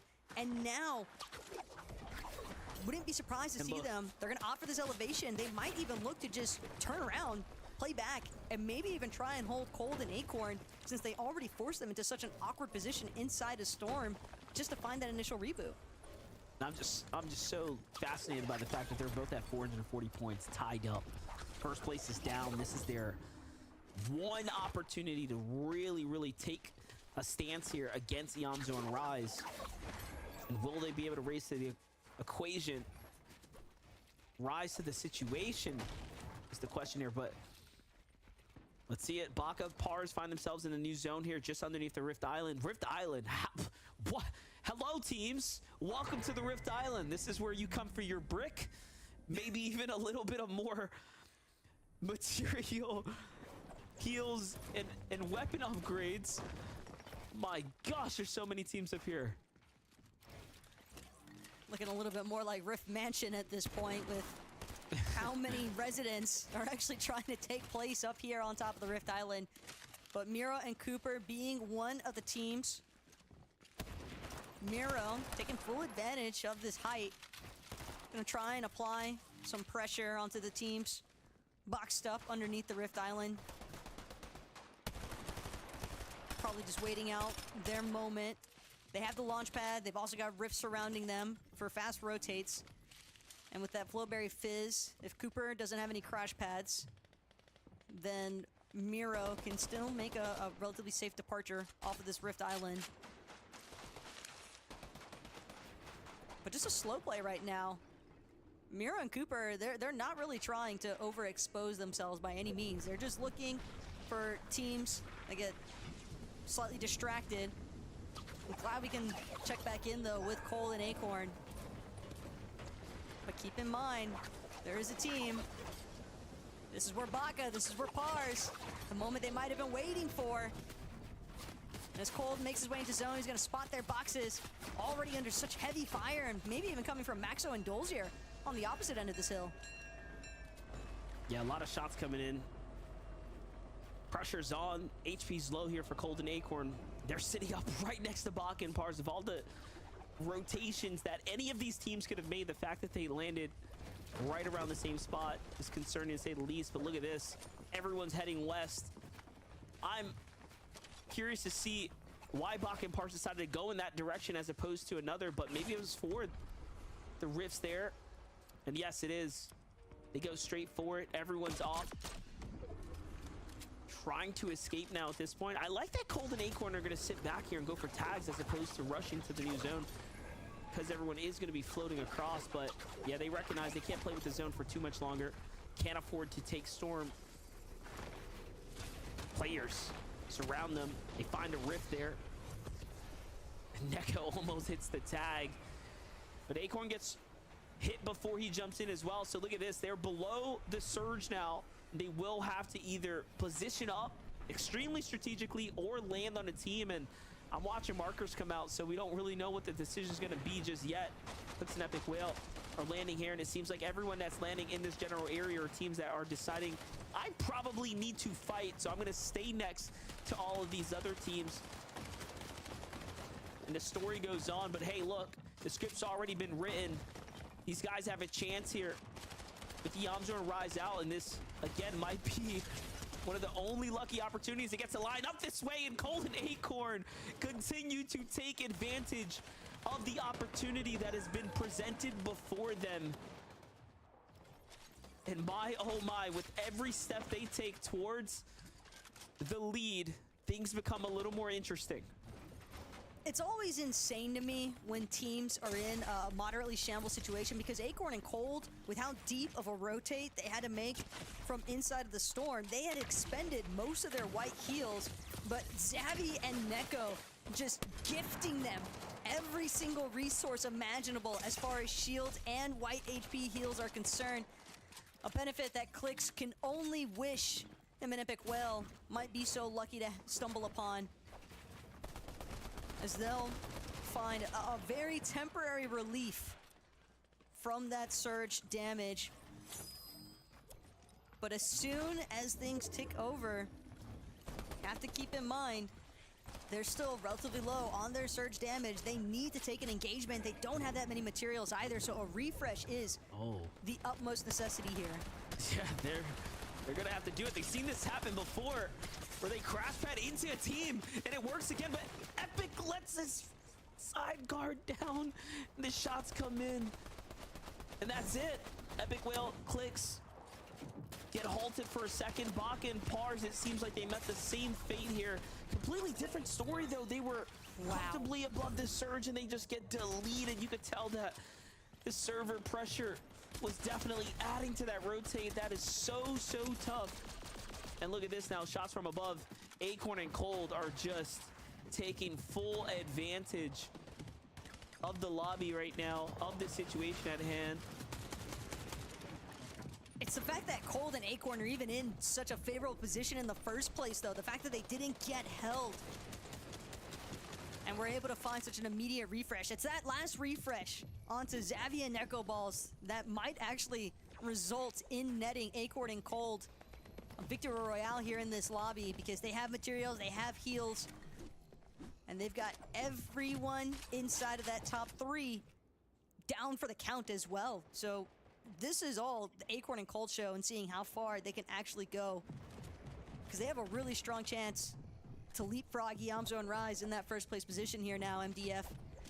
If they just stick to playing their game and keeping their cool. Yeah, here's the thing. This is where it's going to happen. This is where the placement points are going to start to tumble on in. And if they can soak up a top 15, a top 10 right now, they're going to be closing in on that 500-point threshold. They'll be the first ones to really begin to break away. Pewterbot and Boyo have a chance here as well, but they're going to need like a top 5, maybe better, in order to get up there and earn another 70 points. But look at this. They're starting to eye up potentially threats right here. Threats. Who does he know? He has a weakened wall there. Might just have Pewterbot flying right on in through. Wouldn't put it past him, but no. Shots coming from down low. It's Day. Day in another endgame. Okay, I just need to see Day's points at this point. This is 3 games in a row. We're seeing him make it to mid-game, but Vbucks gets taken down right here. So it's going to be up to Day by himself. Either way, impressive nonetheless. 187 points from being at all the way at the bottom, all jumping way on up. No, that's what happens when you have those 1.5x points. Anything can happen. It's gonna be tough though. Shots are coming in here for Pewterbot and Boyo. It is not looking good at all. These trades are not going in their favor, Taco. They're not finding the tags that they're hunting for right now. They're trying to force it, which of course is never a great recipe, but they kind of have to as well right now. And right now it's all about whether or not Pewterbot and Boyo can actually break through, find an elimination onto Day, and just keep paving their path forwards. Death, polarized. Another elimination secured onto Spinks. Pump still running around somewhere, because that's only 1 elim currently for Death. And you can see Pump now on the other side of this wall. Death seemingly doesn't seem to recognize the fact that Pump is lurking just behind him. Gotta be careful. Pump could potentially make the play of a lifetime here and double eliminate Polarized and Death if they're not careful. But it does seem as though the intention from Pump, at least for the time being, is lie low, stay hidden, and just move with the backside of the zone. Or get eliminated immediately. Yeah, they're still adding up. They're earning points here. That's what's most important for Def and Polarized. They are now in the 400-point threshold range. This is top 10 page. This is it. This is starting to really close in. If they can earn 30 or 40 more points, I mean, they'll start taking off into the top 5 conversation. Let's look at Pewterbot here, who, like we just said, was struggling, but he hits the sniper shot of the day there onto Duke, who was flying across the sky and manages to avoid the incoming fire here, staying alive. And even with shots coming in from behind, you cannot stop Pewterbot once he gets going here. He is determined to jump into top 5 right now. But grappling through the center of the zone, Pewterbot bound to draw the attention of other players in the lobby. You can see his HP paying the price for that faster rotation. Sure, you got somewhat ideal positioning now, but he definitely needs a refresh of some form if he wants to try and maintain hanging out in the mid ground. But if there's anybody that can get it done, Pewterbot is certainly someone I would look at. And finding those 2 med kits, blessing in disguise here. Meanwhile, big stuff too from Bbucks, finding that elimination onto Byla. Yeah, and he makes it quick and easy there too. Jumps right in, takes him down, picks up all the loot. No resistance there either, but oh, misses the grapple hook. This is going to be a little dicey here, but luckily no one lands next to Aviv here. They have plenty of space to work with. Aviv sets up the 2 box for him. They're going to heal up and get right back into this game. There are fights happening above them, and Aviv says, don't heal. Let's get these points. And they go right in for it. And it looks like the points are good as they find Vanilla's there and they pick up all that material. That's going to put them right back into the game here. And they have everything they need. But I'm looking at the zone here. It seems like it's going to bounce back. And Cold and Acorn continue to claw their way back from the depths into the stratosphere here as they now have points here to take the lead, and they have done it. Top 15, I called it, is what they were going to need to get a 500-point threshold breakthrough, and they have done just that. But look at this. I like what Cold is thinking there. She singled out some floors. Oh, the crash pad. pad. Go up, though. Oh, but a team jumps in, and the grapple comes out, and look at this, Taco. They position themselves pretty sweet here on the side of this mountain. No, this is the perfect spot to anchor up because halfway up the mountain face, if the zone does happen to pull back the other direction, they're still operating from that secondary height layer. It won't be too difficult for them to actually scale down the side of the mountain. Same story can't be said though for Bugha and Aviv. Bugha gonna pick up the materials that Aviv has chosen to drop. We saw them moments ago with a massive refresh elimination, but now with Bugha being left as a solo, he can't afford to keep tarping as aggressively as he once was. Another elimination gonna be found onto Polarize. It's Reet. And Cold and Acorn. They're both still in this. Reet and Ritual are both still in this. They are literally making a comeback right now. And you have to assume that after that last game, number 8, the anger, the disappointment all starting to kick in here. And they're going straight into performance mode, and you'd love to see it here as they break into top 10.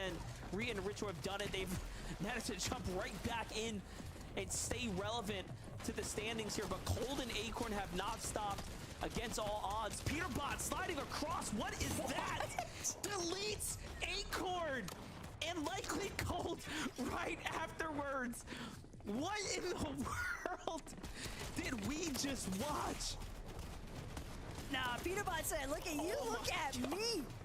Action man at this point with that slide by elimination. That was insanity. Yeah, he got both of them. I don't see their names up anymore. Peterbot just ended Acorn and Cold, and he might have did it for, at this point, Reet and Ritual, because they need the rooms to start closing in now. And incredible enough, look at the points here. They're going to probably overtake Yamzo and Rise if they can get another elimination. If they can literally finish off this other duo. It's all or nothing, and they find Trashy. Those are worth so much. They just jumped 20 more points, by the way, for that by itself. 2v1 though, they take fall damage. Bryce is gonna get the elimination credit, and Ritual could not hit the shot, and Bryce will win the game.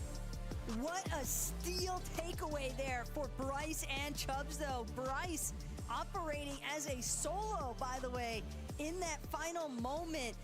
Just really smart. By the time that Reet and Ritual actually turn behind them to see who's actually making their approach from the ramps that they had just jumped off of, it's just too little too late. Bryce already catching the upper hand. A little bit of tag team efforts as well though from Trashy, because without Trashy applying damage there onto Reet and Ritual, that 2 versus 1 situation is a lot less likely to be won by Bryce. Absolutely incredible win for Bryce right there in Chubbs. Bryce and Chubbs were off to a strong start, kind of lost their momentum, but with this win here, we have seen Bryce and Chubbs do some incredible things and make big plays. And look, they won a game at Global Championships. In fact, I think they won a few games at Global Championships, and now they do it here in the grand final settings of this first chapter. So you have to really appreciate the fact that they're a team that can win. They have all the signs to be an elite squad this year. Bryce and Chubbs, just one of many teams coming to their true form here, because it's the second day of Grands, MDF. These are these teams' last chance. And keep in mind, only the team in first will solidify their spot at LAN later on this year for the Global Championship. As for how the leaderboard's currently looking, though, we're going to have to kick it back to Zeke, Vivid, and Kelly to give us the breakdown. Thank you guys so much. Bryce and Chubbs get themselves the Victory Royale. You saw I put it in his name, Day 2 Prodigy. Some duos just come alive on Day 2. But not only that, paired up with that victory royale, which again, we continue to stress because of this multiplier in day 2, this means these guys are going to be moving way up the leaderboard. So Bryce and Chubbs on 213 points. Of course, this victory royale contributing a lot. But guess what place they were in coming into day number 2? They were in 49th. Our eyes have to continue to follow Bryce and Chubbs as day 2 continues, because this could be the story.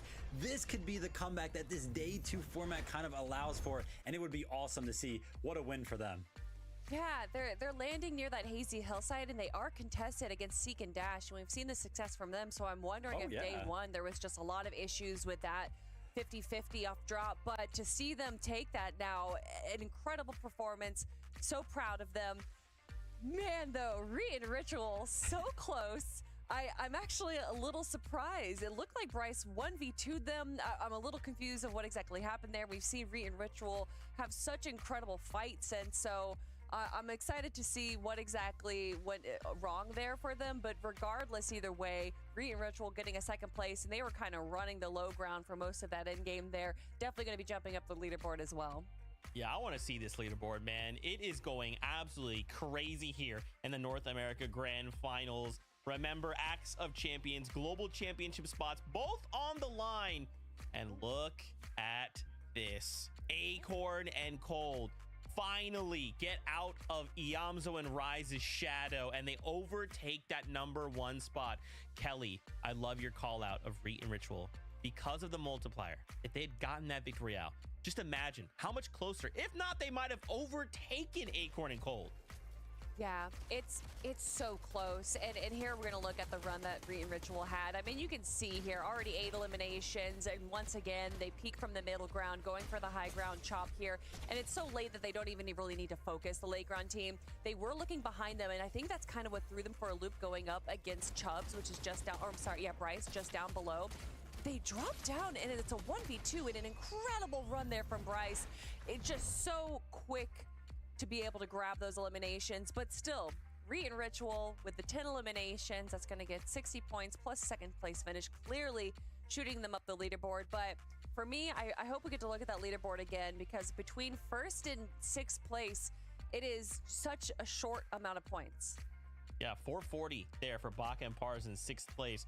Acorn and Cold currently sitting in that #1 spot. Listen, it's Acorn and Cold's day, all right? These guys are going absolutely ham in a way that I don't know many people would have predicted. Yeah, you predict, okay, they're amazing, but these guys have taken it to a completely different level, especially in a situation where you have to reboot your teammate. You're put on such a back foot.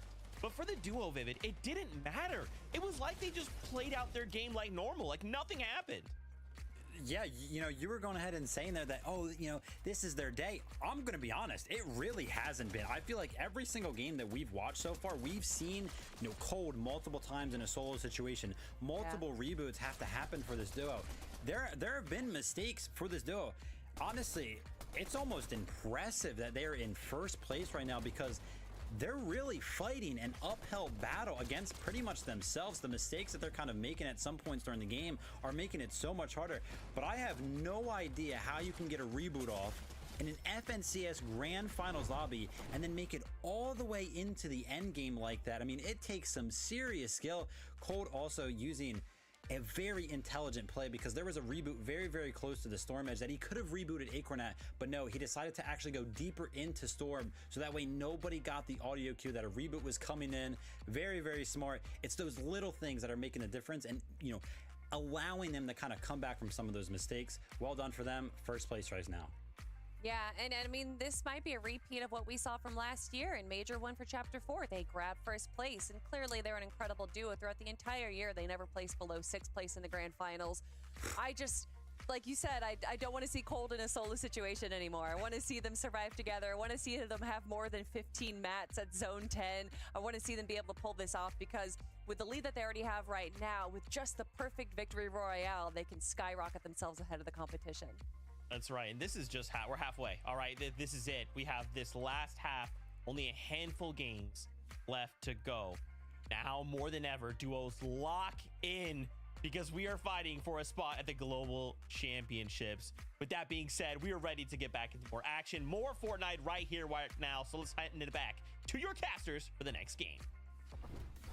Yeah, I think it's important to mention that you got to take a deep breath right now and really settle in to what is going on right now. I think Vivid put it best to me, Taco, just now. It's not even like perfect play that we're seeing by any means by the teams inside the top 10. In fact, they are all struggling with their own little individual things. And if they can't figure it out, new teams are going to come up and take their spots. This format has already proven it's the fact that the 1.5 times point multiplier is making for some crazy comeback story action to possibly unfold here. So as we dive into game number 10, Battle Bus set for launch. Well, here we have it. There's only a couple of games left here now. We're past the halfway mark. We're jumping in to the late stages of this grand finals. And if you're Buck and Pars, I think you're pretty happy with this bus here because it's going to favor their side. It's going to allow them to touch down and, again, likely play into their strengths, which seems to be dropping down and besting Aaron to the punch here in Chance. Chance is going to be a lot higher than Pars is, and Bach and Aaron are right there neck and neck. And look at this. Pars with the perfect drop here. Gets the weapon first, gets the finish as well. And again, all because the battle bus is closer to their drop, is there's less variability involved. They could just time it better, right? The little things really start to show you what teams are stronger, what teams have more strengths in certain areas, and Bach and Pars are taking full advantage of being contested right now when a lot of teams don't. A lot of teams crumble when they're contested, but not this duo. No, Baka and Pars proving yet again they knew heading into today that it was going to be a scrappy one.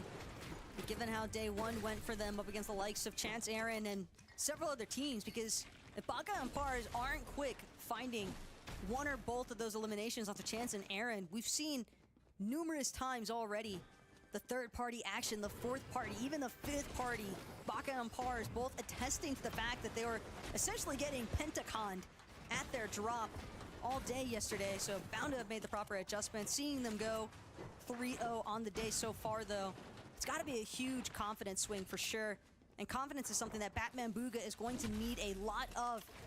Operating as a solo currently, lost Rapid relatively early on over by the Research Rock, and it's Dalty, it's Skater, trying to just finalize the second half of what they started. They get this elimination quickly enough onto Batman Booga. It could open up Dalty and Skater for a little bit of an easier time positioning through the mid game because of the surge damage that they'd be able to acquire right now. Well, the action continues here. Dalty is on the move here, playing around the outskirts. Batman Booga doesn't recognize he's there, but does throw the walls down. Dalty plays it smart as well. Couple cones there. It's all textbook here, but because they have no tags, Batman Booga and Rapid are going to get out of there. But Rapid, of course, is down and out. So since he can't do anything big, it's a full-on disengage right now.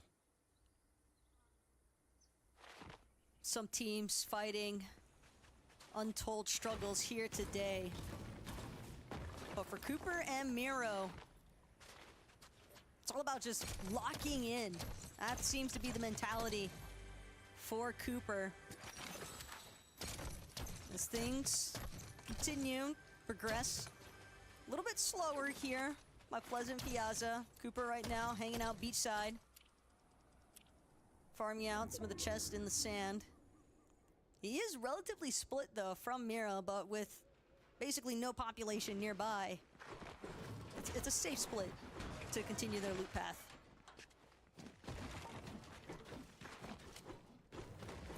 Got Reet and Ritual here at the railways, but there's a team moving about their drop as well. So they do have to be extremely cautious right now. Danger ever so lurking close by.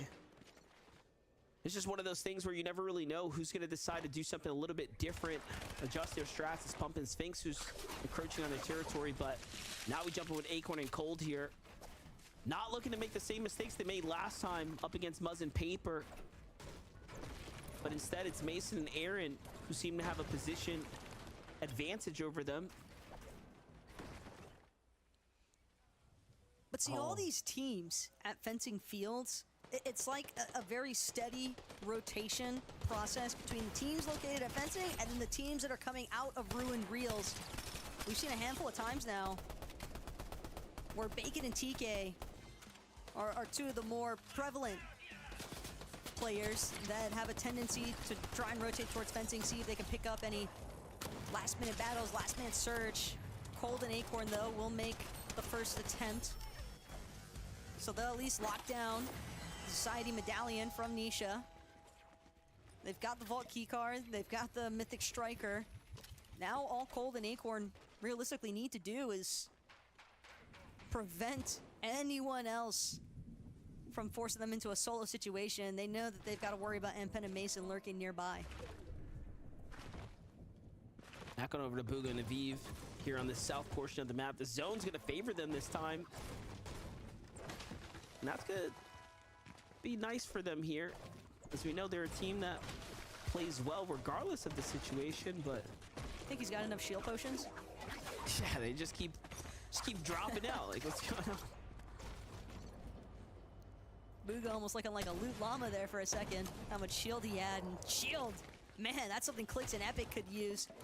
But after confirming 2 eliminations to start off game number 10 pretty hot here, Clicks has been playing out of his mind, by the way, for day number 2. But what I would like to see, MDF, is Epic matching that same pacing, matching that same standard that Clicks has been operating with here today. He's the 6th time, after all. Clicks doesn't have any FNCS titles of his own. He wants to find the first one here today, if possible. But it starts with Epic, honestly, needing to rise to the occasion, because Clicks has been holding things down pretty heavily here today. Look at their HP. 3 HP on Clicks. Epic Whale, super damaged. We jump in with Paper and Muzz right now. We're getting active here. Edgy on the run. Where's Tavern? Likely in the elimination count of Paper. He's just going for it, but the risk. He gets sent flying there by the crash pad. You have to assume that is basically mistakes were made, and you have to wonder, the sniper in hand, what all happened here? No scope needed. Oh my gosh, through the bush.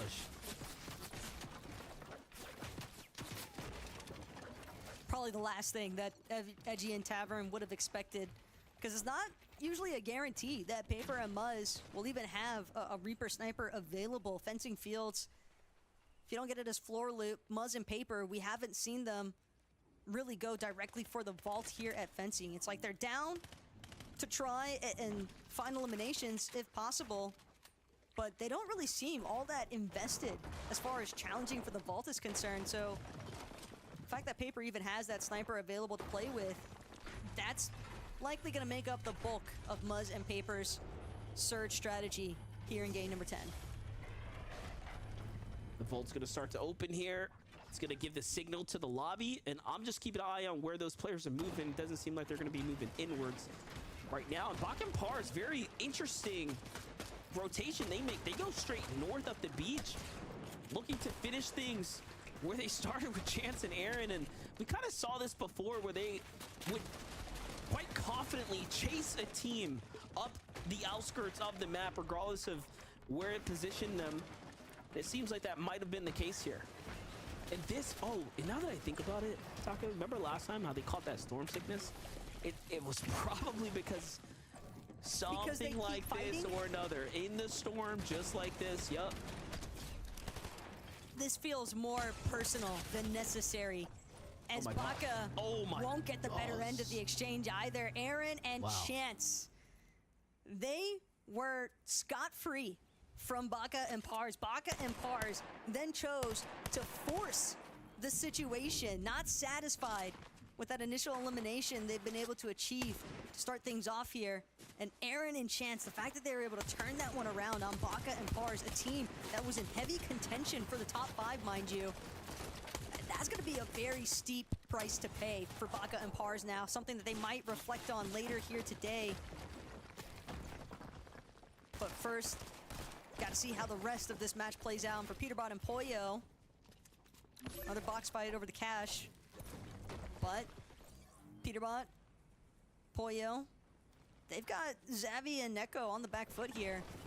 Xavi and Neko don't really seem all that confident in trying to take this engagement up against the likes of Peterbot and Pollo, probably recognizing the fact that, hey, these guys are good at the way that they're holding them back inside these box fights. Well, things are looking pretty tough right now for everyone here on the outskirts, as they're going to have to rotate right through Peterbot and Pollo. One thing I am noticing, though, is that Peterbot's about halfway through his material, so not the best spot to be in this early in the game. He's eyeing up, seems like, Mirror up there. But on the other side, a lot of action still unfolding here. Vive with the sniper in hand, and man, players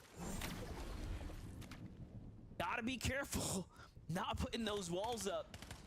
It's just no other way to put it other than you kind of deserve the shot that comes in if you're that exposed and someone sneaks up on the side of you, by the way, you don't recognize them coming. It's a pretty tough spot to be in. But at the same time, I almost can't fault Dasharuni for that one. It gets incredibly easy. For even a second, a lapse in judgment, that's really all it takes. And Aviv, he's definitely been a very heavy player off of this Reaper Sniper whenever he has it available to him. Being supported by Bugha as well. And now Bugha Aviv with that confirmation of limb. Ample surge damage applied. So we're gonna tap back in over to Clix and Epic Whale's point of view, and max materials, very solid ammunition as far as Clix's loadout is concerned. 6 flowberries in tow as well as a grapple blade, so mobility definitely not an issue here, but it hardly ever is for Clix and Epic, given that they drop over by Lavish Lair, essentially guaranteed some of the best forms of mobility from that POI. Sniper still in hand here for Clix right now. These 2 eliminations looking pretty nice right now. Ooh, Bila in the building here. Has to be careful. This is just so dangerous with the sniper, and this is why he has, again, some of the highest damage output that we've seen here amongst all players this weekend. Look at this. Death and Polarized sitting right up on top of Muzz and Paper's bases here. Oh, but they're going to rotate. They don't even want to remain near these teams here. Very interesting. Oh. What's your take on this? Well, currently, Death soaring through the skies without Polarized. Hopefully, Polarized is able to run that one back. And yeah, sure enough, will reunite with Death.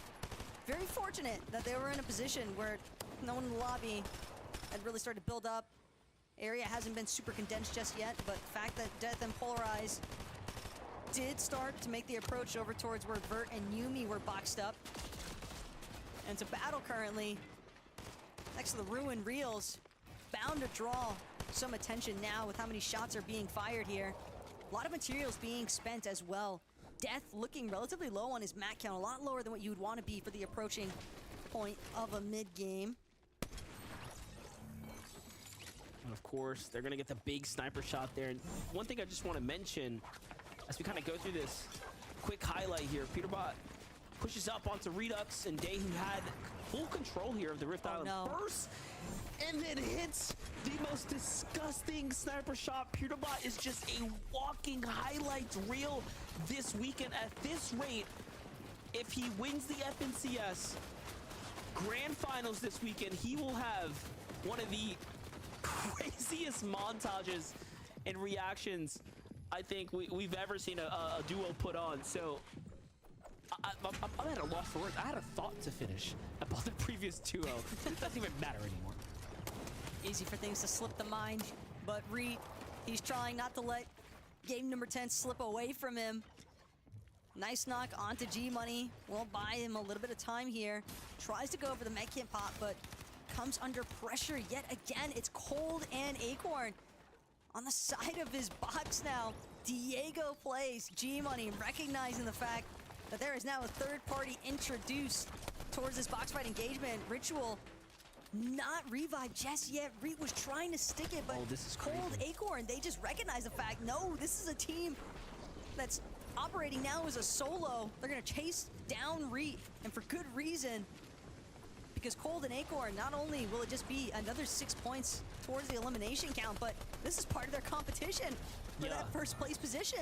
And that's it. They know exactly that. Looking at the feed gives them all the information they need. They see the elimination come in. They see the name pop up, and they immediately alter their demeanor. They change their entire, game plan right there, and they key down Reet without even thinking twice about it. Their immediate competition is out, and look at how things are aligning right now for Acorn, 2X, and Cold.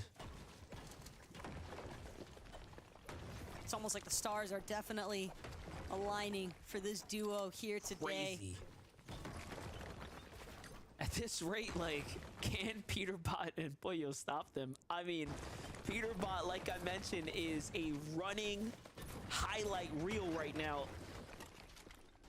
But their play style, what they've been doing is a lot more volatile, right? Much more like a tug of war. It's back and forth.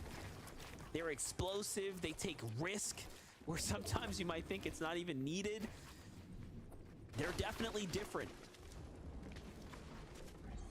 Peterbot's mentality, 99% of the time, just seems to essentially boil down to, I think I'm better than you.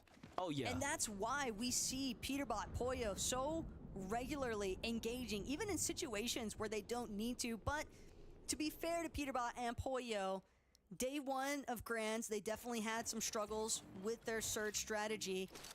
It seems the way that they've chosen to try and deal with those issues is by making plays to Rift Island, because it's 2 games in a row now that we're seeing Peterbot Pollo actually choosing to go to the top of Rift Island. And sure, maybe it's just convenient based on its location in comparison to where they were already originally rotating, but at the same time, we've seen so many teams opting to stick around that Rift Island, whether to utilize the rifts for the easy rotates towards next zone and later rotates at that. But regardless of the case, it's definitely helped Peterbot and Pollo more than what it's been a negative against them, even having to deal with a little bit more traffic on that island. I mean, I'm absolutely with you. I'm just looking at a little update here from Cold and Acorn, who are only 97 above the surge, so they're going to make a quick dash here to the new zone. One of the first teams to actually position up, and I find this to be super interesting that they want to play the bush here.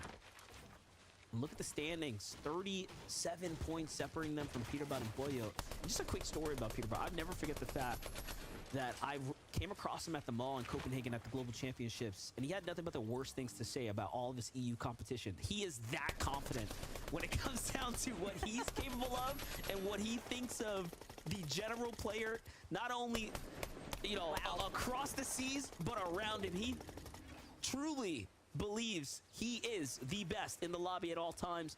Global Championship performance, it's a different discussion for a different day. Sometimes you're hot, sometimes you're cold. But right now, we're seeing top tier Peterbot.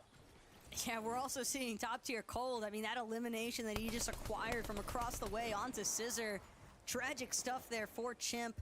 Not sure if Chimp is still up in the running, but losing Scissor definitely going to be a massive spoiler into his late game strategy. And Cold, even talking about it, ice in his veins, but this man's hands are on fire as he continues to rack up some of the shots. We saw them jump temporarily up to 300 above that damage threshold, and now yet again another dip down, just 73 above. This lobby proving to maintain hyperactivity as far as damage application is concerned. You can see even behind Acorn and Cold, Skater, Dalty. Acorn Cold got to be careful here, but more so Death and Polarizes. They're caught up in a box fight right now with Blake and Macwood. Curious to see how this is going to work out for them right now. They don't need to rush the fight by any means, but Mira and Cooper are likely to press the engagement here and pressure these walls. And look, the lobby's starting to decide to turn against them as well. They have time to work with, but Polarize gets knocked there. He makes the wrong decision. Death makes the better move to go into the storm. Kanata and Agers come in and take them down. We've seen Kanata jump into the feet a few times today. Unfortunately, they had a very, very short day one performance, which has kind of left them out of the conversation. They've managed to turn up and find better moments of success here today. Either way, though, more competition falls for Cold and Acorn. Players like Peterbot and Boyo, of course. Cold, Acorn, bound to have been able to hear those shots coming out of the boxes behind them. They know Skater, Dalty, they're close. Probably getting the audio cues now from the grapple blades, trying to light Skater up out of the sky and pick him off before he can actually grapple his way above the hill. And now it's going to come down to Cold, to Acorn. 200 damage above, but they still got to make sure that they rotate into a nice position here in zone. You've got Chubbs doing what he can to try and push Cold and Acorn away from him. Small tags into Cold, but he has more than enough shield to work with and more than enough protection here at Hazy Hillside, where the zone has pull torts. Some good elevation now as Cold and Acorn try to hang more towards dead side of zone. I like this little outskirts spot that they're in, and yeah, just talking about Kanata and Ager's general performance. Look, they're at 317 points, right? Top 10 is around 400, which is 1 win. There's enough games in front of us to put Kanata and Ager's possibly up at the top. It just depends on how they perform, and look at this. They are just playing so exceptionally well in another set of eliminations. And in fact, if you just tally up how well Kanata and Agers are playing right now, they're trending at around second. If it was just a one-day tournament today, they would be in second. That's just how good they're playing right now, and the points are showing it. But can they continue to replicate it throughout the course of these remaining matches here today, MDF? Because even if they pull it off in game number 10, they still have 11 and 12 to worry about. Although, with such a veteran team in Kanata and Agers, that sort of experience could be the real difference maker in terms of how successfully they can match their consistency on the day. Look at this. Look at this base. This is looking like real Chapter 1 vibes right here. Bugha and Aviv with a double ramp out metal base. Back walls, no floors. Very, very reminiscent of early Fortnite day strategy right here. But I'm for it. I'm signed up for it. We haven't seen a team really find success this early in the high ground. In fact, even teams like Clix and Epic Whale, who were going for high ground in Zone 8, have stopped in this round here, because all that they've gotten from it is a world of trouble and a lack of material after teams start to contest them. Meanwhile, on the low ground, though, 5 eliminations now for Cold and Acorn as they start to turn on the gas pedal here. Down goes Aaron and Chance, and Cold picks up a double elimination for his troubles here, Taco. It's the fact that Cold and Acorn, we saw how early on they made their way towards that less congested side of zone, and that positioning is going to be the real completion factor as far as finding those next couple of eliminations. But Bugha, Aviv, they're up there. They weren't initially that invested into hype, but recognizing the fact that the zone had pulled relatively favorable for them at the start, now find themselves having to venture forward. They want to make sure that they maintain frontside position on that zone, though. It's going to be tough, though, especially once the grapple comes into play. These teams on the low ground might have the opportunity to just look up. I like how Peterbot and Boyo are playing this right now. Front side, staying far in ahead here, not looking to get into any enemy territory. Breaking all boxes, playing extremely safe. Just textbook. This is the one thing top tier pros do better, is managing to stay and stick to the basics here, or what's going to allow you to excel. And look at this, reading the zone perfectly. They get the essentially get the next pull here. Meanwhile, Aviv and Bugha on high ground, continuing to put this top-down pressure. Clicks and Epic Whale have also elevated themselves up to second height. Are they trying to go for a late game take? It's looking like it could be a potential play there in the books. Don't count them out. But on your screen right now, you are watching the two greatest duos in the lobby right now pace ahead. But Peterbot and Pollo, these are all their pre-existing builds. They've been on the low ground, tarping their way out for so long. Muzz, Paper, they got to be careful not to get themselves fully boxed here. But Peterbot, Pollo, Chance slips away. They're going to have to hold out just a little bit longer for their next opportunity there in the low ground. But Epic clicks. Epic forced into the med kit now. As he waits for Clicks to also look for an opportunity to get a little bit more HP regen. Empen, though, might not have spotted out that Epic Well's there. Epic Well just going to finish off that med kit and possibly look for an opportunity for elimination points onto Empen. Empen with no shield, by the way. He's going to try to grapple up through the high ground just to catapult himself to the front side of zone, but immediately Booga senses that one out, takes Empen down. Oh, here they go. Acorn and Cold spring their way all the way up to the top and break the bills from underneath Booga's feet there. In Aviv and high ground is theirs, and they get to reconnect to the old builds. It couldn't work any better for them, but Booga lurking on the backside here, edging his way in, looking up. Aviv hasn't quite given it up. He didn't want to commit down low just yet, but Booga makes a call, and they have to. And Acorn, Cold come down now. This is their game to win at this point, but they will have to fight for it. Meanwhile, Epic Whale from the zone continuing to heal his way through it here. Amira Cooper is still standing there. Taka Cooper's in the zone. All Epic wants to do is keep a low profile. Every placement counts at this point for him and Clicks. But Pollo, oh my gosh, massive shot there onto Sphinx. That's going to be an instant knock. Right under him.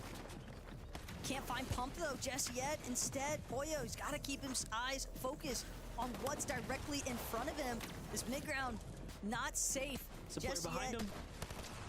Oh, he doesn't even know there's a player behind him, but it doesn't matter. He finds Aviv here, who gives up the high ground. The zone takes down Pollo before he can earn more points, which is so unfortunate. Booga's already down. Aviv on the low ground here. Player falls in and also gets eliminated to the storm there, and just like that, Aviv gets granted with some mats, but it's Cold and Acorn who will surely take this win right now and break away with a monstrous lead here. And this is the kind of breakaway that might just be devastating to all of our other teams inside of that top 5 currently, because Acorn and Cold, the way that they overshot Aviv and Booga to forcibly remove the high ground from them, we saw Aviv desperate to try and hold on, but it was just too much pressure. Acorn and Cold absolutely recognizing the fact, hey, high ground's distracted, and the fact that they could pounce upon it so quickly as well. Like the attempt, though, from Quanti. Just not gonna be enough. You know, he really did try, but take a look here. Acorn does hit the shot there in the end. A 9 elimination victory royale is just incredible, especially when you are entering into the game in the lead, right? So now all of a sudden, second place fell early, third fell early, and that's just all the room that they needed at that point to continue to really run with this. But you know what? I think we're going to see some more top 10ers start to shake it up now. That might be the idea, but first of all, we got to see just how much of a lead Acorn and Cold were actually able to accrue in this last lobby, MDF, and who better to tell it than Zeke, Vivid, and Kelly.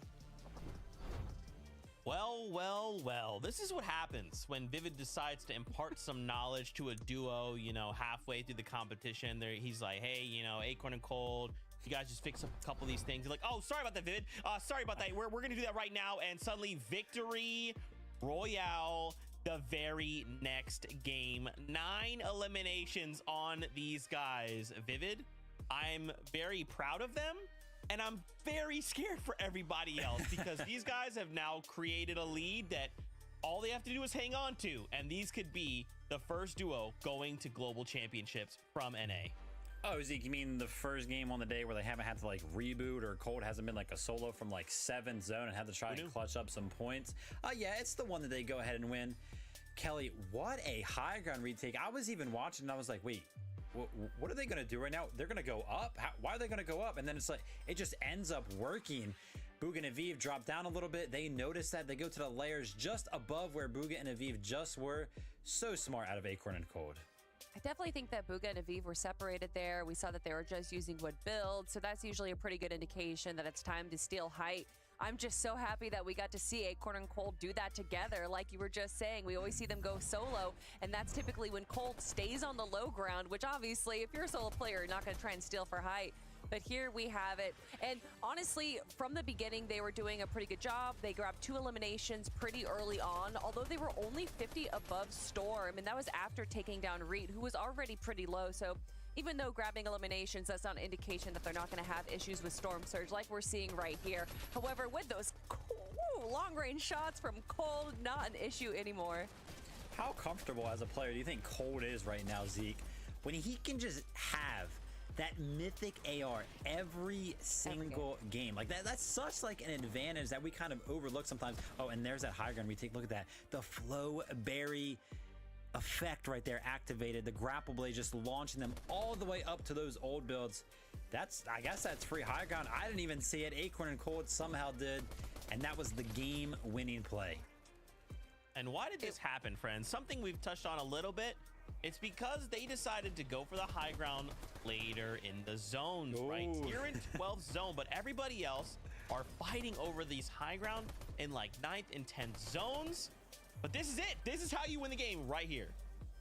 Yeah, but it's harder said than done. Like I said, I mean, the call, the awareness to go ahead and make this play, you need to have a lot of awareness, understand a lot. And Acorn, IGL, Cold, very experienced. They just got it. It was such a good run, and we knew that they could do it. We've seen Acorn and Cold do this so frequently. They got first place out of the most recent Cash Cup. They got first place in the first major from last year, so it seems like history might be repeating itself. 2 games left to go here in NA. Let's look at these standings.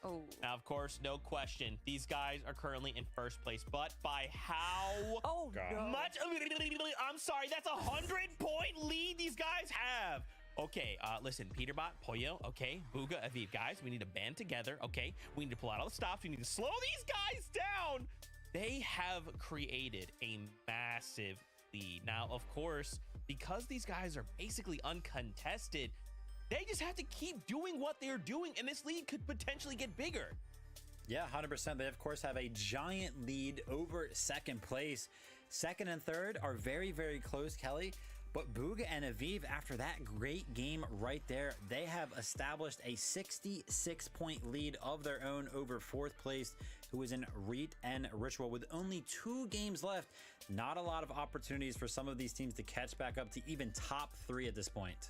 Yeah, and unfortunately for Ritual and Reet, who were in a good position last game, they did go down a little early to Cold and Acorn, and that is the worst. If you're going to go down, you don't want to go down to the first place team. But we still have 2 more games, 2 more opportunities for duos to be able to take on the Titans of Acorn and Cold, or to just pull out a strategy that we haven't seen yet, potentially make it to the end game and grab a victory royale, but only time will tell. I mean, there's a big lead. I still think it's anybody's game, though, Zeke. These 1.5x points, 100 points for a victory royale. There's a lot that can happen. Man, it could come down to that single victory royale. Could be the difference maker in sending a duo straight to the global championships. 2 games left to go, so let's get back into it with our casters. It's the best Taco and Monster D-Face. Well, that's right. Anything is possible. You see the top 10 now, Taco, a clear, definitive breakaway from our, I would say, top 3 teams right now, as we have game 11 and 12 in front of us. But a lot of new teams are jumping into the top 10. I counted about 3 or 4 new squads now are on that front page. But even with the lead that Acorn and Cold managed to develop for themselves after that last lobby performance, MDF, you can't ever, you don't want to count your chicks before they hatch, essentially. Right. They've put down what they needed to get off on the right foot, but at the same time, a victory royale alone worth 100 points. And if Acorn and Cold get eliminated relatively early on, that could change the narrative just a little bit here as far as contention for first place is concerned. But with the second to last lobby, game number 11 on the horizon here, NDF, I think the main focus for not just Acrid and Corn, but a lot of these teams in the lobby is going to be to maintain your composure. You don't want to find yourself autopiloting as we head into match number 11 of the day.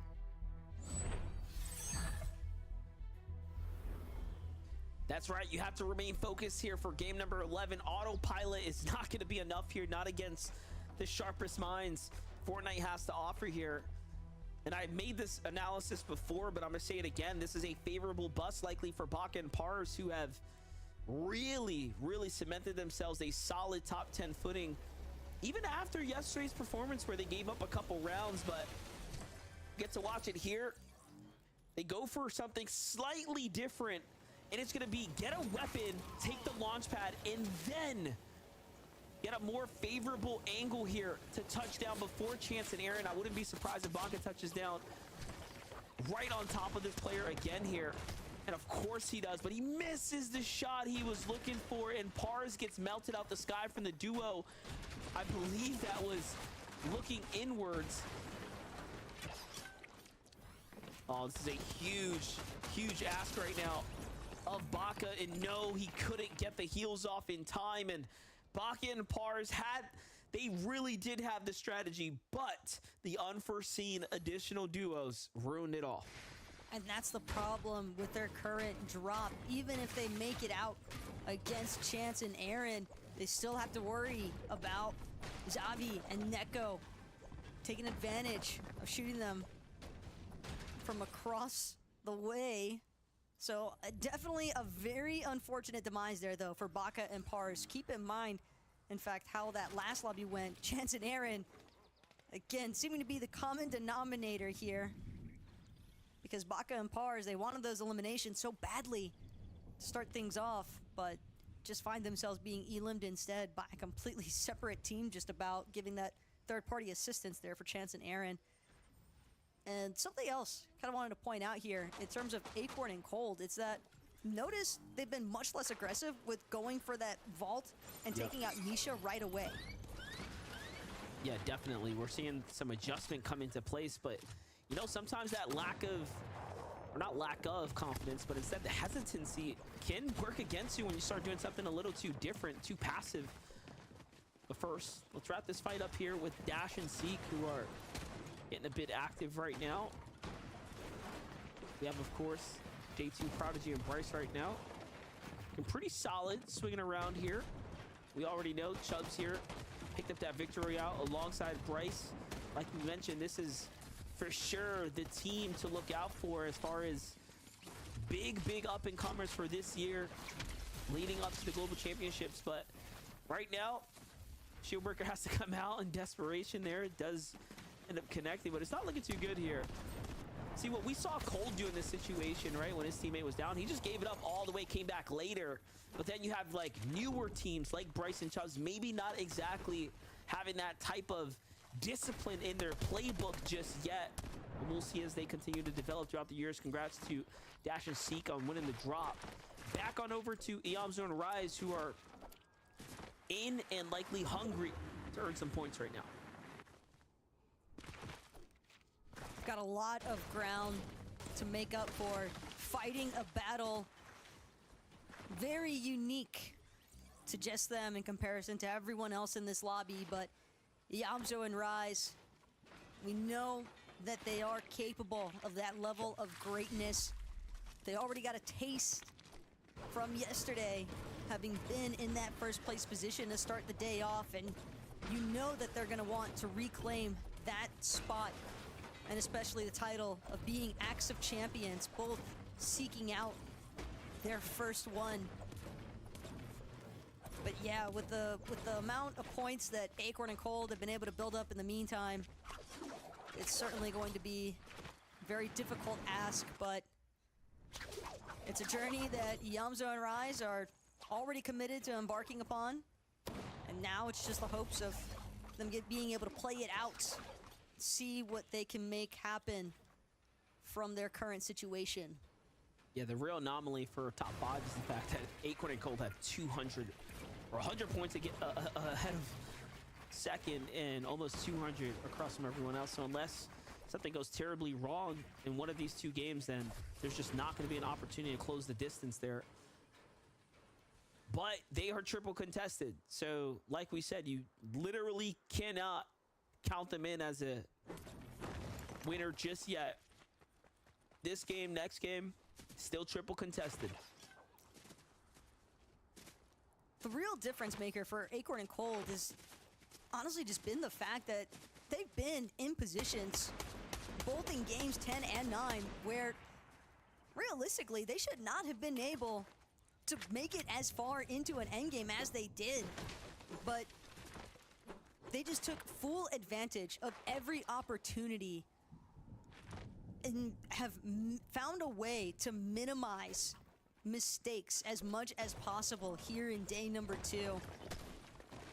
Aside from the fact that they found themselves in a solo occasion, the successful reboots into recovering enough to then find ideal positioning in later games, that alone is definitely a testament to just how strong of a duo Acorn and Cold are. One thing I really like about Cold, I feel like he, for me personally, right, from like what I've gathered from his playstyle, he is exceptional with the shotgun. It reminds me of TSM's Commandment. Commandment used to go by the moniker, you know, the nickname, essentially 200, just like Saf, 200 Punk, right? Like they were always putting that in their name because they were just that dangerous with it. And Cold, man, I know he doesn't flex how good he is because he's very humble, but he is good. Actions speak louder than words most of the time, and Cold's performance 99.9% of the time is definitely more than enough to back up that kind of statement. A little bit of trouble here though, more towards the north side of the map, far northeast even. Noxy, Crisp, up against Asian Jeff, Oliver OG. No other teams in sight though, so third party probably least of their concerns, but both of these teams expending a good amount of materials. Seems as though Noxy and Crisp, they really want to commit towards this engagement, given how much they've already opted to use up here. They're gonna need that siphon materials out of Oliver OG or Asian Jeff, and vice versa, Oliver OG, Asian Jeff. They probably want to force this engagement. Noxy already kind of hovering near that launch pad because, as you can see, Asian Jeff eating a good amount of damage. Shield's not fully intact. Noxy now trying to see if he can creep around, find a nice angle into the box of Oliver OG, Asian Jeff. Gonna get the markers from where the pickaxe is coming through. Oliver OG, Asian Jeff just trying to reclaim some of the space inside of this box fight. But again, if Noxy and Crisp, if they don't act soon and close this engagement off, it's gonna make things incredibly tough for them to try and challenge for a forecast tower or even a combat cache. Yeah, I like the discipline here though from Noxy and Chris to play the distance with all this extra AR ammunition that they have to use. But they're gonna disengage, get a couple tags, and they committed a lot of brick and wood there. Once they start digging into the metal, you can see things start to change. Jump over to Death and Polarize though, who jump in on Snacky and Possess, but a monstrous shot comes in return, and Death now has to play for the zone save here to bring Polarize back into this game. That did not go the way they wanted it to. Surely is going to be a setback here. And unlike Cold and Acorn's save, they have to go to the nearest reboot, right? So very likely that other players are going to see what's happening here. There's just no time to waste.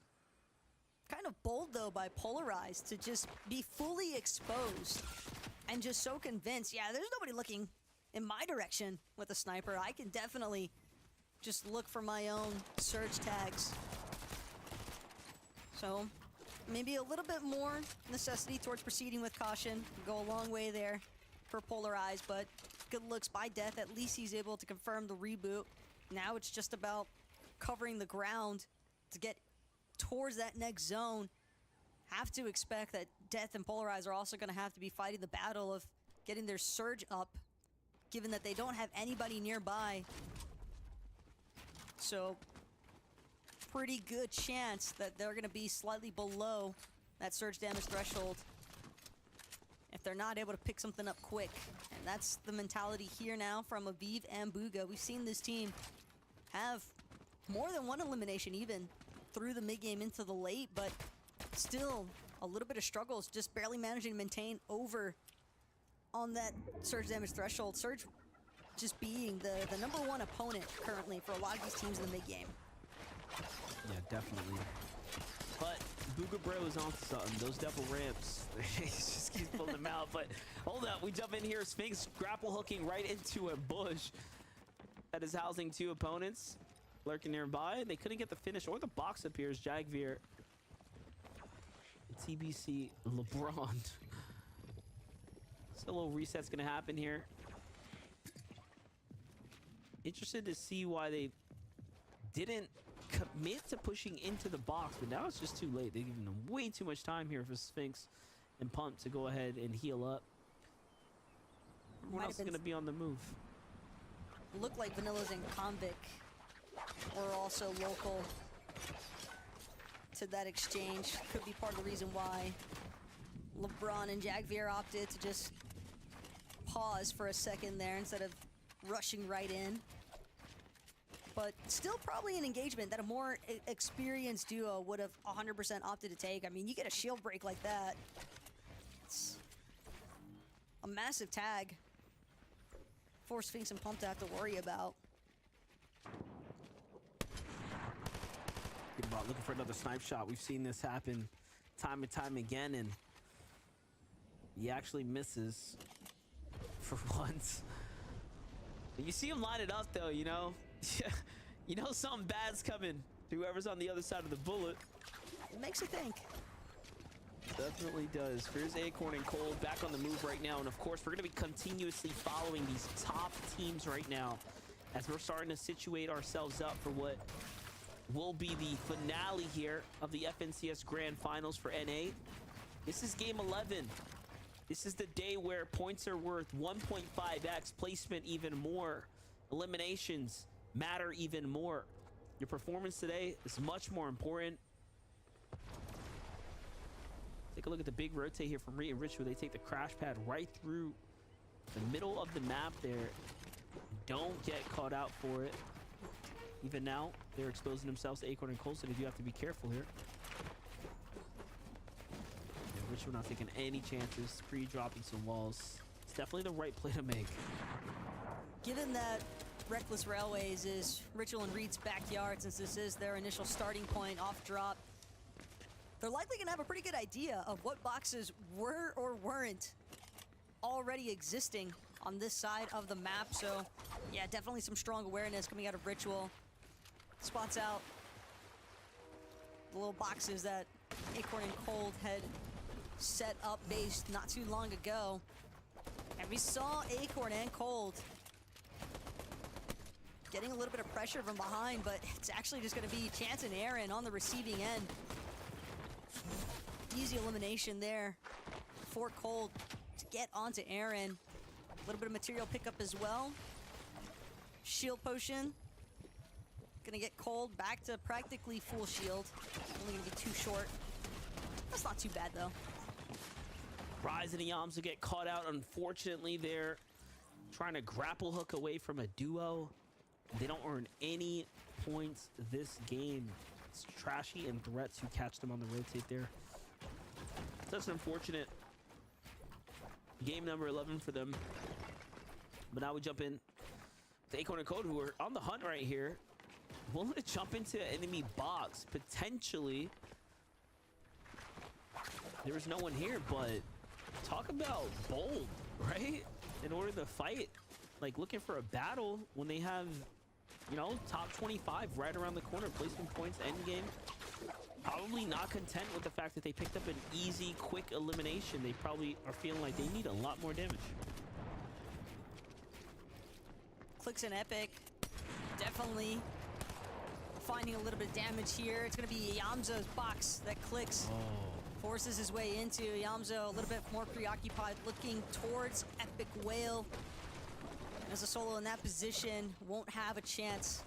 Can't shoot two different directions at once, unfortunately there. So Yamzo and Rise have been elimed here in match number 11. Still try and battle it out though for maintaining inside of that top 5. We'll have to see how game 12 goes for them. But as for Ritual and Reet, another team that has seemingly come up short here on day number 2. They have a lot of ground to make up for. And this is a duo that, despite having relatively open access for the forecast tower at Dumpenhausen, they have struggled with maintaining ideal positioning because they keep coming up short on their surge. Being uncontested, yes, sure, technically Sphinx and Pump land on the opposite end, northern side of Reckless Railways, but that doesn't mean they're actually going to engage with Ritual or Reet. That's part of the reason why we see Ritual and Reet continuously trying to force these late game fights. And sometimes when you're that desperate for surge, you're making a lot of noise, other teams bound to take notice. And Ritual and Reet have really just been getting picked off more often than not by third-party situations. Yeah, that rotate right there is very interesting to watch play out because they know, you know, pretty much where the next zone's going. You can see they're like, dude, we got to get a mountain quick. One of these two up on this side. So that's already telling us a lot here. Back on over to Peter and Boy, who have 0 eliminations, but they are above the threshold. So they've managed to at least stay active for the time being of this game. A lot of players rotating with the grapple hook right behind them as well. Not to mention teams that are situated here in front of them.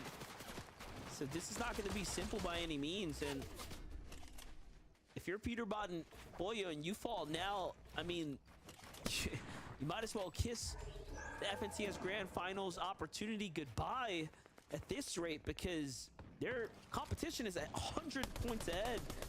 Of course, with Acorn and Cold up there. No room for mistakes here at all. Clicks and Epic just barely managing to hang above that damage threshold. They're coming in with a bit of a late rotation, taking a good amount of damage as well from this 2-tick storm. Polarized Death also finding themselves in a bit of a predicament here. This Polarized looking for a chance to get some of this Flowberry Fizz off. Only 2 ticks left. Big shot though out of Polarized, but it's not going to be enough. Instead, that's going to be Tahi and Scented. Tragic stuff there for Death and Polarized. Keep in mind, Death, Tahi. Last time we saw those two, they were competing together at the Global Championship. Now, enemies here for Major 1 of the Grand Finals. That's right. That is a very history duo. Those kind of things are going to happen, you know, like even if you're Death and Polarized, you know, you're playing so well, you're up at the top. I mean, this is Death's first time, I think, in a grand final setting where he's been able to obviously have a chance at like even top 3, right? With a pacing like this. So, you know, with time comes experience, but look at this, 6 through 10 are eliminated in this game already. Meaning that this runway is wide open right now for players like Clicks and Epic Whale here. Going and catch up, but even Booga continue to get active. This is a team that we haven't talked about that could also be primed for a grand finals. And that'd be incredible for someone like Aviv to achieve under his belt. Booga already, of course, decorated all the way through and through. But Aviv starting to close in, and he's been playing so well. They just seem to complement each other's play style very, very well. As far as the top 3 is concerned, Aviv and Booga likely one of the only teams that are even in a position to try and challenge Acorn and Cold for that first place spot in the leaderboard. But it's all going to hinge upon whether or not Acorn Cold even get taken out. Only one more duo needs to be eliminated before placement points become active, just about. At the same time, though, Cold having at least 6 points from that elimination he acquired earlier on. Paper Muzz, though, from fencing fields all the way over to classy courts. It's probably the last thing that Cold and Acorn expected to see. But Paper Muzz having already found a slightly better spot. Cold, Acorn still trying to make their way across this body of water here. Couple of tags being ate up. But now it's the immediate pressure from Golden and Ozone that could pose more of a problem here. Cold and Acorn aren't careful. I'm not worried. They're in first place. I'm not worried. They got this. All right, everyone around them, they got this. Unless it's Re and Ritual. We're getting really close now. It's gonna get a little dangerous here. As the water starts to heat up. Can they handle the pressure? But no! It's a little too much for Re, who gets taken down into a box, and the edit comes in, and now Ritual has to play this one out by himself. This is their chance to do something big. Ritual jumps in and gets melted by threats. Clicks gets knocked in the feet as well. Are all of the competition falling here now is the question. But Epic Whale fends off a monster shot there. Gives him time to save Clicks. And they gotta at least rake into like 520, 530, 540 if they want a chance in the last game to potentially be the grand finals winners here. Aviv and Booger are doing just that.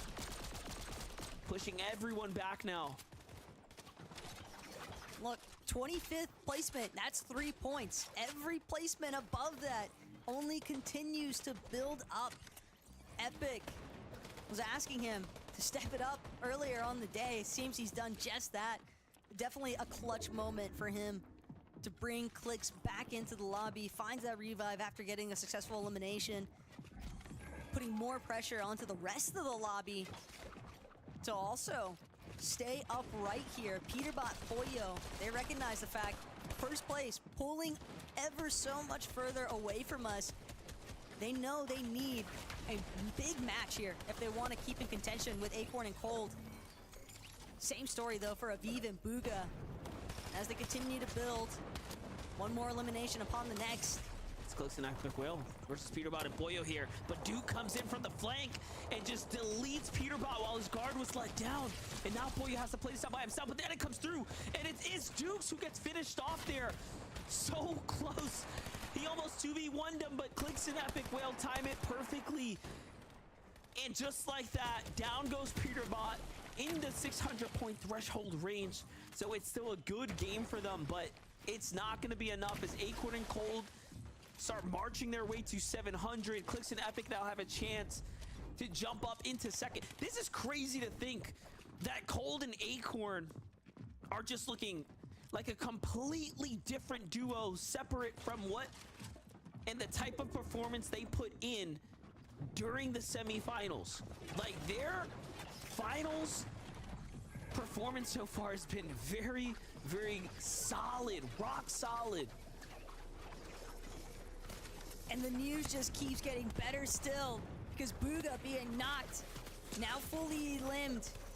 You can imagine that the feed probably retailing that information towards Acorn and Cold as Aviv doing everything he can, grapple blading, trying to stay moving along Acorn's with this knocked. zone.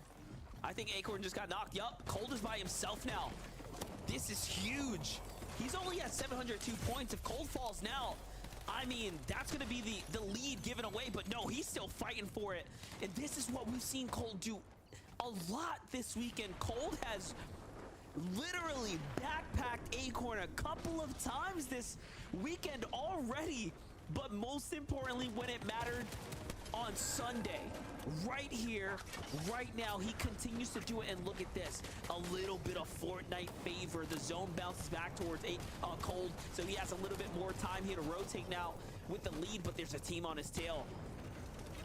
Keep in mind, Aviv, he's got the exact same intentions as Cold. He knows that he can't afford to go down just yet. Doesn't want to let first place slip that much further away from where Aviv and Booga currently sit in the standings. Aviv doing everything in his power, going to opt to drop towards that low ground, even though it's going to be a more congested side of the zone. 15. Doesn't have any mats, doesn't have any builds. Forced to take this box fight instead, but 2 versus 1, and 2 is better than 1. Aviv has fallen now. Muzz and Paper on the rise. That's it. Cold's immediate competition is down and out. Epic Whale gets knocked there. Like, this is looking better and better right now for Cold and Acorn's last game. Clicks gets taken out as well now. He is just leading here. And look who's alive. Kanata and Agers. Had they just had a better day one, they would surely be top 3 right now.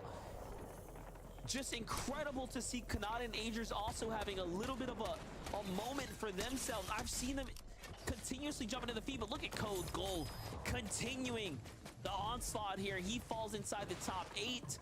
Another top 10 performance for them. Zeke and Dash turning online as well. Very consistent here today.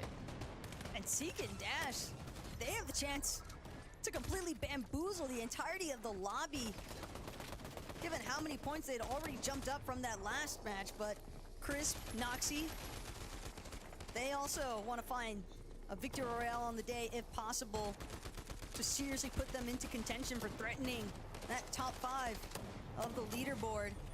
They could start here. One more pickup onto Zooks. Dasher Rooney fully exposed. Noxy gonna light him up as a punishment for it. Crisp has both of the medkits though. Between himself and Noxy, chopped really quick. Dasher Rooney not gonna be able to close it out. Crisp and Noxy, they hold on to, I think we can still call that somewhat of a high ground, but more importantly of all, the fact that they managed to maintain their position over the rest of the lobby is ultimately what led to them finding that final elimination onto Dasher Rooney. But still a really deep run out of Seek and Dasher Rooney. Bound to have built up a good amount of points there. They were positioned best by far. I mean, they had the high ground. They didn't overcommit too much, and they had just enough material to make it through the end game there, and even farming any opportunity that they had right there. And look at this, it comes back towards the Rift Island, so this could have gotten real spooky, real different, real quick. But for Noxy and Crisp, congratulations to them. They take a grand finals victory royale here in game number 11, and you really like to see that, because that's going to put them up in the 500 point threshold, closer to top 5, right? There's a lot of prizing that we're seeing become available right now as you continue to work your way up through this top 10. Yeah, there is definitely some pretty drastic jumps amongst even the placements within the top 10. But you know who else found themselves inside of that top 10? Acorn, Cold.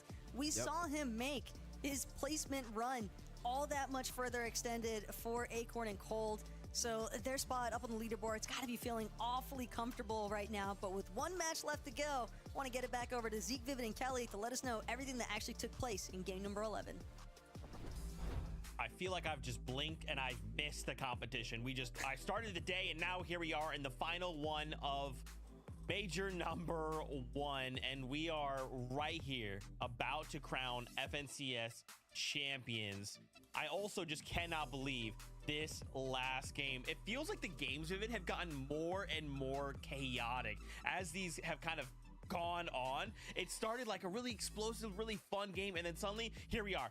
Teams falling, solos left alive, and then Noxy and Crisp taking away a victory royale. And as Monster called out, because of that VR, suddenly these guys are finding themselves in top 5.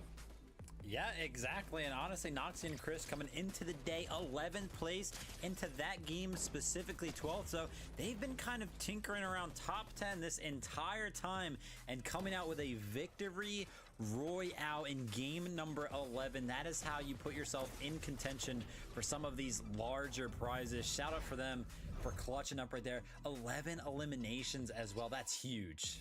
Yeah, huge performance there. Definitely going to shoot them up the leaderboard. And regardless of getting first or not, you definitely want to be higher up on the leaderboard, because that's where more money is and more opportunity, of course. Landing on Coastal Comms, Noxy and Crisp have been doing a pretty good job even back in day 1, but not breaking into our top 10. Obviously, we're not going to see them as much, but might be looking at another success from them in the final game of the day. I can't believe we're already here, Zeke. I know. Again, it's like these games have just been wild, and I wish we could just play another 6, but this is it. 1 left to go. Let's set the stage with the standings. Who leads the pack? Has something changed? I wonder. No, it hasn't. No. Acorn and Cold only continue to develop their lead, but Vivid, now that we kind of have this opportunity to say, okay, well, for Acorn and Cold, If they just held on, they repeat, they walk away champions, okay? So I want to take a step back. I want to look at everybody else. Because where did Bugha and Aviv come from? Listen. Where? They've been playing around with top 10 throughout the entire competition, and to see them in second place, really no surprise. We are in for one heck of a final game. I mean, look at that performance from Noxie and Crisp all the way in game number 11. Still potential for them to jump up 8 places. That just tells stories about how this leaderboard can really change with just this one last game, Kelly. So everybody on this leaderboard, if they want to hold on to these spots, they really do have to perform. And I mean, Bugha and Aviv were in 6th place after day 1. They did absolutely phenomenal. We saw them get a 2nd place today. And honestly, I think that last game, it was less of what is Bugha and Aviv doing right and more of Peterbot and Pollo going down a little early, Clicks and Epic Whale going down a little early, Re and Ritual going down a little early. And I think even at the halfway point, Vivid, we saw that 6th through 10th was gone. Yep. So that definitely was kind of the shake-up game I expected earlier on. But to see Aviv have the solo run right here, he tried as hard as he could, but when you have so much going on around you, there's only so much you can do. Absolutely. Okay. This is it. Last of the day. What do we want to see? What is it that we want to see happen with this final opportunity? What can duos do? Is there a duo you guys have eyes on that you're like, I just want to see them have the game of their career right here, right now? Talk to me. Yeah, honestly, there is a duo that I've been kind of eyeing throughout day number 2, and we haven't really had an opportunity to talk about them. They ended day number 1 in 30th place after being surprise contested. It's going to be none other than Kanata and Aegis. I feel like we've seen them in almost every single endgame in day number 2. They haven't really been able to define themselves, you know, getting into like the top 3 where we're kind of used to seeing them. But right now they're in 12th place and starting the day in 30th and already being at 12th place. Hey, listen, there is a lot of opportunity for them to jump maybe even into that top 5. I'm interested in the story between Aviv and Bugha and Peterbot and Pollo. I think at this point, it's a 140 almost point lead between 1st and 2nd place. And we saw Bugha get a 2nd place in the most recent major, which was Chapter 4 Major 3. And we know that there's history between Bugha and Peterbot. So I'm excited to see these two kind of battle it out and who's going to be able to claim 2nd. Yeah, really quickly, I wanted to bring up the placements here to see what players will walk away in what placements. How much money are we talking for Bugha and Aviv to go head-to-head with Peterbot and Pollo? Look at the difference, $20,000. And here they are fighting for that $20,000 a piece. But even just keep in mind this last game, suddenly jumping up 12 placements, right? From 11th to 15th up to top 5. That's insane. So whatever happens in this next game, Fortnite fam, y'all cheer on all of these duos, okay? Because this is the final game of the NAFNCS. After this, we crown champions. We claim spots on the battle bus going to the globals. It's all to play for right here, right now. One final ride. Let's get into it. Taco, MDF, over to you. Woo! We definitely have a lot to look forward to here as we're gearing up for the FNCS Grand Finals champion. We're going to find out here shortly. Taco, I mean, let's get some early predictions. Do you think Acorn and Cold are going to hold it?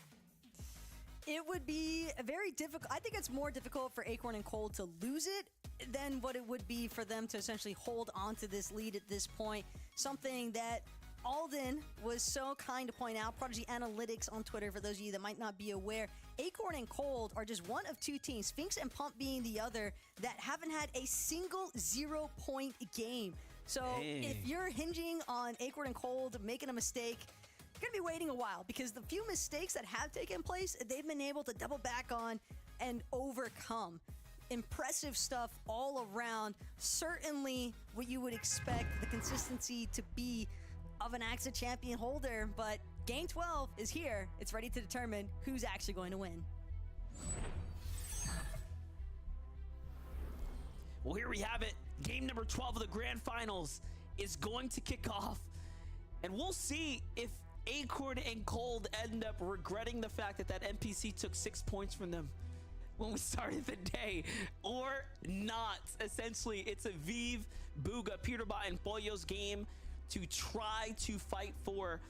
And again, we already know the triple contested first place leaders coming out of game 11. Acorn and Cold still have a lot to fight for, and judging by the map, judging by the way the zone's playing out, they're still very much in the same area with the same situation and issues arising all around them. But take a look here. We're gonna start things off with a new perspective here of Tahi, who's just getting situated here at the Classy Courts as other players are starting to take to the world right now. We already know that last game didn't go well for Baka and Pars, who got unfortunately taken out by a third party and then finished off by Chance and Aaron here. But this is what we wanted to see from them last game, and had they just won that last game, it makes you wonder that they'd be up in the top 3 conversation right now. Right now, it's just about even trying to break into top 5 for Baka and Pars. Chance, Aaron, as per usual, being that initial engagement that Baka and Pars are going to embark upon. Pars getting credit for 1 elimination so far.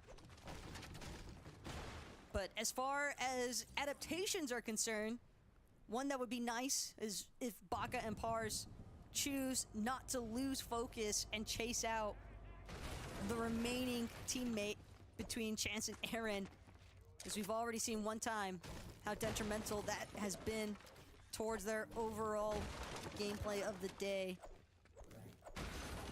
And looking back here now at Fencing Fields, Acorn Cold, our current leading team of this Grands. And a little bit curious, MDF, because in EU we saw Malibuca Mustache. They won, sure, but guess where they won from?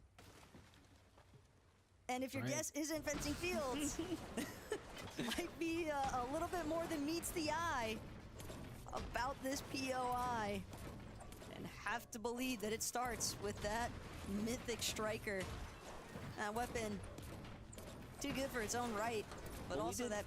We did say that yesterday too, when we were just looking at Muzz and Paper's dominant performance. They were coming out the gate, and one of the breakdowns on the desk was like, hey guys, I think Fencing Fields, like, there's just something up here. Like, everyone's playing so well out of this drop. I don't know if it's center or if it's just the weapons like you mentioned, but there is definitely something nice in the water over there for sure.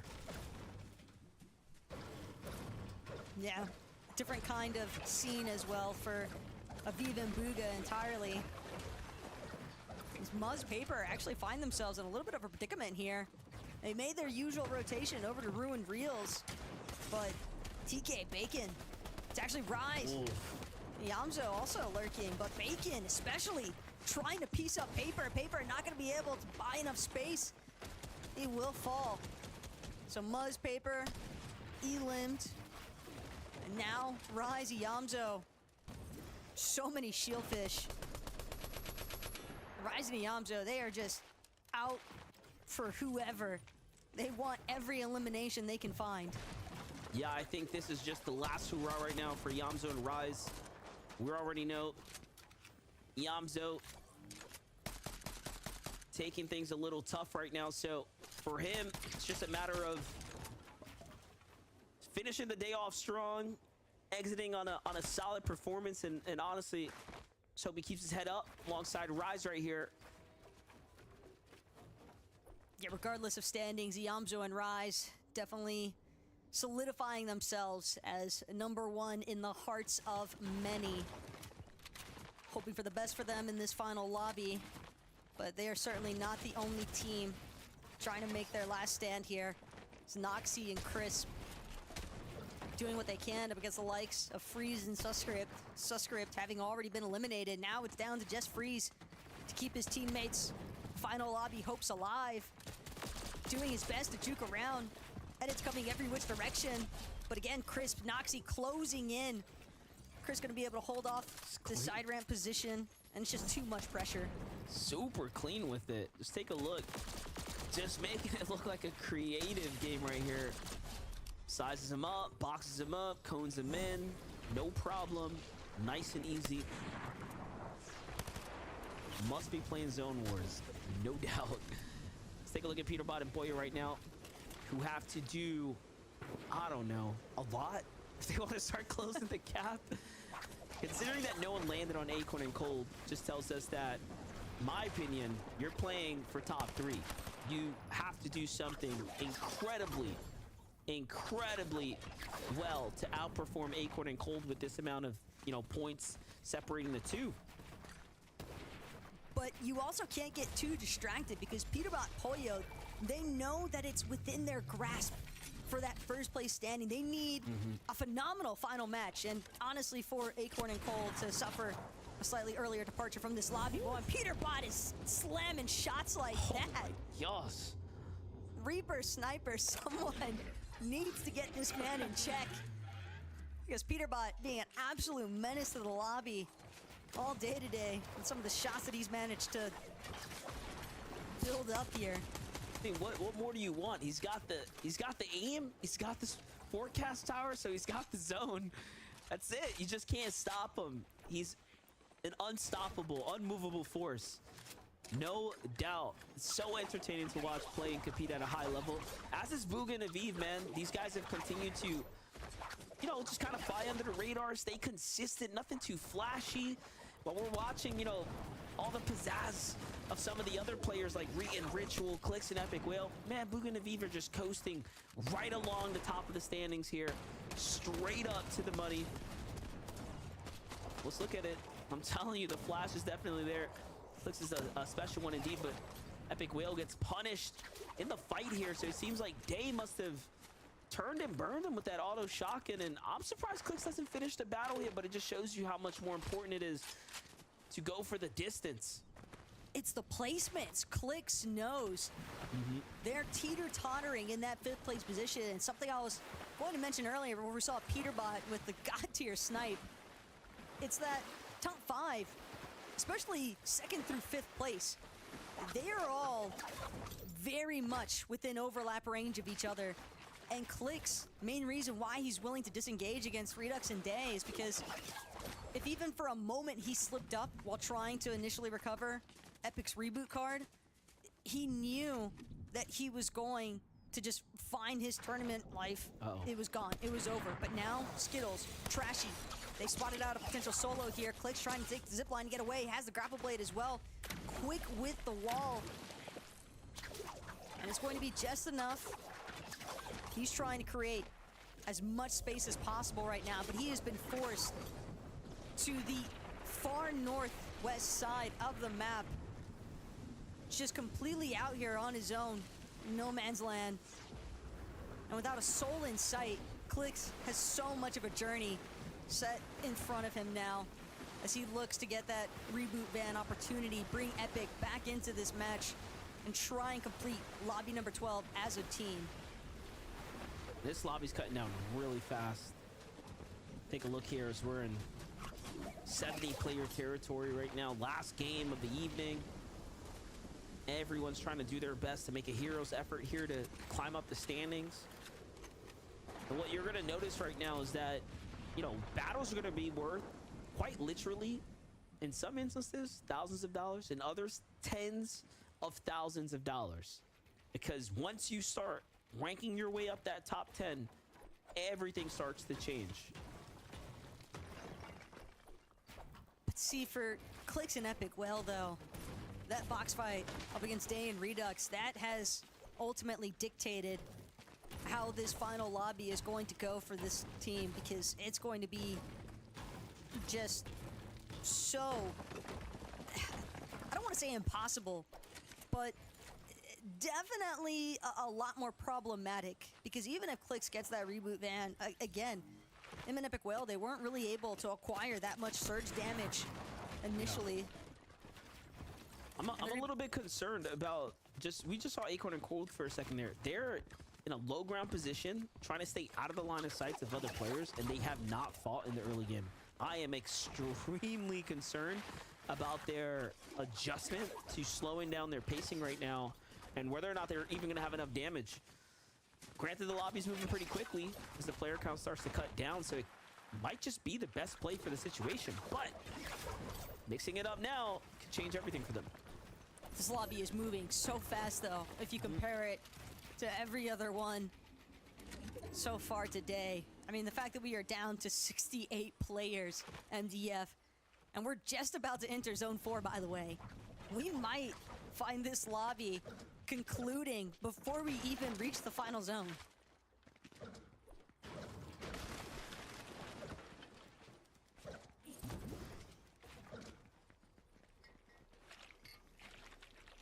Even Booga right now, just trying to get situated here. Zone's going to start to come in, and again, this is a team that's no strangers to playing the late side of the timer as far as the early zones are concerned. And for the first time now, we're really tuning in with seeing the essentially what makes this duo successful.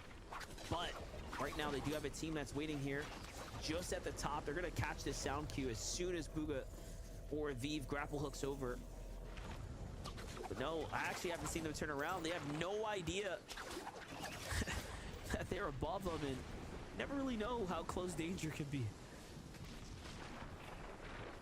We know Booga loves to do these elaborate dead side rotations, but going to the literal peak of this mountain just to take advantage of the launch pad, it is a bit of a stretch there for Booga and Aviv. And as to whether or not they'll be able to collect enough surge damage, but good chance to check in, see how Clix and Epic Whale are faring since Clix's recovery mission went underway. And with Epic now being back in the game, it's just Baka and Pars who are going to be the next hurdle here for Clix and Epic. This is likely an engagement that Clix wants to try and take advantage of, but the issue is just doesn't have enough white HP. But he's got a sniper. He's got a sniper, and this is everything that could set him up for success right now. If Clix hits the snipe, honestly, I'll just have to bring back the mug of the day and do bots. Like, I'm putting it on the line at this point. I believe. Oh, there's a team behind him. Oh my gosh. I'm genuinely scared for a second. I was like, wait a second. Look at the map. And someone just goes rolling up, pre-fires the bush there. Clix must be thinking the same thing. Adrenaline is peaking right now. It's almost looking like a little bit of panic. Oh yeah, he's pretty frazzled right now. Clix won't be able to do a whole lot here out in the water, just hoping that he doesn't turn. It's essentially fishing bait, but team just left too. Another player over there. They are getting sandwiched. And X-Spawn Mew, they know they've got the advantage. They can tell just from the way that Clix is positioning himself, just from the way that he's disengaging, that this is a solo or a duo that is struggling super heavily. And they're going to try to pin him down. Clix is really going to have to depend on Epic if he wants to make it out of that one alive. Look what's happening here. So many big pots here to work with. Wouldn't be surprised if Ritual and Reek go for some more bold exchanges here. They can afford to do so right now. And maybe that's part of the adjustment that they made, right? As they started gearing up. Fighting for these Rift Islands, fighting for some of these weapon cache. I mean, it makes all the difference once you have that many extra heals to work with. Acorn and Cold ever so close nearby. And like we said, they position themselves in this kind of low ground area. I was concerned with how much damage did they manage to find, and maybe it was enough because Acorn has a sniper, right? That definitely determines and changes things a lot. Usually if at least one player out of the duo has that sniper, yeah, you can expect them to be taking on the bulk of that responsibility for managing the surge strategy and getting that damage threshold up to an ample amount, so that way you can just operate prioritizing solely on positioning. And that does seem to be the case for Acorn and Cold. They seem a little bit too calm, a little bit too relaxed. When you think about how fast-paced this lobby has been, and for Acorn and Cold to just kind of be sitting there, it's almost like watching the eye of the storm, essentially. And Clix and Epic, this is Oliver OG, Asian Jeff now. One team after the next for these two. Important fight for them, though, to find a refresh here. They need the mats. They need the heals. They could truly do with a big pickup right now. And I'm just waiting for the sniper tag from Clicks to come through and set things up, and he finds it right here. It's not the headshot he wanted, but the body tags would be more than enough. Just a wall short right there would have been the difference to him fully committing in, and Epic Will's close and personal right now. But the way that Clicks started to push Golden and Ozone inwards, for a moment there, it almost looked as if Golden and Ozone were going to get sandwiched between Clicks, Epic, and Asian Jeff, Oliver OG, but instead, Oliver OG, Asian Jeff, a little bit too separated from this current engagement. Now it could be potentially Xpon Mew. Have to keep in mind, they caught eyes of Clicks way over yonder when Clicks was still even making this initial rotation towards Classy Course. The fact that they followed him all the way here indicates that Xpon Mew, they also want elimination points, or at the very least surge damage. What's insane is all those teams up there, minus Jeff and Oliver, have like either no shield, half shield, coming out the zone, look like they're in shambles. Like everyone on that dead side rotate is having a pretty tough game right now. And I talked about Acorn and Cold having this problem potentially with the damage that they've allocated to this game, and they are definitely below, but the monstrous shot that I have to assume is some ridiculous snipe by Acorn set them up to get a down body right here, but no, actually, never mind. No elimination credit. They might have just been gifted a downed body from someone else, and they find the tags that they need off of that. You know, sometimes you just need a little bit of luck on your side. A lot of skill, but a little bit of luck. Almost feels like destiny at this point for Cold and Acorn, but they still want to take their fate into their own hands, still trying to have control over things. Peterbot, there's one thing that's been consistent with this Bandit day. It is the headshot snipes. We find where that supply drop came from. Dasha Rooney falling from the sky. Just the nastiest snipes on the day here from Peterbot. It's just, what do you say? So good. Oh, the pre-fire through the wall. You love to see it. Look, with the sniper in hand, Peterbot is definitely in his prime right now. It just seems like things are lining up for him this season, and you know what? I'm here for it. I'm here for it. I'm talking about an insane story that's coming together right now. Clicks and Epic Whale putting together this game right here when just against all odds, Clicks have to play for the ridiculous save onto Epic Whale, and then absolute clutch disengages just to be in the run right now. So impressive. Clicks and Epic Whale have been so impressive this season. They have to be proud of their performance regardless of what end results come out of it, but I'm sure they wouldn't be too mad with a top 3 or something. Wow. Look at the X-Pawn tag right there. Beautiful sniper shot from Clicks. Like, it might not be a headshot, but body shots still count. Epic as well, gonna take full advantage of this campfire. Very fortunate one as well, because Epic, Clicks, they don't have any white heals of their own. So depending on the map and what it naturally provides, can go a long way sometimes. Aviv and Buga, though, been a minute since we checked in to see how things have been shaping up for these two in the final lobby of Grands. Crisp and Noxy, though, if Epic and Clicks saw that knock just now, probably hoping that Crisp won't actually be able to get the revive off. And it is going to be an unsuccessful attempt here. X-Pawn, Mew, they're gonna force themselves into the box. So Crisp and Noxy now being knocked out of the count. This could be the chance here for Clicks and Epic to find themselves with a potential top 4, if not top 3 finish, depending on how things go for Aviv and Buga. Yeah, definitely. And Clicks and Epic had a good amount of points ahead of their 6th place, you know, competitors. So this is a top 4 lining up right now for Clicks and Epic Whale. They can just start earning some placement points. For Aviv and Buga, though, they have to turn up the eliminations now if they want to stay on pace with Peterbot and Boyo. You know, placement points aside, because look at how light the lobby is right now. You have to assume performance is probably feeling pretty solid, but more importantly, this game's ending really quickly, and the placement points are just around the corner, right? So that means the elims are going to start to run light. Cold is going to find elimination in the feed there onto Tahi. So things are starting to add up right now for even Acorn and Cold. Reading Ritual, though, hoping that they can find some of the same gift exchanges that Acorn and Cold have stumbled upon here today. But Cold, whether it's a supply drop via Peterbot, finding a snipe onto Dasher Rooney, or just taking advantage of Scented and Tahi being pressured inside of their box to expose there on the side. Cold making quick work of Tahi.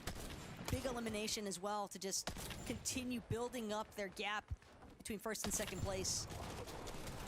Cold and Acorn dead center right now as well. And there it is, finally. One of those eliminations that, you know, Clicks really needed to kind of get him in the situation to have some material. Not the greatest amount of from the pickup. So we're just gonna have to run this back and see exactly who it was that he took out. Oh, it's gonna be Rise here. He finds with a big tag there. Drops him down likely into this box here shortly after. There it is, the shock and the catch him. And then the full finish there. Tough stuff for Yamzo and Rise, but again, their struggles today have been so unique and different in comparison to a lot of these other teams battling it out. Regardless of where Yamzo and Rise end up in the final leaderboard, they are absolute warriors for their performance here today. As now Peterbot, Pollo, they're actually trying to be the warriors of the low ground. Decent amount of tarp space already built out here. Good amount of builds still remain as well. And with no real high ground having been established just yet, it's all going to be about who can actually take control of front side of zone. Aviv and Booga right now staying active. Like you said, in control of zone here. But the material looking a little light. Heals, a little worse for wears. Could we be seeing Booga and Aviv come short right now as the team jumps in? It's Oliver OG, it's Jeff. But this might be a best case scenario. If they can win, of course, because they get delivered everything that Oliver and Jeff have to offer them, but Aviv gets knocked. Booga unfortunately slips off the side and the pressure from other players starts to come in, and very, very skilled disengage, though. He drops straight down here and will likely be able to save his teammate, but no, those teams want more, and they are down and out. This is prime time runway right now for Boyo and Peterbot, but more importantly, Clicks and Epic Whale have more room to potentially jump up to top 3 now, as Cold and Acorn seemingly are uncatchable. And not only that, but for Clicks and Epic Whale, Clicks' highest performance was all the way back, Chapter 3, Season 3. He got a 4th place finish with Dukes. You know he wants 3rd or higher here on the day. With Buddha and Aviv no longer being in that lobby, it's a very real possibility. High ground, but can they maintain it? That has been their struggle. Whenever they go for the high overtakes, getting some good pressure now into secondary height is Clicks. Epic, they need to maintain their awareness, though, when they're controlling that high ground. Peterbot doing an excellent job to find a knock of his own onto LeBron James. And now grappling, trying to maintain pace with the rest of the lobby, trying not to get focused out either. I just want to say, if all games are going to go for high ground, the last one, when no one or everyone has everything to gain, nothing to lose, essentially, as it's the end of the day, is so incredibly risky. Look at Peterbot, look at Boyo. They're moving up for a reason right now. And when you give them enough time, when there's not enough pressure and they can size up your position, it's all or nothing. Even Oliver OG decides to try to go for it. And I think Clicks and Epic are really taking a bold move right here. And they will need a refresher if they want to maintain this, because other teams are going to start coming up here soon. They've got their eyes set currently on Oliver. Big pickup find as well. That material going to be much needed. Ritual all the while on the low ground. Nero, it's Cooper. They're going to be eliminated. Cold Acorn now proving to be another set of foes here. But they just claim Chubbs instead. Bryce possibly still running around as a solo. Pollo, though, on the other hand, he is definitely a solo here. No Peterbot. Higher taken out.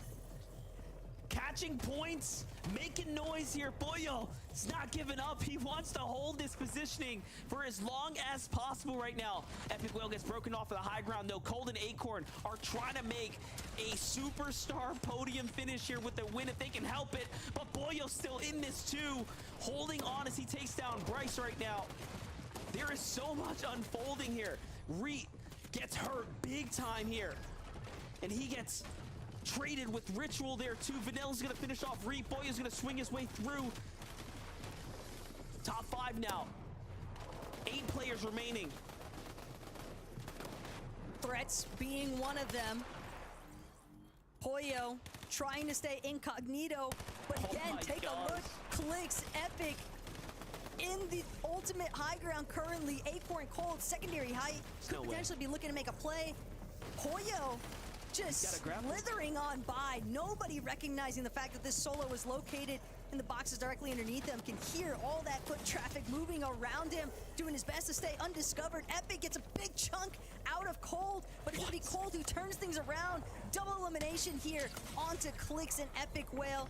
Oh, and another one. And now it's Duke and Threats on the low ground here. Acorn and Cold have fought their way all the way up to first place, and it doesn't matter how you cut it, they will be your grand finals champions here. But can they close it out on a win?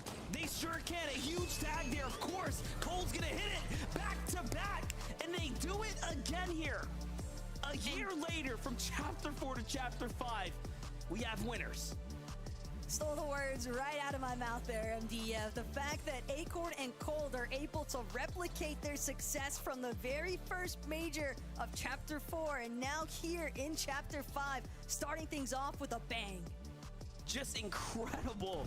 Very rarely do you see your first place team ride it into a victory royale for an undisputable championship victory. That is the way you close out a game of Fortnite. And if we thought they had a lackluster performance here or there and they were barely holding on, well, guess what? They did it unarguably in clean fashion. Congratulations to Acorn and Cold as they do it again. You know Man City's happy with their most recent signing. You know Dignitas is going to celebrate today as they have another championship win under their belt. Just incredible. Yeah, but also have to point out the fact that, yes, Acorn and Cold, they won it in Chapter 4 Major 1 as well. But if you think about what happened with EU, Merstache also, he won Chapter 4 Season 1 with Tayson. He also found his victory royale, his Axe of Champions lift yet again. So really cool stuff between EU and NA. Always love seeing the overlap in that storyline. Well, we've seen a lot here today, and with that, from myself, Monster D-Face, and of course the best taco, we thank you guys for watching at home. We got to see the standings, so there's just so much on the line, so we're going to send on over to Des to start wrapping us up. Thank you so much, the best taco and Monster D-Face. Amazing cast this weekend. Wow, the competition comes to a close. We can definitively say Acorn and Cold have walked away your Major 1 champions, which also means they have claimed the first spot going to the global championships later this year. The double whammy, Axe of Champions held high and a confirmed spot. Now it's all about later on this year, the focus. Can they come back and win the global championship? How in the world is this duo so consistent? Let's look at their placements from last year. First, 6th, 6th, 7th at globals, and then starting off this year with a first place. How is that even a real stat line, Kelly? This duo, even sometimes solo performances individually, they are just so good on an entire another level. And then to do it with a victory lap, to win the last game, to stand on business. What?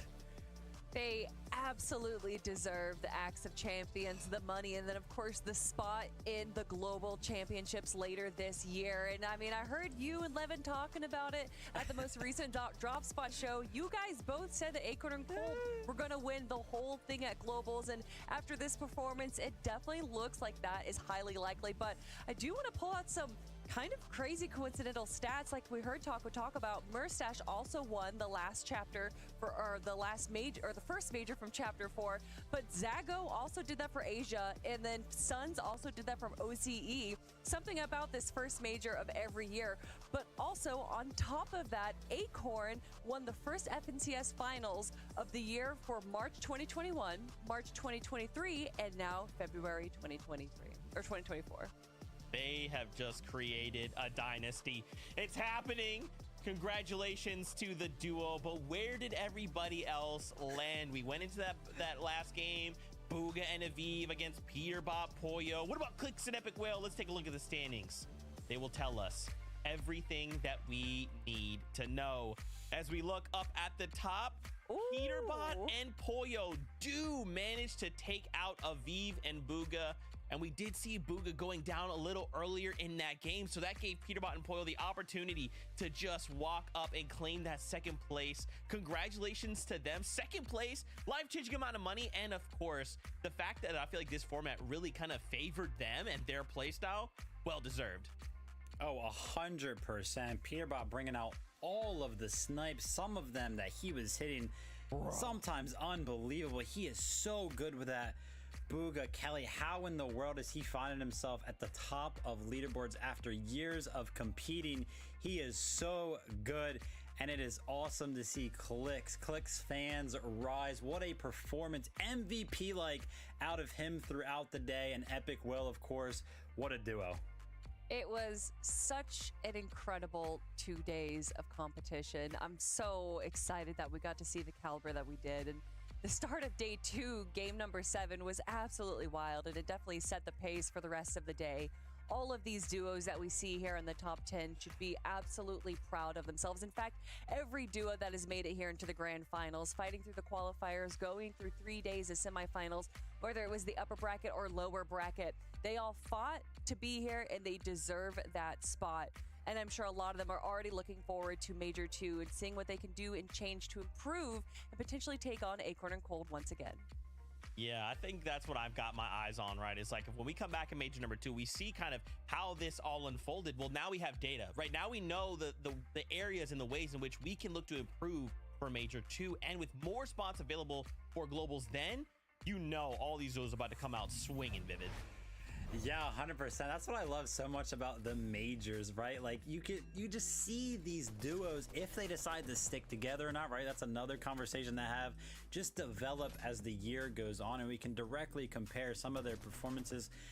But we just got to wrap the conversation back around to Acorn and Cold. I mean, finding consistency, not to mention between every single major. Let's not forget the amount of differences in the metas that we have seen, where this duo has been able to come out on top and prove time and time again that they are worthy of so much. I mean, we are just in the Acorn and Cold era. I mean, we just have to be. I mean, starting the day off in 3rd place, jumping up into 1st place. They were triple conned at Fencing Fields. And I think a lot of people are going to be looking towards Fencing Fields now, because I believe the EU duo also came from Fencing Fields. Ooh. So that might be a POI that people look towards. But regardless of if they were on low ground or high ground, they found success. They had incredible solo clutches. I mean, both duos deserve praise, but Cold especially definitely might be the winning factor of this duo, Vivid. Yeah, I mean, 100%. We saw so many times where, I mean, that big gap that they have between them and 2nd place, the amount of times Cold was able to solo clutch, find a reboot, anything like that. I mean, Zeke, this duo, they placed top 25 in every single one of these games, all 12 in grand finals. How? Man, they were uncontested. They had everything they needed. And even in those situations where they were just on the back foot, having to either play solo or even go for these reboots, exactly. They just had a plan, right? And guess what? Getting word, we actually have a member of the winning duo here with us for an interview. So first off, we just have to say a massive congratulations. I cannot believe it. Major number 1 walking away. Another win, bro. Champions. Acorn, what's going on, man? How does it feel? Tell me what's going through your mind right now. What's good? Hey, man. Done a day in the office. That's all it is, bro. Come on. Come on. Oh, God. Man, talk me through this weekend. So obviously, you guys came in to day number 2 in that top 5, and then whatever it was, man, you guys just turned it on. What was your plan of attack coming into day number 2? I mean, we're con, so like we didn't want to switch up too many things, and like we didn't want to over prepare like we've been doing in the past. So we kind of just played. We kind of just played like a tournament, like a cash go. Oh, okay, yeah, just play a grand finals of an FNCS like a cash cow. Okay, yeah. If that doesn't say enough, then I don't know what does. You guys, of course, placed top 25 in every single one of the games that we saw happen this weekend. While contested a little bit, how did you guys manage to do that? I mean, storm surge going on, changes to that as well. So many factors. How do you overcome all of that? I don't know, man. You just did it. Okay. I mean, Acorn, this isn't the first time we're seeing you here. This is, in fact, your third grand. This is my voice. And it looks like he's just, I mean, this is your third time coming in, grabbing a victory roar, or grabbing a first place out of the global championships. What is it? How are you able to stay so consistent over all these years now? I mean, I just put in like as much time as I can, and I always want to be the best, you know? I'm always striving for better, like, never satisfied. I'm never satisfied. Yeah, so what can you tell me about Cold? Obviously, I have 2 questions. First question, if you guys, let's say we started globals today, right?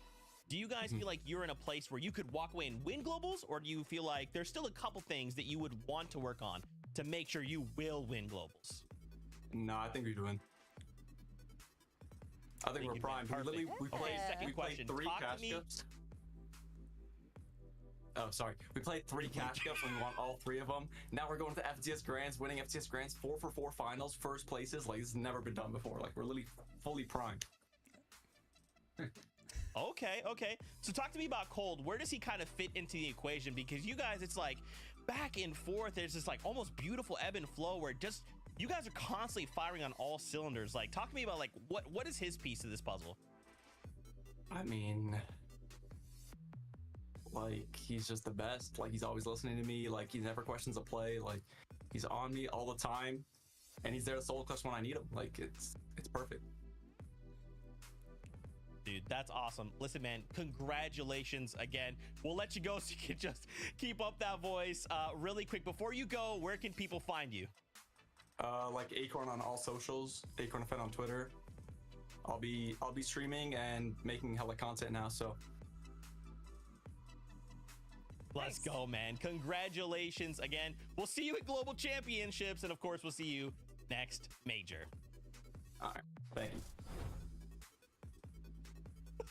Humble guy, right? Hey, listen, we won 3 cash cups, we won a grands. Not a big deal. Just another day in the office, Viv.